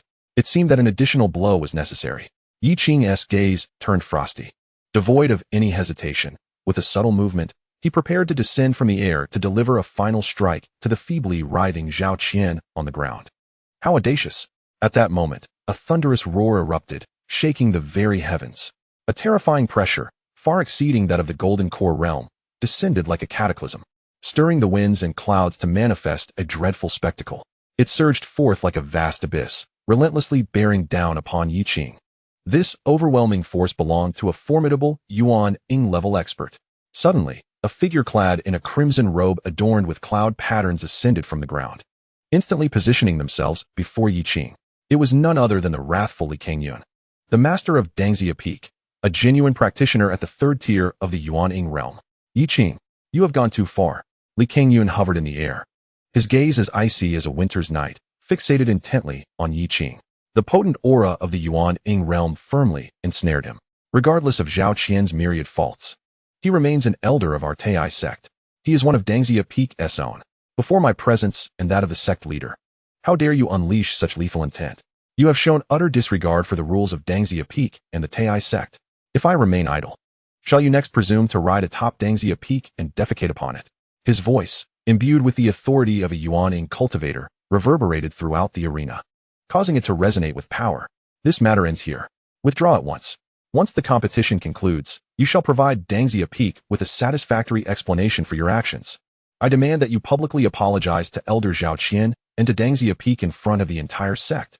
Witnessing the peak master come to his aid, Zhao Qian, lying on the ground, grinned broadly, revealing a smug expression directed at Yi Qing. He had surmised that Yi Qing was aware of his assassination plot orchestrated through the Bloodkill Tower. Yet what of it? Even if Yi Qing knew I had hired assassins, what could he do? With Li Qingyun here, do you truly believe you can harm me? Huh. I lie here, come. If you possess the capability to strike me. In response, Yi Qing only narrowed his eyes. He then regarded the formidable Yuan Ing adept obstructing his path, and spoke in a calm tone. Yet his words nearly caused many hearts to stop in shock. "Step aside, or I shall strike you down as well." At this declaration, the entire assembly was taken aback. Li Qingyun, master of Dangxia Peak, was momentarily stunned, then erupted into a furious laugh. "Ha ha, a splendidly arrogant youth. You dare propose to strike me too? Have you lost your wits in your cultivation? Very well. Since you are so obstinate, today I shall personally subdue you. It seems your master departed too early, leaving you without proper guidance. I shall take it upon myself to teach you the meaning of respect." As he finished speaking, a chilling light surged in Li Qingyun's eyes. He immediately prepared to strike down this audacious miscreant before him. Subsequently, Li Qingyun's nascent soul aura erupted with the force of a catastrophic landslide and tsunami. His fingers spread wide as torrents of crimson magical energy surged forth, conjuring a blazing solar phantom within his palm. The emanating heat caused the surrounding space to warp dramatically, as if it were on the verge of being incinerated. This was undoubtedly one of his renowned ultimate techniques, the Great Sun Incineration Hand. With a single strike, he unleashed the might of thunder. Clearly, Li Qingyun was genuinely enraged. At this moment, he intended to use his overwhelming power to publicly subdue Yi Qing, the audacious provocateur who dared to challenge the dignity of his nascent soul, thereby setting an example for others. It was over, just as Lu Rian approached. She watched this scene unfold and felt her heart plunge into despair. She yearned to step forward and plead for mercy, willing to humble herself in any way. Yet, under the terrifying pressure of the third layer of the nascent soul, even speaking became an arduous task. Despite her efforts to withstand the pressure, she found it utterly impossible to draw near. All she could do was helplessly gaze at the blazing sun bearing down on Yi Qing, her beautiful eyes filled with hopelessness. Never before had she felt such an intense longing for formidable power. On the observation platform, the other peak masters also furrowed their brows. Brotherly had gone too far. The peak master of Beiwa Peak, a graceful and enchanting woman, sighed softly, noting that Yi Qing was a rare talent. Such suppression could damage his resolve. Indeed, this young man possessed extraordinary potential, and if properly guided, he might become another pillar of support for our Taiyi Sect in the future. It would be a pity if his resolve were to falter due to Li Qingyun's oppression. The peak master of the Spirit Beast Peak echoed her sentiments.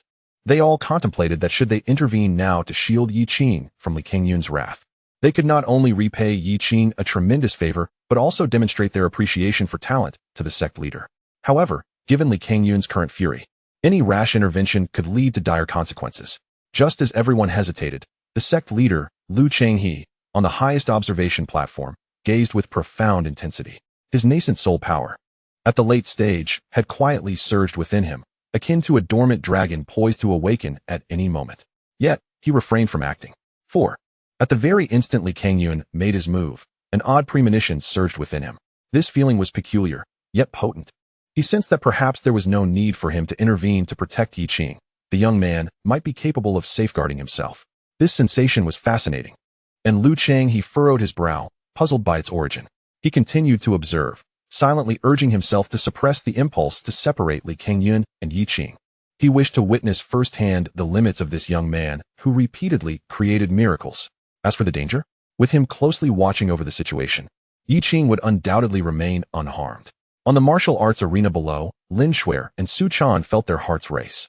"Sister, master." Su Chan grasped her small hand tightly, her palms slick with sweat. Although they held an almost blind trust in Yi Qing, the peak master of Dangxia Peak was, after all, a genuine nascent soul powerhouse. To their knowledge, their master had never truly battled against someone of such a formidable realm. "Trust in our master." Lin Shuer's cold visage bore a hint of solemnity, yet her gaze remained unwavering. Su Chan nodded in agreement. Both women harbored an unshakable faith in their master. Believing him to be invincible, even if he was not invincible at times, they were certain he would be in the future. At that moment, under the watchful eyes of the crowd, each with their own thoughts, Yi Qing's reaction to the colossal sun capable of burning mountains and boiling seas was peculiarly calm. He did not even glance at the terrifying assault. Instead, he focused on the proud expression of Li Qingyun before him and slowly raised his hand. With a simplicity that belied its power, he pointed his finger as if wielding a sword, and with a gentle flick, a barely perceptible azure light flashed from his fingertip. The azure light was astonishingly swift, so swift that even the pupils of the sect leader, Lu Changyi, constricted in shock.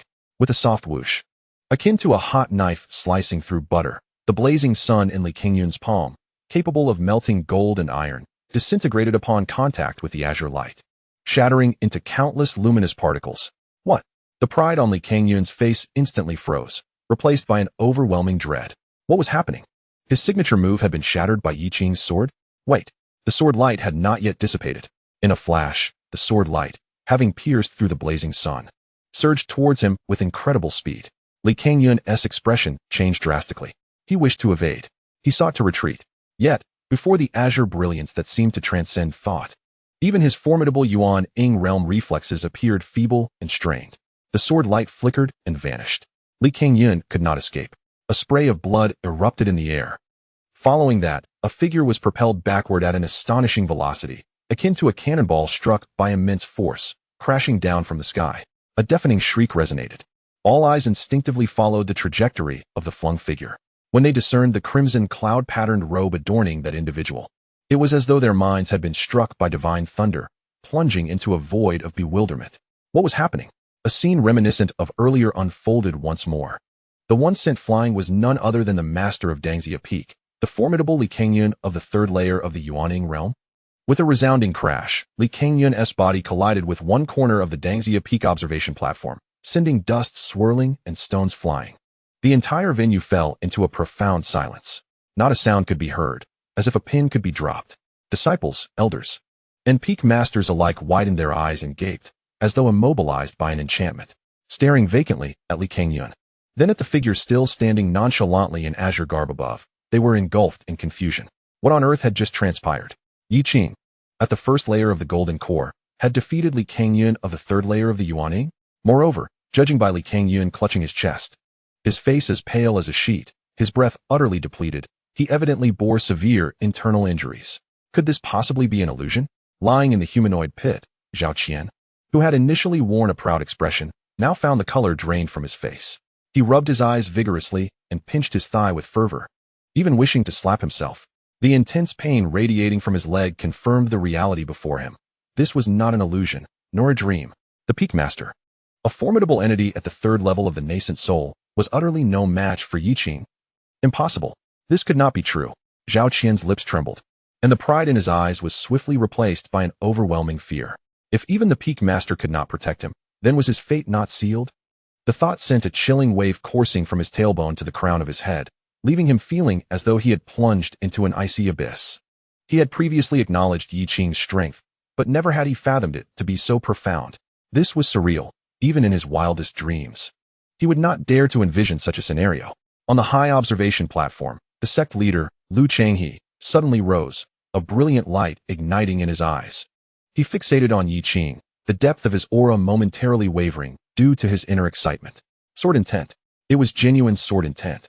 Moreover, this sword intent was remarkably refined. To cultivate such a level at this age was utterly unprecedented. He comprehended fully. That previous strike, seemingly mundane, was imbued with the essence of returning to simplicity, embodying the supreme principles of the sword.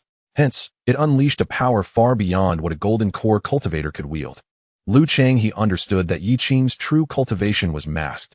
He was undoubtedly more than merely at the golden core level. In just 3 months, no, perhaps even 3 months prior, he had concealed his prowess? In any case, a prodigy. Truly a prodigy. Excellent. Excellent. Lu Changyi roared within, his gaze upon Yi Qing burning with a fervor that seemed capable of melting him. A treasure discovered. The Taiyi Sect had unearthed a genuine, unparalleled gem. In the skies above, Yi Qing maintained an expression of indifference. His gaze slowly descended upon the ruins, landing on Li Qingyun, who was struggling to rise. Then, Yi Qing spoke calmly, his voice soft, yet resonating clearly in the ears of everyone present. He uttered just 4 words, "If you obstruct again, die." Chapter 59, Zhao Qian. Die? Those unadorned words carried an indescribable air of dominance and chilling menace. Li Qingyun, who had barely propped himself up, froze at the sound of this statement. He lifted his gaze to meet Yi Qing's inscrutable eyes, within which he discerned a profound indifference and coldness, akin to gazing upon an ancient ice mountain. He harbored no doubt, should he dare to make any further obstructive moves, in the next instant, that terrifying sword light would unhesitatingly pierce through his skull. In truth, he had felt that previous strike acutely. The unmatched sharpness, seemingly capable of severing the very fabric of existence, still lingered in his consciousness, sending shivers down his spine. Li Qingyun realized that Yi Qing had shown him mercy. Otherwise, he would already be a cold corpse. After all, even if this represents Yi Qing's full strength, should a true killing intent arise, a single strike could severely injure him, and 2 strikes from Yi Qing would be sufficient to end his life. Moreover, Li Qingyun had an unsettling premonition that what he had just witnessed was not Yi Qing's complete prowess. This realization sent a violent tremor through his heart, and his feelings of anger and resentment were swiftly engulfed by an overwhelming sense of dread. Silence. In the face of Yi Qing's nearly humiliating warning, Li Qingyun chose to remain mute. He stood still, clutching his chest, eyes fixed on the ground, his expression as placid as a still pond. He was afraid. As Li Qingyun fell utterly silent, Zhao Qian, lying on the ground, felt the last flicker of hope extinguish completely. He was desperate. A primal instinct for survival compelled him to cast his gaze around the spectator stands. Seeking the eyes of the elders and peak masters with whom he usually maintained cordial relations, pleading for salvation. Master Wang, save me. Elder son, we have shared a century-long friendship. However, those peak masters and elders whom his gaze fell upon seemed to have conspired silently. Some gazed skyward. Others studied the patterns on the ground, and some simply closed their eyes to meditate. Not a single person met his eyes. How absurd. Just moments ago, they had hesitated over whether to extend a favor to Yi Qing, but before they could act, Yi Qing had dispatched Li Qingyun, a third-tier nascent soul cultivator. As if he were nothing more than a mangy dog. Such terrifying strength. Such monstrous potential. The rise of Qingxian Peak was now a foregone conclusion, an unstoppable force. Would they risk offending a future titan for the sake of Zhao Qian, whose potential seemed to have reached its limits? Impossible. They would be insane to consider such a course of action. With no hope left, Zhao Qian was thoroughly panicked, sweat pouring down his face. He cast his final hope towards the highest authority, the sect master, Lu Changyi. Master, please help me, he shouted with every ounce of strength he could muster. Yi Qing has gone mad. He intends to kill a fellow elder before the entire sect. This behavior is no different from that of the demonic path. He is inciting rebellion. Master, you must stand for me. His desperate cry finally drew the attention of everyone present to sect master Lu Changyi. Lu Changyi's expression remained tranquil, betraying no sign of turmoil. He advanced slowly, his gaze sweeping over Li Qingyun and Zhao Qian before settling on Yi Qing. He understood that as the sect leader, he had to provide an explanation in front of all those watching. Yi Qing, Lu Changyi began, his demeanor calm. How do you respond to Elder Zhao Qian's accusations? The sect master's direct inquiry piqued the curiosity of the gathered crowd. They were eager to understand why Yi Qing was so insistent on slaying Zhao Qian. Was it merely a quarrel from the competition? Or had Zhao Qian previously exerted undue pressure on Qingxian Peak? In response to the sect master's question, Yi Qing's expression remained unchanged. Acknowledging the sect master's inquiry, he raised his hand with a nonchalant flick. Whoosh! A pitch-black metal token, accompanied by a sound that pierced the air, precisely landed before Lu Changyi. As he reached out to catch it, a closer inspection caused his pupils to constrict in shock. The Bloodslaughter Tower S. Silver Assassin S. Order. A gasp spread throughout the crowd. The Bloodslaughter Tower, infamous in the Eastern Domain for its ruthless actions, is a notorious assassin organization reviled by all righteous sects. How could Yi Qing possess a token from such a malevolent establishment? Amidst the bewilderment of the onlookers, Yi Qing produced a jade talisman. With a slight surge of spiritual power, a shimmering light curtain unfurled in the air. Within this luminous screen, a vivid image and sound materialized. The image displayed a pitch-black needle exuding a menacing aura of bloodshed, being toyed with in Yi Qing's hand. This was none other than the soul-piercing needle, the signature weapon of the Bloodslaughter Tower. In addition to the needle, a subdued assassin lay before Yi Qing. Soon after, the assassin's voice, filled with terror, echoed, "Spare me. I will confess." It was Elder Zhao Qian of the Taiyi Sect, from Dangxia Peak. He commissioned the Bloodslaughter Tower to take your life. Yes, I will contact the Bloodslaughter Tower immediately and inform them that the mission has been completed and the target is dead. The truth was laid bare. Witnessing this scene and hearing the unmistakable confession, all present comprehended in an instant. It turned out that Zhao Qian had hired a hitman to commit murder. He had conspired with the Bloodslaughter Tower to assassinate a fellow sect leader. Disdainful hisses and spitting sounds arose in waves. Every gaze directed at Zhao Qian was filled with contempt and revulsion. As an elder of the Taiyi Sect, how could he engage in such despicable actions? This was a disgrace to the sect. If word spread, he would tarnish the sect's reputation beyond repair. It was over. Zhao Qian stared at the light curtain, feeling as though he were plummeting into an abyss, his face ashen. He realized that his fate was sealed. The evidence was irrefutable, and he had no means of defense. Yet, if there was any possibility, he did not wish for death. Sectmaster, I was momentarily foolish. I was misled. Zhao Qian, tears streaming down his face, desperately kowtowed towards Lu Changyi. I am willing to go to the reflection peak. I will face the wall for 100 years, for a lifetime. I implore the sect master to spare my life. I plead with Peak Master Yi to grant me mercy, if only he could survive. Even if it meant enduring the solitude of the reflection peak, it would be better than facing imminent death. However, before the sect master could respond to his pleas, the other Peak Master's eyes were icy, and they began to voice their opinions. Conspiring with the Bloodslaughter Tower to harm fellow sect members is an act of treason. Such a crime is unforgivable.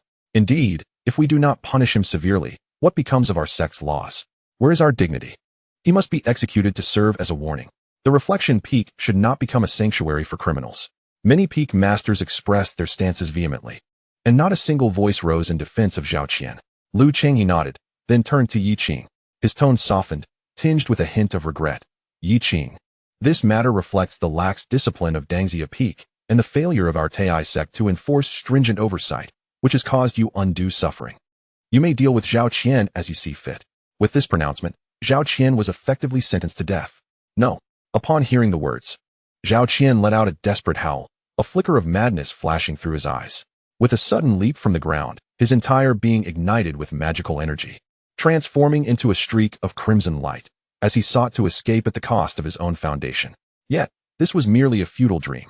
Though he was swift, Yi Qing surpassed him in speed, without even a subtle movement, merely lifting his eyelids to cast a fleeting glance at him. Boom!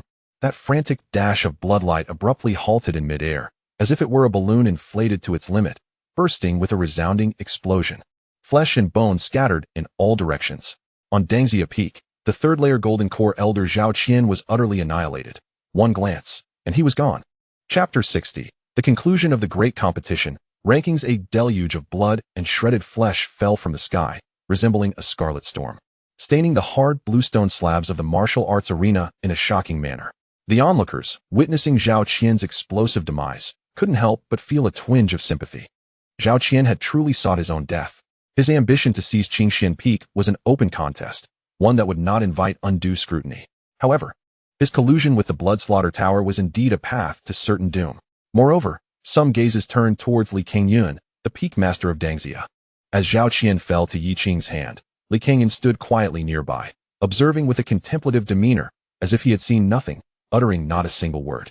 Even now, he took a deep breath, hesitating momentarily, before proceeding to step forward in full view of the assembly. Stopping 3 steps away from Yi Qing, he bowed deeply. Addressing him, Master Yi, I acknowledge my failure to discipline my disciples, which led Elder Zhao Qian to conspire with the Bloodslaughter Tower, committing heinous acts against fellow sect members, nearly resulting in grave consequences. Our Dangxia Peak bears guilt. His voice, though hoarse, resonated clearly in the ears of every attendee. The various Peak Masters and Elders displayed differing expressions. Li Qingyun continued, Esteemed colleagues, I vow to rigorously enforce discipline among the Elders and disciples of Dangxia Peak, ensuring that no similar incidents such as Zhao Qian's shall occur again. I, Li Qingyun, guarantee this. Yi Qing cast a glance at him, remaining silent. At that moment, the authoritative voice of Sect Master Lu Changyi reverberated, imbued with an air of gravitas. Li Peak Master, your laxity in governance is undeniable. As an elder of the sect, Zhao Qian's collusion with the Bloodslaughter Tower and his treachery against fellow Peak Masters constitutes an act of betrayal, a crime deserving of death. As the Peak Master of Dangxia, you cannot escape responsibility. Upon hearing this, Li Qingyun lowered his head even further, cold sweat trickling down his brow. Sect Master, I acknowledge my fault. Very well. Lu Changyi paused momentarily before continuing. I hereby impose a 10-year resource penalty on Dangxia Peak as a warning against future misconduct. Should a similar incident occur again, Dangxia Peak shall lose its qualification to impart teachings and open spiritual veins. Do you have any objections? A 10-year resource penalty. This meant that the disciples of Dangxia Peak would experience a significant slowdown in their cultivation pace during this period. Many disciples displayed expressions of fear and bitterness. Furthermore, should there be a repeat offense, Dangxia Peak could be stripped of its privileges and no longer receive the protection of Taiyi Sect. Though Li Qingyun's heart ached, his countenance bore no trace of resentment. He merely bowed and declared, Dangxia Peak accepts the punishment. There shall be no objections.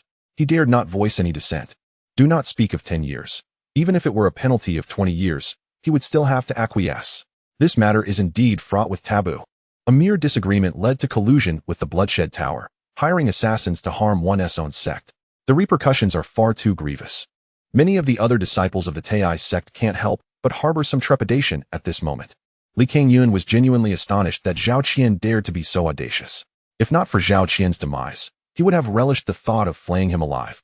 After receiving his punishment, Li Qingyun once again bowed in apology to Yi Qing. Observing this scene, the disciples and elders present were left with but one thought. Qingxuan Peak has truly risen from this day forth. Within the ranks of Dangxia Peak's disciples, Wang Hao's face was ashen, his expression dazed. He gazed at the figure in the center of the martial arena, a being both divine and demonic, Yi Qing, who had severely injured a nascent soul with a single stroke and annihilated a golden core with a mere glance. It felt as though an invisible hand had gripped his heart tightly, causing him pain so intense he could hardly breathe. Regret. Endless regret washed over him like a tidal wave.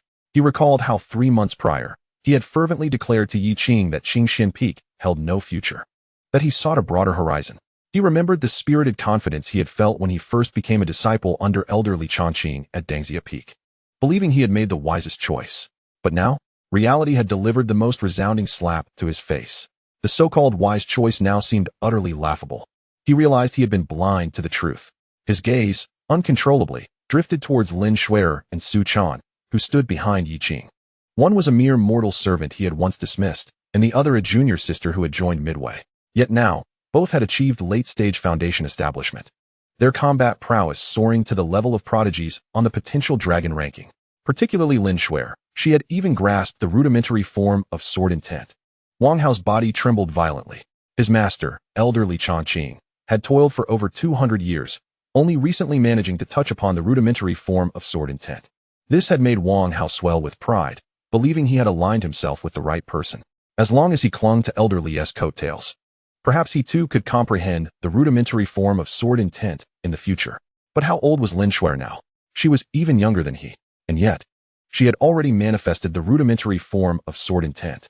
If only he had not betrayed his sect, if only he had remained at Qingxuan Peak, would he now be standing behind the Peak Master Yi, basking in the attention of the entire sect, possessing combat prowess on par with prodigies? A fortuitous opportunity that had once been within his grasp was now cast aside by his own hand like a worthless trinket. In the midst of this tumultuous inner turmoil, a mouthful of blood surged to his throat, which he painfully swallowed back. At that moment, he felt utterly drained, his eyes devoid of spirit, as if all vitality had been siphoned away. The agony intensified with every thought, and his heart ached. This sudden upheaval, marked by Zhao Qian's demise and the punishment of Dangxia Peak, had finally settled into silence. The Grand Sect competition continued unabated.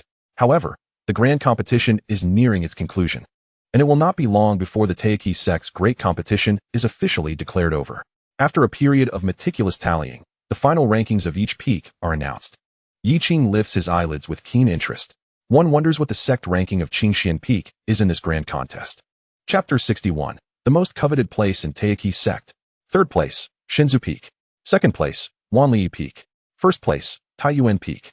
The top 3 positions remain undisputed, firmly held by the lineage of the sect master and several of the most prestigious peaks. The crowd is accustomed to this outcome. What truly piques their interest is the subsequent rankings. The elder announcing the rankings clears his throat, glancing at the list, and his voice carries a hint of unusual resonance. 20th place, Spirit Beast Peak. 19th place, Qingxuan Peak. When the name Qingxuan Peak resonates through the square, an initial hush falls over the crowd, only to be followed by a tumultuous wave of discussion akin to thundering applause. Is it really Qingxuan Peak? 19th place. My goodness. Although it was anticipated, the fact that Qingxuan Peak, with merely 2 disciples, managed to break into the top 20 is still somewhat unbelievable. This is likely not even a true reflection of Qingxuan Peak's full potential. Consider, if Qingxuan Peak had a few more disciples, even just 10, would it not easily secure a spot in the top 10? Not merely the top 10. If the number of Qingxuan Peak's disciples could match that of other peaks, it could potentially challenge for the top 5, or even the top 3. Who can say? In an instant, countless envious and fervent gazes turned towards Qingxuan Peak. At this moment, Qingxuan Peak ceases to be a symbol of decline. It embodies boundless possibilities and a promising future. Some disciples, particularly many female disciples, cannot help but become entranced, imagining in their hearts how wonderful it would be to be accepted by Qingxuan Peak, to be under the tutelage of Master Yi Qing, seeing him every day. Moreover, Master Yi Qing not only imparts knowledge to his disciples, but is also powerful, vengeful against enemies, both charismatic and handsome. In the camp of Loxia Peak, Lu Rian's beautiful eyes sparkle with excitement as she gazes at Yi Qing's upright silhouette, her heart brimming with pride and exhilaration. She knows that Yi Qing is no ordinary talent.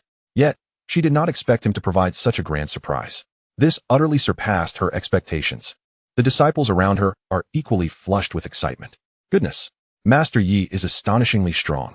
We even fought alongside his disciples during the second round of the contest. Our Master Lu is also extraordinary. She must have foreseen that Qingxuan Peak would surely shine. Her insight is remarkable. Upon hearing this, Lu Rian lightly coughs, standing with her hands clasped behind her back, choosing silence to maintain an air of mystery. As the grand competition concludes and the rankings are announced, the rewards swiftly follow. The treatment of Qingxuan Peak, compared to before, has soared to unprecedented heights. Originally, the lower-grade spiritual vein of Qingxuan Peak has been directly upgraded to 2 rich upper-grade spiritual veins. Moreover, the monthly supply of elixirs, talismans, spirit stones, and other resources has multiplied several times over. As Yi Qing returned to the rejuvenated Qingxuan Peak with Lin Shuer and Su Chan, they had scarcely settled in when the mountain gate became a bustling scene. The master of Dankang Peak came to pay respects to Master Yi, while the master of Shinfu Peak arrived to extend congratulations to Qingxuan Peak. Once a desolate place, Qingxuan Peak had transformed into the most sought-after location in the entire Taiyi Sect, attracting the masters of various peaks in quick succession. Each approached with humility and a desire for camaraderie, presenting Yi Qing with generous gifts, spiritual herbs, elixirs, materials for refining artifacts, various talismans, and a plethora of other offerings piled high. Just 3 months prior, Qingxuan Peak had been impoverished, but now it was suddenly affluent. During this time, Lu Rian, the master of Loxia Peak, also made her entrance. Yi Qing sensed her arrival and personally welcomed Lu Rian into the grand hall, respectfully addressing her as Aunt Lu in front of the gathered masters. This title stirred the hearts of all present, reminding them of the earlier competitions when Loxia Peak had repeatedly come to the aid of Qingxuan Peak. Even when Zhao Qian had threatened Yi Qing, Master Lu had risked her own safety to assist him. The masters present, all astute figures, quickly grasped the extraordinary bond between Loxia Peak and Qingxuan Peak. Those who had previously shunned interactions with lower-tier peaks now greeted Lu Rian with friendly smiles, expressing their admiration. It is indeed Master Lu, a name I have long revered. I've had the pleasure of meeting Master Lu. Should Master Lu require any assistance, feel free to approach me at Dankang Peak. Lu Rian, taken aback by the sudden shift in attitude, had never before experienced such treatment. She reflected on this with a sense of wonder, realizing that it was Yi Qing's intention to reciprocate kindness. Her gaze towards Yi Qing softened considerably. Once the assembly of masters had departed, Lu Rian turned to Yi Qing and spoke softly. Nephew Yi, it is truly wonderful to witness your achievements. Aunt Lu is genuinely happy for you. By the way, I shall be descending the mountain shortly. You must exercise caution in all your endeavors within the sect. Understood. Where are you headed, Aunt Lu? Yi Qing inquired. A determined glimmer passed through Lu Rian's eyes. I am embarking on a sect mission, seeking to undergo training and enhance my strength. Today, witnessing your confrontation with Li Kangyun, I realized that although both he and I are masters, I could only watch anxiously from the sidelines. That feeling of helplessness is something I wish to never experience again. I have never yearned for strength so fervently, not just for myself, but to stand alongside this youth I regard as family, shielding him from the storms of fate. Yi Qing fell silent for a moment, acknowledging that this was Lu Rian's own choice, which he could only respect. He nodded. Aunt Lu, travel safely. This jade talisman symbolizes good fortune and safety. Please take it. He handed Lu Rian a pristine feather talisman. The jade talisman certainly cannot guarantee safety. However, it contains the imprint of Yi Qing's 3-sword intents, which can protect Lu Ruyan in times of peril. After bidding farewell to Lu Ruyan, Qingxuan Peak returned to tranquility. Yi Qing summoned Lin Shuer and Su Chan, having endured the rigors of the grand competition. Both young ladies exuded a more solid aura and had gained new insights. Su Chan had even broken through to the 9th level of Foundation establishment, merely a step away from the Golden Core realm. Lin Shuer had also advanced to the 8th level of Foundation establishment, poised to challenge the 9th level. Yi Qing selected several heavenly materials and earth treasures, along with pills from the congratulatory gifts that were suitable for their current stage, and bestowed them upon the two. Shuer, this is the 7 treasure pill, which will help you solidify your foundation and enhance your cultivation. Su Chan, this 3rd-tier inferior spiritual artifact. The purple color barrier-breaking heart-binding belt will maintain your true heart and prove remarkably effective in your endeavor to break through the golden core bottleneck. Thank you, Master. The two women were overjoyed. Meanwhile, a familiar notification sound of critical return echoed in their minds. Chapter 62, Critical Return, surging beyond the 5-color Yuanying level. Ding. The host grants the first disciple a 2nd-tier premium 7 treasure pill, triggering a 7,000 times critical return. Congratulations, the host has acquired a 6th-tier superior treasure, the returning essence holy pill. Ding. The host grants the 2nd disciple a 3rd-tier inferior spiritual artifact, the purple color barrier-breaking heart-binding belt, triggering a 10,000 times critical return. Congratulations, the host has acquired a 6th-tier premium treasure, the golden silk silver grass 4 saints floating belt. Listening to the continuous notification sounds in his mind, Yi Qing's lips curled into a faint smile. His personal treasury had gained 2 treasures capable of inciting frenzy throughout the eastern domain. The returning essence holy pill could greatly enhance one's cultivation, saving years of arduous training. Moreover, upon consumption, it fosters a profound affinity with the Tao, accelerating the speed of practice and comprehension of techniques. As for the 6th-tier premium treasure, the golden silk silver grass 4 saints floating belt, it serves a similar purpose as the purple color barrier-breaking heart-binding belt, functioning as a hair accessory that effectively dispels any confounding thoughts during cultivation. Naturally, the efficacy of the 4 saints floating belt far surpasses that of the spiritual artifact. With this belt's protection, Yi Qing could remain impervious to malevolent influences and disturbances of the heart. Very well, you may now retreat and strive for an early breakthrough. Yi Qing gestured with his hand. Yes, master. Once the two departed, Yi Qing entered his secluded cultivation chamber. His current cultivation had reached the pinnacle of the 9th level of Golden Core. With the successful conclusion of the sect competition, particularly after vanquishing Zhao Qian, his Tao heart had become exceptionally clear. He sensed a glimmer of opportunity. It seemed he could endeavor to break into the Yuanying realm. Thus, Yi Qing sat cross-legged, his thoughts stirring as the surging mana within him cascaded like the mighty Yangtze River. The rich spiritual energy from the 2 superior spiritual veins of Qingxuan Peak was frantically drawn forth, nearly transforming into a visible vortex. Within the vortex was an abundant spiritual liquid, almost solidified. After some time, Yi Qing's body trembled slightly as his cultivation broke through, from the pinnacle of the 9th level of Golden Core to half a step into Yuanying. Then, he paused in his pursuit of the Yuanying realm. He could distinctly feel that he was on the verge of piercing through that thin barrier, ready to condense the Yuanying and step into an entirely new realm. However, just as he was poised to make a determined breakthrough, an inexplicable sensation arose within him. If he were to advance now, he was entirely confident that he could coalesce the legendary 5-colored Yuanying. What exactly is the 5-colored Yuanying? According to the texts, Yuanying is conventionally categorized into 5 colors.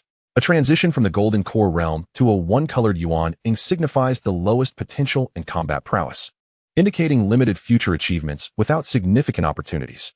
A 2-colored Yuanying is somewhat stronger and can be deemed acceptable. A 3-colored Yuanying is considered excellent, while a 4-colored Yuanying is exceedingly rare. As for the 5-colored Yuanying, the texts explicitly state that it approaches perfection and is a rarity throughout the Eastern Domain, seldom appearing over many years. It is the ultimate Yuanying that countless Golden Core cultivators aspire to achieve when they strive for the Yuanying realm. Yet now, Yi Qing could easily condense a 5-colored Yuanying upon breaking through. Nevertheless, Yi Qing furrowed his brow. For others, 5 colors represent the zenith. However, for him, who has cultivated celestial-level techniques and possesses the celestial prison body, Yi Qing sensed that 5 colors might not suffice. He had a strong intuition that beyond the 5 colors lies an even more complete and flawless realm. If he could attain that level, his potential would exponentially increase, and his future cultivation journey would be broader and more stable. In light of this, if possible, Yi Qing naturally wished to explore the realm beyond the five-colored Yuan. However, at present, Yi Qing was only certain of breaking through to the five colors. How could he transcend the constraints of the five colors? Yi Qing fell into contemplation. After a moment, he decided to visit the Taiyi Sect's library to peruse some texts. In the Taiyi Sect's scripture hall, ancient wooden shelves stood tall, suffused with a faint fragrance of ink and the essence of time. Clad in a blue robe, Yi Qing sat cross-legged on a mat, his eyes slightly closed. After poring over the ancient tomes, a thoughtful expression crossed his face. He realized the reason he felt somewhat inadequate in his attempt to breach the realm beyond the five-colored Yuan was due to his own experiences and insights into the grand principles of heaven and earth, which ultimately still fell short. Such understanding and experience cannot merely be attained through solitary cultivation or the accumulation of power. It appeared that it was time for him to venture out and undergo some training. Yi Qing set down the texts, a glimmer of clarity flashing in his eyes. To read 10,000 books is not as valuable as to travel 10,000 miles. Secluding oneself in contemplation has its limits. Perhaps it was time for him to explore the vast world, to personally experience the mountains, rivers, and flora, to perceive the sun, moon, and stars, and to seek that fleeting opportunity for breakthrough amidst the myriad complexities of life. Just as he made this decision and prepared to return to Qingxuan Peak to convey his intentions before leaving the sect, a sudden vibration erupted from the communication jade talisman at his waist. It was an urgent message from the sect leader, Lu Changyi. Yi Qing raised an eyebrow and infused his spiritual energy into the talisman. In the next moment, Lu Changyi's voice, tinged with gravity and urgency, echoed in Yi Qing's ear. Yi Qing, hurry to the main hall of the peak. The peak master of Loxia Peak, Lu Rian, has encountered an incident while carrying out a sect mission. Boom. Yi Qing abruptly rose to his feet, his eyes flashing with a terrifying cold light. A bone-chilling aura of murderous intent erupting forth. In a swift motion, he transformed into a beam of sword light, hurtling towards the direction of the main peak hall. At the apex of Taiyi Sect, the Zixiao Hall stood solemn and majestic, with wisps of blue smoke curling from the incense burner.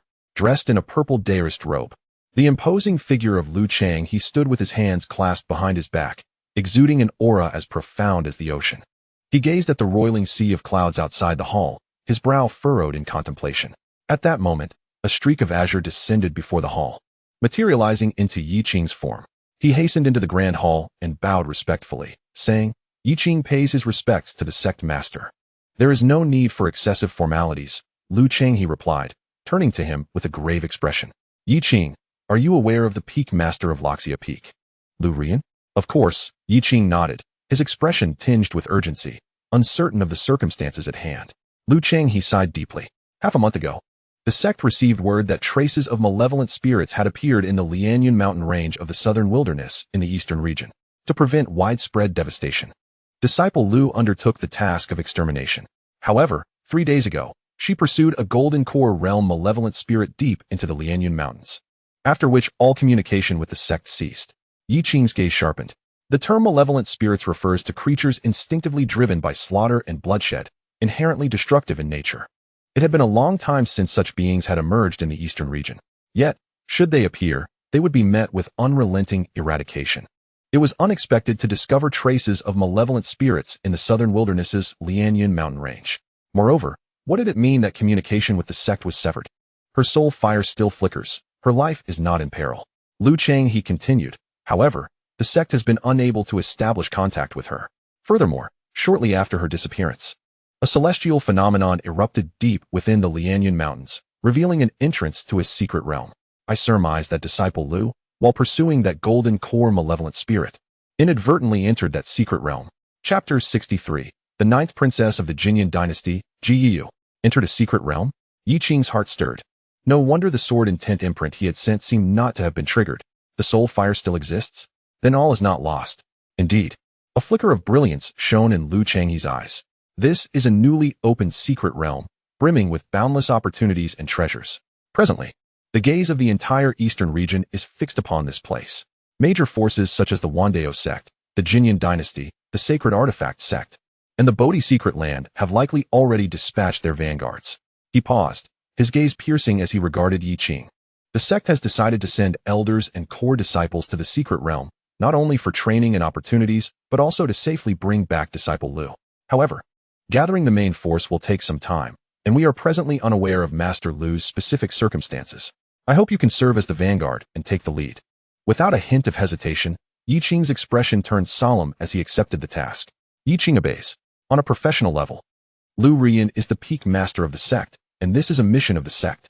On a personal level, she has shown him great kindness, treating him as if he were her own kin. Now that Lu Rian may be in danger, Yi Qing would never stand idly by. Moreover, Yi Qing currently finds himself in a semi-infant state, still a considerable distance from achieving the quintessence of the five-color infant. It is precisely the moment for him to venture forth, to experience the myriad phenomena of heaven and earth, in pursuit of a breakthrough.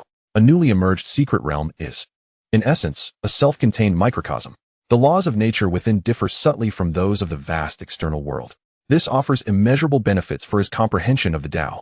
Yi Qing has a premonition that this journey to the secret realm could serve as a unique opportunity for him to ascend to the unparalleled heights of the five-color infant in the eastern domain. Excellent. Lu Cheng, he remarked with a hint of satisfaction gracing his features. Given your strength and habitual composure, I trust you will handle matters well. However, the situation within the Lianyan mountain range is intricate. Proceed with utmost caution. Once the main contingent of our sect arrives at the secret realm, we can support each other. I understand. Very well, go forth. Lu Cheng, he waved his hand, assuring him, you need not worry about matters within Qingxuan Peak. I shall oversee them. Yi Qing bowed deeply once more, then transformed into a streak of sword light, shooting directly toward his mountain, Qingxuan Peak. At the summit of Qingxuan Peak, within the martial arts arena, two graceful figures were engaged in a display of sword techniques, their blades intertwining amidst a flurry of spiritual energy. One, tall and ethereal in presence, was Lin Shuer, Yi Qing's eldest disciple. At this moment, her cultivation had reached the 9th layer of foundation establishment, her combat prowess nearing that of the Golden Core stage. The other, charming and spirited, was Su Chan, the second disciple, whose swordplay flowed like water, yet concealed a hidden sharpness. She possessed the Xianjian body and had attained the pinnacle of the 9th layer of foundation establishment. Although she had yet to break through to the Golden Core realm, she was merely a whisper away from comprehension and accumulation, her strength rivaling that of ordinary first or even second layer Golden Core practitioners.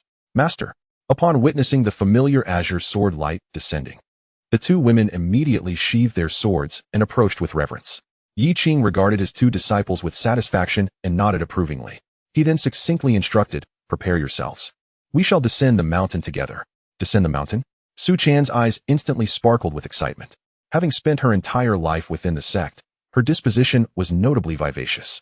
And with her breakthrough to the Golden Core still a step away, this excursion was undoubtedly the best choice. Lin Shuer, exhibiting greater composure, inquired, Master, where shall we go? To the southern wilderness, specifically the Lianyan mountain range. Yi Qing succinctly outlined the mission.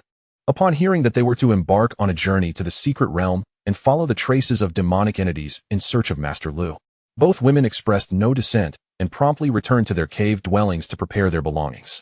A moment later, the three transformed into a brilliant streak of sword light, soaring into the sky, parting the clouds as they raced southward. To avert unnecessary complications, Yi Qing, with a thought, subtly adjusted his innate aura, stabilizing it to the mid-level of the 4th layer of the Golden Core. This cultivation level was commendable among the younger generation of the Eastern Domain, yet it did not place him among the most prominent figures, allowing him to deter petty challengers while avoiding undue attention. The sword light zipped through the air, the landscape blurring past, and indeed, they encountered no unwarranted provocations from any audacious cultivators. A few days later, the Lianyan mountain range was finally within sight. Before approaching, Yi Qing could already sense the diverse auras of cultivators converging from all directions. In the sky, various lights from escape techniques and flying artifacts whirled about, densely packed like a swarm of locusts. Many onlookers, including Su Chan, marveled at the scene below. Countless scattered cultivators and disciples from small to mid-sized sects had gathered at the periphery of the Lianyan mountain range. They clustered in groups, their expressions a blend of vigilance and excitement, clearly drawn by the opportunities within the secret realm. At that moment, a tremendous pressure swept across the heavens. Look, it's the flying vessel of the divine artifact sect. A wave of astonished exclamations erupted from the crowd. A massive ship, crafted entirely from crimson gold and mysterious iron, shattered the clouds as it soared through the air. Intricate formations were etched upon its hull, and the blazing totems appeared vividly alive. An overwhelming and domineering aura enveloped the area, causing some cultivators of lesser cultivation to gasp for breath. Upon the vessel stood dozens of cultivators clad in uniform red armor, each exuding formidable energy. The leading elders radiated an intensity akin to small suns, powerful enough to make one avert their gaze in fear. The divine artifact sect's flying vessel showed no signs of halting, transforming into a comet of fire as it sped towards the depths of the mountain range. Subsequently entering the swirling, distorted entrance of the secret realm suspended high in the air. Truly, it was a grand display befitting one of the Eastern region's top powers. Such a formidable force entered without hesitation, leaving no one daring to obstruct them. As for us, alas, it's best to tread carefully. The Lianyan mountain range has become perilous due to the dense spiritual energy leaking from the secret realm, causing the beasts within to mutate and grow ferociously powerful. Amidst the murmurs, Yi Qing, accompanied by 2 disciples, quietly descended to the mountain's outskirts.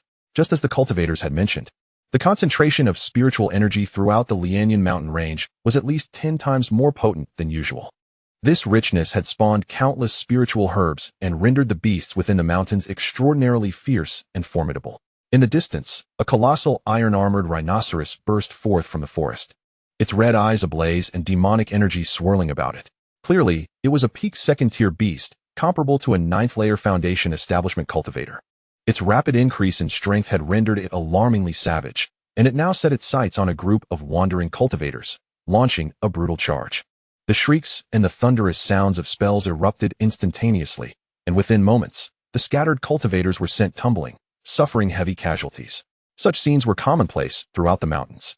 Countless cultivators navigated cautiously, yet some unwittingly trespassed into the territories of powerful beasts, becoming mere prey. However, Yi Qing and his 2 companions moved through the mountains with an air of effortless grace. Yi Qing led the way, emanating an invisible sword intent to avoid trouble. Any beast that sensed their presence was pierced by the sensation of countless swords, causing them to instantly prostrate in fear, trembling, too terrified to emerge and seek their demise. Lin Shuer and Su Chan followed closely behind, seamlessly entering deeper into the mountains. Nearby, other passing cultivators gazed in astonishment as those lethal beasts, which posed a threat to others, recoiled in fear from the trio of master and disciples, rendered utterly speechless. The trio proceeded unimpeded, swiftly delving into the heart of the mountains, the colossal and twisted entrance to the secret realm now within sight. Just as Yi Qing prepared to lead his disciples into the mystical domain, a sudden sensation stirred within him. Through his spiritual perception, he discerned a luminous cliff approximately 1,000 meters ahead, adorned with a spirit herb, its entire form as translucent as jade, exuding a captivating fragrance. This herb, nourished by the leaking spiritual energy of the secret realm, was rapidly nearing maturity. An exquisite 3rd-tier spirit herb, the jade mica grass. One of the principal ingredients for concocting elixirs that enhance cultivation during the golden core stage, its value was not to be underestimated. Encountering such a treasure, and with no time wasted, Yi Qing had no reason to let it slip away. With a casual wave of his hand, he prepared to harvest it from afar. However, at that moment, a flash of golden light streaked by, accompanied by a melodious yet somewhat haughty voice. "Apologies, but slow hands lose out. This spirit herb belongs to me." A young girl, elegantly clad in luxurious golden palace attire, materialized next to the jade mica grass. Her figure was graceful, her features charming and youthful, with sparkling phoenix-like eyes. She gazed intently at the spirit herb, her expression brimming with the delight of a cat who has caught a fish.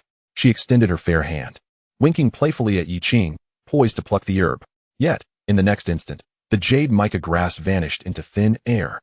The girl grasped at nothing, her smile freezing in disbelief as she blinked her beautiful eyes at the empty crevice. Whirling around, she spotted a youth in green attire, accompanied by 2 maidens, leisurely placing a shimmering herb into his storage bag. The girl was utterly dumbfounded. She had not even perceived how he had harvested it. It was worth noting that she was none other than Ji Yu, the youngest princess of the Qingyan dynasty, one of the 5 foremost powers in the eastern region. With a cultivation level at the 7th layer of Golden Core, she ranked 79th among the prodigies on the Earth ranking. The Earth ranking, akin to the Hidden Dragon ranking, tallies the young elites of the Golden Core realm in the eastern region. Those who make the list are all paragons, unmatched in their realm, capable of battling opponents beyond their level. Provided there are no unforeseen circumstances, they are destined for the nascent soul stage. Some formidable individuals on the earth ranking even possess nascent soul-level combat prowess, while still in the Golden Core realm. Ji Yeyu scrutinized Yi Qing, her spiritual sense sweeping over him, only to find that he emanated the aura of a mere fourth layer of Golden Core. She licked her rosy lips, contemplating. Intriguing. Could he be practicing some elusive technique of empty-handedness? With a graceful step, she flashed before Yi Qing, her eyes twinkling as she donned a sweet smile. Her voice dripping with charm. Esteemed friend, this jade mica grass is simply stunning. I would dearly love to have it. Would you kindly bestow it upon me? This tactic had never failed her. Countless young talents in the Qingxuan dynasty were captivated by her allure. With just a hint of charm, not only could she procure a spirit herb, but even the stars from the heavens would be sought after by those eager to please her. Yet, in truth, she had grown rather weary of this routine over time. Having long since abandoned any pretense, she found herself gazing at the handsome Yi Qing. Her heart stirred with a sudden impulse to test her allure. She initially believed that this seemingly charming young cultivator, clad in green, would, like others before him, be captivated by her beauty and charm, willingly offering her spirit herbs. Yet, to her astonishment, Yi Qing's gaze remained utterly unfazed, as if he regarded her no differently than a mere stone. When Ji Yeyu obstructed his path, Yi Qing's expression remained cold and indifferent as he uttered a single word, scram. With that, he did not even spare her another glance. Instead, soaring into the vast entrance of the secret realm with Lin Shuer and Su Chan, transforming into a streak of sword light. Scram. Ji Yeyu, the beloved ninth princess of the Qingxuan dynasty, who was accustomed to being adored like the moon amidst the stars, was taken aback. Her noble status was unparalleled, and she had never been treated in such a manner throughout her life. Stunned, she stood frozen, her mind buzzing, unable to comprehend the situation. It was only when the azure sword light vanished completely into the entrance of the secret realm that she jolted back to reality. An unprecedented wave of humiliation surged within her, causing her exquisite face to flush a deep crimson. Strangely, amidst this overwhelming embarrassment, she felt a flicker of an unfamiliar thrill. A bizarre pleasure in being treated so rudely. Ji Yeyu, her long legs encased in a golden gown, instinctively crossed and twisted as her eyes fixated on the entrance to the secret realm. With a delicate bite of her silver teeth, she huffed softly. How interesting. No one has ever dared to speak to me, Ji Yeyu, in such a manner. You humph. Just wait, I shall remember you.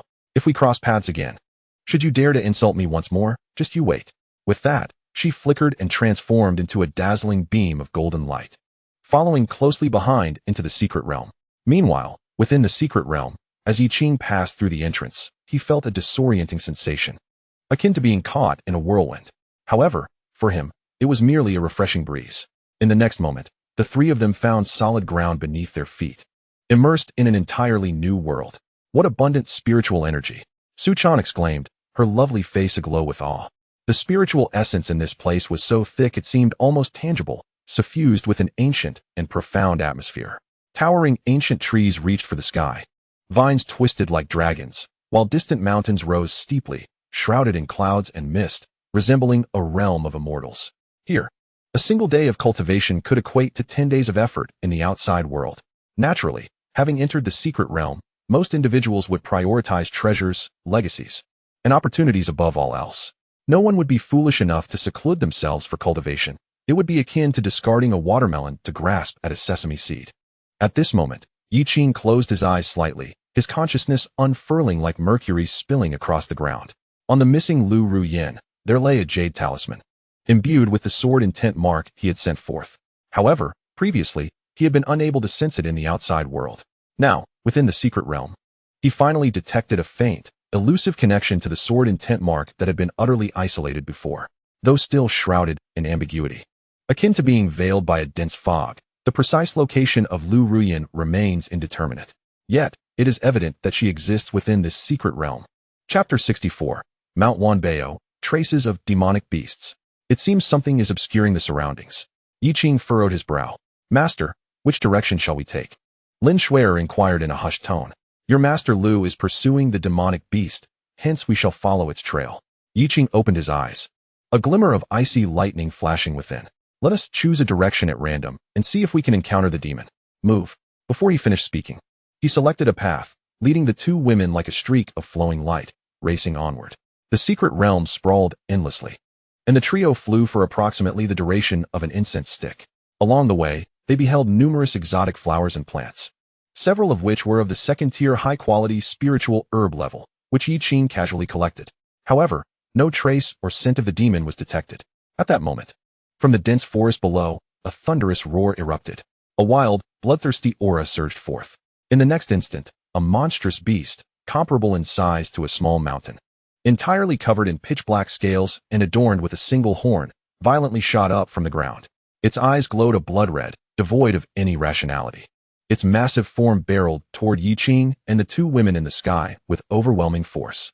A black-armored earth dragon at the 5th level of the Golden Core. Su Chan exclaimed, her hand resting on her sword, her brow slightly furrowed. The aura of this beast felt not only formidable, but also exceptionally savage. Yi Qing raised an eyebrow slightly. Merely a 5th-level Golden Core beast. He scarcely glanced at it, merely extending his finger like a sword and casually slicing downward. With a whoosh, a seemingly unremarkable azure sword energy instantly tore through the air. The ferocious, heavily armored black-armored earth dragon, capable of causing headaches even for cultivators at the 6th or 7th level of the Golden Core, suddenly froze mid-air. Following that, a thin line of blood appeared at its horn, swiftly penetrating its entire body. Bang! Under the watchful eyes of Lin Shuer and Su Chan, the formidable 5th-level Golden Core beast was cleaved in two mid-air, unable to emit even a single cry of despair. Its body fell heavily to the ground.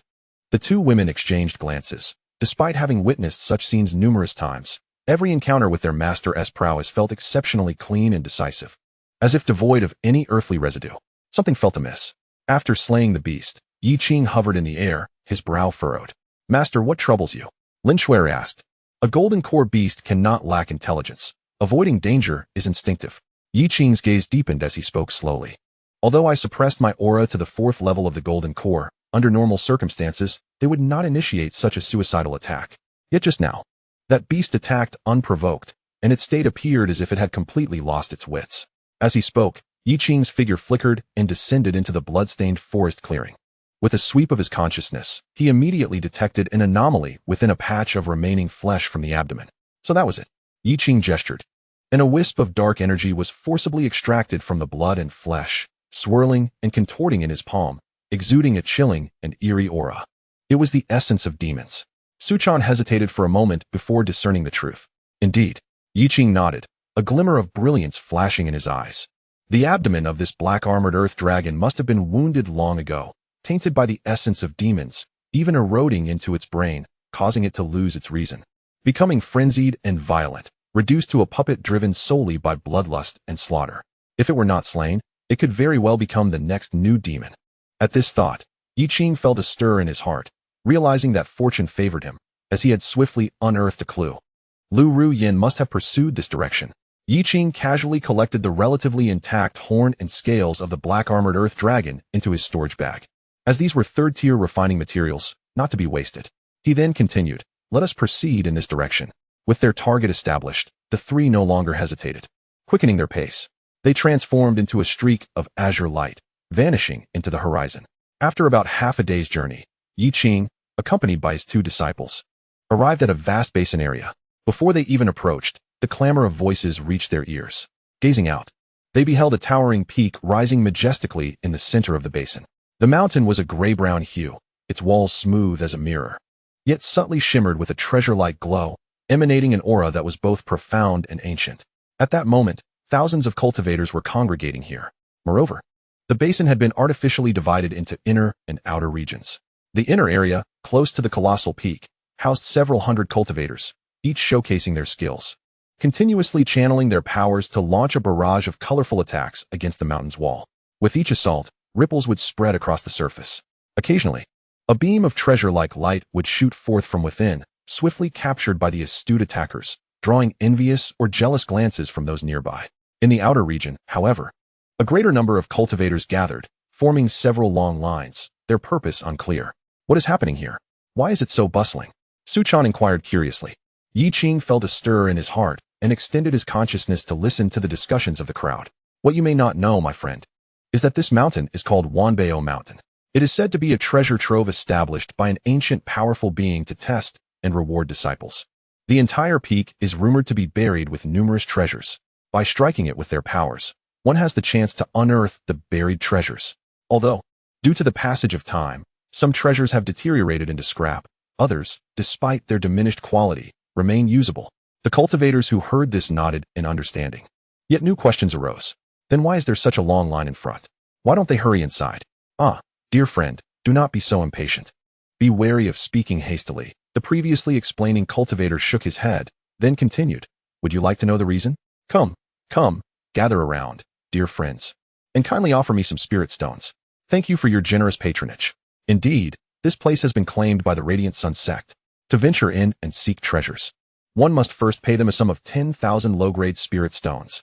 The Radiant Sun Sect? Is that the formidable sect presided over by a nascent soul elder? Such a significant power. We should remain patient in line, for we cannot provoke them.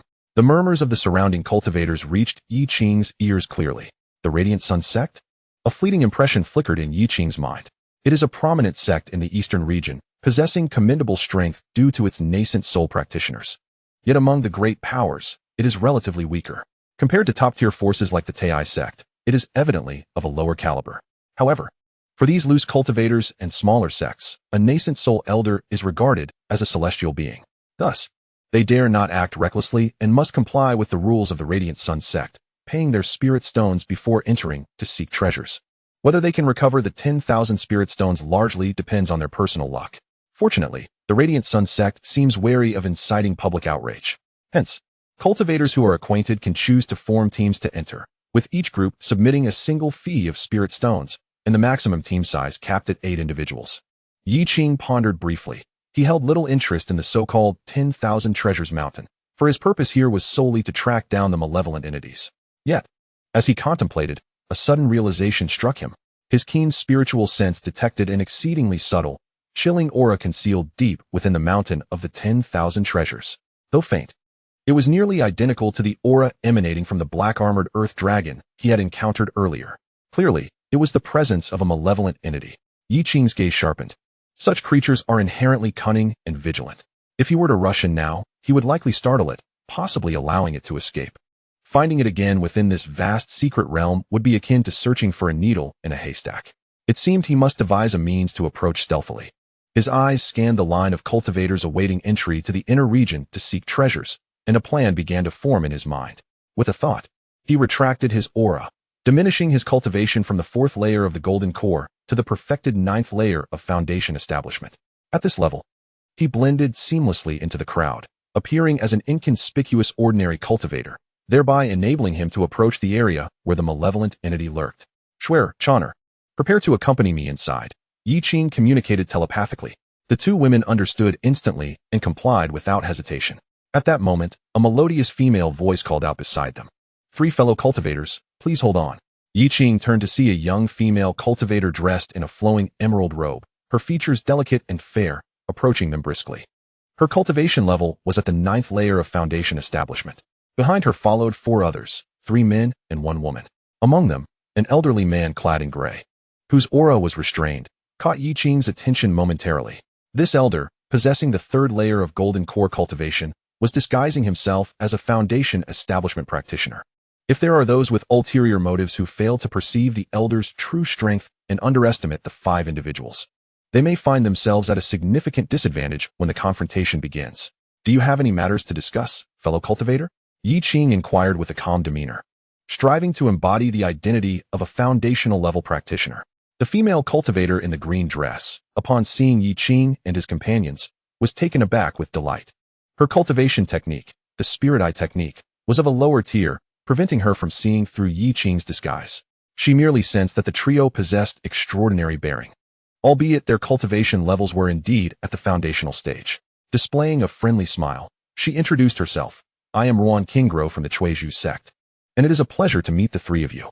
Here is the matter. The Liang Sect stipulates that when entering the Wanbao Mountain to collect treasures, each team may comprise a maximum of 8 members, with a fee of 1 spirit stone required. We currently have 5 members and are seeking 3 more cultivators to form a team. This arrangement will not only help us share the spirit stone cost, but also provide mutual support to prevent us from being easily bullied by others. Would you be willing to join our team?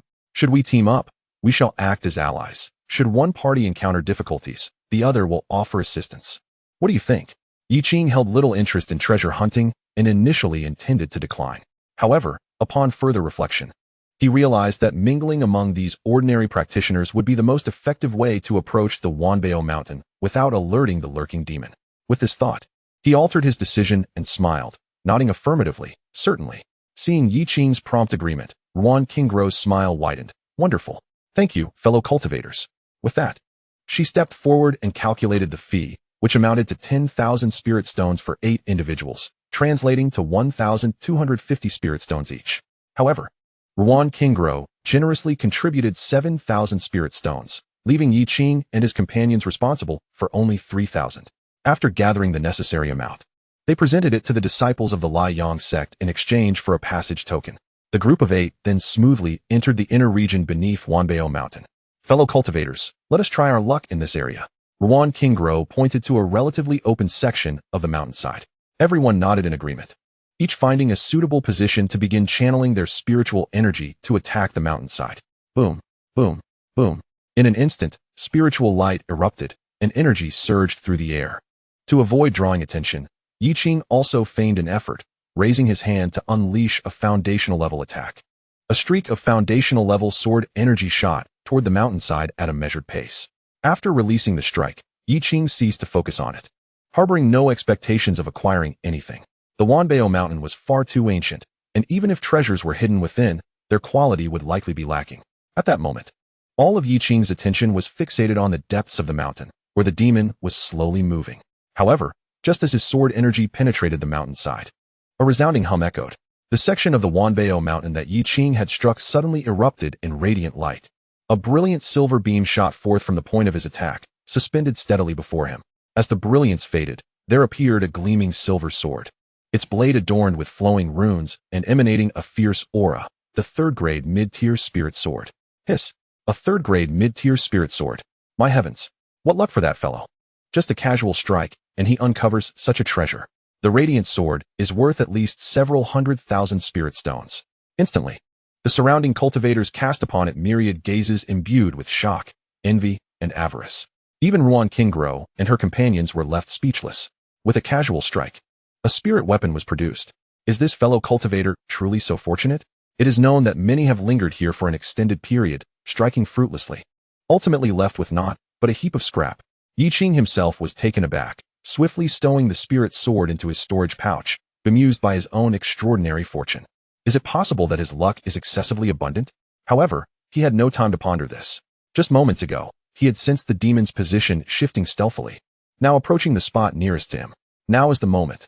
Yi Qing's gaze turned frigid as a chasm. A wave of intangible terror began to lock onto the demon, poised to seize it in one fell swoop.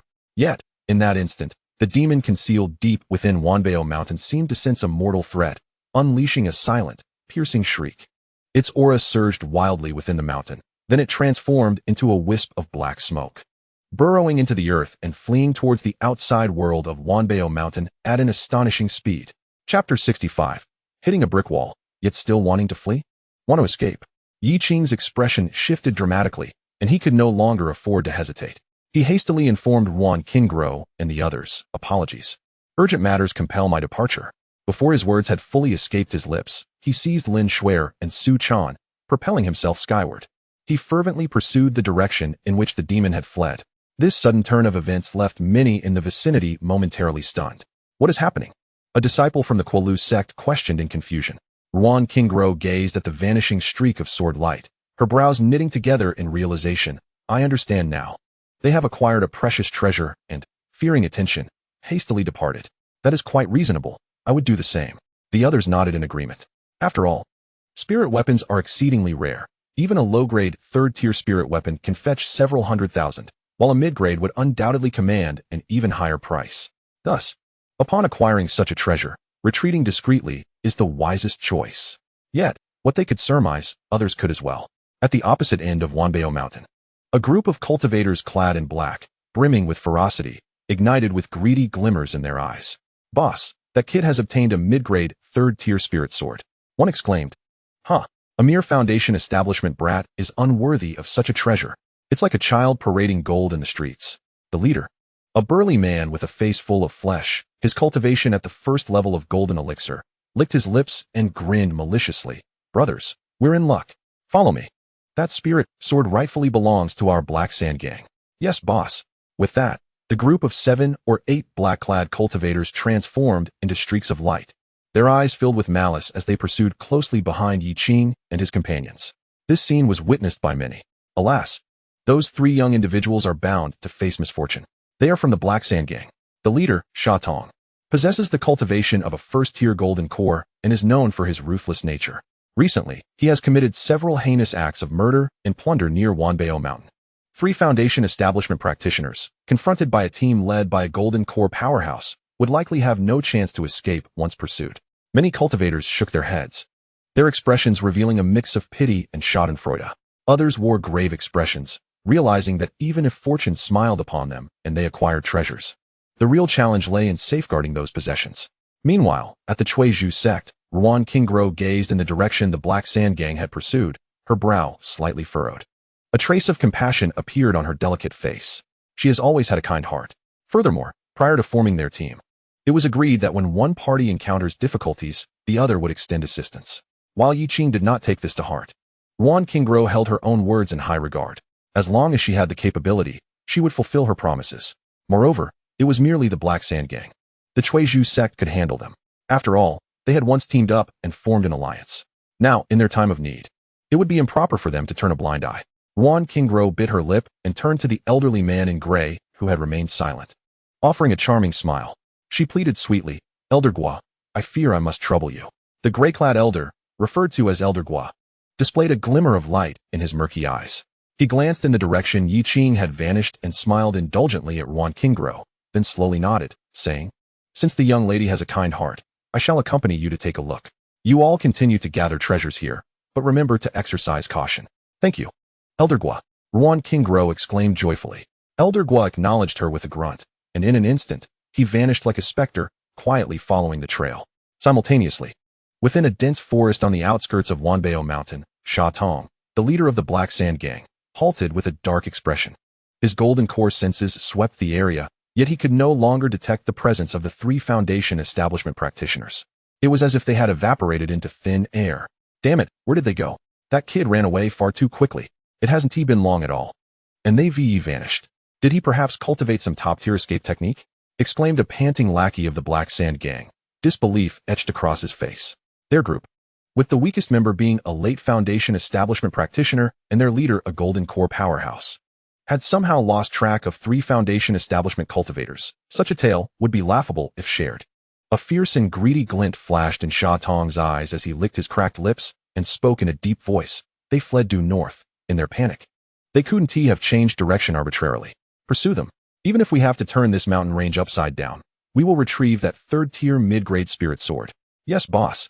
The group of Black Sand gang practitioners responded in unison, transforming into streaks of light as they relentlessly pursued northward, their spirits high and aggressive. In the shadow of an ancient tree, a figure slowly emerged from a distance of 100 zhang behind them. Guo Lao gazed intently in the direction the Black Sand gang had departed, a barely perceptible frown gracing his brow before he vanished once more, stealthily following their trail. Meanwhile, high above in the sky, Yi Qing, accompanied by Lin Shuer and Su Chan, transformed into a streak of azure light, moving with unparalleled speed. Having long since left the Wanbao Mountain region far behind, his gaze was fixed firmly on the chilling aura that was swiftly fleeing beneath the ground. The speed of this demon was rather peculiar, causing Yi Qing to furrow his brow. With his cultivated techniques, celestial physique, and half-step yuaning cultivation, he was capable of pursuing at full throttle, to the extent that even ordinary golden core cultivators, let alone typical yuaning practitioners, would struggle to catch sight of him.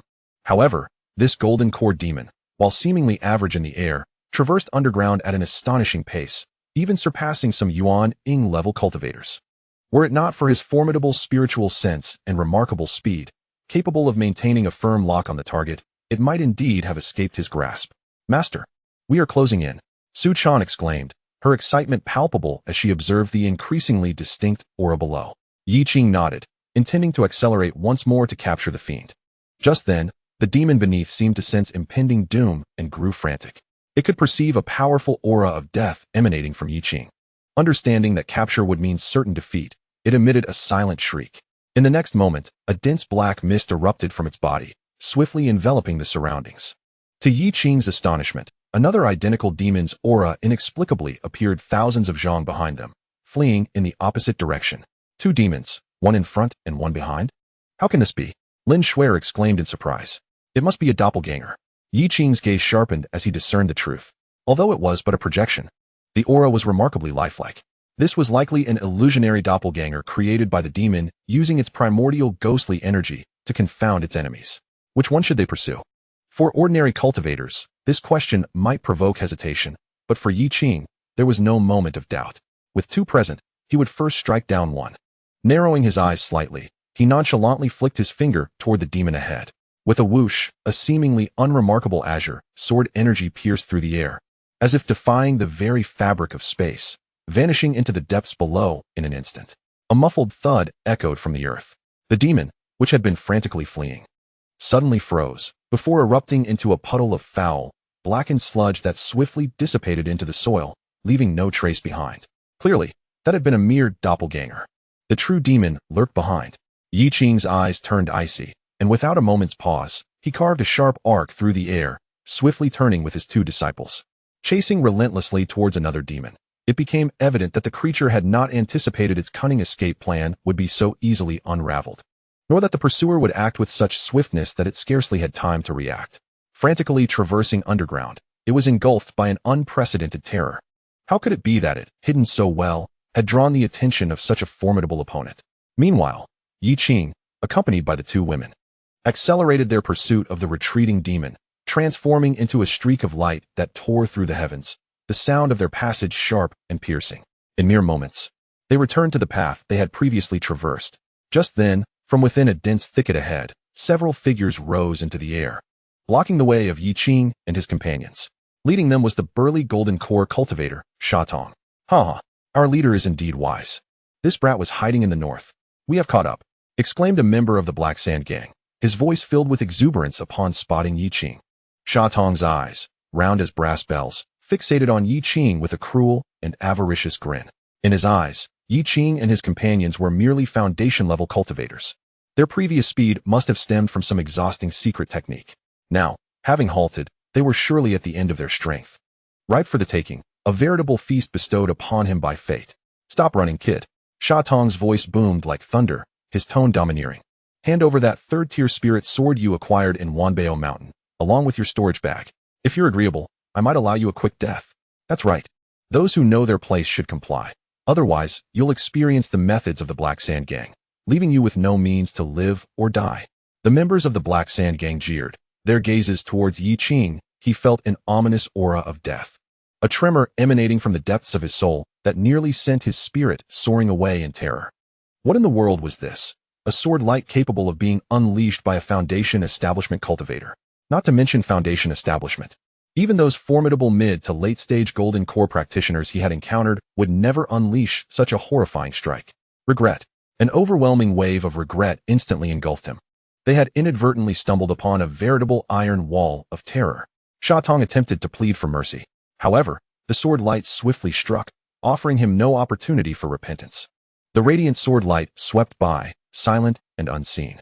The expressions of terror on Sha Tong and all the Black Sand Sect cultivators behind him were forever frozen in place.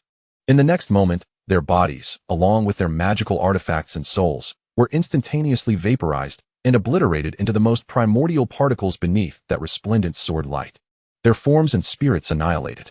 Not a trace of blood mist remained in the air. A gentle breeze brushed through, as if nothing had ever transpired here.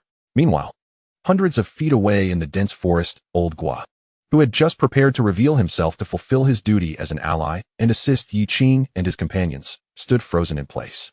His murky eyes filled with unprecedented shock and bewilderment. What had he just witnessed? A single sword strike. Merely one strike. A first-layer Golden Core practitioner, along with 7 or 8 late-stage Foundation Establishment cultivators, had vanished without even a scream. Old Gua rubbed his eyes vigorously, almost in disbelief. As a third-layer Golden Core cultivator, he was confident he could handle Sha Tong and his group, but he could never achieve such a clean and effortless victory. The terrifying power encapsulated within that sword light sent shivers down the spine of even this seasoned Golden Core practitioner. This individual had concealed their cultivation. He was certainly no mere Foundation Establishment cultivator. A tempest of turmoil surged within Old Gua's heart. if I cannot discern his depth? Could he possibly be a mid or even late-stage Golden Core master? Just as Old Gua's spirit was shaken, Yi Qing, suspended in midair, cast a casual glance toward his hiding spot. Old Gua felt a jolt of dread, and cold sweat instantly broke out. He had been discovered. But let there be no misunderstanding. He immediately reined in all his thoughts, daring not to even breathe. Yi Qing's heart stirred slightly. In truth, he had long sensed Old Gua's presence and noted the absence of any malicious intent emanating from him.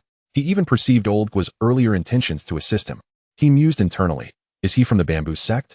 Does he intend to lend me a hand? Unexpectedly, these individuals harbor such goodwill. However, he could not afford to dwell on this now. The demon spirit, during the brief instant he had dispatched the members of the Black Sand Sect, had already fled in a panic. Still attempting to escape? Yi Qing snorted coldly. Chapter 66. Encountering the Ninth Princess, Ji Yeyu. Yi Qing snorted coldly, no longer delaying. And with Lin Shuer and Su Chan, he transformed into a streak of flowing light, once again in pursuit. However, to his surprise, the demon spirit darted back toward the direction of Wanbao Mountain. Thus, after a few breaths, Yi Qing and his companions returned to the bustling Wanbao Mountain basin once more. Yi Qing's consciousness locked onto the demon that had burrowed into the depths of Wanbao Mountain. With a swift motion, he intended to penetrate the inner region. Halt! At that moment, a sharp reprimand rang out. Two disciples clad in the attire of the Taiyi Sect, tasked with collecting entrance fees, stepped forward to obstruct Yi Qing and his companions. One of them, casting a glance filled with veiled jealousy at Yi Qing, coldly remarked, "You have already entered once and acquired a mid-grade, third-tier spiritual artifact. You've had your share of fortune. It's time to know when to stop. You wish to enter again? Wait until tomorrow." The other disciple, with a mocking tone, sneered, "Indeed. Previously, you teamed up with others, and the three of you paid a mere 3,000 spiritual stones, yet walked away with a treasure worth hundreds of thousands. Considering this, our Taiyi Sect has suffered a significant loss. It's fortunate we Haven T demanded the artifact back. You still wish to experience such fortune repeatedly? Depart swiftly. It's not that we are targeting you, but there are rules. Each person may enter only once a day. If you do not leave, we shall not hesitate to act forcefully." In their eyes, Yi Qing was merely an unremarkable foundation-building cultivator with a stroke of luck, an easy target to bully. They were backed by the formidable Taiyi Sect, a true powerhouse. Yi Qing's brow furrowed deeply. He sensed that the demon, having burrowed into Wanbao Mountain, had momentarily diminished in its aura due to its hasty retreat. It seemed to have regained some strength and was showing signs of attempting to flee once more. There was no time to delay. "Hey, you brat, are you not leaving?" One of the Taiyi Sect disciples, irritated, rolled up his sleeves and said fiercely, "I'll..." Before he could finish his sentence, a thunderous sword cry erupted, interrupting his words entirely. Yi Qing, disregarding everything else, raised his hand towards the towering Wanbao Mountain and unleashed a single sword strike. Boom! A surge of azure sword light, even more magnificent and terrifying than when he had vanquished the Black Sand Gang, soared skyward. It descended like a celestial river, imbued with an unparalleled might, striking mercilessly upon the majestic Wanbao Mountain. The entire basin trembled violently. The earth cracked, and stones flew through the air, under the horrified gazes of thousands of cultivators. The indomitable Wanbao Mountain, which had stood since ancient times, was cleaved open by this formidable sword light, creating a gaping chasm that seemed bottomless. The mountain exhibited a mirror-like smooth surface, unable to heal for a long while. Then, a piercing shriek, one so excruciating it seemed capable of tearing apart the very soul, erupted from the depths of the split mountain. Consequently, the cold, demonic aura was utterly shattered beneath the overwhelming force of the sword strike, dissipating into nothingness. Yi Qing swept his consciousness across the area, his brow knitting tighter. The demon was dead. Moreover, its soul had left no trace, completely obliterated, rendering any attempt at soul-searching futile and severing his lead in locating Lu Rian. It appeared he would have to continue seeking out new demons. Regrettably, the elusive clue that had been so painstakingly uncovered now seemed to slip away. With a chilling gaze, Yi Qing cast his eyes upon the two disciples of the Taiyi Sect, who lay helplessly on the ground. Their faces were ashen, their pupils vacant, and a foul odor emanated from their dampened trousers. Under Yi Qing's penetrating stare, they trembled violently, collapsing to their knees with a thud, their heads striking the ground as if they were pounding garlic, unable to utter a coherent word. Soft targets? Far from it. They were akin to a colossal alligator, a sword that cleaved through the Wanbao Mountain. What terrifying divine might was this? Although the Taiyi Sect was a formidable force, The most powerful elder within their ranks was merely at the first level of the nascent soul stage. However, the pressure and sensation emanating from this young man's sword were exponentially greater than anything they had ever experienced from their own elder. Yi Qing, disinterested in these two, swiftly vanished into the fissure of the newly cleaved Wanbao mountain, seeking any remnants left by the demons. In that moment, an eerie silence enveloped the scene. No one dared to utter a sound in protest. Every gaze was filled with awe, fear, and shock. As Yi Qing meticulously examined the crevice, he regrettably found no valuable clues aside from lingering traces of demonic energy. Yet, as he probed further, 3 radiant treasures emerged from the mountain's split, hovering before him. These were 3 high-grade spiritual artifacts, perhaps the most exceptional treasures that could currently be procured from Wanbao Mountain. Without hesitation, Yi Qing stowed them into his storage pouch. Subsequently, accompanied by Lin Shuer and Su Chan, he ascended into the sky, transforming into a streak of azure light, vanishing into the horizon. It was only after his figure had completely disappeared that the previously silent basin erupted into a fervent clamor, akin to boiling water. Heavens, what have I witnessed? Wanbao Mountain has been split asunder by a single sword stroke. That individual is terrifying. I never anticipated he possessed such strength. Is that level of power akin to a golden core cultivator? No, it feels far more formidable than any golden core I have encountered. The wretched scum of the Black Sand Gang have finally met their match. They are likely struggling to find even a trace of themselves now. They deserve it. It is truly gratifying. Some scattered cultivators who had previously suffered under the oppression of the Black Sand Gang now wore expressions of joy, their spirits lifted. Among the crowd, Ruan Qingguo from the Taiyi Sect gazed wide-eyed, her lips parted in astonishment, utterly entranced. Just moments ago, she contemplated sending Elder Gua to assist the opposing side. Now, it seemed she had severely underestimated the situation. Clearly, they had no need for her support. The members of the Black Sand Gang were likely no more significant than ants in comparison. At that moment, an aged figure appeared beside her. It was Elder Gua, who had hurriedly returned. Upon witnessing the horrifying sight of Wanbao Mountain, now cleaved in two, he was momentarily taken aback. With a look of shock, he exclaimed, "Young miss, what on earth has transpired?" Ruan Qingguo swallowed hard, her voice trembling as she succinctly recounted the recent events. Upon hearing her account, Old Gu gasped, feeling a prickling sensation on his scalp. The tumultuous waves of shock that surged within him were 100-fold greater than before. He had previously speculated that Yi Qing might be a mid-stage golden core cultivator. However, it now appeared that his assumptions were vastly misguided. To cleave apart Wanbao Mountain with a single sword stroke was an accomplishment far beyond that of any golden core practitioner. Not to mention those in the late golden core stage. Even an ordinary nascent soul elder would find themselves utterly outmatched and unable to hold a candle to such prowess. Old Gu stood rooted to the spot, a mixture of emotions swirling within him, unable to find tranquility in his heart. Meanwhile, the instigator of this event, Yi Qing, had already soared away with Lin Shuer and Su Chan, transforming into a streak of azure light as they departed from the Wanbao Mountain Basin.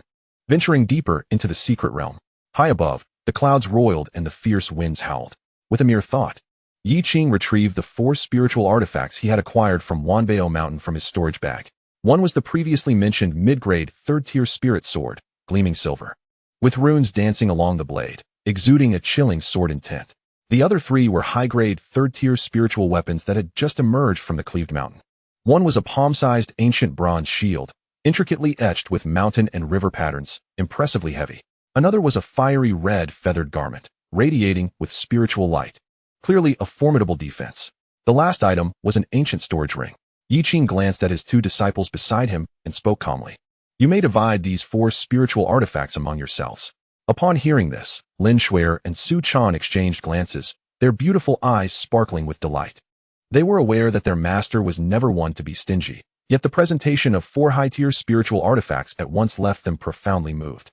"Shuer, you already possess the Qinglan sword. Thus, I bestow this mid-grade 3rd-tier spirit sword upon Su Chan." With a flick of his finger, the silver sword emitted a soft hum and floated before Su Chan. Her face lit up with joy as she respectfully accepted it. "Thank you, master." Upon receiving the spirit sword, she felt its quality far surpassed that of the ordinary magical tools she had previously wielded. With this sword, her combat prowess would at least increase by 20%. Yi Qing nodded slightly and turned to Lin Shuer. "This storage ring is a spirit artifact with considerable space. You may take it. As for these 2 high-grade 3rd-tier defensive spiritual artifacts, They can withstand a strike from an ordinary nascent soul cultivator. You two shall each take one. They may save your lives in critical moments. As he finished speaking, the ancient bronze shield and the fiery feathered garment flew towards Su Chan and Lin Shuer, respectively. The two women quickly expressed their gratitude. We thank you for your generous gifts, Master. After recognizing the spiritual artifacts and securing them, their admiration and gratitude for their master needed no further words. At the very moment Yi Qing completed his bestowal, a familiar and icy notification sound reached his ears as expected. Ding! You have bestowed a mid-grade, third-tier spirit sword, Liu Guang's sword, to your disciple, triggering a 2,000-fold critical return.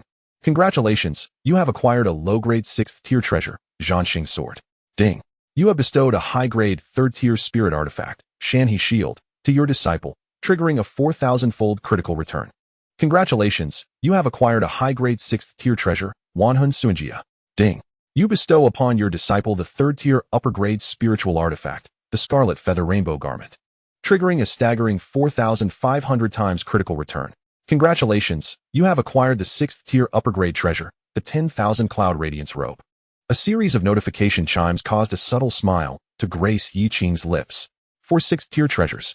Among them, 2 are of the upper grade, and 1 even a premium 6th-tier artifact.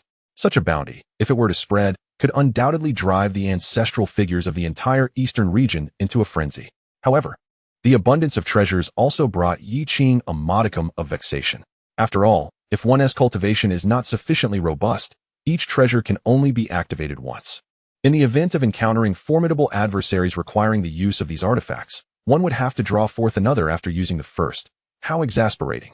To avoid such frustrations, one must diligently enhance their cultivation. With a serene expression, Yi Qing focused his thoughts and stored these 3 resplendent artifacts within his newly acquired little cave heaven treasure ring. The space within this ring was astonishingly vast, and it would require even more treasures to fill it. Subsequently, Yi Qing continued to hasten along the path taken earlier, accompanied by the 2 women. The secret realm sprawled infinitely, with towering ancient trees and the occasional roar of beasts echoing from the dense forests below. Yet, the aura of the 4th layer of golden core emanating from Yi Qing deterred ordinary beasts from approaching. The journey was smooth, but the absence of any signs of demons or spirits began to furrow Yi Qing's brow with concern. At that moment, his expression shifted as his gaze turned toward the horizon. Within his spiritual perception, a familiar presence was approaching at an alarming speed, and it seemed that the other party had also detected their presence, accelerating further. Meanwhile, Jiyu furrowed her exquisite brows, aimlessly flying through the air, her beautiful visage marked by a palpable sense of frustration. Upon entering the secret realm of the Lianyan mountain range, she had initially thought it a grand opportunity. Indeed, not long after, she stumbled upon a hidden valley, discovering a legendary sea of illusion dream flowers. This splendid floral expanse, composed of numerous rare illusion dream flowers, was breathtakingly beautiful, with each flower worth a considerable fortune in the outside world. Additionally, within this sea of flowers grew many rare and precious spiritual herbs. This was undeniably a treasure trove that would make any golden core or even nascent soul cultivator envious. However, this fortune was merely within her sight and not within her grasp, for within that sea of illusion dream flowers resided a fearsome beast, the thunderbolt-winged python, a terrifying creature of the early 9th layer of the golden core. As the 9th princess of the Golden Flame dynasty and a prodigy of the eastern domain, Jiyu possessed strength far surpassing her peers, capable of slaying those of the 8th layer of the golden core. Yet, facing this beast, imbued with toxic and electric powers, she was clearly at a disadvantage. Previously, she relied on her agile movements in an attempt to infiltrate the valley to collect spiritual herbs. However, as soon as she approached, she was detected by the Thunderwing Python. After a fierce battle, she was sent flying by the Python's thunderbolt strike. Had it not been for the protective talisman bestowed upon her by the royal family, she would have certainly sustained injuries. After escaping the valley, Jiyu felt an overwhelming sense of dissatisfaction. Such a monumental opportunity lay before her, and if she were to abandon it now, she feared she would regret it for a lifetime. She had to devise a plan. While soaring through the skies, Jiyu pondered deeply. Suddenly, a spark of inspiration illuminated her mind. I can seek collaboration. Chapter 67. The Sea of Dream Flowers. Jiyu was entranced. After much contemplation, an idea crystallized in her thoughts. Since she could not seize the opportunity alone, she considered enlisting others to collaborate. Although the Thunderwing Python was formidable, it was but a single creature. If she could find partners, Jiyu quickly contemplated the specific methods and details of collaboration, and soon, a plan took shape in her mind. She believed she could divert the Thunderwing Python with her strength and speed, even if she could not defeat it. She was confident she could hold its attention for a brief period. During this time, her fellow cultivators could infiltrate the valley and frantically gather the spiritual flowers and herbs within. Before the beast returned, they would swiftly depart from the valley. Thus, upon success, both parties would share the bounty. This plan was nothing short of perfect, yet it came with certain prerequisites for the collaborators. Firstly, their cultivation must not be too advanced. After all, if they were to recruit someone at the late stage of the Golden Core, or even an Essence Soul Elder, what if they entertained ulterior motives? Naturally, their cultivation could not be too low either. The Sea of Dream Flowers possessed its own illusions, and those with insufficient strength would likely lose their wits upon entry, making it impossible to gather herbs, let alone ensure their own safety. Lastly, and most importantly, the individual must possess nimble hands and feet. A single incense stick's worth of time is neither too long nor too short. They must gather as many spiritual herbs as possible before the Thunderwing Python returns, and then retreat swiftly. With this in mind, Jiyu departed from the valley and began searching for suitable candidates nearby. Yet, whether due to her misfortune or the vastness of the secret realm, after flying for a considerable time, she encountered not a single soul. Just as her patience was waning, 3 figures appeared on the horizon, drawing closer to her view. At the forefront was a young man clad in azure, exuding an ethereal and serene presence. Following him were 2 exceptionally beautiful young ladies. It was him. Upon recognizing the young man's visage, Jiyu was momentarily taken aback. Then her beautiful eyes sparkled with unprecedented delight. It was that enigmatic man who had shown no interest in her charms and had coldly ordered her to leave. The very same individual who had stealthily pilfered a 4th-tier spiritual herb right before her eyes at the entrance of the secret realm. With a cultivation level of the 4th layer of the Golden Core, he was neither too high nor too low, just perfect. His extraordinary skill and thievery, was he agile enough? Undoubtedly. He seemed tailor-made for this very plan. Perfect. This is truly the finest partner bestowed upon her by the heavens. Upon this realization, the agitation in Jiyu's heart dissipated entirely. A radiant smile, emanating from the depths of her being, blossomed on her delicate face as she transformed into a streak of fiery brilliance, eagerly advancing towards Yi Qing and his companions. Esteemed sir, even before her arrival, her melodious voice, imbued with unmasked joy, echoed through the air. Should those acquainted with Jiyu within the Golden Flame dynasty witness this scene, they would undoubtedly be astounded. The perpetually aloof 9th princess, when did she become so fervently enthusiastic? Yi Qing regarded the exuberant Jiyu approaching him with an air of calmness, although a slight frown creased his brow. What scheme does this woman intend to concoct now?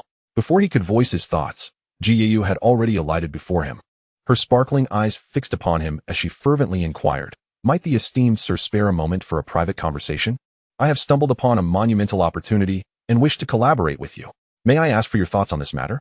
Yi Qing, upon hearing her words, initially contemplated a direct refusal. Such trivial opportunities did not pique his interest, for his immediate priority was to uncover clues regarding Lu Rian. However, upon hearing the words Dreamflower Sea, a flicker of intrigue stirred within him.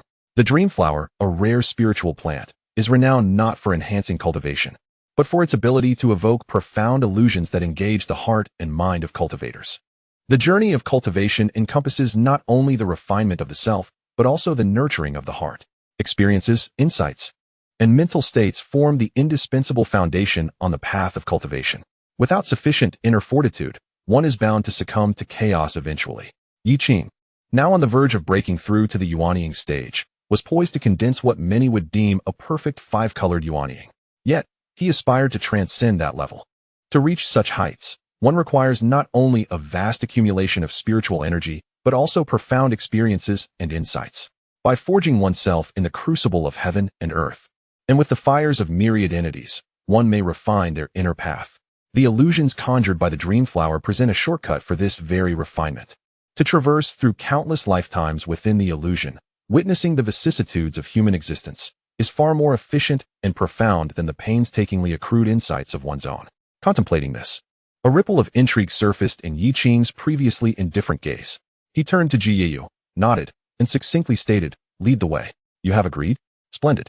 Upon receiving his affirmation, Jiyu's delicate face instantly radiated with a bright smile, akin to a garden in full bloom, sweetening the very air around her. She swiftly pivoted and transformed into a golden streak, guiding the way ahead. By the way, we have yet to be formally introduced. Let us exchange communication jade tokens first. Here is mine. I am Jiyu, a denizen of the Golden Flame Dynasty. May I inquire your esteemed name, sir? In mid-flight, Jiyu turned slightly, her enchanting eyes sparkling as she playfully inquired. Yi Qing, he replied succinctly. Ah, Yi Gongzi, what a splendid name. Jiyu acknowledged with a nod, then continued. Yi Gongzi, let us make an agreement. Upon our arrival, I shall divert the formidable purple lightning-winged python, as it possesses great strength, and I shall bear the majority of the risk. Thus, within the valley, I shall claim 70% of the profits, while you shall receive 30. Is that agreeable? Her tone exuded confidence, as she believed it would divert the attention of the Thunderwing Python. At this moment, she inquired Leaf Qing about the distribution of their gains. After all, from her perspective, her cultivation at the 7th level of the Golden Core was formidable compared to the others, whose highest cultivation was merely the 4th level of the Golden Core, tasked with the relatively safe duty of harvesting. Given that she would confront the fierce beasts and manage the most perilous segment, it was only natural for her to take the larger share. Leaf Qing, however, remained noncommittal. Observing this, Ji Yaoyao smirked slightly, dismissing the matter. In her eyes, although Leaf Qing possessed an air of mystery, he was ultimately just a 4th-level Golden Core practitioner. Even if he wielded some unique abilities, he could not surpass her control. Should he harbor any thoughts of reneging, she believed that ultimately, everything would still be dictated by her will. The four moved with remarkable speed, and soon a vast, mist-shrouded valley came into view. Even from a distance, Leaf Qing could perceive the enchanting fragrance of exotic flowers wafting through the air, mingling with the oppressive and formidable aura of a lurking beast. Indeed, it seemed as Ji Yeyu had indicated. This was the place. Ji Yeyu halted, pointing towards the valley below, her expression growing solemn. Within lay the Thunderwing Python, a fearsome beast at the early stage of the 9th level of the Golden Core, known for its tenacity. You all wait here. Once I have drawn it away, you must enter immediately to harvest. Remember, you have at most the time of a single incense stick. With that, she hesitated no longer. Her spiritual energy erupted in a fiery blaze as she plunged downward, striking towards the depths of the valley. Beast, how dare you slumber here? Awaken and face me. With a thunderous roar, the valley trembled. The next moment, a furious shriek pierced the sky as a colossal serpent, exceeding 100 feet in length and adorned with violet scales and wings, burst forth from the sea of flowers. It was indeed the Thunderwing Python. Upon spotting Ji Yeyu, who had disturbed its slumber twice, its enormous eyes brimmed with wrath and murderous intent.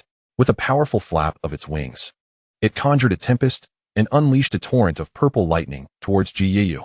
With a sharp cry, Ji Yeyu nimbly evaded, soaring towards the distant horizon. Come, try to catch me. Furious, the Thunderwing Python roared and pursued her, swiftly vanishing into the sky. At the valley's entrance, Leaf Qing observed the scene with a calm demeanor. Addressing Lin Shuer and Su Chan beside him, let us proceed. With that, he stepped forward, entering the resplendent sea of dreamlike flowers. Lin Shuer and Su Chan followed closely behind. Upon entering the valley, the intoxicating floral aroma intensified, and the surrounding spiritual energy surged, revealing rare and precious medicinal herbs seldom seen in the outside world. You two shall be responsible for harvesting the medicinal herbs and dreamlike flowers, Leaf Qing instructed. Yes, master. The two women responded, immediately commencing their tasks. Meanwhile, Leaf Qing made his way to the center of the flower sea, settling into a cross-legged position and gently closing his eyes. Instead of employing his powers to shield himself, he fully released his spiritual defenses, allowing the pervasive fragrance to permeate his consciousness. In an instant, as if the very stars had shifted and the fabric of time and space had transformed, Yi Qing's consciousness plunged into an endless ocean of illusion. The myriad complexities of life, shaped by countless trials and tribulations, swirled in his mind, coalescing into the nourishing essence that refined his Tao heart, steadily accumulating and settling within. Time slipped away unnoticed. In the valley, Lin Shuer and Su Chan had gathered a substantial quantity of spiritual herbs, leaving the once vibrant flower sea visibly depleted. At that moment, an urgent message sounded from the communication jade talisman beside Yi Qing. Time is running out. Hurry, that beast is returning. It was the voice of Ji Yeyu. Yet, Yi Qing remained with his eyes resolutely closed, seemingly oblivious to her message, as if he were a stone statue, immersed in profound contemplation. With their master unmoving, Lin Shuer and Su Chan continued their task of collecting the remaining spiritual herbs with unwavering focus. Outside the valley, Ji Yeyu, not seeing the trio emerge, was nearly beside herself with anxiety. What is wrong with these three? Are they courting death? After narrowly escaping the pursuit of the purple lightning-winged python, she could sense the furious beast returning to the valley, its approach imminent. If they did not emerge soon, they would surely perish. A fleeting thought crossed Ji Yeyu's mind. What if she left first? But upon glancing at the figure seated cross-legged within the valley, she bit her silver teeth and, with a determined stomp of her jade foot, turned back toward the valley. Am I truly insane? She cursed inwardly as a palm-sized, rune-etched crimson gold drum appeared in her hand. Hurry, I'll buy you time. Her urgent call echoed throughout the valley before she even arrived. At that moment, a thunderous roar resonated from above. The purple lightning-winged python had returned, and upon seeing the three figures amidst the flower sea, along with the scattered spiritual herbs, its beastly eyes turned a vivid crimson. A ferocious surge of demonic energy erupted skyward as it opened its massive maw, unleashing a more terrifying purple-black lightning bolt imbued with a destructive aura, aimed directly at Yi Qing and his companions. Ji Yeyu's heart tightened at the sight, realizing the gravity of the situation. Even if she exerted her full strength with her spiritual weapon, she would be unable to fully defend against such a strike in time. Yet, what unfolded next was beyond her comprehension. In the face of this cataclysmic attack, Lin Shuer and Su Chan remained eerily calm, as if they were oblivious to the impending disaster. Not a single eyelid was lifted. They continued to harvest the last spiritual herb with unwavering focus. And Yi Qing, like a venerable monk in meditation, remained motionless with his eyes firmly shut. Ji Yeyu felt a surge of blood rise in her chest. This was utterly unreliable. Far too unreliable. Had they lost their minds? Were they all mad? Or was she perhaps ensnared in an illusion? Otherwise, why would these three seem to relish their own demise? At such a critical juncture, they still did not flee. What were they waiting for? As the purple-black lightning was about to descend, Ji Yeyu prepared to risk everything to activate her spiritual weapon in defense. In the next moment, Yi Qing, seated in the heart of the flower sea, slowly opened his eyes. His gaze was as tranquil as an ancient, deep pool, undisturbed by the chaos surrounding him. He raised his hand, pointing as if wielding a sword. In the face of the descending purplish-black thunder and the menacing, roaring purple lightning-winged python behind it, he made a gentle slash. There was no earth-shattering momentum, no dazzling brilliance. Only a barely perceptible azure sword light flickered and vanished. The swiftness of the sword gleam was unparalleled. Sizzle. The purplish-black thunder, powerful enough to severely injure an ordinary cultivator at the 9th level of the golden core, dissolved upon contact with the sword light, melting away like spring snow, without stirring a ripple. Following this, the sword light continued unabated, sweeping past the massive form of the purple lightning-winged python.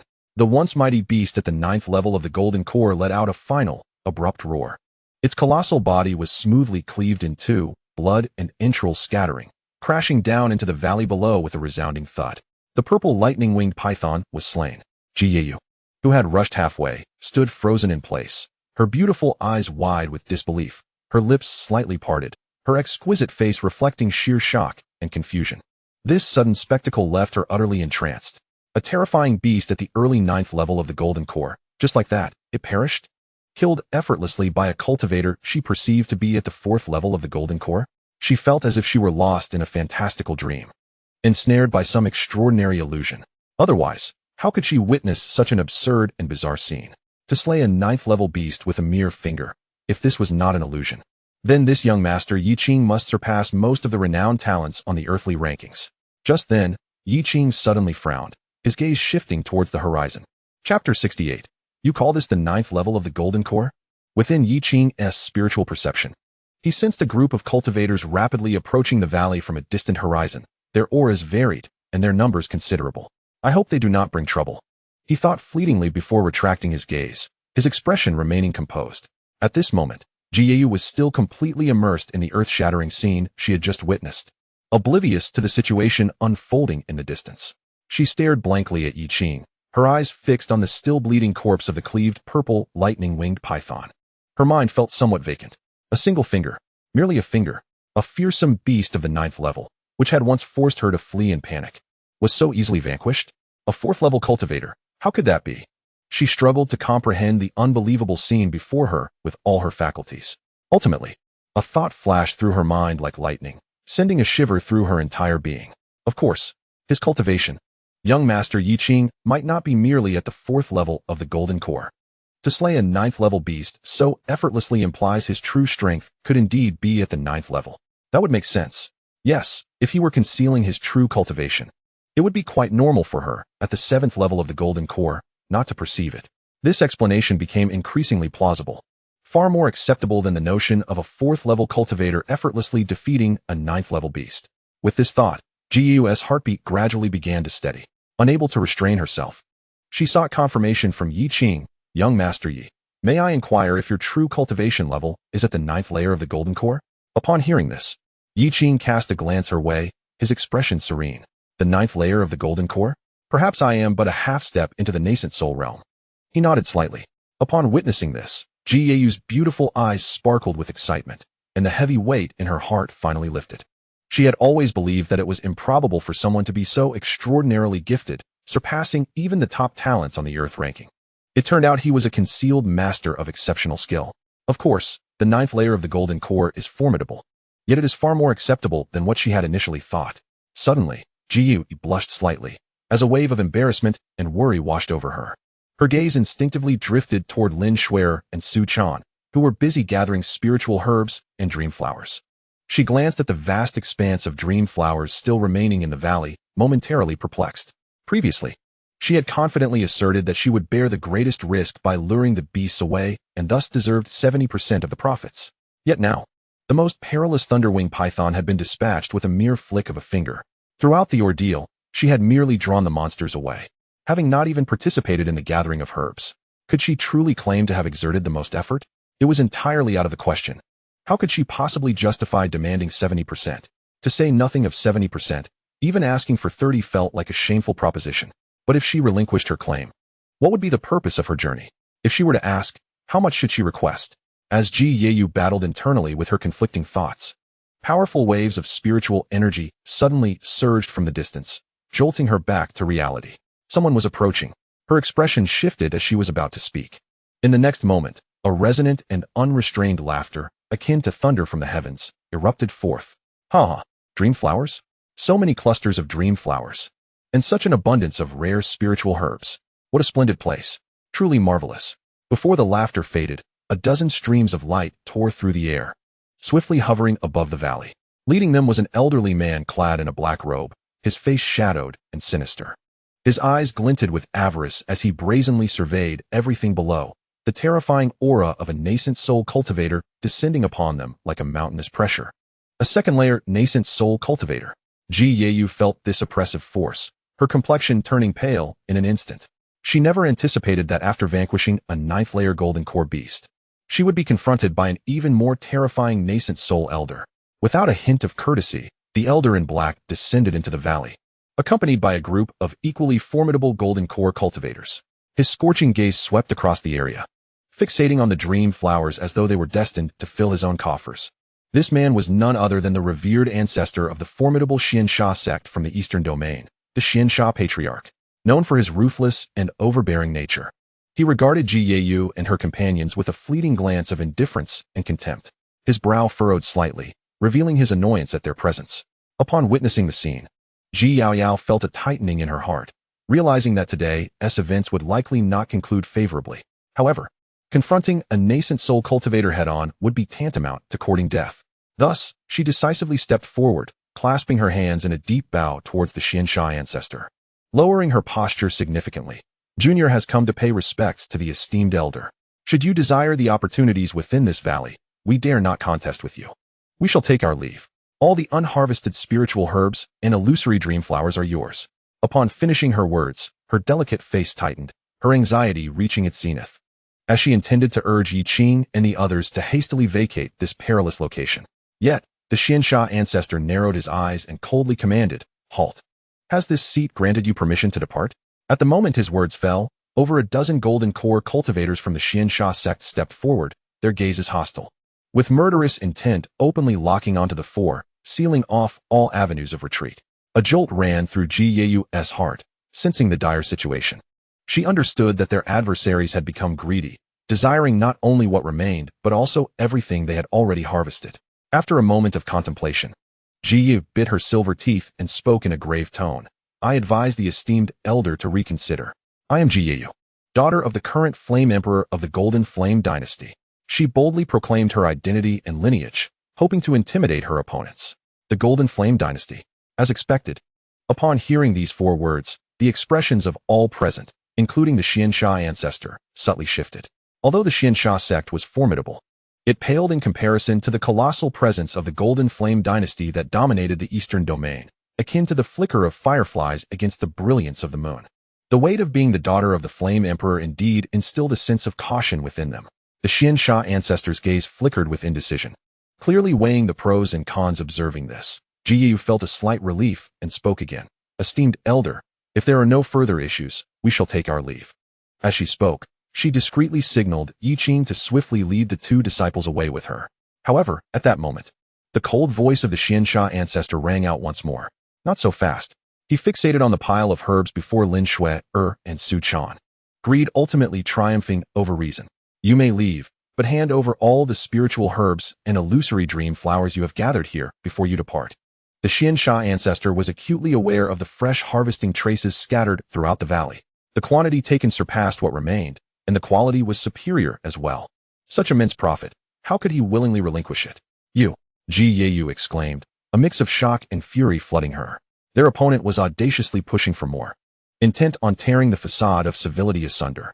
At that moment, a golden core elder from the Qingxuan sect leaned towards the Qingxuan ancestor, whispering a suggestion. Elder, since we have already offended them, why not go all the way? This desolate mountain range, within the secret realm, is chaotic with heavenly secrets. If we tread carefully and eliminate them all, who would know it was us? Even the Golden Flame Dynasty, no matter how powerful, would be unable to trace it back to us. Though the voice was low, every person present was astute enough to grasp the implications. Upon hearing these words, Ji Yeyu felt as though she had plunged into an icy abyss, her countenance transforming with fury. How dare you? What is there to fear? The venerable Suansha ancestor had also come to a resolute conclusion, letting out a sinister laugh, devoid of any hesitation.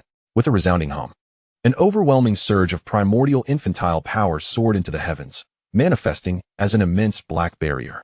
It resembled an inverted giant bowl, instantly sealing off the entire valley. It was over. A tremor coursed through Ji Yu's heart as she realized the audacity of her adversary, who truly harbored murderous intent towards her. In her despair, she did not resign herself to defeat. Instead, she urgently transmitted a message to Yi Qing. Young Master Yi, I possess a treasured protective artifact bestowed by my father, capable of instantaneously tearing apart the barriers of the primordial infant realm, but it can only be utilized once, and the opportunity is fleeting. When I count to 3, you must swiftly take both me and your disciples, and we shall burst forth together. In her estimation, although Yi Qing had reached the 9th level of the Golden Core realm, he would still be outmatched against a primordial infant cultivator, particularly one at the 2nd level. Not to mention the presence of over a dozen Golden Core practitioners. A direct confrontation would spell certain doom. Their only hope lay in the artifact for escape. However, Yi Qing's response left her momentarily stunned. He gently shook his head and calmly stated, there is no need for such complications. At that moment, the mocking laughter of the Suansha ancestor echoed ominously. Little girl, do you think I cannot hear your transmission before me? Wishing to flee? Ha. No one shall leave today. Ji Yu's heart plummeted to the depths of despair. Just then, Yi Qing stepped forward, seemingly intent on approaching the Suansha ancestor, his demeanor suggesting he was preparing for action. Young Master Yi? Seeing this, Ji Yu was taken aback, instinctively reaching out to grasp him. The Suansha ancestor regarded Yi Qing with evident amusement. The 4th level of the Golden Core? Ha. Merely a foolish clown unaware of his impending doom. He scoffed, oh? A mere 4th level Golden Core child dares to step forward? What? Do you not wish to kneel and beg for mercy? Still seeking to flaunt your heroism?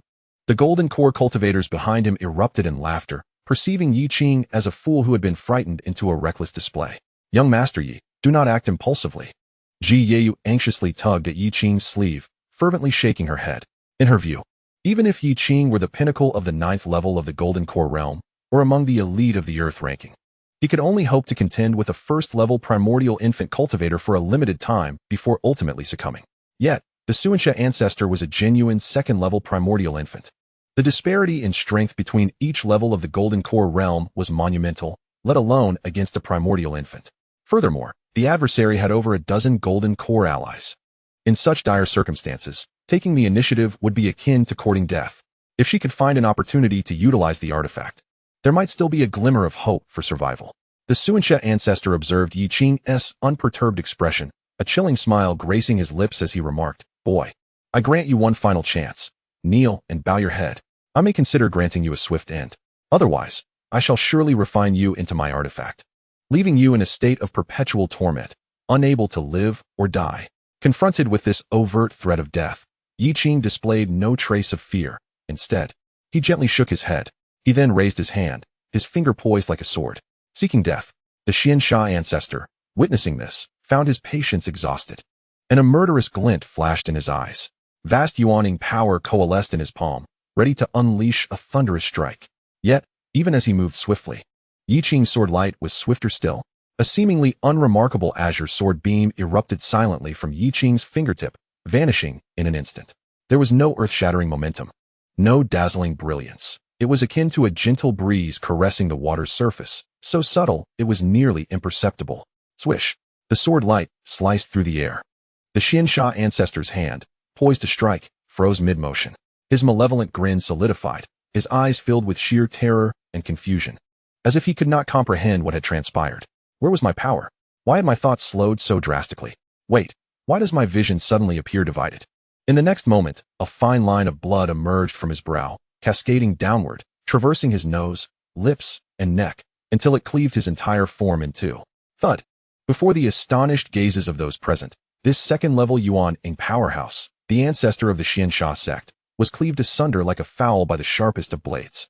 Blood and entrails erupted, splattering the ground. Even the Yuan-ing within him could not escape, reduced to dust beneath the sword light. The Qiansha patriarch was slain. Silence. The valley fell into an eerie stillness. The more than 10 golden core cultivators from the Qiansha sect gaped, their mouths agape as if they had seen a ghost, their eyes nearly bulging from their sockets, etched with sheer horror and disbelief. Instant kill? A mere golden core cultivator, with a single finger, had annihilated their second-level Yuan-ing ancestor. This seemed utterly surreal, like a dream. Had they lost their minds? After a brief, deathly silence, it was unclear who first reacted, but a heart-wrenching scream pierced the air. Flee! Run!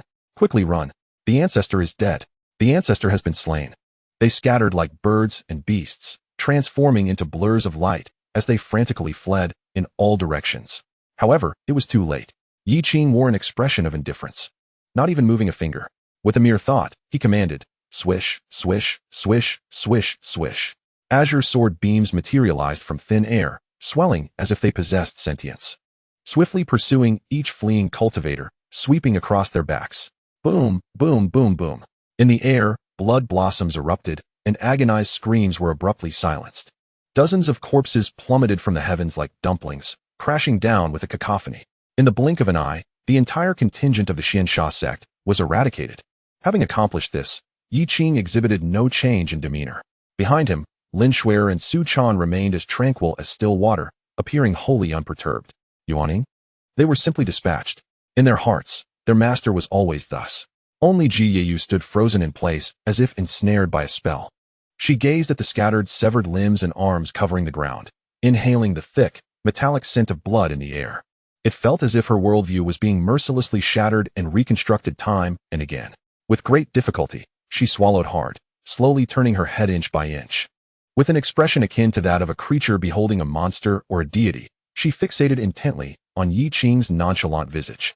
Her mind had completely crashed, leaving only a single thought echoing wildly, screaming within her.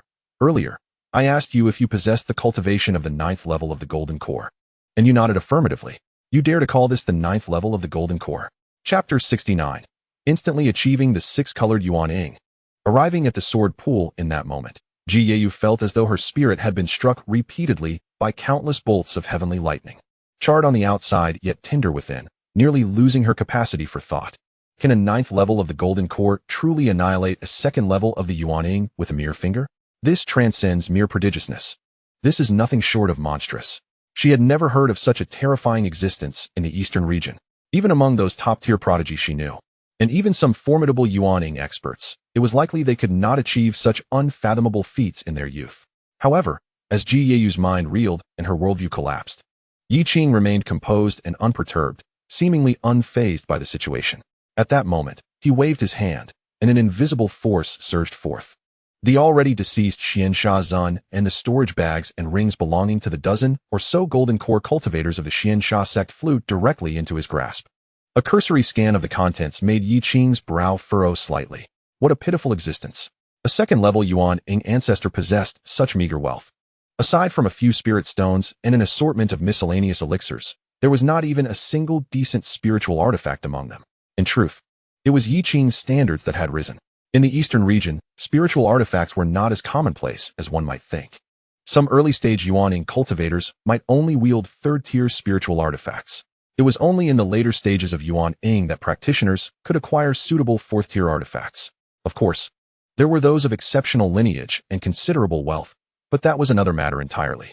Additionally, Yi Qing did uncover 2 high-quality third-tier sinister spiritual artifacts, enveloped in black mist, with the faint wails of vengeful souls emanating from them, clearly forged from the essence of countless souls. A flicker of disdain and loathing crossed Yi Qing's eyes. With a flick of his fingertips, 2 streams of azure sword energy were unleashed. With a sharp sound, the 2 sinister artifacts were instantaneously reduced to dust, dissipating into the ether. As the vengeful souls emerged, Yi Qing's expression turned solemn as he recited a passage of the Taiyi rebirth mantra, a spell capable of guiding them toward reincarnation. As the incantation concluded, the resentment of these souls gradually faded. Their eyes filled with gratitude as they silently bowed to Yi Qing before vanishing from sight. Having completed this, his gaze shifted to the massive corpse of the purple lightning-winged python. Though the beast lay lifeless, its body was a treasure trove. The python's skin could be fashioned into armor, its tendons could serve as bowstrings, and its bones could be refined into tools. While its inner core contained pure and potent lightning energy, it serves as the primary material for refining advanced elixirs. With a flick of his finger, Yi Qing released a beam of sword light that precisely severed the valuable parts of the demon serpent's corpse, collecting them within his small spatial treasure. The entire process flowed seamlessly, devoid of any hesitation. He also roasted a piece of beast meat to savor. Golden and dripping with juices, it exuded an enticing aroma. Melting in the mouth, it was quite delectable. Meanwhile, Lin Shuer and Su Chan had already gathered all the mature illusory dream flowers and spiritual herbs within the valley. They remembered their master's teachings and did not eradicate everything. Instead, they deliberately left behind several specimens of acceptable quality as seeds, allowing them to continue to thrive in this place. Perhaps after a millennium or more, when this secret realm reopens, it will once again blossom with vibrant flowers, awaiting the next fortunate individual. As he enjoyed the roasted meat, Yi Qing gazed at the now vacant valley, his thoughts drifting into a gentle void. Seasons changed. Flowers bloomed and withered, and leaves fell. Yet, in the following year, new buds would sprout, each resembling the previous. Observing this scene, Yi Qing felt a stirring within, a profound enlightenment surging through him. The cyclical nature of all things in heaven and earth was evident. Is not the cultivation of a practitioner akin to this? From weakness to strength, from dust to stars, it is a process of shattering the old self and reshaping the new. Previously, in the illusion of the illusory dream flower, he had traversed various phantoms and gained deep insights. Suddenly, as his heart resonated with these thoughts, clarity washed over him, deepening his understanding of his own path. Initially, he was confident he could condense a 5-colored primordial infant, achieving the pinnacle as recorded in the eastern region upon his breakthrough. But now, a powerful premonition surged within him. If he were to choose to break through at this moment, he was certain he could transcend the 5-colored primordial infant and condense a 6-colored one. A 6-colored primordial infant. Should this news spread, it would undoubtedly send shockwaves throughout the entire eastern region. However, Yi Qing was not in haste to advance. He sensed that while the 6-colored primordial infant was astonishing, it did not seem to be his ultimate limit. If only his accumulation and comprehension were to deepen further. Perhaps during the breakthrough, the primordial infant would be more than just 6 colors. Master, we have gathered everything, Lin Shuer and Su Chan exclaimed, presenting their storage bags filled with spiritual herbs before Yi Qing. Their melodious voices roused Ji Yeyu from her daze. She looked at Yi Qing, then at the herbs, her cheeks flushing with sudden embarrassment. The bold proclamation she had made earlier, claiming to exert the greatest effort for a 70% share of the spoils, now felt utterly shameful. In truth, had she contributed the most? She was merely a hindrance. Upon reflection, she realized she hadn't even harvested a single spiritual herb or rare flower. Were it not for young Master Yi, she would not have stood a chance against that demon serpent. The Thunderwing serpent had been dealt with by Yi Qing, and subsequently, It was he who resolved the matter with the second-layer primordial infant practitioner, Qingxuan, along with the group of golden core practitioners from the Taiyi Sect. Had it not been for young Master Yi, she would likely have fallen victim to that Qingxuan practitioner, meeting an untimely end in the secret realm. Upon contemplating this, Jiyu took a deep breath and stepped forward. She slightly bowed to Yi Qing and sincerely spoke, "Young Master Yi, I must apologize for my previous presumptions and any offense my words may have caused. These spiritual herbs, acquired solely through your efforts, belong entirely to you. I feel unworthy to partake in any division." Her words were sincerely heartfelt, devoid of any pretense. This sentiment stemmed not only from her shame, but also from the life-saving grace Yi Qing had bestowed upon her. She felt utterly unqualified to discuss any form of profit-sharing.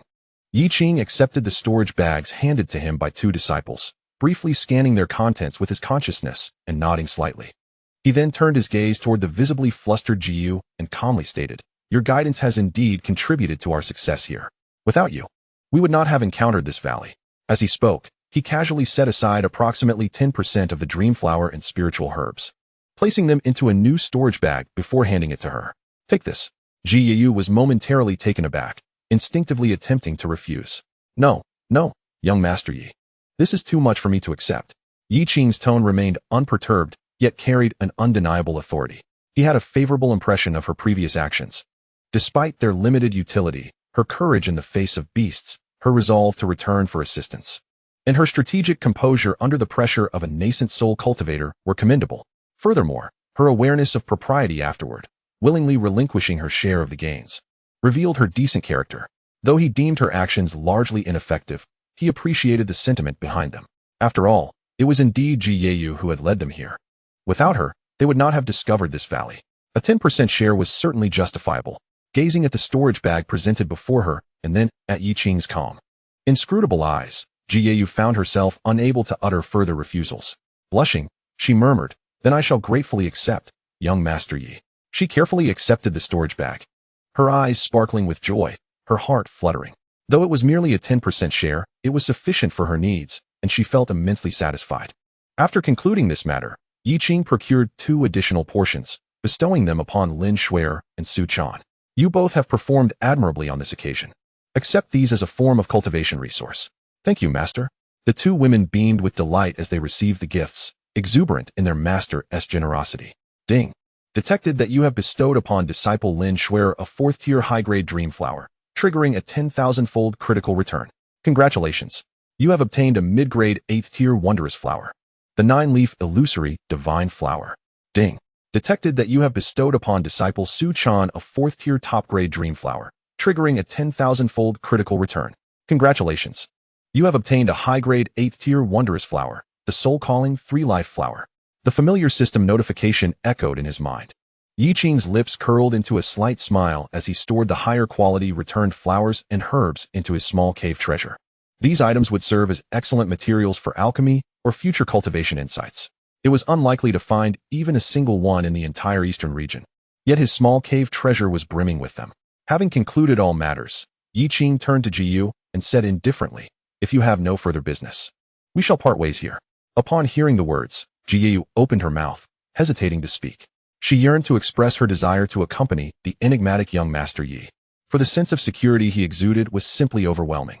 Yet, she understood that the chasm between them was insurmountable. To follow him forcefully would only render her a burden, a mere decorative vase. Her pride forbade her from becoming an unnecessary encumbrance. Ultimately, after many unspoken thoughts, she could only utter a single phrase, "Young Master Yi, take care." Yi Qing nodded slightly, choosing not to elaborate further. "Let us depart," he declared, and with Lin Shuer and Su Chan in tow, their figures transformed into a streak of azure light, soaring into the sky and vanishing in an instant. Jiyu stood rooted in place, gazing at the direction in which Yi Qing had disappeared, motionless for a long time. Eventually, she lowered her head slowly, gripping the storage pouch tightly in her hand. Inhaling deeply before releasing a breath, a newfound determination ignited in her beautiful eyes. So this is what a true prodigy looks like. How foolish it was for Jiyu to once consider herself among the elite, basking in self-satisfaction. In retrospect, she realized she was merely a frog at the bottom of a well, oblivious to the vastness beyond. "Young Master Yi, wait for me. I, Jiyu, shall strive to match your pace. When we meet again, You will undoubtedly be astonished by my progress. In her heart, she planted a seed named ambition. If fate allows, she aspired to stand confidently beside Yi Qing, shoulder to shoulder, relying solely on her own prowess. Little Yeyu, you must persevere. Ji Yeyu encouraged herself within. With that, she gathered her focus, carefully stowed her storage pouch, oriented herself, and transformed into a streak of flowing light, ascending from the valley. Meanwhile, Yi Qing maneuvered the sword light, swiftly traversing the secret realm with his 2 disciples. This mystical space was vast, containing myriad wonders and expanses. As they journeyed, they encountered magnificent mountains and rivers, abundant in spiritual energy, occasionally spotting rare spiritual herbs and extraordinary flora seldom seen in the outside world. After flying for the better part of a day, Yi Qing suddenly felt a stirring in his heart. Within his spiritual awareness, he sensed an exceptionally sharp and radiant aura emanating from the distant horizon. This aura was immense and ancient, as if it had endured countless eons, imbued with the essence of time and the charm of immortality. Moreover, it felt somewhat familiar. Is this the aura of sword intent? As Yi Qing perceived it more acutely, a flicker of surprise crossed his eyes. He was all too familiar with this sensation. It was unmistakably sword intent.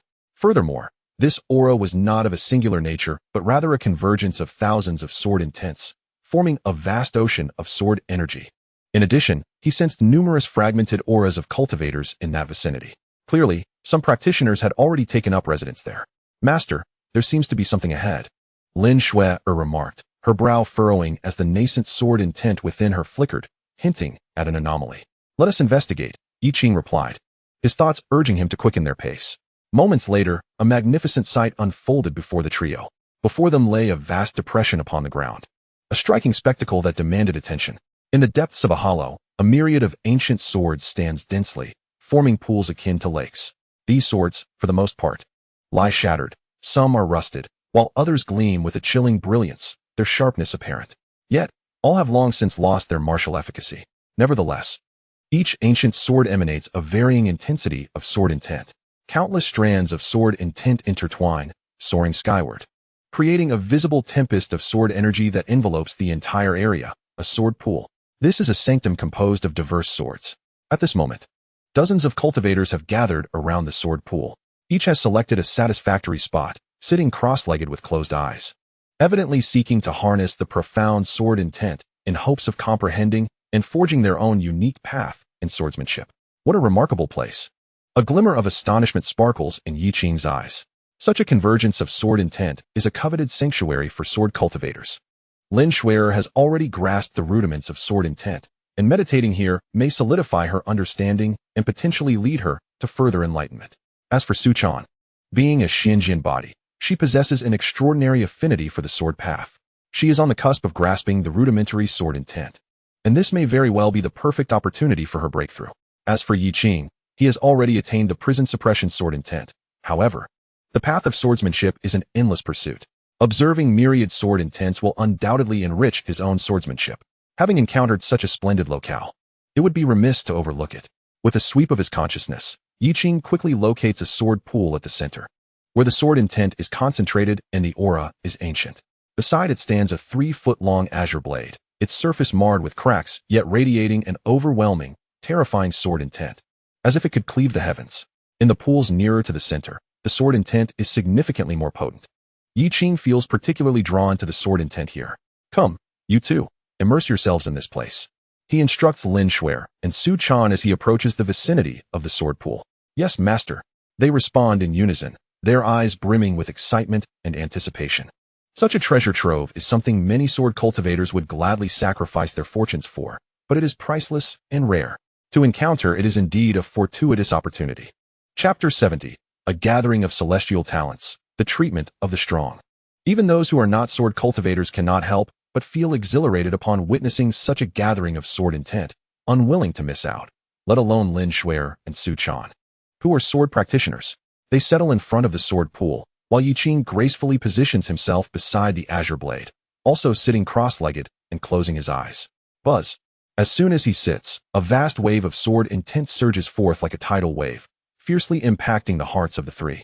Lin Shui and Su Chan's faces pale slightly, but they quickly stabilize their minds, diligently channeling their techniques and immersing themselves in the experience. Yi Qing, on the other hand, remains composed, allowing the domineering sword intent to wash over him. His mind remained as steadfast as an ancient boulder, utterly unmoved. At the same time, a fragment of his consciousness quietly contemplated the profundities contained within this sword intent. Time, in this state of reflection, gradually flowed by. Yi Qing and his companions had already begun to find their rhythm. As time passed, the number of visitors to this place steadily increased. Gradually, the quantity of sword pools appeared insufficient to accommodate all. Some cultivators, who had originally occupied a sword pool alone, now found themselves surrounded by throngs of people near their designated pools. After a while, a group of newcomers soared towards this area. Among them, a haughty and arrogant voice echoed from afar, shattering the tranquility of the surroundings.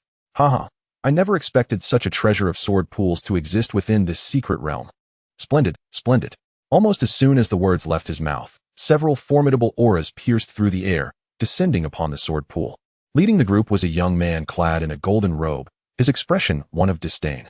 His gaze swept across the scene, and upon noticing a particularly appealing sword pool surrounded by people, his brow furrowed immediately. A hint of undisguised coldness flickered in his eyes. The treasure I have set my sights upon is not for you nameless individuals to occupy. He pointed towards a sword pool adorned with 3 black long swords. Observing this, a lackey beside him promptly understood and stepped forward, coldly barking at the direction indicated by the youth. I'm talking to you. Didn't you hear? Or are you deaf? My young master has spoken. Get lost.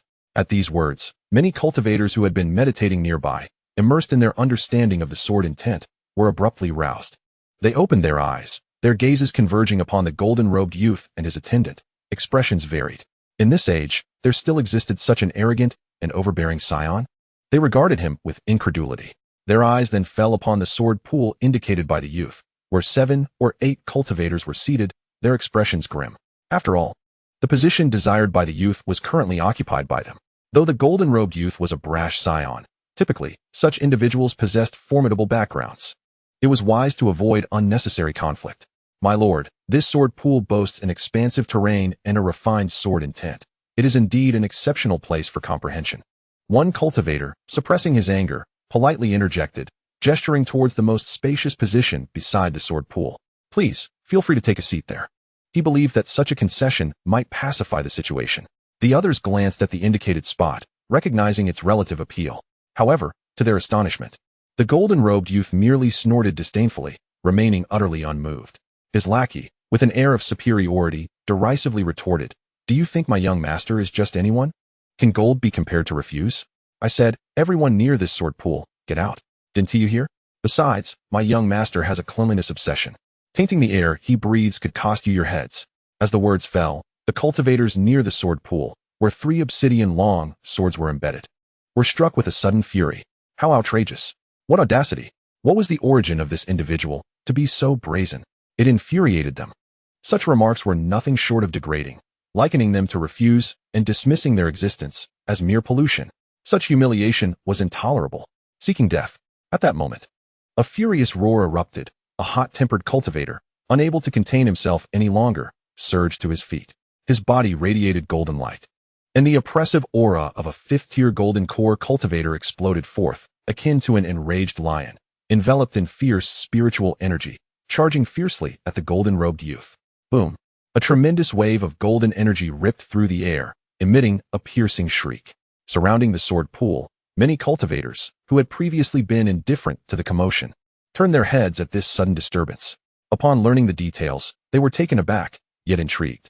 After all, a 5th-tier golden core cultivator was considered a formidable force in this region. They wondered if this strike could teach the arrogant youth a lesson. However, in the next instant, many gazes froze in disbelief.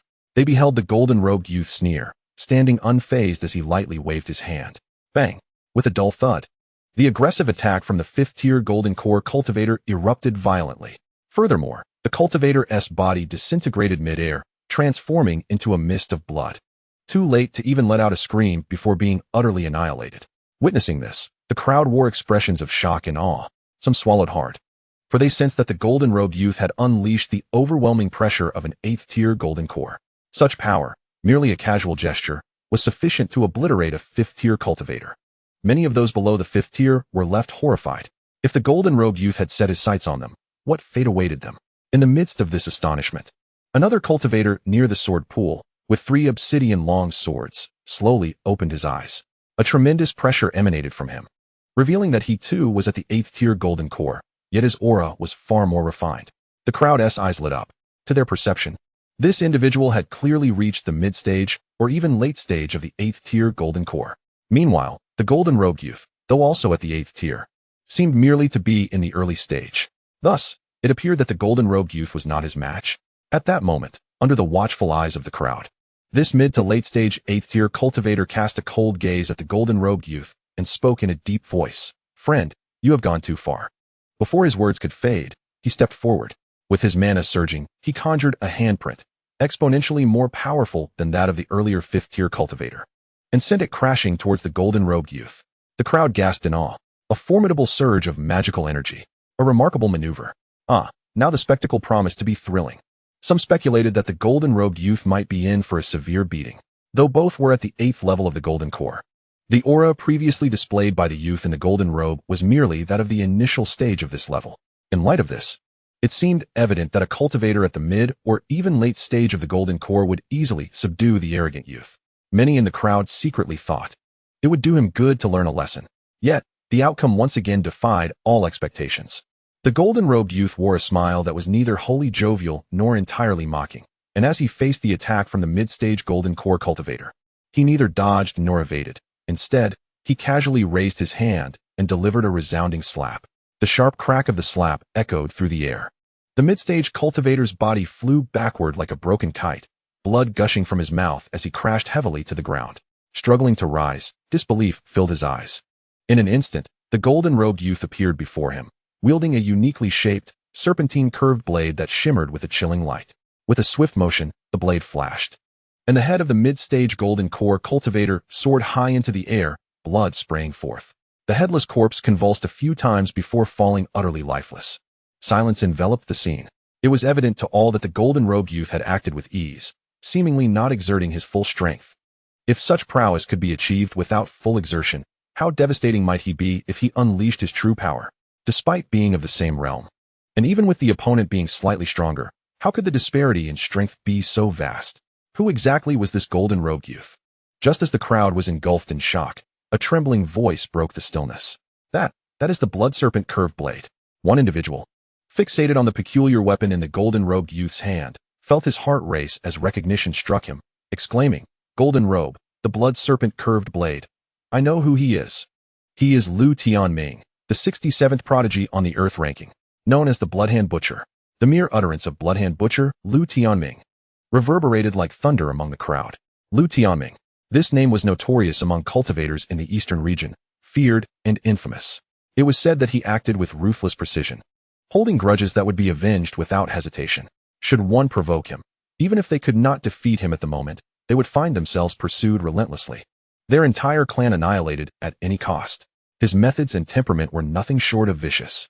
There were those who, discontent with Lu Tianming, sought to eliminate him, believing it a noble act to rid the world of such a menace. However, Lu Tianming was exceedingly astute.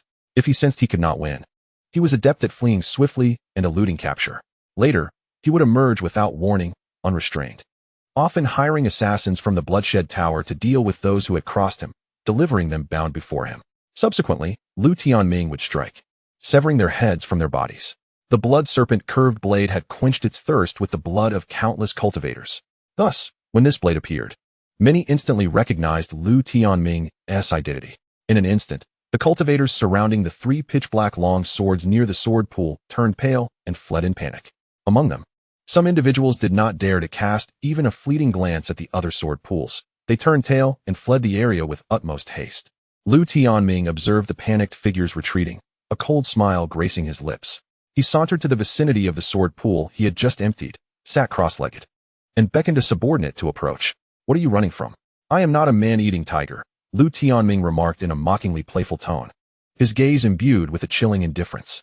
"Seeing them flee truly stirs a sense of melancholy in me. Go, slay all those who have escaped this area." "Yes, young master." The subordinate bowed in acquiescence and swiftly vanished into the distance like a wisp of shadow. Before long, he returned, reeking of fresh blood, and unceremoniously dropped several still dripping heads onto the ground, his expression devoid of emotion. "Your efforts warm my heart, young master. Well done." Upon witnessing this scene, many cultivators felt a tremor in their hearts, their gazes toward Lu Tianming now tinged with not just horror, but also a profound sense of trepidation. This man was akin to a madman. If possible, one should never provoke him. It would be wise to steer clear should they encounter him again.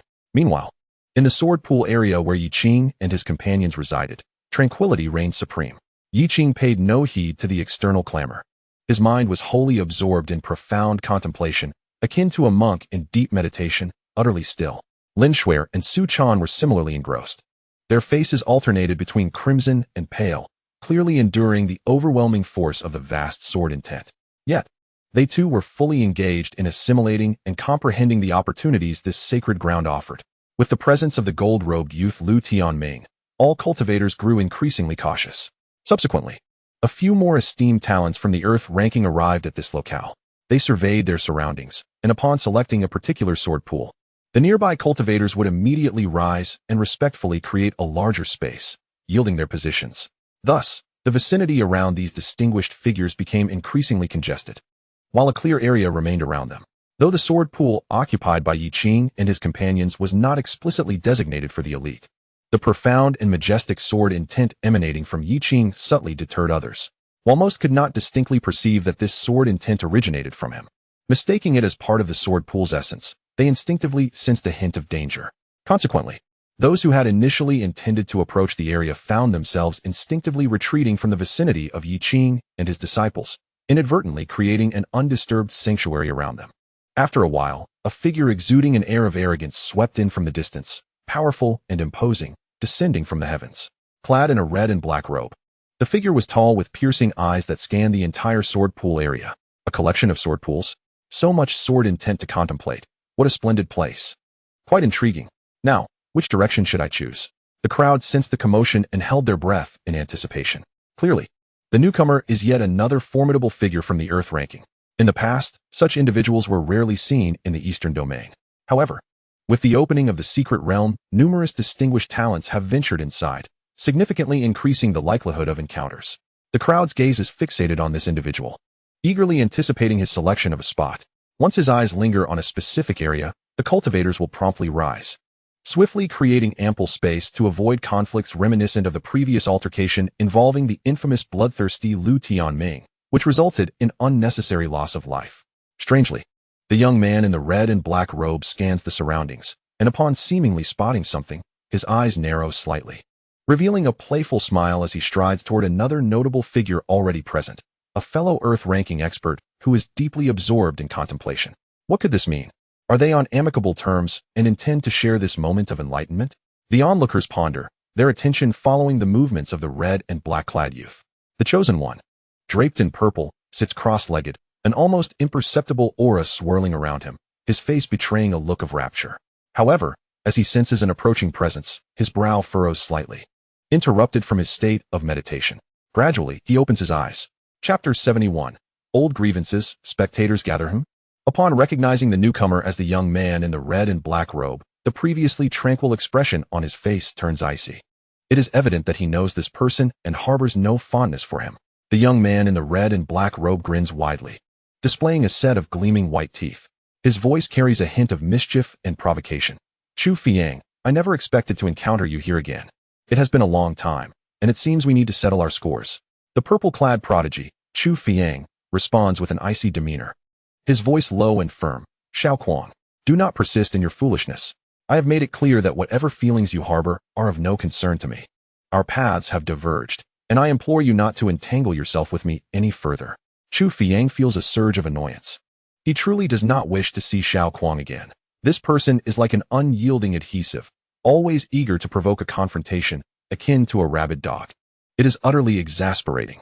The crowd, upon hearing this exchange, realizes that these two are indeed acquainted and bear old grievances. No wonder Xiao Kuang would directly approach Chu Fiang. Evidently, the purple-clad genius, Chu Fiang, does not desire to engage in conflict with Xiao Kuang in this moment. He feels that he has grasped a fleeting glimpse of sword intent and wishes to capitalize on this sensation, delving deeper into his understanding. After all, such experiences are rare and should not be squandered. However, Xiao Kuang shows no inclination to grant him this opportunity. The more displeased Chu Fiang becomes, the more delighted Xiao Kuang feels. He is determined to disrupt Chu Fiyang's tranquility. Boom. Xiao Kuang raises his hand, unleashing a surge of spiritual light accompanied by a tempestuous gale, hurtling towards Chu Fiyang. Chu Fiyang, do you wish to continue your contemplation? Huh. I shall ensure you cannot. In Xiao Kuang's eyes, a triumphant gleam flickered, his voice akin to the unruly cold wind blowing from the frigid earth. Today, I, Xiao Kuang, shall claim your position. Every spot you have chosen is mine. Either you vacate this sword pool area, or face me in battle and meet your demise. Chu Fiyang's figure flickered as he evaded Xiao Kuang's furious strike. Spiritual light erupted violently, stirring a tempestuous current that caused his purple robes to flutter wildly. With a gaze filled with ire, he retorted icily, Xiao Kuang, you overstep your bounds. Out of respect for Ru Niang, I have tolerated you time and again, but today, I shall teach you a lesson. As his words fell, Chu Fiyang's spiritual energy surged, a finely honed beam of violet light soaring skyward. Tearing through the air with a piercing sound, aimed fiercely at Xiao Kuang. Silence. Upon hearing the name Ru Niang, Xiao Kuang's expression contorted, his eyes ablaze with fury. In that moment, he resembled an enraged beast, roaring, do not mention that wretched woman, Ru Niang. Chu Fiyang, today, I shall have your life. With a thunderous cry, he moved like lightning, dodging Chu Fiyang's attack. Simultaneously, he formed seals with his hands, a brilliant red light enveloping him. A torrent of violent spiritual energy coalesced instantly, transforming into a blazing inferno that carried a destructive aura, hurtling back towards Chu Fiyang. Boom. The clash between the two eminent figures of the earth ranking instantaneously shattered the tranquility of the sword pool area. The violent waves of spiritual power spread like a tsunami, causing the surroundings to resonate with a deep hum. Many cultivators, previously immersed in contemplation, were abruptly awakened by the tumultuous disturbance. They opened their eyes, their gazes converging upon the two combatants in midair. Upon hearing the hints of a deeper tale in Xiao Kuang and Chu Fiyang's exchanges, the crowd paused, astonished and perplexed. What could this possibly mean? It seemed there was quite the backstory between them. Who exactly was this Ru Niang? Amidst the confusion, a cultivator clad in elegant attire, adorned with a feathered crown and wielding a fan, cleared his throat and spoke mysteriously. I possess some knowledge of this matter, though it is not easy to articulate. This individual, distinguished in appearance, was none other than the renowned informant of the eastern region, Xie Yunfei. Having traveled extensively and kept himself well informed, he often earned his livelihood by peddling various secrets. Upon hearing his words, the crowd immediately grasped his intent. They approached him, offering spirit stones and herbs. Brother Xie, we implore you to share your insights. Indeed, Brother Xie, we are eager to learn more. Accepting their offerings with a satisfied smile, Xie Yunfei gently closed his fan, lowering his voice to vividly recount the tale. What you may not know is that Ru Niang was originally Xiao Kuang's senior sister, and also his partner. They were once a pair of envious lovebirds, renowned within the sect as a divine couple. However, everything changed when senior sister Ru Niang, while on a journey of cultivation, suffered an unexpected injury and met the purple-clad prodigy Chu Fiyang, who came to her aid. Xie Yunfei, while waving his fan, sighed and shook his head, saying, Junior sister Ru Niao has discovered her affection for Chu Fiyang and thus chose to follow him. Subsequently, an enraged Xiao Kuang pursued Chu Fiyang for a confrontation. Whenever they crossed paths, a fight was inevitable. This enmity has undoubtedly been forged. Upon hearing this, the crowd was instantly enlightened, and an uproar ensued in the arena. So that was the case. No wonder Xiao Kuang, upon arriving and spotting Chu Fiyang, disregarded the comprehension of sword intent and directly engaged him in battle. He had been cuckolded. With his wife eloping, who wouldn't he be furious in such a predicament? It was entirely understandable. In an instant, the onlookers grew intrigued. While they might not typically relish ordinary brawls, given the necessity of perceiving sword intent, such an amusing spectacle was not to be missed. Moreover, both parties were celebrated figures in the Earth rankings. It was imperative to witness the clash. This was far more exhilarating than mere sword intent comprehension. After all, it had been a while since they had gleaned any insights, and it was time for some relaxation. Curiosity sparked, someone inquired. Given their numerous confrontations and Xiao Kuang's intense fury, why doesn't he simply kill Chu Fiyang? Immediately, another nearby elucidated. Clearly well informed about the matter, Xiao Kuang indeed wishes to eliminate Chu Fiyang, yet both are prodigies of the Earth rankings.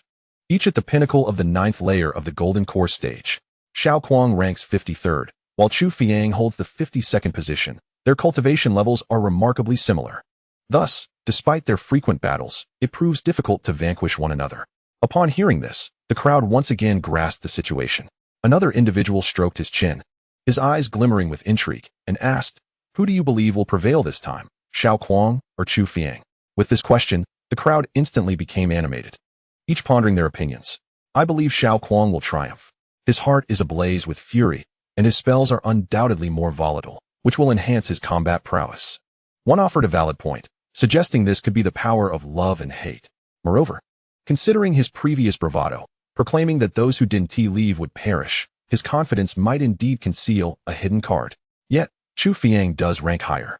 Alas, while he holds a superior position, Xiao Kuang's wrath is not to be underestimated. Fury can incite remarkable bursts of strength. Meanwhile, the previously fan-wielding, feather-crowned Xie Yunfei had keenly sensed an opportunity and boldly assumed his stance. He unfurled his folding fan and smiled. "Since you are all so curious, why not indulge in a little game? I shall be the banker. You all can wager spirit stones and spirit herbs. Once placed, your bets are final." He gestured to either side. "Those who believe Xiao Kuang shall win, place your bets on the left. Those who believe in Chu Fiang's victory, bet on the right." Once this was announced, the bets were settled on the spot, fair and square. How intriguing to have a bookmaker among them. It was utterly captivating. Just when the comprehension of sword intent felt somewhat tedious, this prospect was irresistibly alluring. In no time, numerous individuals were tempted by his words, flocking to place their bets, hoping to profit. Some believed that Xiao Kuang, fueled by rage and empowered spells, was destined to win. Bet on Xiao Kuang. With such confidence, he must have new tricks up his sleeve. Indeed, a fiery rage burns within, and strength must ascend. I place my bet on Xiao Kuang.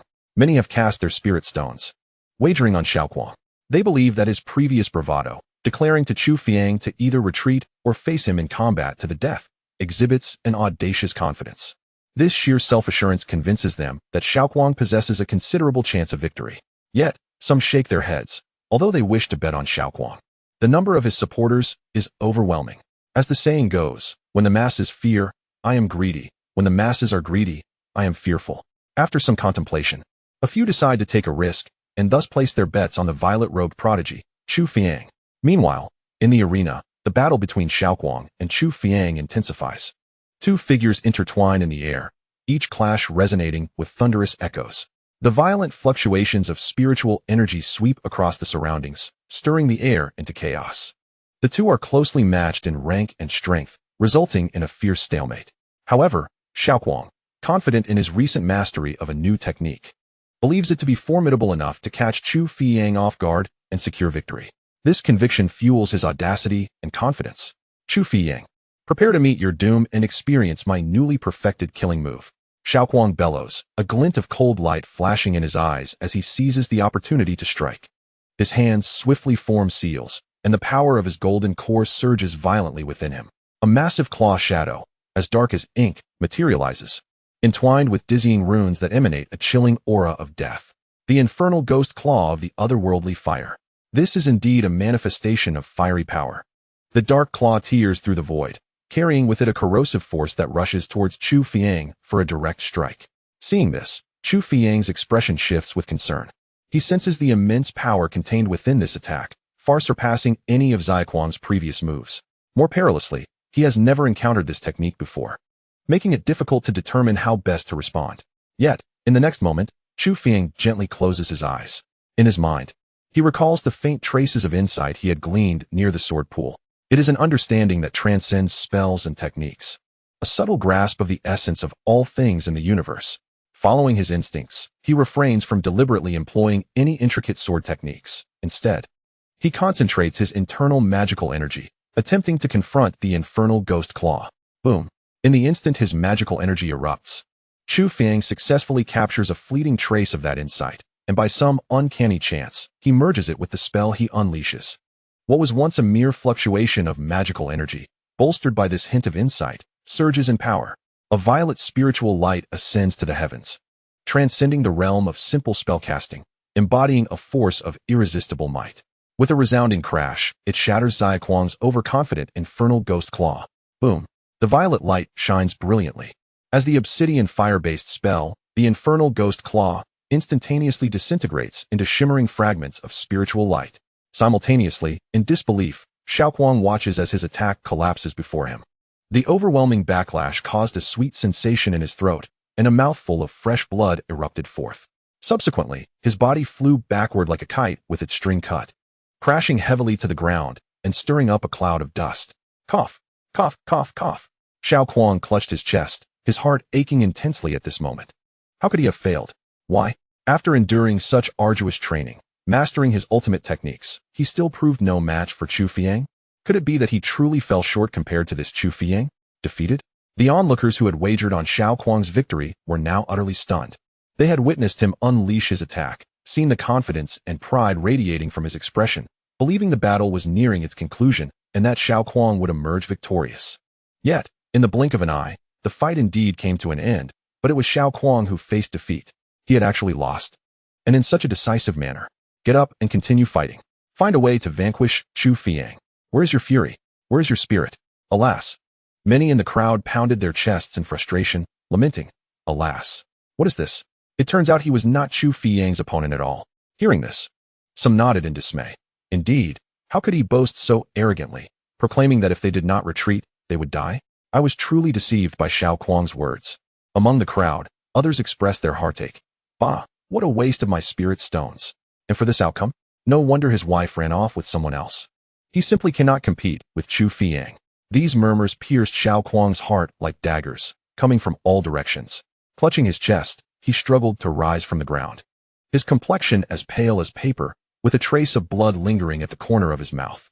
Chu Fiang stood calmly with his hands clasped behind his back, his purple robes billowing, exuding an air of distinction amidst the chaos. Judging solely by appearances, it was indeed no wonder Ru Niang was enamored. If danger had struck at that moment, and the other party had saved her life while presenting such a striking demeanor, who would not feel a flicker of admiration? Wishing to follow Chu Fiang cast a casual glance at Xiao Kuang, his voice tranquil yet imbued with authority as he spoke. For Ru Niang's sake, I shall grant you one last reprieve. Remember, Xiao Kuang, how you perceive matters little. However, should you dare to entangle yourself again, I will surely slay you. Upon hearing this, Xiao Kuang felt a mix of shame and fury, his fists clenched so tightly that his nails nearly pierced his flesh. For Ru Niang's sake? Was Ru Niang ever truly your wife from the beginning? You scoundrel. You pair of scoundrels. Of course, Chu Fiang held a different view. He believed that love is a matter of personal freedom. Ru Niang was not Xiao Kuang's possession, nor did he intentionally usurp love, merely a serendipitous connection, where both parties genuinely found favor in one another. At this moment, as Xiao Kuang listened to the crowd's discussions and recalled his earlier self-assured boasts of if you don't retreat, you will die, his face flushed crimson. Wishing he could find a crevice in the ground to hide away, he understood that Chu Fiang's victory was a result of seizing a fleeting moment of intent. That wretched intent, that accursed intent. If not for this sliver of intent, victory would have been within reach. Anger surged within Xiao Kuang. Yet he dared not act recklessly in the face of Chu Fiang's icy gaze. Amidst Xiao Kuang's mingled rage and the murmurs of the crowd, Yi Qing, seated cross-legged, felt a sudden stirring within, slowly opening his eyes. Chapter 72. Want to go mad and vent your anger? You seek your own demise. Yi Qing's gaze shifted to Su Chan beside him. At that moment, he could distinctly sense that Su Chan, through her meticulous comprehension of the sword intent within the sword pool, was swiftly bridging the gap that had previously separated her from shaping her own sword intent. A subtle yet fierce aura emanated from her being. It was the essence of her unique intent. Furthermore, this aura was rapidly solidifying, akin to a sword poised to be unsheathed, its edge beginning to reveal itself. Once this aura successfully materialized, Su Chan would step into the threshold of sword intent, giving birth to her very own embryonic form of sword intent. A faint smile graced Yi Qing's lips. Excellent. It appears that the sword pool has greatly aided Su Chan. This place has indeed proven advantageous. Yi Qing mused to himself. Setting aside other considerations, the bounty from this journey into the secret realm has already been substantial, solely due to this sword pool. At this critical juncture for Su Chan, Yi Qing divided a sliver of his consciousness to silently guard her, ensuring she would not falter. Simultaneously, he temporarily set aside his own reflections on sword intent. As her master, he silently protected Su Chan, shielding her from the distractions of the outside world. Meanwhile, in the sword pool area, other disturbances arose. However, these disturbances did not manifest as the roaring clashes of spiritual power, but rather as a more subtle fluctuation of aura. Perhaps one could call it ire. Lu Tianming, known as the Bloodhand Butcher among the earthly elite, was currently wearing a solemn expression as he slowly opened his eyes. He had chosen this particular sword pool, where 3 ominous black long swords stood, to monopolize this place. He had ruthlessly slain several cultivators, establishing a fearsome reputation that deterred all from approaching. He had anticipated that, with the dense sword intent surrounding him and his innate talent, he would immerse himself in comprehension and achieve significant breakthroughs. Lu Tianming even envisioned grasping the embryonic form of sword intent, elevating his rank further on the earthly leaderboard. However, as the hours passed in his contemplative state, he found himself with naught but barren results. The elusive essence seemed to lie behind an insurmountable chasm, preventing him from grasping even the slightest fragment, no matter how hard he tried. The greater the expectation, the more profound the disappointment, a feeling that gnawed at his heart like a cat's claw. Frustration bubbled within, difficult to express. Thus, an unnamed fury blazed within his chest. Useless, Lu Tianming muttered under his breath. Whether he was cursing himself or the ungrateful sword pool remained unclear. He took a deep breath, his gaze sweeping the surroundings in irritation. His expression dark as water, lost in thought. Suddenly, his eyes narrowed, fixating upon a graceful figure not far away. There sat Su Chan, cross-legged and fully absorbed in profound contemplation. Lu Tianming uttered a soft exclamation. With his cultivation and keen perception, he could distinctly sense that the young and beautiful woman was currently enveloped in a state of mystical enlightenment. A subtle yet razor-sharp aura was gradually emanating from her, visibly condensing at an astonishing pace. It was the intertwining of multiple trajectories of intent, heralding the imminent formation of a nascent sword intent. Lu Tianming's pupils suddenly constricted, and his countenance grew increasingly grim. As a distinguished cultivator at the 8th level of the Golden Core stage, ranked 67th on the earthly leaderboard, he had spent several hours in vain. Yet this woman, whose fluctuations of spiritual energy clearly indicated she was merely at the foundation establishment stage, how could she possibly grasp the power of intent before him? A surge of jealousy ignited within him. What I cannot attain, you shall not possess either. A flicker of malice crossed Lu Tianming's gaze, and a cold smirk graced his lips. He extended a finger and lightly tapped the stone beside him. After a moment's contemplation, a cruel thought suddenly emerged in his mind. Come here. One of his attendants, standing nearby, immediately bowed and approached. Young master, what are your orders? Lu Tianming's eyes remained fixed on Su Chan as he spoke in a flippant tone. I have been contemplating for quite a while, and am feeling somewhat fatigued. I happen to require a maid to massage my back. That woman over there will suffice. Go and bring her to me. Upon hearing this, the attendant cast a glance at Su Chan, and a knowing, sinister smile instantly appeared on his face. He understood well that the young master was not genuinely in need of a maid. This was clearly an intent to interrupt the woman's process of enlightenment. The girl exhibited notable talent and was currently at a critical juncture. If her concentration on forming her nascent sword intent were to be disrupted, it would not only lead to backlash, but could also result in a complete loss of her progress, or worse, damage to her spirit and roots. This would effectively incapacitate her, severing her path in the sword Dao entirely. What a cunning scheme to undermine her. The young master truly was exceptionally ruthless. Yes, young master. The attendant comprehended the underlying intention, bowed in agreement, and with a cold smile, began to stride towards Su Chan Yuqing, who had been guarding Su Chan, had already keenly sensed the malicious gaze directed at her. His brow furrowed, and a flash of cold light flickered in his eyes. To his surprise, there were indeed those who sought their own demise. However, just as the attendant was about to make his move, an unexpected turn of events occurred. A roar filled with indignation and shame erupted from the other side. It was Xiao Kuang, who had just been defeated by Chu Fiyang and had fallen to the ground in a wretched state. At this moment, he threw his head back and howled at the sky, his face pale, blood dripping from his mouth, yet his eyes burned with a frenzied flame. The murmurs of the surrounding crowd pierced his heart like 1,000 steel needles. No wonder his wife had run off with someone else. He simply could not compare to Chu Fiyang. How embarrassing it was to be so arrogant when he was no match for him. These words drove him to the brink of fury, shattering his already fragile psyche. At that moment, his bloodshot eyes inadvertently swept across the scene and caught sight of Su Chan, who was on the verge of a breakthrough. The aura of her impending comprehension was strikingly brilliant. The power of intention. Once again, the power of intention. Chu Fiyang had triumphed over himself with but a whisper of this force. That wretched woman, Ru Niang, perhaps betrayed him due to Chu Fiyang's formidable strength. Now, astonishingly, another woman, a mere foundation establishment practitioner, was about to grasp this accursed power. No, I shall not permit it. Why should each of you attain effortlessly what I have long yearned for? Women are all wretched beings. Wretched. They deserve to perish. Xiao Kuang's rationality had been utterly consumed by jealousy and humiliation, his eyes aflame, resembling a madman. Indeed, after Ru Niang fled with Chu Fiang, he had succumbed to madness multiple times. Now, fixated on Su Chan, his mind harbored but one thought: to annihilate her. He yearned to personally extinguish a burgeoning genius, to unleash the boundless rage and hatred he harbored for Ru Niang. Boom. In the next instant, Xiao Kuang's figure shot forth like a cannonball, enveloped in the violent energy of a ninth-layer golden core, charging fiercely towards Su Chan. This scene instantaneously captured the attention of everyone present, as they discerned that Su Chan was his target and sensed the nascent sword intent coalescing around her, all washed over them, followed swiftly by the realization of Xiao Kuang's intentions. He must have been driven mad.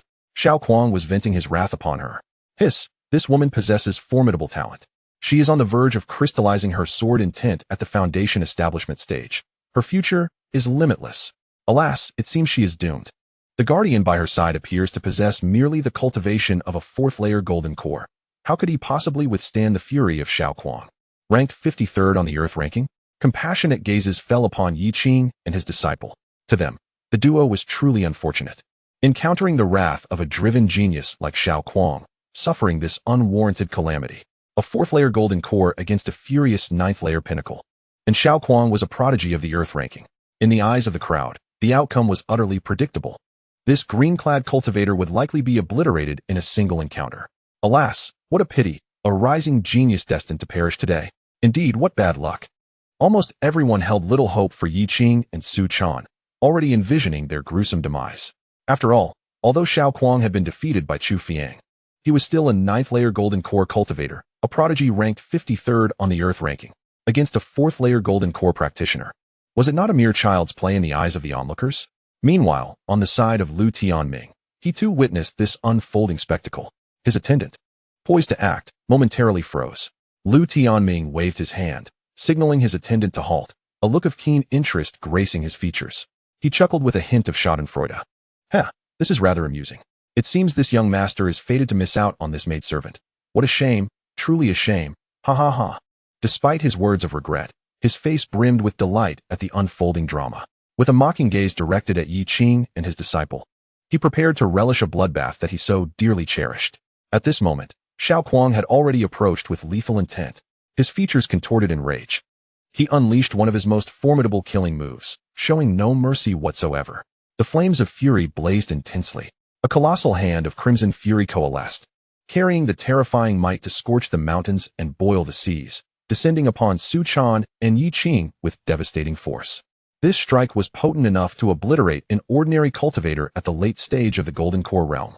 Many tender-hearted cultivators had already shut their eyes, unable to bear the sight of the impending brutality. However, just as the fiery giant hand was about to descend, Yi Qing, who had been sitting cross-legged with a tranquil demeanor, finally made a move. He did not rise. Instead, he slowly lifted his right hand, forming it into a sword, and casually drew it against the oncoming assault.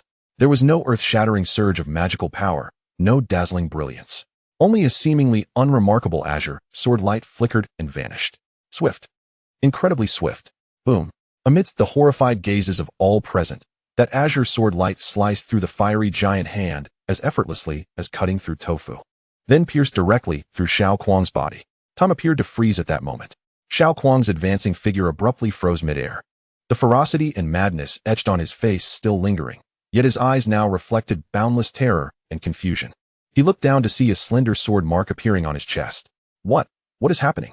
Where's my spell? Why has my attack vanished? Wait, why is it dark before my eyes? Then, with a muffled explosion, this fifth-ranked prodigy of the Earth ranking, Xiao Kuang, at the ninth layer of the Golden Core realm, could not even let out a single scream as his entire body erupted into a mist of blood in midair, his spirit and form annihilated. Silence. An oppressive stillness engulfed the entire sword pool area, plunging it into a deathly quiet. All who witnessed this scene stared wide-eyed, their mouths agape, disbelief etched on their faces. Did I just imagine that? Instantaneous kill. The renowned prodigy Xiao Kuang was slain in a single strike. Moments ago, the onlookers had sighed in sympathy for Yi Qing and his disciple. Now they felt their scalps tingle, a chill rushing from their feet to the crown of their heads. That was Xiao Kuang. Although he had been defeated by Chu Fiang, he was a formidable figure of great renown. Yet, before this seemingly mere golden core fourth-layer youth. He appeared as fragile as a fly, crushed with a mere flick of the hand. Golden core fourth layer? Impossible. That cultivation level must be a facade. This is a master of unparalleled ferocity, a terrifying figure who concealed his true prowess. Suddenly, everyone understood that Xiao Kuang had sought to vent his frustrations but had instead collided with an immovable barrier, leading to his swift demise.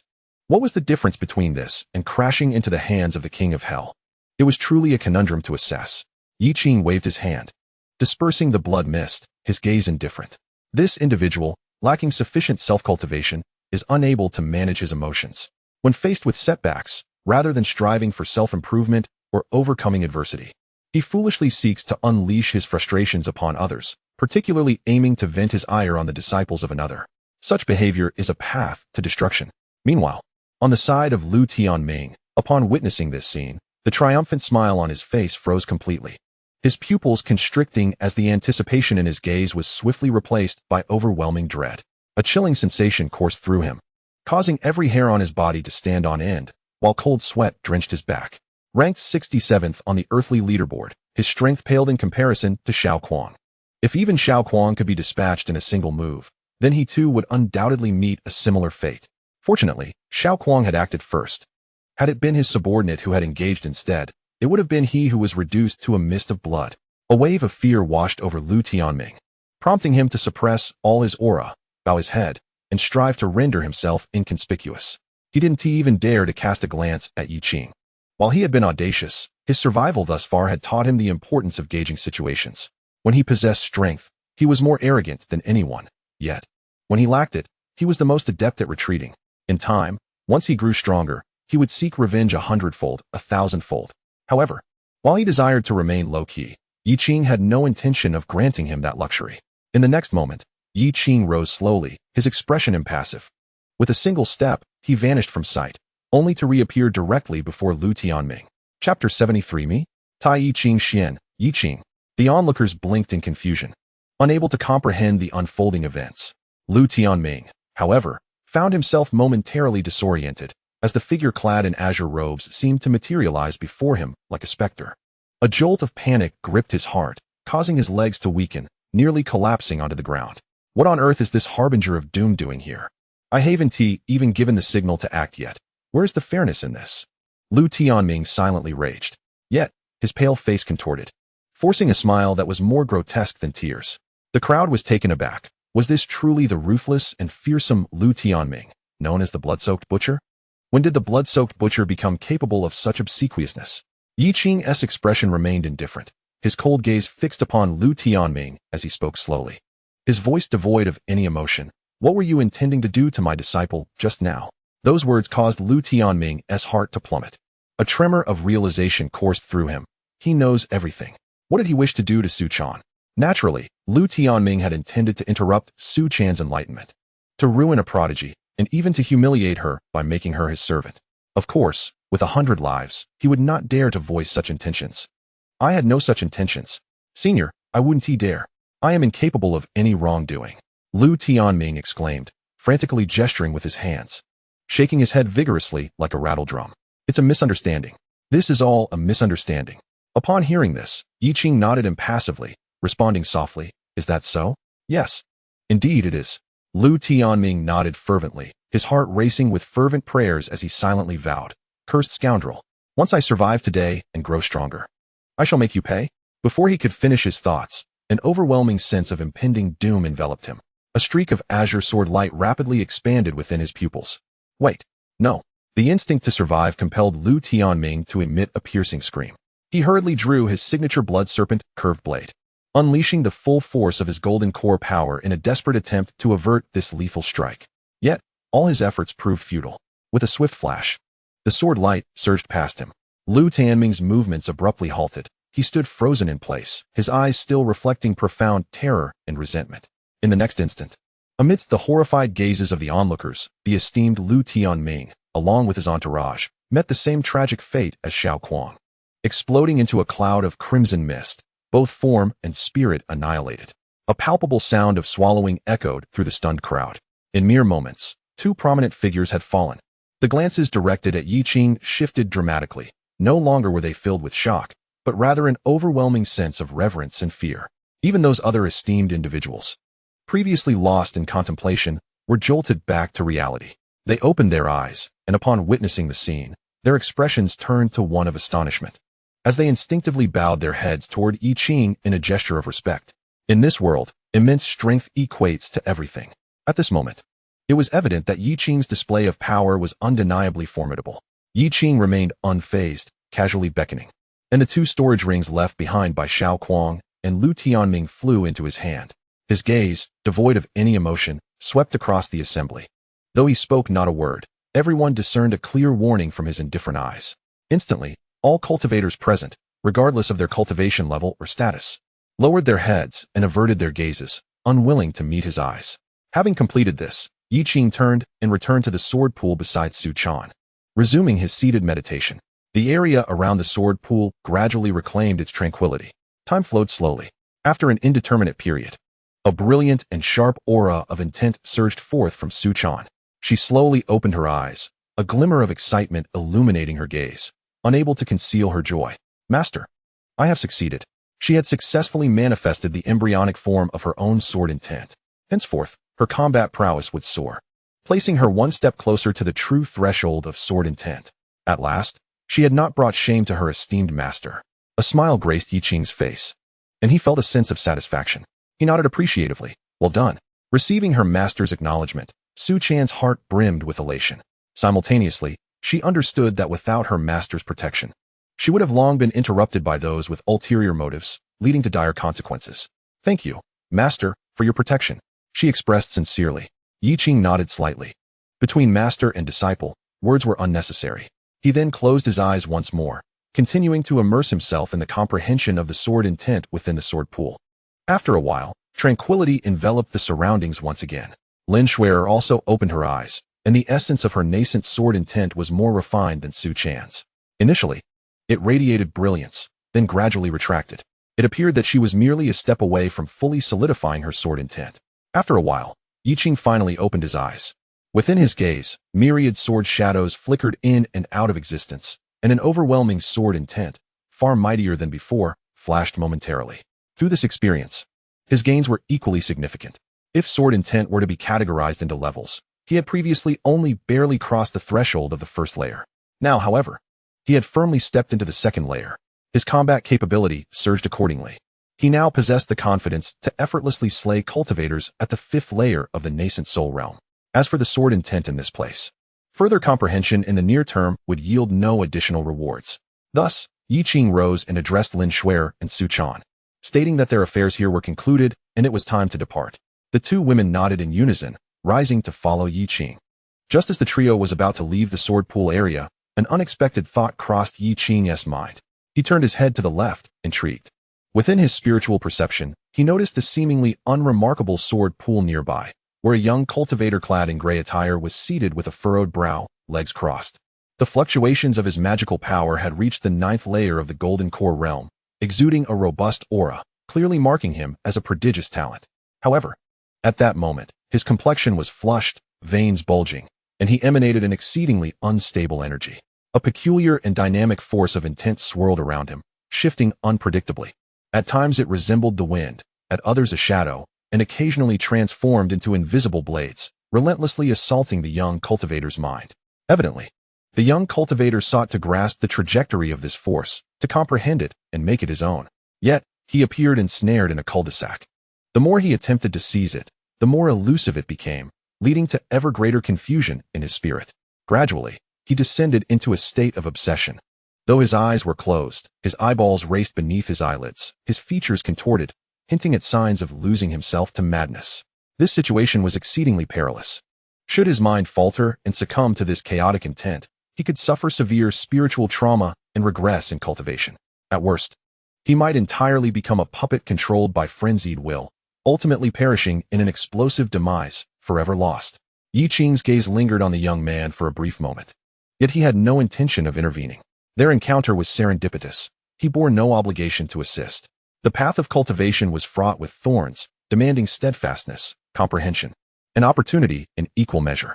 Since they were strangers, the young man's fate rested solely upon his own fortune.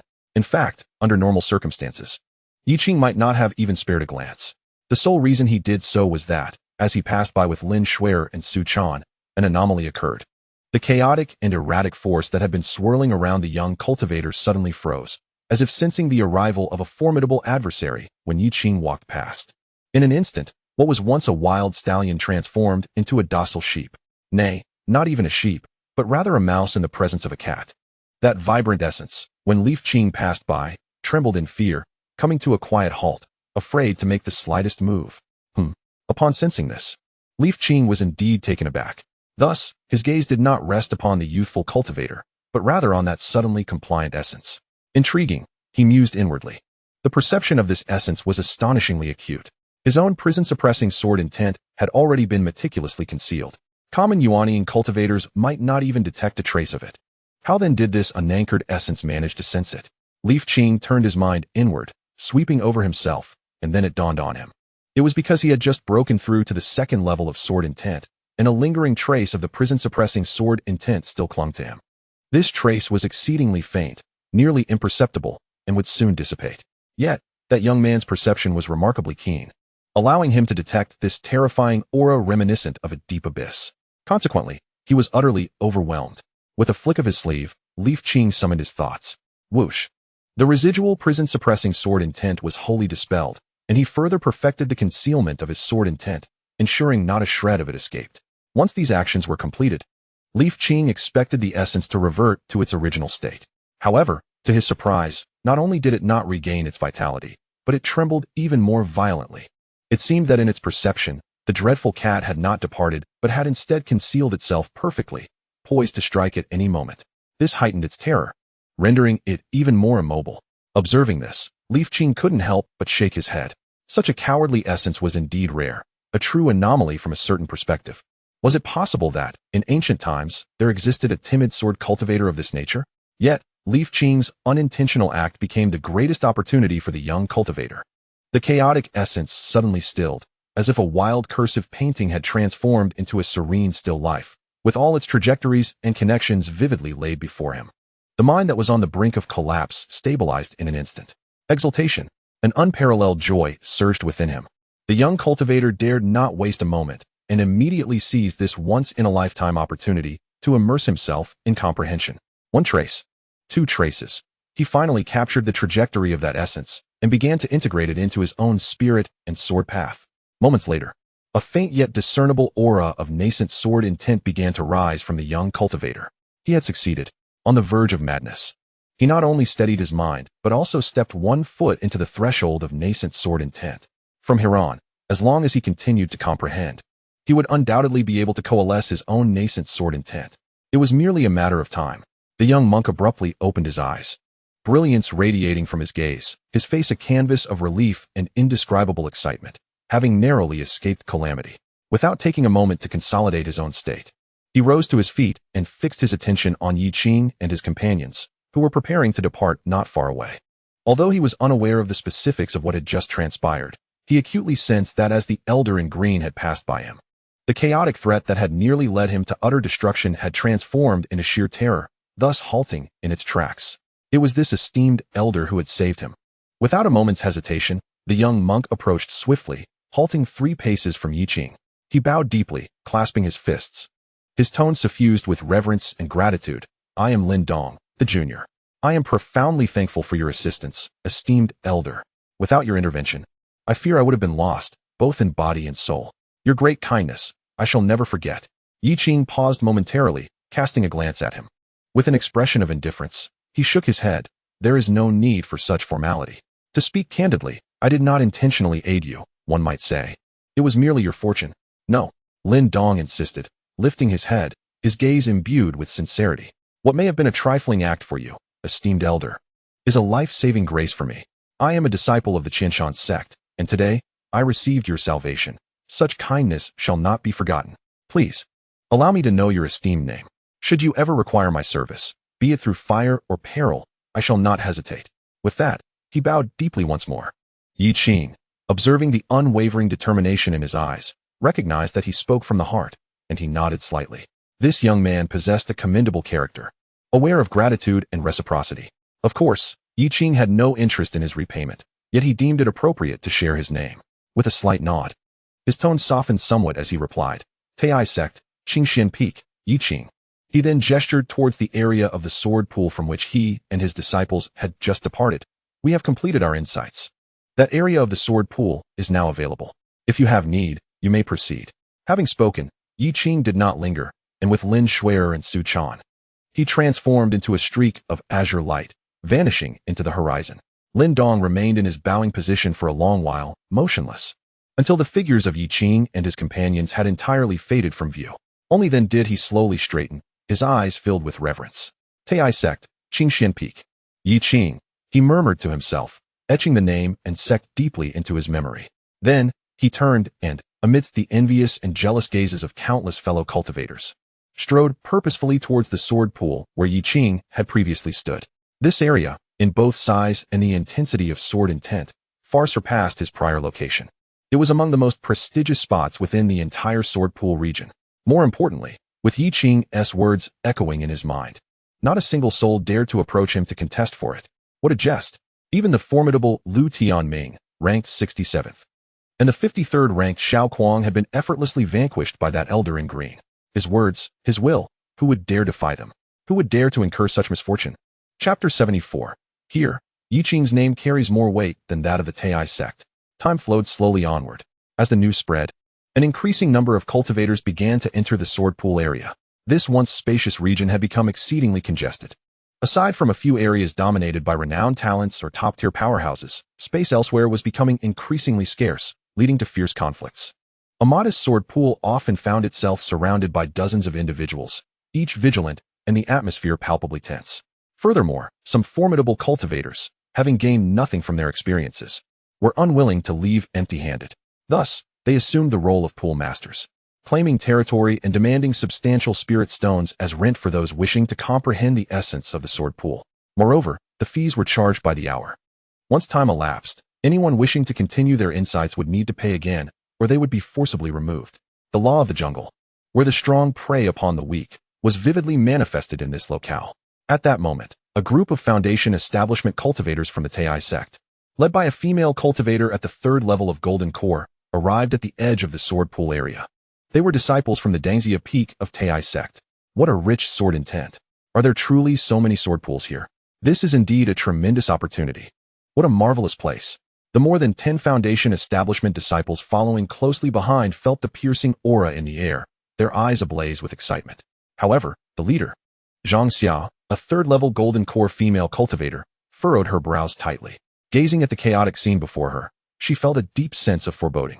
While this place was indeed excellent, it was far beyond the capabilities of the Foundation establishment disciples behind her. It was not that these disciples could not comprehend the sword intent. They certainly could.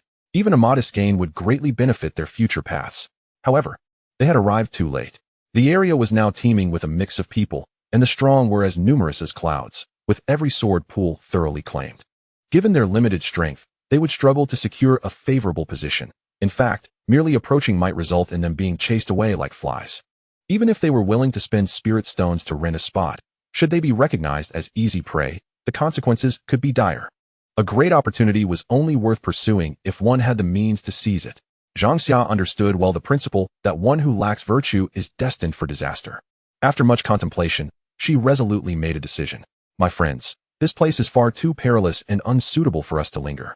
We shall depart and seek opportunities elsewhere. We can return to reassess the situation later. If we encounter other powerful members of the Taiyi Sect from different peaks, we can return here under their guidance. Though reluctant, the Foundation establishment disciples recognized that Zhang Xia had their best interests at heart and nodded in agreement. However, just as they turned to leave, several figures with ill intentions blocked their path. Hey there, fellow cultivators, why the hurry to leave? Before you go, why not lend us some spirit stones to spend? The leader was a burly 5th-level Golden Core cultivator, flanked by 4 or 5 early-stage Golden Core cultivators, their greedy gazes sweeping over the Dangxia Peak disciples.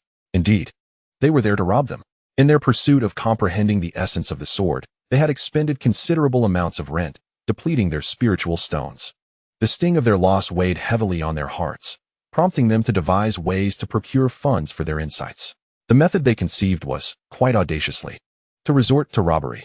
Just as they lamented their lack of resources, a group of seemingly easy targets appeared before them, ripe for the taking. Naturally, they could not let this opportunity slip away. Zhang Xia's expression shifted as she shielded her fellow disciples from the sect. Her voice steady yet commanding. We are disciples of the Taiyi Sect from the Eastern Domain, here to train in this secret realm. What is your intent? Upon hearing the name of Taiyi Sect, the band of cultivators indeed displayed a flicker of apprehension. The Taiyi Sect was a formidable force in the Eastern Domain, an entity of immense power that was not to be trifled with. They had initially thought they were dealing with easy prey, but now it seemed they had encountered something formidable. As they hesitated, the leader, a cultivator at the 5th level of the Golden Core stage, gritted his teeth and sneered. Do not think you can intimidate us with the name of Taiyi Sect. Who can ascertain the authenticity of your claims? Even if you are genuine, what can you do? A glint of malice flashed in his eyes as he continued. My elder brother is an inner disciple of the Divine Artifact Sect. The name of Taiyi Sect may frighten others, but it holds no terror for us. Besides, we are not murderers. The Taiyi Sect would not pursue us over a trivial matter. Hand over your storage bags, and we will allow you to leave unharmed. Otherwise, none shall escape. Upon hearing the name of the Divine Artifact Sect, the courage of his companions surged. Indeed, each of them had their own backing. And in a situation where their influences were comparable, who would fear whom? Given their similar standings, it would come down to whose strength prevailed. Presently, they boasted a Golden Core cultivator of the 5th level alongside several at the initial stages, while their adversaries had only one at the 3rd level accompanied by a group of foundational cultivators. The disparity in strength was starkly evident. Moreover, they did not intend to take lives, merely to seize wealth, and with the backing of the Divine Artifact Sect, it was presumed that Taiyi Sect would not escalate matters over such a minor incident. In an instant, the audacity of the robbers surged once more, pressing closer with renewed fervor. The foundational disciples of Taiyi Sect, having ventured out for the first time, were taken aback by such a display, their faces pale and hearts racing with trepidation. Zhang Xia, witnessing this, could only sigh inwardly. The mention of the Divine Artifact Sect cast a shadow of uncertainty, and despite the authenticity of their claims being in question, it was clear that they were determined to act. For the safety of her fellow disciples, she was prepared to part with her possessions to avert disaster.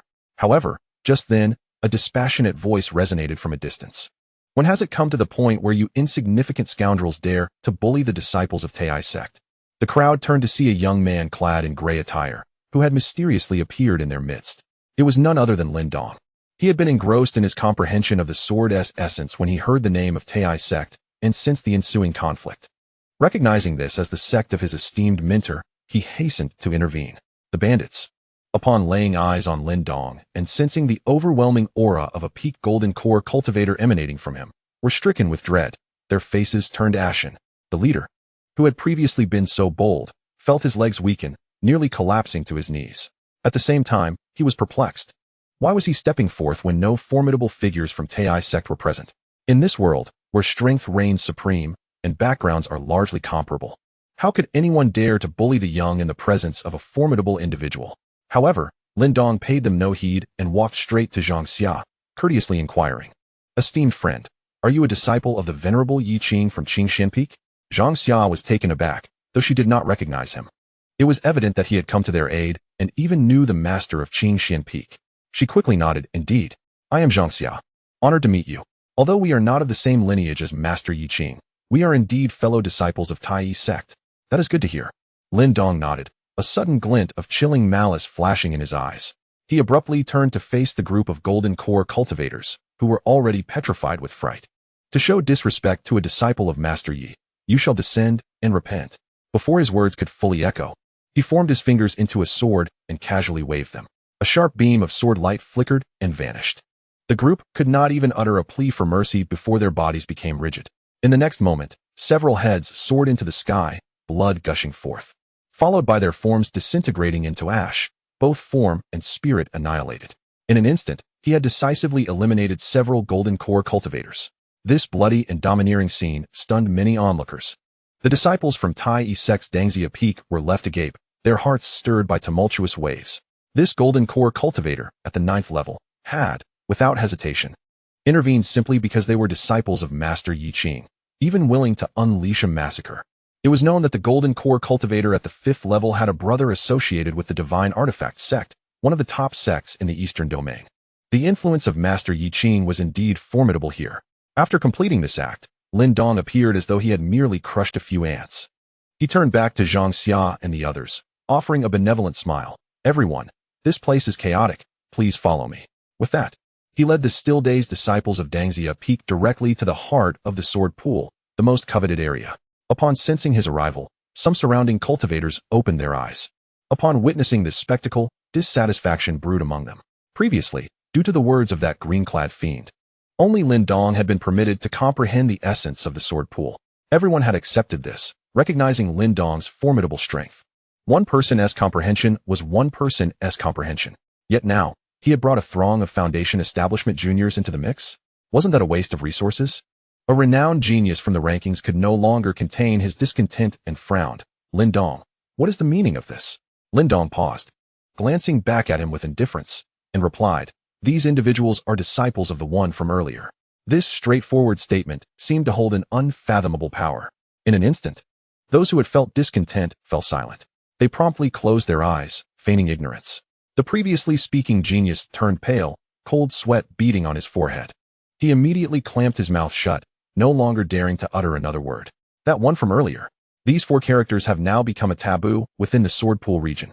In an instant, no one dared to voice dissent, even when they occasionally opened their eyes and relaxed for a moment. Their gazes towards the disciples of the Taiyi Sect were tinged with a hint of reverence. Zhang Xia and the disciples of Dangxia Peak, witnessing this scene, felt an overwhelming tumult within their hearts, shaken to the core. The reputation of their Taiyi Sect appeared somewhat ineffective here, as some individuals among the crowd could easily be linked to comparable backgrounds. Ultimately, one's own strength was the true measure of worth. Yet, the mere utterance of the name Yi Qingfeng was unnecessary. Even a mere reference to it rendered all the young prodigies silent, as if struck by a chill. Zhang Xia was profoundly astonished, while the disciples of Dangxia Peak harbored an unparalleled admiration and pride for Yi Qing. Meanwhile, deep within the secret realm, in another vast expanse, Yi Qing moved like lightning, accompanied by Lin Shuer and Su Chan, soaring through the air. Beneath them lay an unbroken chain of primordial mountains, ancient trees reaching high into the mist. At intervals, the roars of ferocious beasts echoed from afar, resonating through the valleys. Yi Qing's immense consciousness spread forth like a tide, silently enveloping a radius of several hundred miles, meticulously searching for any signs of activity around him. His journey into the secret realm had two purposes. First, to hone his skills, expand his experiences, and comprehend the myriad elements of the universe. He sought to refine his state of mind amidst the heavens and earth, broaden his path, and accumulate the foundation necessary for transcending the realms beyond the five-color Yuanying. Second, he aimed to locate the Dangxia Peak's master, Lu Rian, who had gone missing while fleeing from pursuing demons. Before her departure from the sect, Yi Qing had gifted her a jade pendant containing a trace of his sword and tint imprint, meant for protection, capable of preserving her life in critical moments. Previously, after entering the secret realm, Yi Qing had attempted to sense that sword and tint imprint. Although he received a somewhat vague response, the fluctuations of the imprint were exceedingly faint, seemingly obscured by some mysterious force, making precise localization difficult, and even the general direction remained unclear. Now, with his sword intent having ascended to the second level, his sensitivity had naturally heightened. Upon attempting to sense it once more, he found that the previous vague response had become somewhat clearer, and the approximate direction was now more defined. The tenuous connection distinctly pointed east from his current position. Let us proceed east, Yi Qing thought, recalibrating his position. With Lin Shuer and Su Chan in tow, their forms transformed into a green rainbow, their speed surging as they sped towards the east. In a flash, the mountains and valleys raced beneath them. However, after a period of swift travel, Yi Qing found himself at a standstill, having uncovered nothing. His consciousness scanned the surroundings, and aside from the occasional flying ferocious birds and small groups of cultivators exploring the secret realm, he encountered no trace of Lu Rian nor sensed any presence of demons. This prompted Yi Qing to pause mid-air, his brow slightly furrowing in contemplation.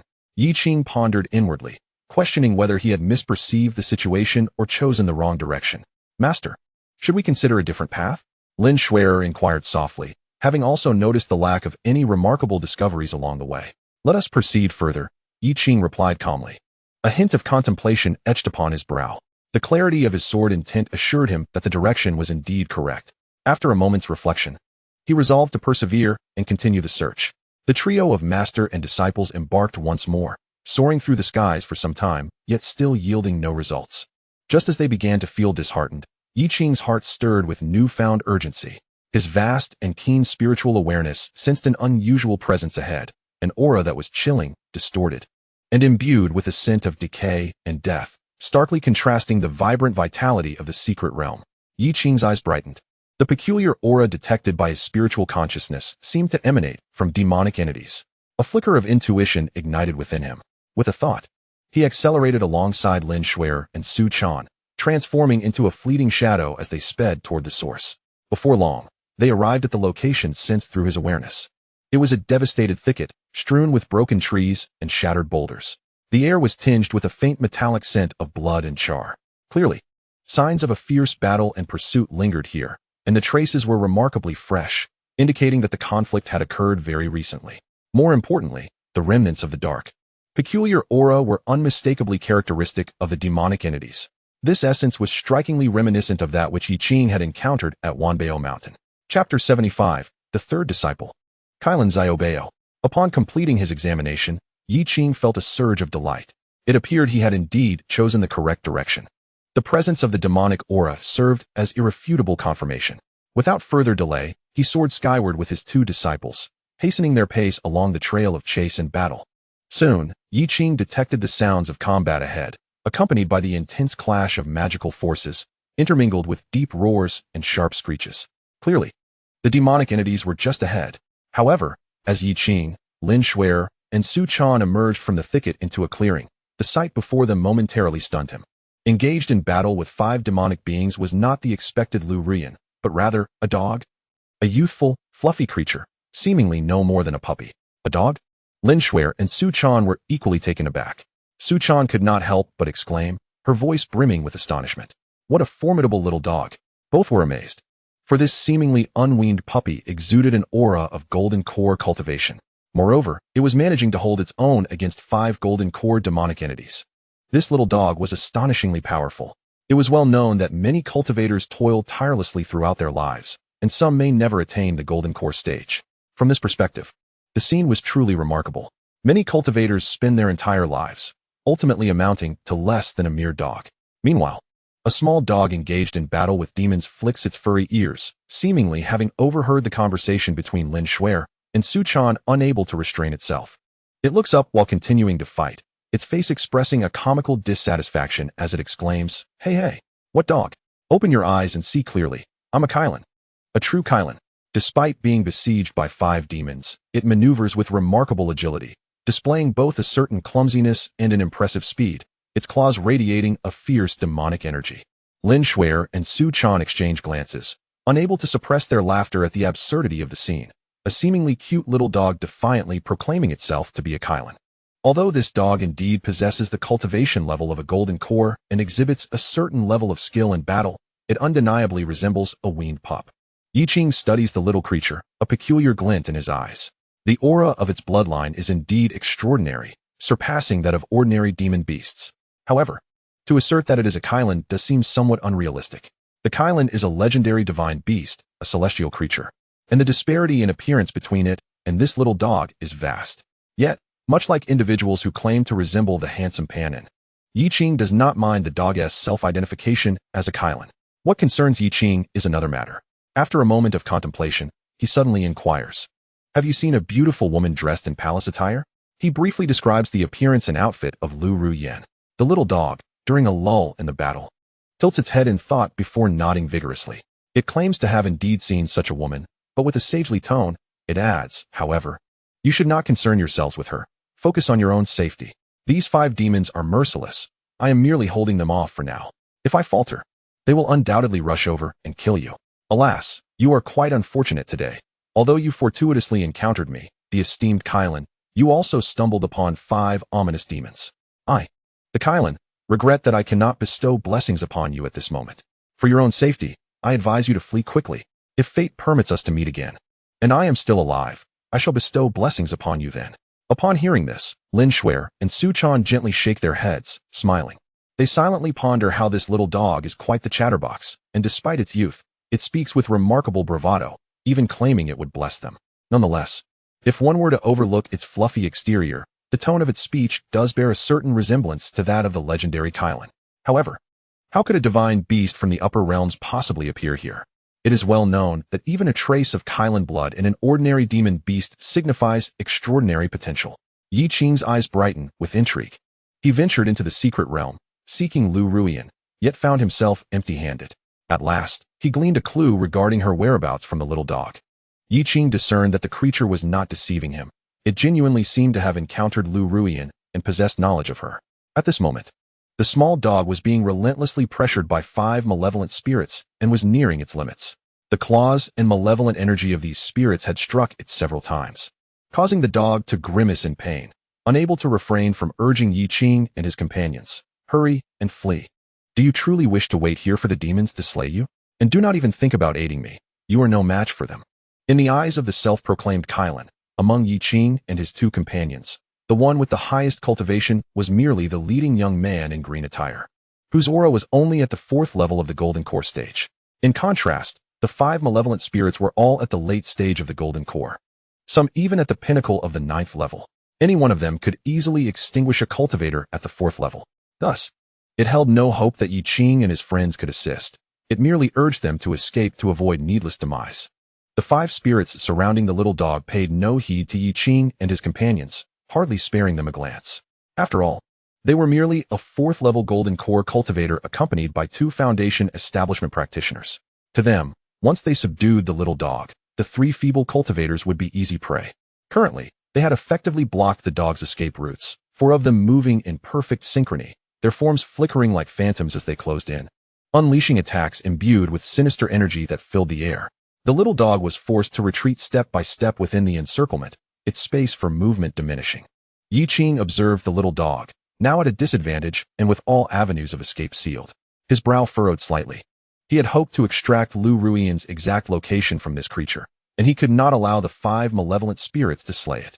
Consequently, Yi Qing concentrated. His expression calm, stepped forward, and with fingers poised like a sword, he directed a ray of sword light towards the 5 spirits.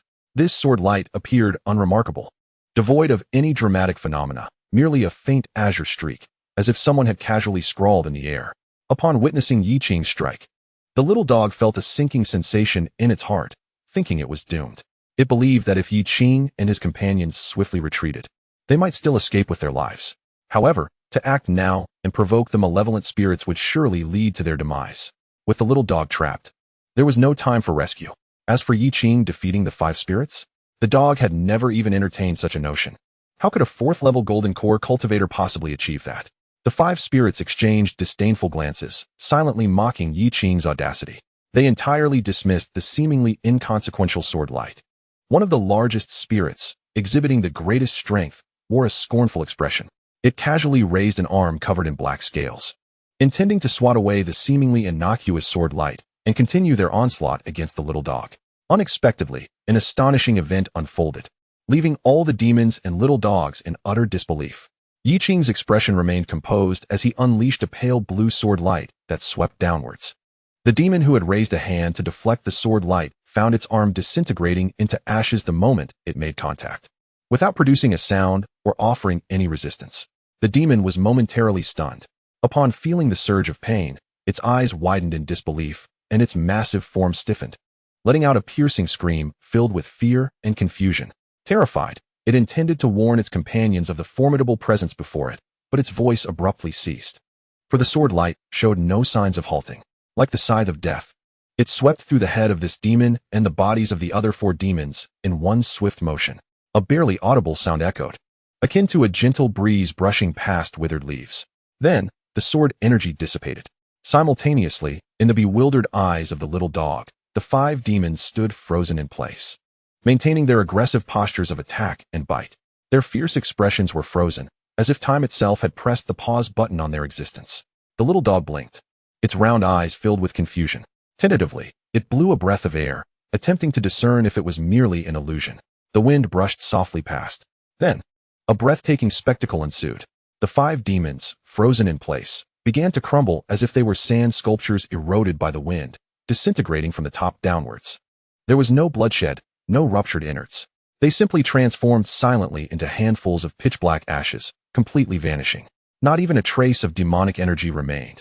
This was an utter annihilation of both form and spirit. The little dog's eyes widened in shock, its mouth agape as if someone had stepped on its tail. How? In disbelief, it turned to Yi Qing, emitting a strange sound. It was as if to say, this person, with a mere gesture, has obliterated 5 demons at the 9th level of the Golden Core stage in an instant. The little dog was astounded. It was well aware that demons were notoriously difficult to deal with.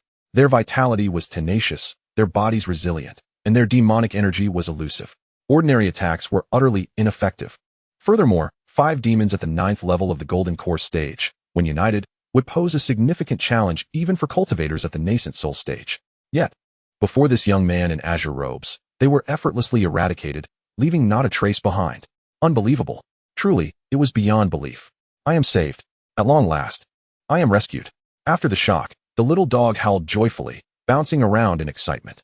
Then, suddenly, like a famished dog pouncing for food, it leaped in front of Yi Qing, wrapping its front paws around his leg, its head rubbing against him in fervor, exclaiming, "So cool. That move is absolutely magnificent. Senior, please take me as your disciple. I want to learn this. I beg you, master." Its round, gleaming eyes sparkled with fervor, filled with admiration and yearning. From a genuine pure-blood Qingxuan compelled to assume the form of a dog, who can truly comprehend the anguish of such a transformation, it yearns profoundly for strength. Consequently, it seeks a mentor to acquire skills. It no longer wishes to be bullied. At the very least, when subjected to mistreatment, it could return to its master to lodge a complaint. Yi Qing offered a faint smile, poised to speak.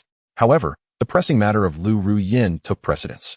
The decision to accept a disciple could be deliberated upon later. After all, taking on a disciple is no trivial matter. He already had 2 students, Shui and Su Chan. For the average individual, Yi Qing was not inclined to accept disciples lightly. In fact, if one's temperament was lacking, he would not even spare them a glance. Otherwise, once he had taken on disciples, he would inevitably face betrayal in the future. In the next moment, a crisp and mechanical system notification resonated in his ears. Ding! A juvenile pure-blood Qingxuan is sincerely requesting to become a disciple. Do you agree? Yi Qing was momentarily taken aback, the smile on his face slightly faltering. He found it hard to believe as he looked down at the small dog fervently rubbing against his leg. His eyes reflected a hint of astonishment. This dog, could it truly be a Qingxuan? Yi Qing was shaken. He had assumed the little creature's claim to be a Qingxuan was mere childlike folly. Yet, the system had provided irrefutable evidence. A pure-blood Qingxuan. Such a lineage is exceedingly noble. Even in the celestial realm, the Qingxuan clan stands as a paragon among divine beasts. Yet now, it appeared in this diminutive form within the secret domain. How could a dignified pure-blood Qingxuan be reduced to the guise of a small dog? Was this a divine being in disguise? If it could so humbly lower itself, then indeed, it would be exceedingly difficult to recognize. The little dog, sensing Yi Qing's gaze, mistook it for doubt regarding its identity and began to whimper anxiously.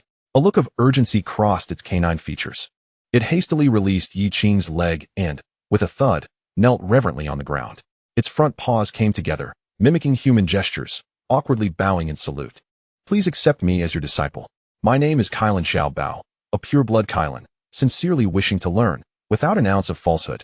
I humbly beseech you, esteemed elder, to take Xiaobao as your disciple." The little one cried out in a sweet, earnest tone, its round, glimmering eyes brimming with longing and sincerity. It yearned desperately for strength. The feeling of being bullied, of being chased and beaten like a mere dog, had become unbearable. Lin Shui and Su Chan, witnessing this scene, though somewhat incredulous about its claim of being a Qingxuan, could not help but stifle giggles. This little creature, despite proclaiming itself a Qingxuan, was simply too endearing with its eager and clumsy demeanor. Yi Qing gazed at Xiaobao, his expression complex. A pure-blood Qingxuan is no ordinary beast. Although it appeared feeble at this moment, its potential was boundless, and its future achievements could be immeasurable. Moreover, Yi Qing discerned that Xiaobao was genuinely eager to learn. And given its young age, its nature was likely pure. Thus, its loyalty would not be easily swayed. Yi Qing pondered for a moment, weighing his thoughts. His journey into the secret realm was primarily for training and to seek clues regarding Aunt Lu. Upon encountering this Qingxuan, a creature intertwined with Aunt Lu's clues, it seems fate has led us to this moment. Should I take it as my disciple and aid in its growth, it would indeed be a benevolent connection. After some contemplation, I nodded slightly, a faint smile gracing my face. Since you earnestly wish to be my apprentice, I shall accept you as my 3rd direct disciple. As my words resonated, the little creature, Xiaobao was momentarily taken aback. Its round, glistening eyes blinked in disbelief, seemingly struggling to comprehend the moment. Once awakening from its stupor, it exclaimed, "Really? Master, do you truly wish to accept me as your student?" Overjoyed, Xiaobao leapt exuberantly, bounding around me like a puppy that had just received a bone, its tail wagging like a playful rattle. "Of course," I replied with a smile. "Splendid. The Qingxuan Xiaobao, now have a master." Xiaobao, overwhelmed with excitement, fell to its knees and respectfully bowed 3 times, proclaiming, "Disciple Xiaobao pays homage to master." I raised my hand in a gentle gesture, a soft wave of spiritual energy lifting Xiaobao. "Xiaobao, this is your elder sister, Lin Shuer, and your second sister, Su Chan," I introduced, gesturing to my 2 disciples. Upon hearing this, Xiaobao immediately turned to Lin Shuer and Su Chan, bringing its front paws together in a respectful manner and calling out in a sweet voice, "Xiaobao greets elder sister. Greetings to second sister." Lin Shuer and Su Chan exchanged glances, barely containing their amusement. They had imagined what their junior might be like, perhaps a remarkably talented youth or an enchanting young lady, but never envisioned it would be a fluffy little puppy claiming to be a Qingxuan. Yet, witnessing Xiaobao's endearing demeanor, their initial bewilderment quickly transformed into affection. "No need for such formalities, Xiaobao," Lin Shuer said gently, extending her hand to softly pat the little one's head, the touch warm and comforting. Su Chan also crouched down, curiously observing Xiaobao, her eyes sparkling with intrigue. "Xiaobao is truly adorable." Xiaobao reveled in the affection from its 2 elder sisters, a blissful expression illuminating its face. It felt an unprecedented sense of safety and belonging. With a master and sisters now by its side, it was no longer alone. At that moment, I heard a familiar notification chime from the system. "Ding! Your 3rd direct disciple, Qingxuan Xiaobao, has successfully become your apprentice."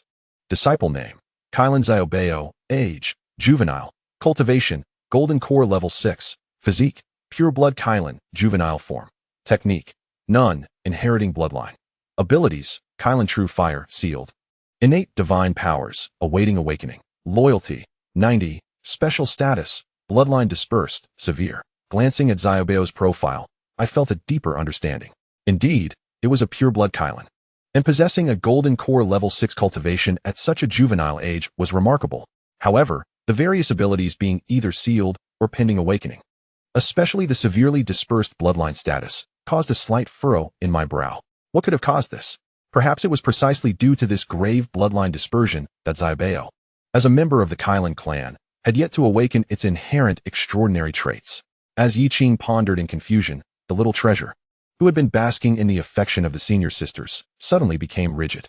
Its round, glistening eyes lost their luster in an instant, rolled back, and emitted a faint whimper before it collapsed limply to the ground, motionless. "Little treasure," Lin Shuer exclaimed, hurriedly cradling the fallen creature, only to discover that it had succumbed to unconsciousness. "What happened to the little junior brother?"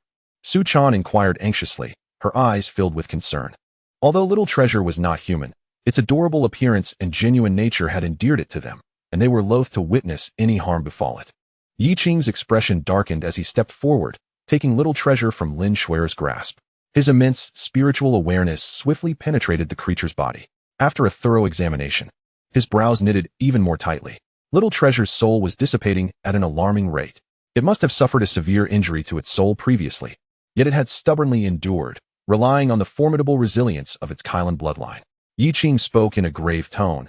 "If we do not stabilize its soul promptly, it will not be long before, even as a pure-blood Qingxuan, it completely disintegrates." Upon hearing this, Lin Shuer and Su Chan turned pale. Indeed, as Yi Qing had stated, little treasure's soul had previously endured a significant trauma. It had managed to persevere thus far due to its extraordinary lineage. But now that it felt secure after becoming a disciple, it could no longer hold on and had finally succumbed to unconsciousness. Its soul was now rapidly disintegrating. "Master, what shall we do? Is there any way to save it?" Lin Shuer asked, her brow furrowed. An injury to the soul was no trivial matter. If not handled properly, even if it were salvaged, it could severely damage its foundation and potentially lead to dementia in the future. Yi Qing remained silent, simply flipping his hand to reveal a pill with a gentle, lustrous sheen resting in his palm. To heal the soul, one must utilize soul-related elixirs. The pill in Yi Qing's hand was entirely emerald green, exuding a refreshing aroma. It was the soul-nourishing pill, a high-grade 3rd-tier elixir. Such elixirs were already rare. And this third-tier premium version was the highest-grade soul-nourishing pill in Yi Qing's possession.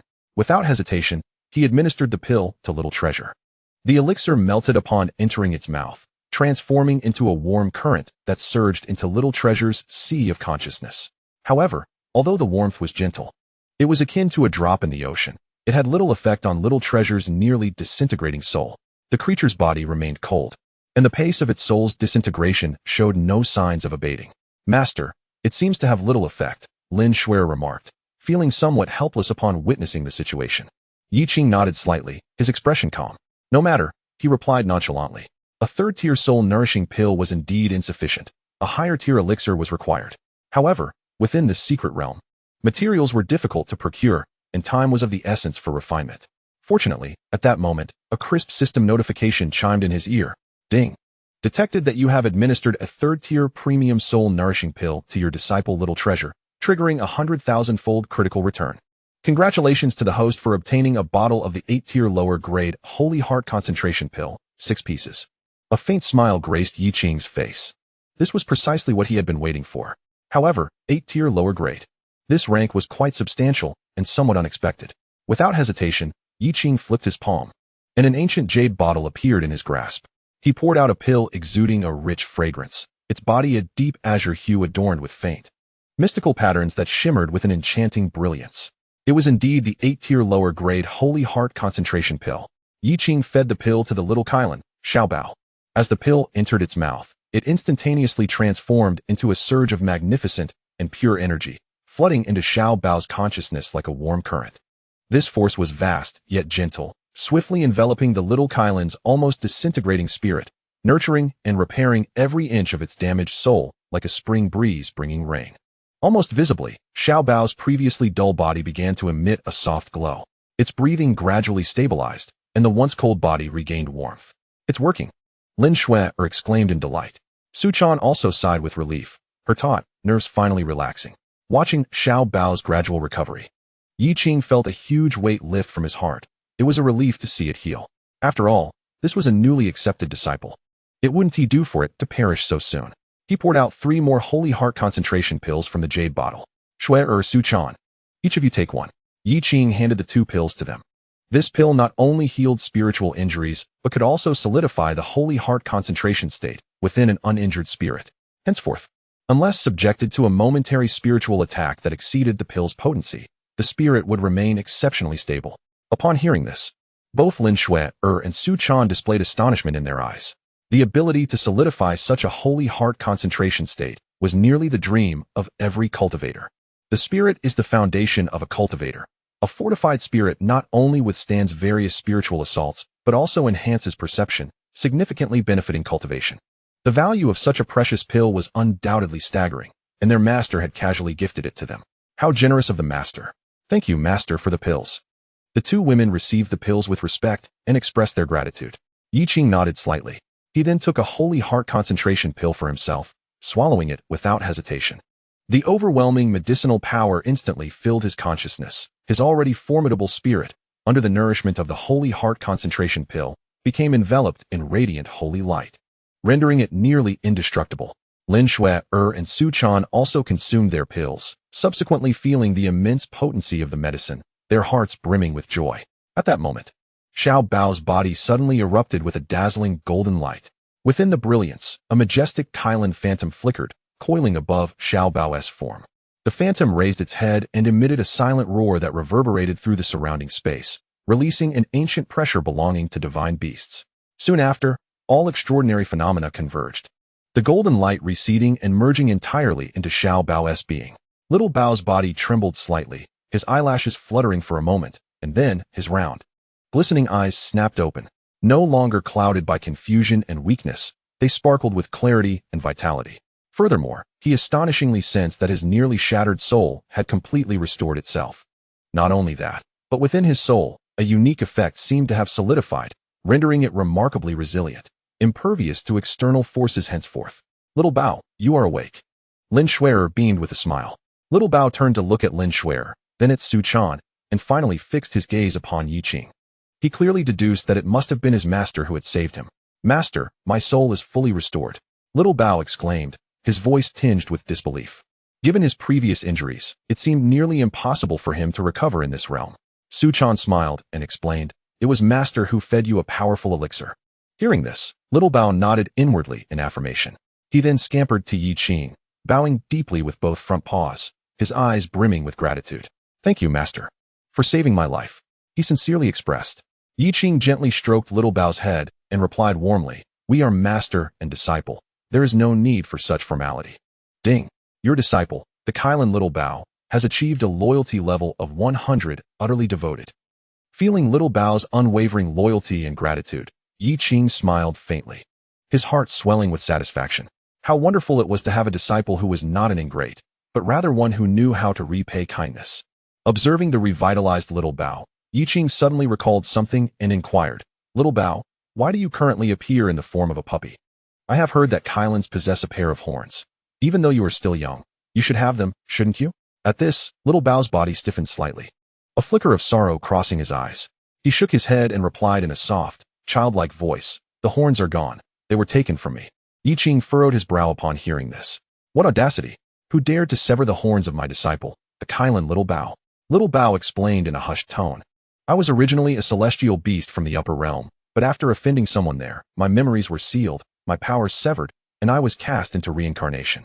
Fortunately, my parents from my previous life risked their lives to rescue me, allowing me to be reborn as a member of the Qingxuan clan, to endure trials in the mortal realm. I should have been sleeping within a Qingxuan egg, which was meant to be guarded by the Tianyao clan in a secret realm." As Little Bao recounted this, a trace of resentment crept into his tone. However, out of nowhere, malevolent spirits emerged and infiltrated the Tianyao clan, promising who knows what, leading to their betrayal. The leader of the Tianyao clan employed despicable means to seize my horns while I was still dormant in the Qingxuan egg, and subsequently took my Qingxuan bones and armor. As Little Bao's anger grew, his canine face was etched with grievance. The leader of the Tianyao clan was at the Yuaning level, and after I awoke, I found myself powerless against him, as I had yet to fully mature. Luckily, fate offers a way out. The secret realm suddenly opened, and there was a moment of chaotic rules of heaven and earth within. As the secret realm opened, I emerged from my shell, stealthily escaping the Heavenly Demon clan. Soon after, I was pursued by malevolent spirits, but fortuitously encountered my master. Xiao Bao, with a grateful gaze, turned to Yi Qing and added, "Moreover, Master, the lady you described, Lu Ruyan, I once saw her pass through the Heavenly Demon clan. As for her current situation, I am not well informed." Upon hearing this, Yi Qing nodded slightly, his eyes grew cold, and a fleeting murderous intent flickered between his brows. The Heavenly Demon clan. They conspired with malevolent spirits to seize the bloodline treasures of divine beasts, and the disappearance of Aunt Lu may very well be connected to them. Knowing that Lu Ruyan had previously been associated with the Heavenly Demon clan, Yi Qing felt compelled to pay a visit. Additionally, he must retrieve the Qingxuan horn, Qingxuan bone, and Qingxuan armor belonging to his third disciple, Xiao Bao. Yi Qing understood that even if he chose not to confront the Heavenly Demon clan, he would inevitably face a relentless barrage of attacks from malevolent spirits in the future. Thus, taking the initiative was in accordance with his character. "Xiao Bao, lead the way. We shall go to the Heavenly Demon clan," Yi Qing stated calmly. Xiao Bao's eyes sparkled with excitement upon hearing this. "Yes, Master." He nodded vigorously, taking the lead and rushing in a specific direction. No longer was he alone and vulnerable to bullying. He now had his master to support him. Heavenly Demon clan. "You never expected this, did you? Hee. Your little Qingxuan has returned." Yi Qing, accompanied by Lin Shuer and Su Chan, swiftly followed. The group moved like three beams of light, racing through the depths of the secret realm. Before long, a valley shrouded in dense demonic energy materialized ahead. Deep within the valley, ancient stone halls and countless bizarre figures of demonic beasts could be vaguely discerned. We have arrived at the Heavenly Demon clan. Chapter 77, Slaying the Clan Leader, Pursuing the Demonic General. The thick demonic energy loomed like tangible clouds over the vast and ancient valley. Within the valley, shadowy figures of stone edifices appeared, accompanied by the vague presence of many grotesque demonic beasts, saturating the air with a savage and bloody aura. As Yi Qing and his companions stepped onto the valley's edge, several figures emerged from the demonic haze, blocking their path. These heavenly demons were tall, their countenances menacing, each possessing the cultivation of early golden core stage. "Who dares trespass here? This is the territory of the Heavenly Demon clan, and those who intrude shall die." The leader of the Heavenly Demons bellowed, his eyes flashing with malice. Yi Qing paid them no heed, continuing forward without breaking his stride. Impudent. The heavenly demons roared in fury, their demonic energy surging as they transformed into claws and toxic mists, launching an assault on Yi Qing. However, their attacks disintegrated into nothingness before they could even reach within 3 feet of him, dismantled by an invisible force. With a casual flick of his sleeve, an overwhelming gust of wind surged forth. The Golden Core heavenly demons had no time to utter a cry of despair before their bodies exploded like fragile paper, disintegrating into a mist of blood that merged seamlessly with the surrounding demonic energy, leaving not a trace behind. Wow! As Xiao Bao observed the scene, its eyes widened in astonishment, tail wagging with excitement. Though it possessed strength at the initial stage of the Golden Core, it could not match such ease. It felt as though the levels were not even comparable, akin to a dimensional suppression. Lin Shuer and Su Chan, however, remained unfazed. They had long since grown accustomed to their master's seemingly effortless display of dominance. Subsequently, Yi Qing, accompanied by his disciples, strolled leisurely into the territory of the celestial demons, encountering no obstacles along the way. All those who dared to obstruct them were reduced to mere blood and mud. With a swift motion, Yi Qing expanded his consciousness like a tidal wave, sweeping across the vast valley, yet a slight frown creased his brow. He could not sense Lu Ruyan's presence. Meanwhile, deep within the heart of the celestial demons' domain, in a grand stone hall, the current leader of the celestial demons, Lian Shan, sat facing a dark and ominous figure shrouded in mist, the demon General Bloodshaw. Lian Shan was a robust figure with a rugged visage, presently toying with a pair of translucent, glimmering Qilin horns that radiated a faint golden glow. Though these horns belonged to a juvenile Qilin, they seemed to harbor an enigmatic power that was difficult to decipher. As Lian Shan gazed upon the Qilin horns, his eyes reflected a mix of deep apprehension and an ineffable intoxication. He had attempted to refine these horns, but found himself utterly unsuccessful. Yet, it was precisely this unattainable power that drew him in, making him even more obsessed. He had even commissioned a hat, carefully inserting the horns on either side before lifting an ancient bronze mirror to admire his appearance with the hat on. Indeed, quite imposing, Lian Shan muttered to himself, satisfied as he set down the mirror and turned his attention to Bloodshaw. Lord Bloodshaw, is the promise you made truly sincere? Lian Shan inquired solemnly, a hint of concern flickering in his eyes. I have betrayed the Qilin clan, and should the higher realms Qilin learn of my treachery, I am doomed. The demon General Bloodshaw, enveloped in swirling black mist, revealed a trace of disdain upon his obscured features. From within the mist came a hoarse, soothing voice. Leader Lian Shan, you worry too much. As long as we capture that juvenile Qilin and imprison it completely, how will the Qilin of the upper realm come to know of your actions? Even if they do, those from the upper realm are not so easily able to descend.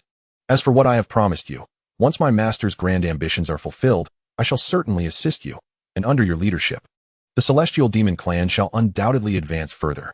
Upon hearing this, Lian Shan regarded Bloodshaw with a penetrating gaze, his eyes betraying a complex array of emotions. He understood well that allying with demons was akin to courting disaster, yet the terms promised by Bloodshaw were exceedingly tempting. Should he succeed, Lian Shan would be immortalized in the annals of the celestial demon clan. Let us hope so, Lian Shan replied with a cold snort. At that moment, a cacophony of shouts and screams erupted from outside the hall, voices rising and falling with terror and fury, rapidly spreading towards the great hall. Lian Shan and Bloodshaw exchanged glances, Lian Shan's brow furrowing deeply, a flicker of violence igniting in his eyes. Who dares to cause a ruckus in my celestial demon territory? With that, the two figures flashed and appeared outside the hall. Yet what greeted their eyes caused their pupils to constrict in shock. Before me lay numerous celestial demons, sprawled in pools of blood, their demise tragically lamentable. A young man clad in azure leisurely strolled through the realm of the celestial demons. Each step he took rendered several of them to mere ashes without a whisper of resistance. Even the venerable elders of the celestial demon clan, who had attained the golden core stage, fell like harvested straw, utterly powerless to resist. This formidable individual was none other than Yi Qing. Liushan, with his cold and piercing gaze, swept over Yi Qing before finally settling on the Qilin cub behind him. A flicker of astonishment flashed in his eyes, soon replaced by a glimmer of delight. Halt! Liushan bellowed, his voice reverberating through the valley as a tide of demonic energy surged toward Yi Qing. Yi Qing turned his attention to Liushan and the swirling mass of black mist beside him, a smile of intrigue gracing his lips. It appeared the celestial demon clan had indeed not erred in their pursuit. This demon general, possessing a cultivation level at the 3rd stage of the nascent soul, might very well divulge the whereabouts of Lu Ruyan. As for the enraged figure adorned with a Qingxuan cap, he was undoubtedly the clan leader of the celestial demons, Liushan. At this moment, Liushan's gaze fell upon the Qingxuan cub trailing behind Yi Qing, a sinister smile twisting his features. You truly have chosen the path of peril, intruding into realms where you do not belong. Liushan sneered. I was just seeking you out, and here you are, foolishly walking into my trap. With a sudden flourish of his hand, he commanded the celestial demon warriors surrounding him, seize this wretched creature. The Qingxuan cub, filled with indignation, cursed, you old wretch.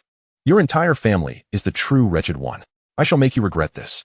The celestial demon warriors, upon hearing their leader's command, roared and charged towards the Qingxuan cub. However, before they could close the distance, a blinding flash of sword light sliced through the air like lightning, instantly annihilating those at the forefront, their bodies disintegrating into crimson mist. Witnessing this, Liushan's fury intensified, and with a cold snort, he declared, You seek death. He wasted no further words.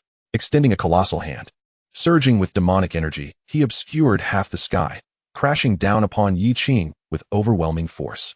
In his estimation, while Yi Qing's combat prowess was indeed formidable, having vanquished numerous elders of the celestial demon clan at the 8th and 9th layers of the Golden Core, the realms of Golden Core and Nascent Soul were entirely distinct. The ability to slay those at the 9th layer of Golden Core did not equate to possessing the strength of a Nascent Soul. Moreover, he himself was at the 3rd layer of Nascent Soul, capable of easily dispatching ordinary 1st and 2nd layer Nascent Souls. Therefore, he believed that his strike would undoubtedly reduce Yi Qing to mere pulp, leaving no trace behind.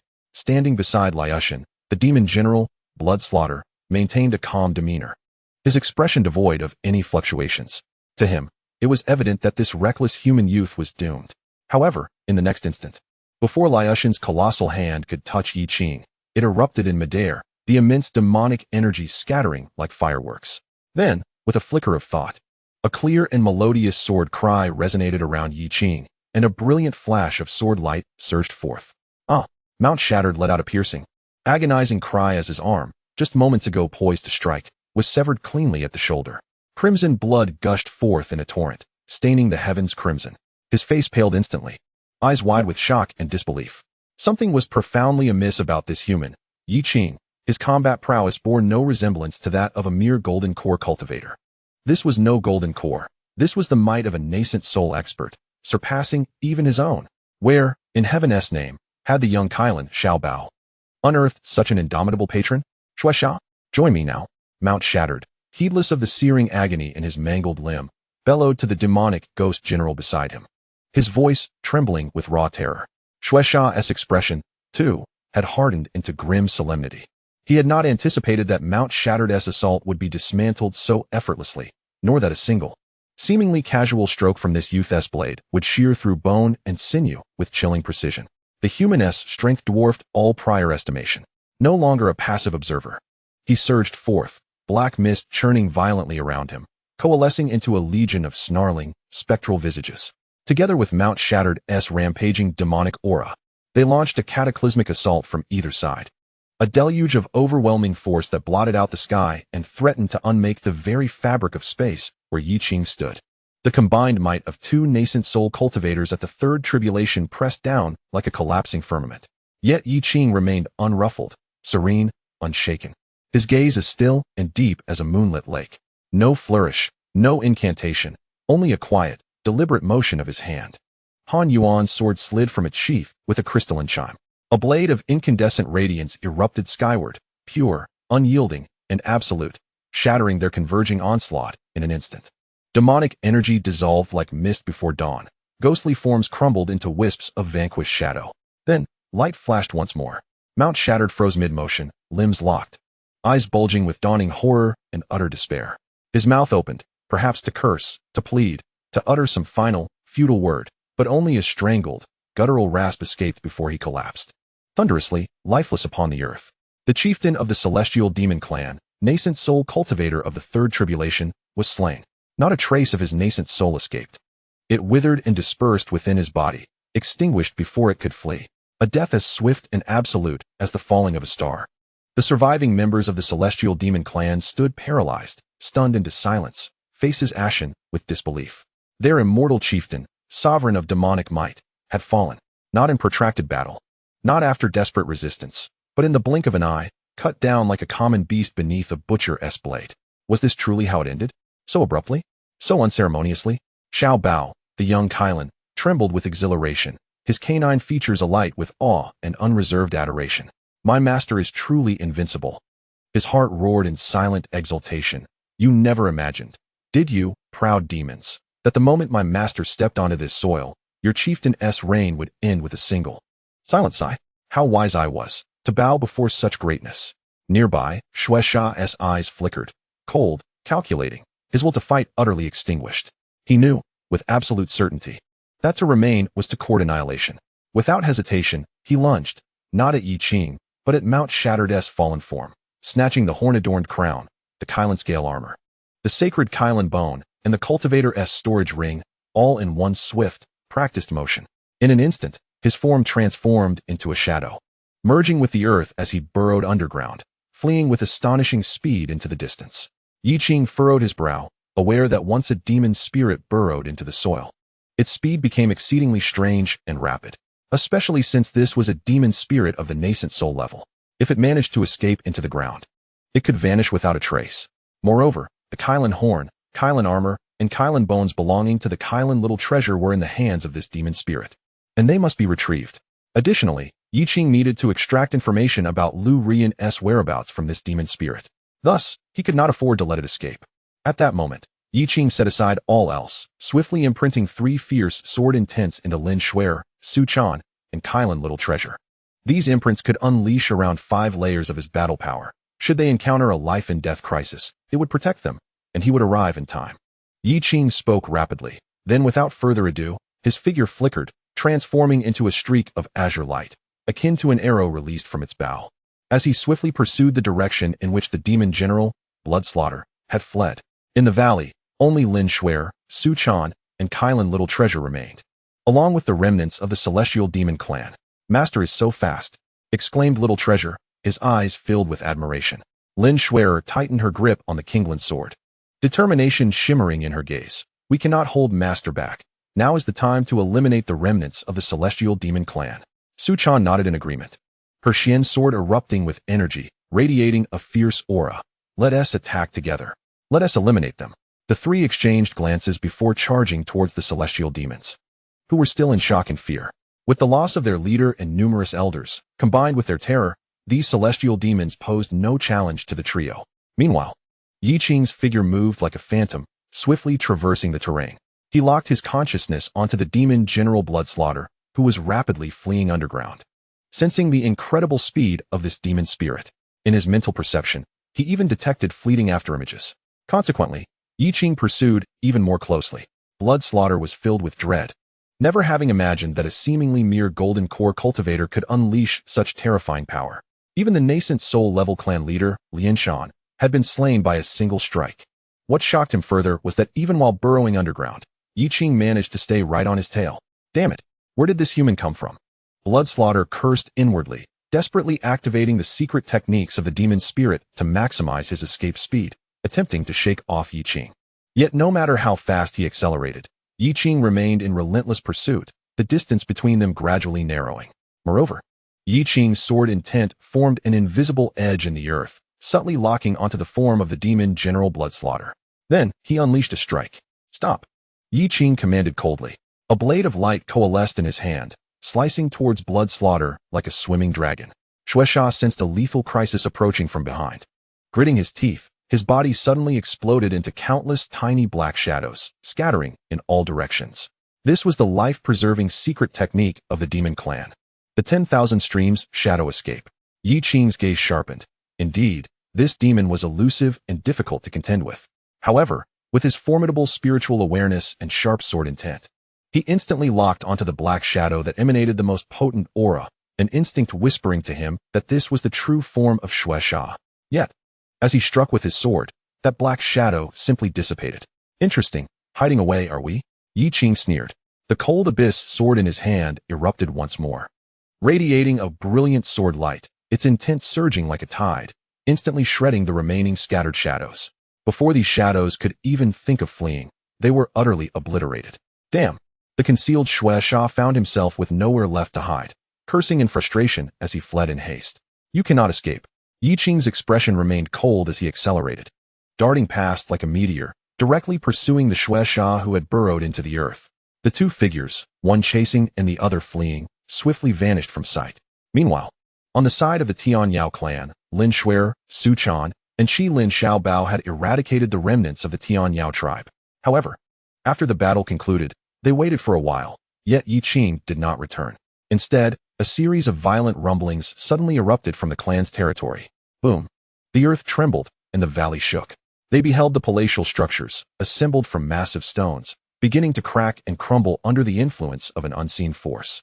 Turning into dust, the dense demonic energy seemed to be rapidly drained, dissipating at an alarming rate.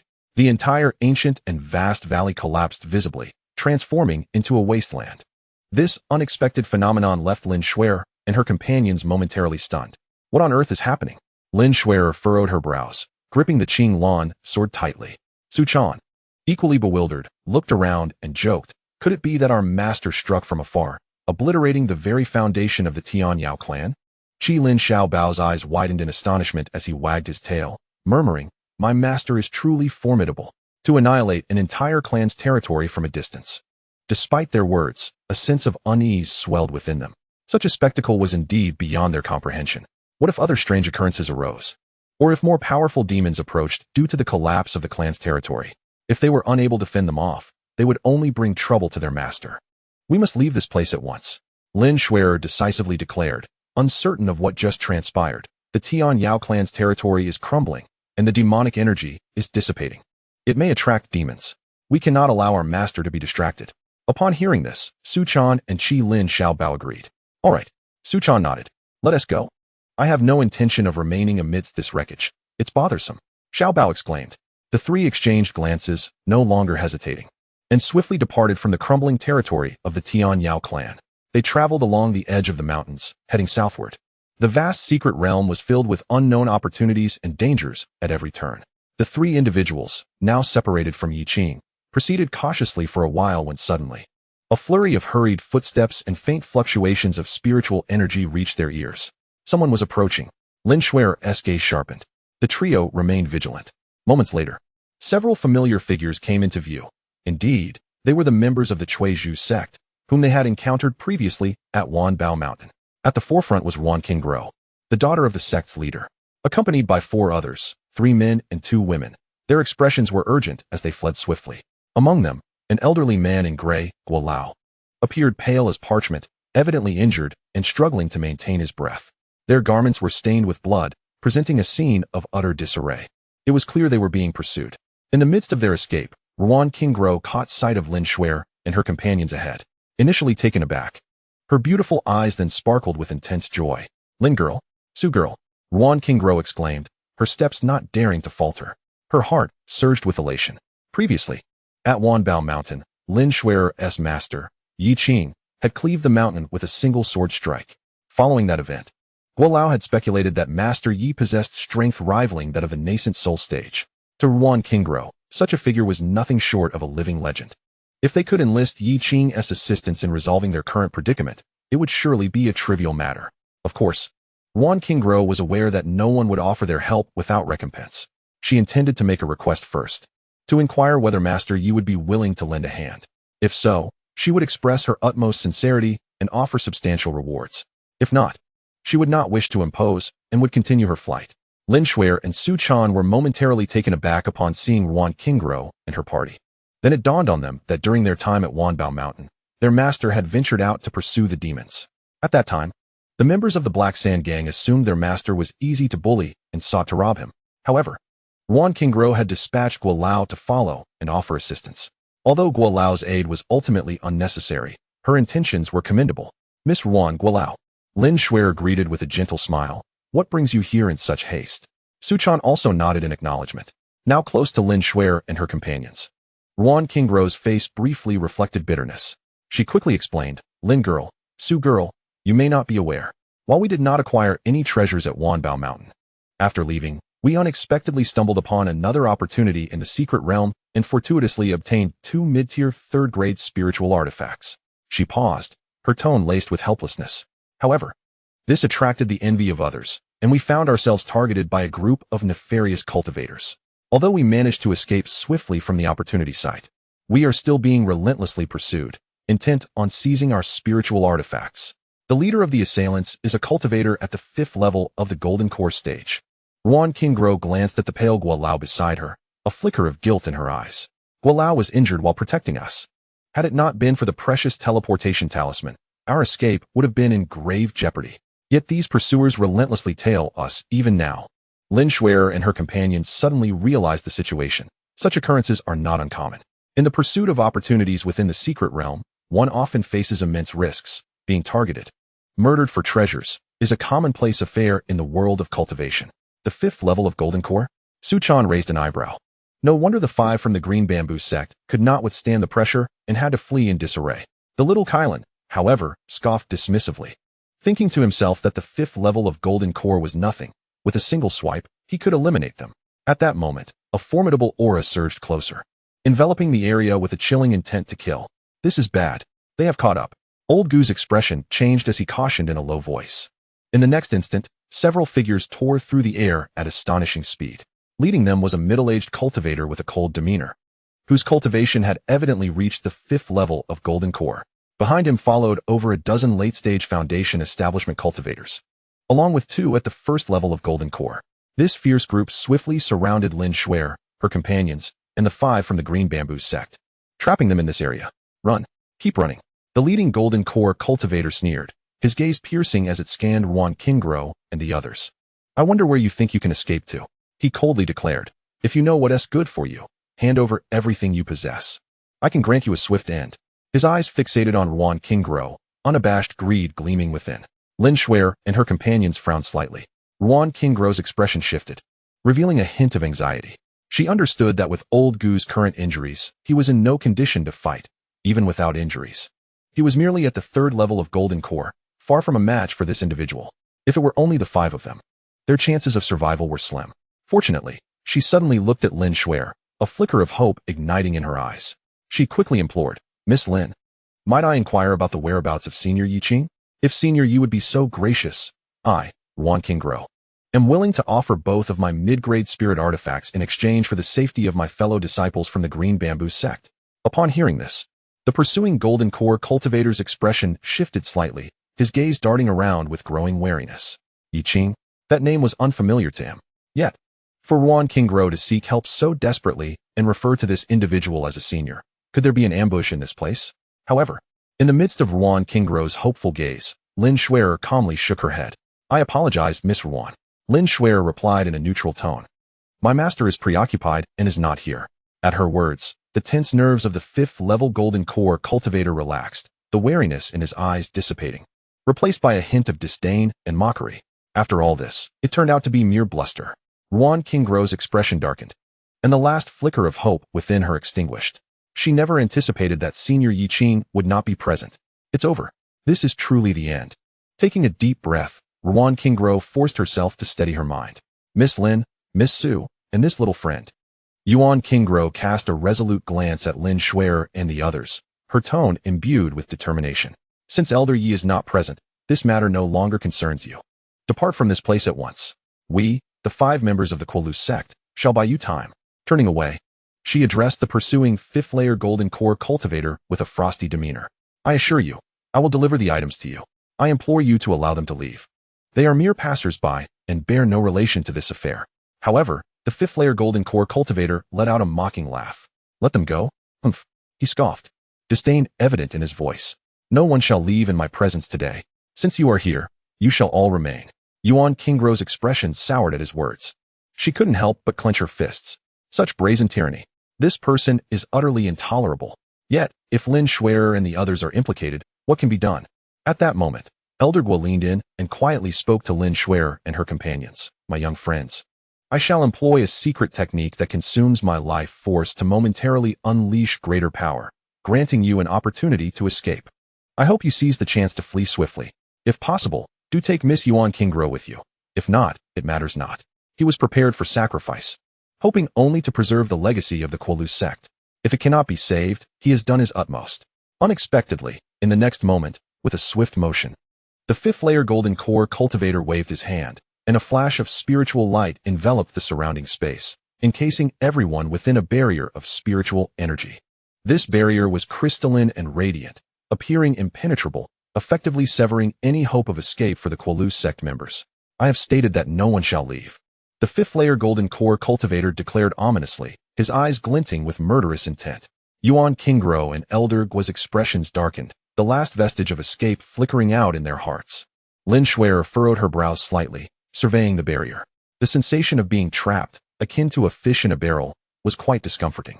Since this individual insists we cannot depart, Lin Shuer spoke coolly. In that case, you shall not leave either, let us all stay.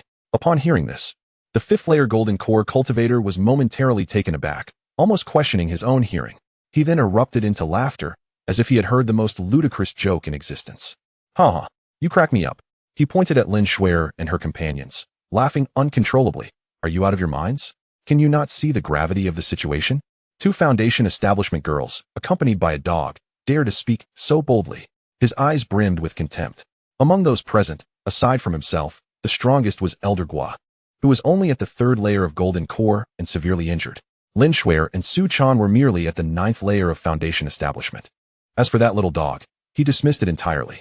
In truth, Qingxuan Xiaobao possessed a sixth-layer golden core cultivation and was a pure-blood Qingxuan, inherently extraordinary.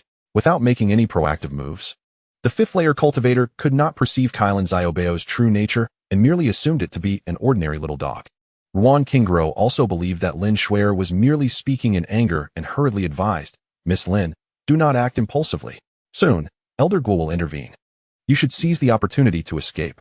In her view, although Senior Yi was formidable, Lin Shuer and Su Chan were still merely at the Foundation establishment stage. How could they possibly contend with a Golden Core expert? Moreover, the opponent had 2 Golden Core level allies and over a dozen late Foundation establishment practitioners. Engaging in a direct confrontation would be tantamount to striking a stone with an egg. However, in the next moment, the seemingly innocuous little dog, Qingxuan Xiaobao, suddenly spoke. Its small canine face was filled with fury. Your whole family is a dog. Xiaobao barked with a voice that, though tinged with a hint of childishness, resonated with authority. I shall vanquish you today. The laughter of the Golden Core fifth-layer cultivator abruptly ceased. He had not anticipated that this little dog could articulate human speech, much less insult him. His expression darkened, and a glimmer of murderous intent flickered in his eyes. Beast, he scoffed coldly, you seek death. Yet, in the next instant, a flash of light erupted. With a fiery temperament, Qingxuan Xiaobao, head covered, acted without hesitation. Its figure surged forth like an arrow released from a bow, charging directly at the Golden Core fifth-layer cultivator. The cultivator found the scene amusing. How dare a little dog, unaware of its own mortality, charge at him? He raised his hand, gathering spiritual energy, preparing to swat the little dog away effortlessly. Such arrogance. However, just as his palm was about to descend, Qingxuan Xiaobao had already closed the distance. Its seemingly diminutive body concealed an unimaginable power. Without flinching or evading the giant hand of the Golden Core cultivator, it lunged forward with a fierce collision. Boom! A tremendous sound reverberated through the surroundings. The disdain on the cultivator's face froze instantly, replaced by an overwhelming terror. In that fleeting moment, he sensed something was amiss. Yet, it was far too late for any reaction. He could scarcely muster his protective spiritual light. Under the terrifying impact of Qingxuan Xiaobao, his body shattered as if it were mere tofu struck by a battering ram, exploding into a cloud of flesh and bone, scattering in all directions. Even the golden core within him cracked into countless fragments, dissipating into the air. In an instant, he was utterly and irrevocably deceased. Chapter 79, One Sword, Total Annihilation. Ha ha, that dog is truly audacious. It is simply courting death. The remaining cultivators surrounding them, who had initially watched the scene with amusement, suddenly found their expressions frozen, laughter dying on their lips. What? Their pupils dilated in disbelief, their faces betraying sheer terror. What was happening? What kind of creature was this dog? A dog that could obliterate a Golden Core fifth-layer practitioner in an instant? Yuan Qingguo and the disciples of the Bamboo Gate were equally astounded, their mouths agape as if they could fit an egg inside. They had never anticipated that this seemingly innocuous little dog could possess such ferocity. With a single strike, it had reduced a Golden Core fifth-layer cultivator to mere fragments. This was utterly unheard of. Guolao was left utterly speechless, astonished beyond belief. He had never anticipated that Yi Qingchang would not only possess remarkable strength, but that this seemingly unassuming companion of his disciple a small dog, would also exhibit such terrifying combat prowess. In stark contrast, Lin Shuai and Su Chan remained unfazed, their expressions calm and composed. The little Qingxuan, Xiao Bao, effortlessly engaged 5 formidable foes, each at the pinnacle of the Golden Core stage, and now it was effortlessly dispatching a practitioner at the 5th layer of the Golden Core stage. This was, of course, entirely expected. At that moment, Lin Shuai had already drawn her sword, the Qingxuan sword resonating with a clear, melodious hum. The essence of sword intent radiated from her, and as her spiritual energy surged, she moved like lightning toward the encircling practitioners. Kill! Su Chan shouted, her voice ringing out as the power of her Xian sword erupted. Under the enhancement of her sword intent, a fierce aura enveloped her. With a flick of her sword, a brilliant flash of light cleaved toward the 2 Golden Core stage practitioners. Ruan Qinggro's expression shifted dramatically, while she was initially taken aback by Xiao Bao's might.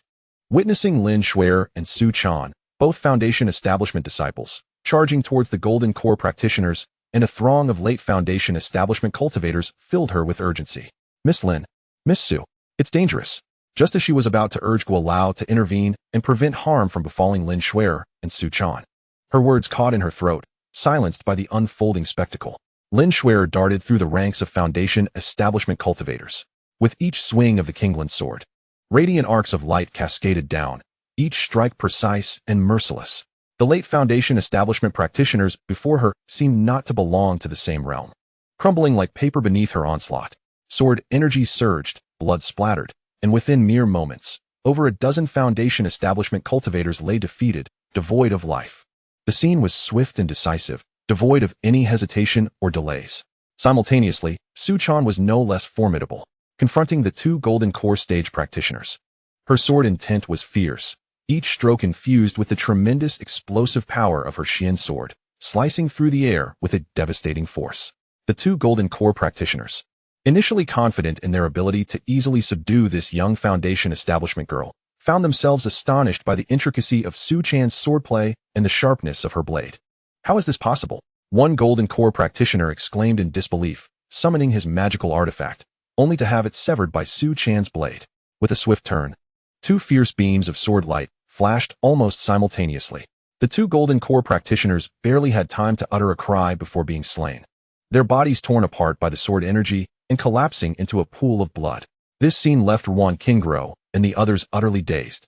Their gazes flitted between Lin Shuai, Su Chan, and the Qingxuan Xiao Bao, their minds a blank slate. It was one thing for Elder Yi Qing to be so formidable, but how could his disciples, Lin Shuai and Su Chan, both at the Foundation Establishment realm, along with what appeared to be a small dog, be so incredibly powerful? Guo Lao's mouth fell agape, his eyes brimming with shock and disbelief. As disciples of Yi Qing, he had always believed in the innate talent and potential of the 2 young women. Yet, under normal circumstances, he expected them to require time to mature. Little did they expect that these 2 individuals possessed combat prowess comparable to that of the Golden Core realm, effortlessly overpowering those at the 1st and 2nd levels. How on earth were they trained? And that dog, no, that young senior, was extraordinarily formidable. Coughing lightly, Elder Gu felt his throat dry. He had previously contemplated sacrificing his vitality to secure an opportunity for Lin Shuai and her companions, but now he realized he had been overly optimistic. Meanwhile, in another part of the dense forest, Yi Qing's silhouette flickered through the air, moving with such swiftness that only a blurred afterimage remained. His gaze was piercing, intensely fixated on the shadow lurking beneath the ground. It could truly run. Yi Qing snorted disdainfully. He raced through the woods like a streak of azure light. The demon general, Shuai, was employing its secret technique, 10,000 shadows escape, burrowing underground at an incredible pace, weaving through the soil and rock. Common cultivators, even those at the nascent soul stage, would struggle to pinpoint its subterranean movements. However, Yi Qing's formidable spiritual sense and sharp sword intent, akin to an invisible blade, relentlessly tracked every trace of Shuai's presence. Shuai darted left and right underground. Just when it thought it had evaded Yi Qing and was about to breathe a sigh of relief, it found the pressure from above undiminished. The sword intent, like a relentless parasite, clung to it, making it impossible to shake off, regardless of its maneuvers or speed. Damn it, what kind of monster is this human? Shuai cursed inwardly, having never encountered such a tenacious adversary. Each time Yi Qing drew near, poised to strike, Shuai would suddenly unleash its secret technique. erupting with demonic energy to briefly accelerate and widen the gap between them. Yi Qing's expression turned slightly cold, a nearly imperceptible smirk playing on his lips. Let us see how many times you can burst forth. In truth, Yi Qing possessed the capability to slay Shueisha with a single stroke of his sword. A mere third-tier nascent soul demon could hardly pose a significant challenge to Yi Qing, who was equipped with numerous treasures and immense combat power. Should he unleash his full strength, the brilliance of the Henyuan sword could instantaneously evaporate Shueisha, leaving no chance for escape, even for a nascent soul. Yet, he refrained. Yi Qing had a vague inkling that the direction in which Shueisha desperately fled aligned closely with the hazy imprint of sword intent left on the jade pendant he had previously gifted to Lu Ruyan for protection. This realization stirred something within him. He wanted to see where this demon general would ultimately lead him. Could it possibly take him directly to Lu Ruyan? That would indeed simplify matters. If it were not for this, any other cultivator at the same realm would have perished long ago against a mere third-tier nascent soul. Even the most elusive of demons would not have endured this pursuit to such an extent, occasionally bursting forth with speed. If Shueisha were aware of Yi Qing's true thoughts, it would surely be enraged to the point of spitting blood. A mere third-tier nascent soul? It was worth noting that Yi Qing was still only at the Golden Core stage, barely a half-step into the nascent soul realm. Moreover, his third-tier nascent soul was far more formidable than that of an ordinary human cultivator at the same level. A Golden Core cultivator dares to consider that the Blood Fiend is merely a trifling entity of the third layer? This is nothing short of a blatant insult. Just then, Yi Qing furrowed his brow slightly. He sensed that ahead in the mountains, there seemed to be more than 10 individuals lying in ambush, their auras chaotic. Yi Qing inwardly hoped that these individuals would not be foolish enough to provoke trouble, lest they waste his precious time. The demonic general, Blood Fiend, also sensed the presence of these cultivators ahead, and his heart surged with delight. He then hastened toward their direction. Concealed underground, they were completely unaware of Blood Fiend's existence. Only noticing Yi Qing soaring after him. Here they come. A target approaches. Act. A rugged voice boomed. The leader, a fourth-layer entity cultivator, wore a sinister expression, his eyes glinting with greed. With a grand wave of his hand, he summoned a fourth-grade inferior spirit tool, a binding shield, which expanded rapidly. In an instant, it transformed into a massive transparent dome, directly sealing off Yi Qing's path and enclosing him within its confines. Moreover, a throng of cultivators ascended into the sky, their ranks ranging from the 7th layer of Golden Core to the 2nd layer of Entity, numbering over 10. They brandished various magical artifacts, surrounding Yi Qing from all sides. Haha, kid, if you know what's good for you, hand over everything you possess. Our esteemed selves might consider sparing your life. One of the Golden Core cultivators shouted boastfully, his tone dripping with arrogance. In truth, they had been lying in wait for quite some time, having robbed numerous cultivators who ventured into the secret realm. In contrast to the arduous task of seeking opportunities within the realm, they had reaped considerable rewards while idling in ambush. Now, seeing Yi Qing alone and presuming him to be of low cultivation, they prepared to employ their old tactics to rob him. As Yi Qing found himself encircled by this band of robbers, the demonic general, Blood Fiend, was filled with elation. He could no longer afford to delay.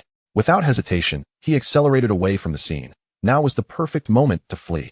Observing the band of robbers, Yi Qing's gaze turned frigid, and he exclaimed coldly, "You seek death," just as he was about to make a move. The leading fourth-layer entity cultivator let out a derisive laugh, completely disregarding Yi Qing. "Kid, you're young but your words are bold. Have you not yet grasped your predicament? Surrender your belongings and whatever you have gained in this secret realm, and I might grant you a swift death." In his eyes, Yi Qing was merely a junior of the 4th layer of Golden Core. He believed that any of his subordinates, a 7th or 8th layer Golden Core cultivator, could easily dispatch Yi Qing. Moreover, with Yi Qing ensnared by his 4th-grade binding shield, his cultivation suppressed, and escape routes barred, he was utterly defenseless. Thus, Yi Qing was akin to a fish in a barrel, entirely at their mercy. There was no possibility of unexpected developments. Yi Qing truly did not anticipate that a dignified 4th-layer entity cultivator would lead a group to commit robbery. This fundamentally altered his perception. He felt a mix of anger and amusement, but more than that, a cold ferocity. He had no time to squander in this situation. Yi Qing gazed as Bloodshatter sprinted further away, his expression icy and devoid of emotion.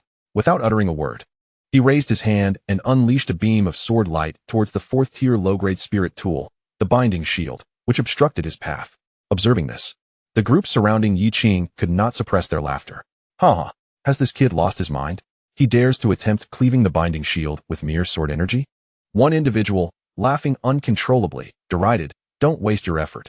This is a fourth-tier spirit tool, not a first or second-tier artifact. Do you truly believe that a golden core cultivator can shatter it?" Others chimed in, thumping their chests and exclaiming, "Indeed. If he manages to break this binding shield, I will immediately consume the fragments." Laughter erupted among the crowd. The fourth-layer nascent soul cultivator stroked his beard, wearing a confident smile, convinced of his victory.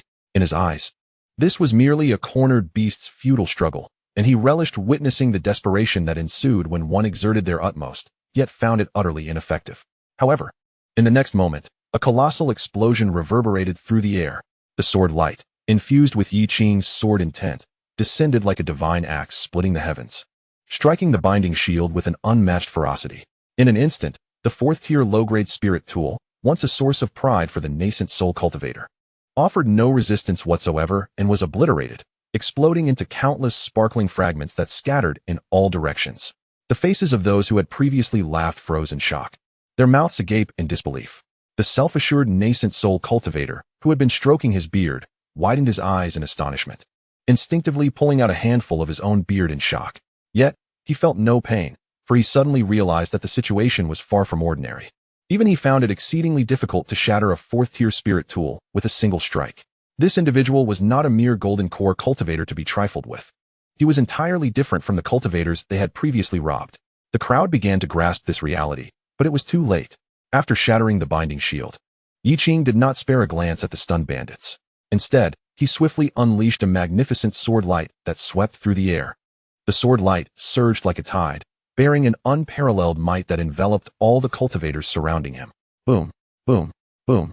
The arena erupted in chaos as spiritual energy surged violently.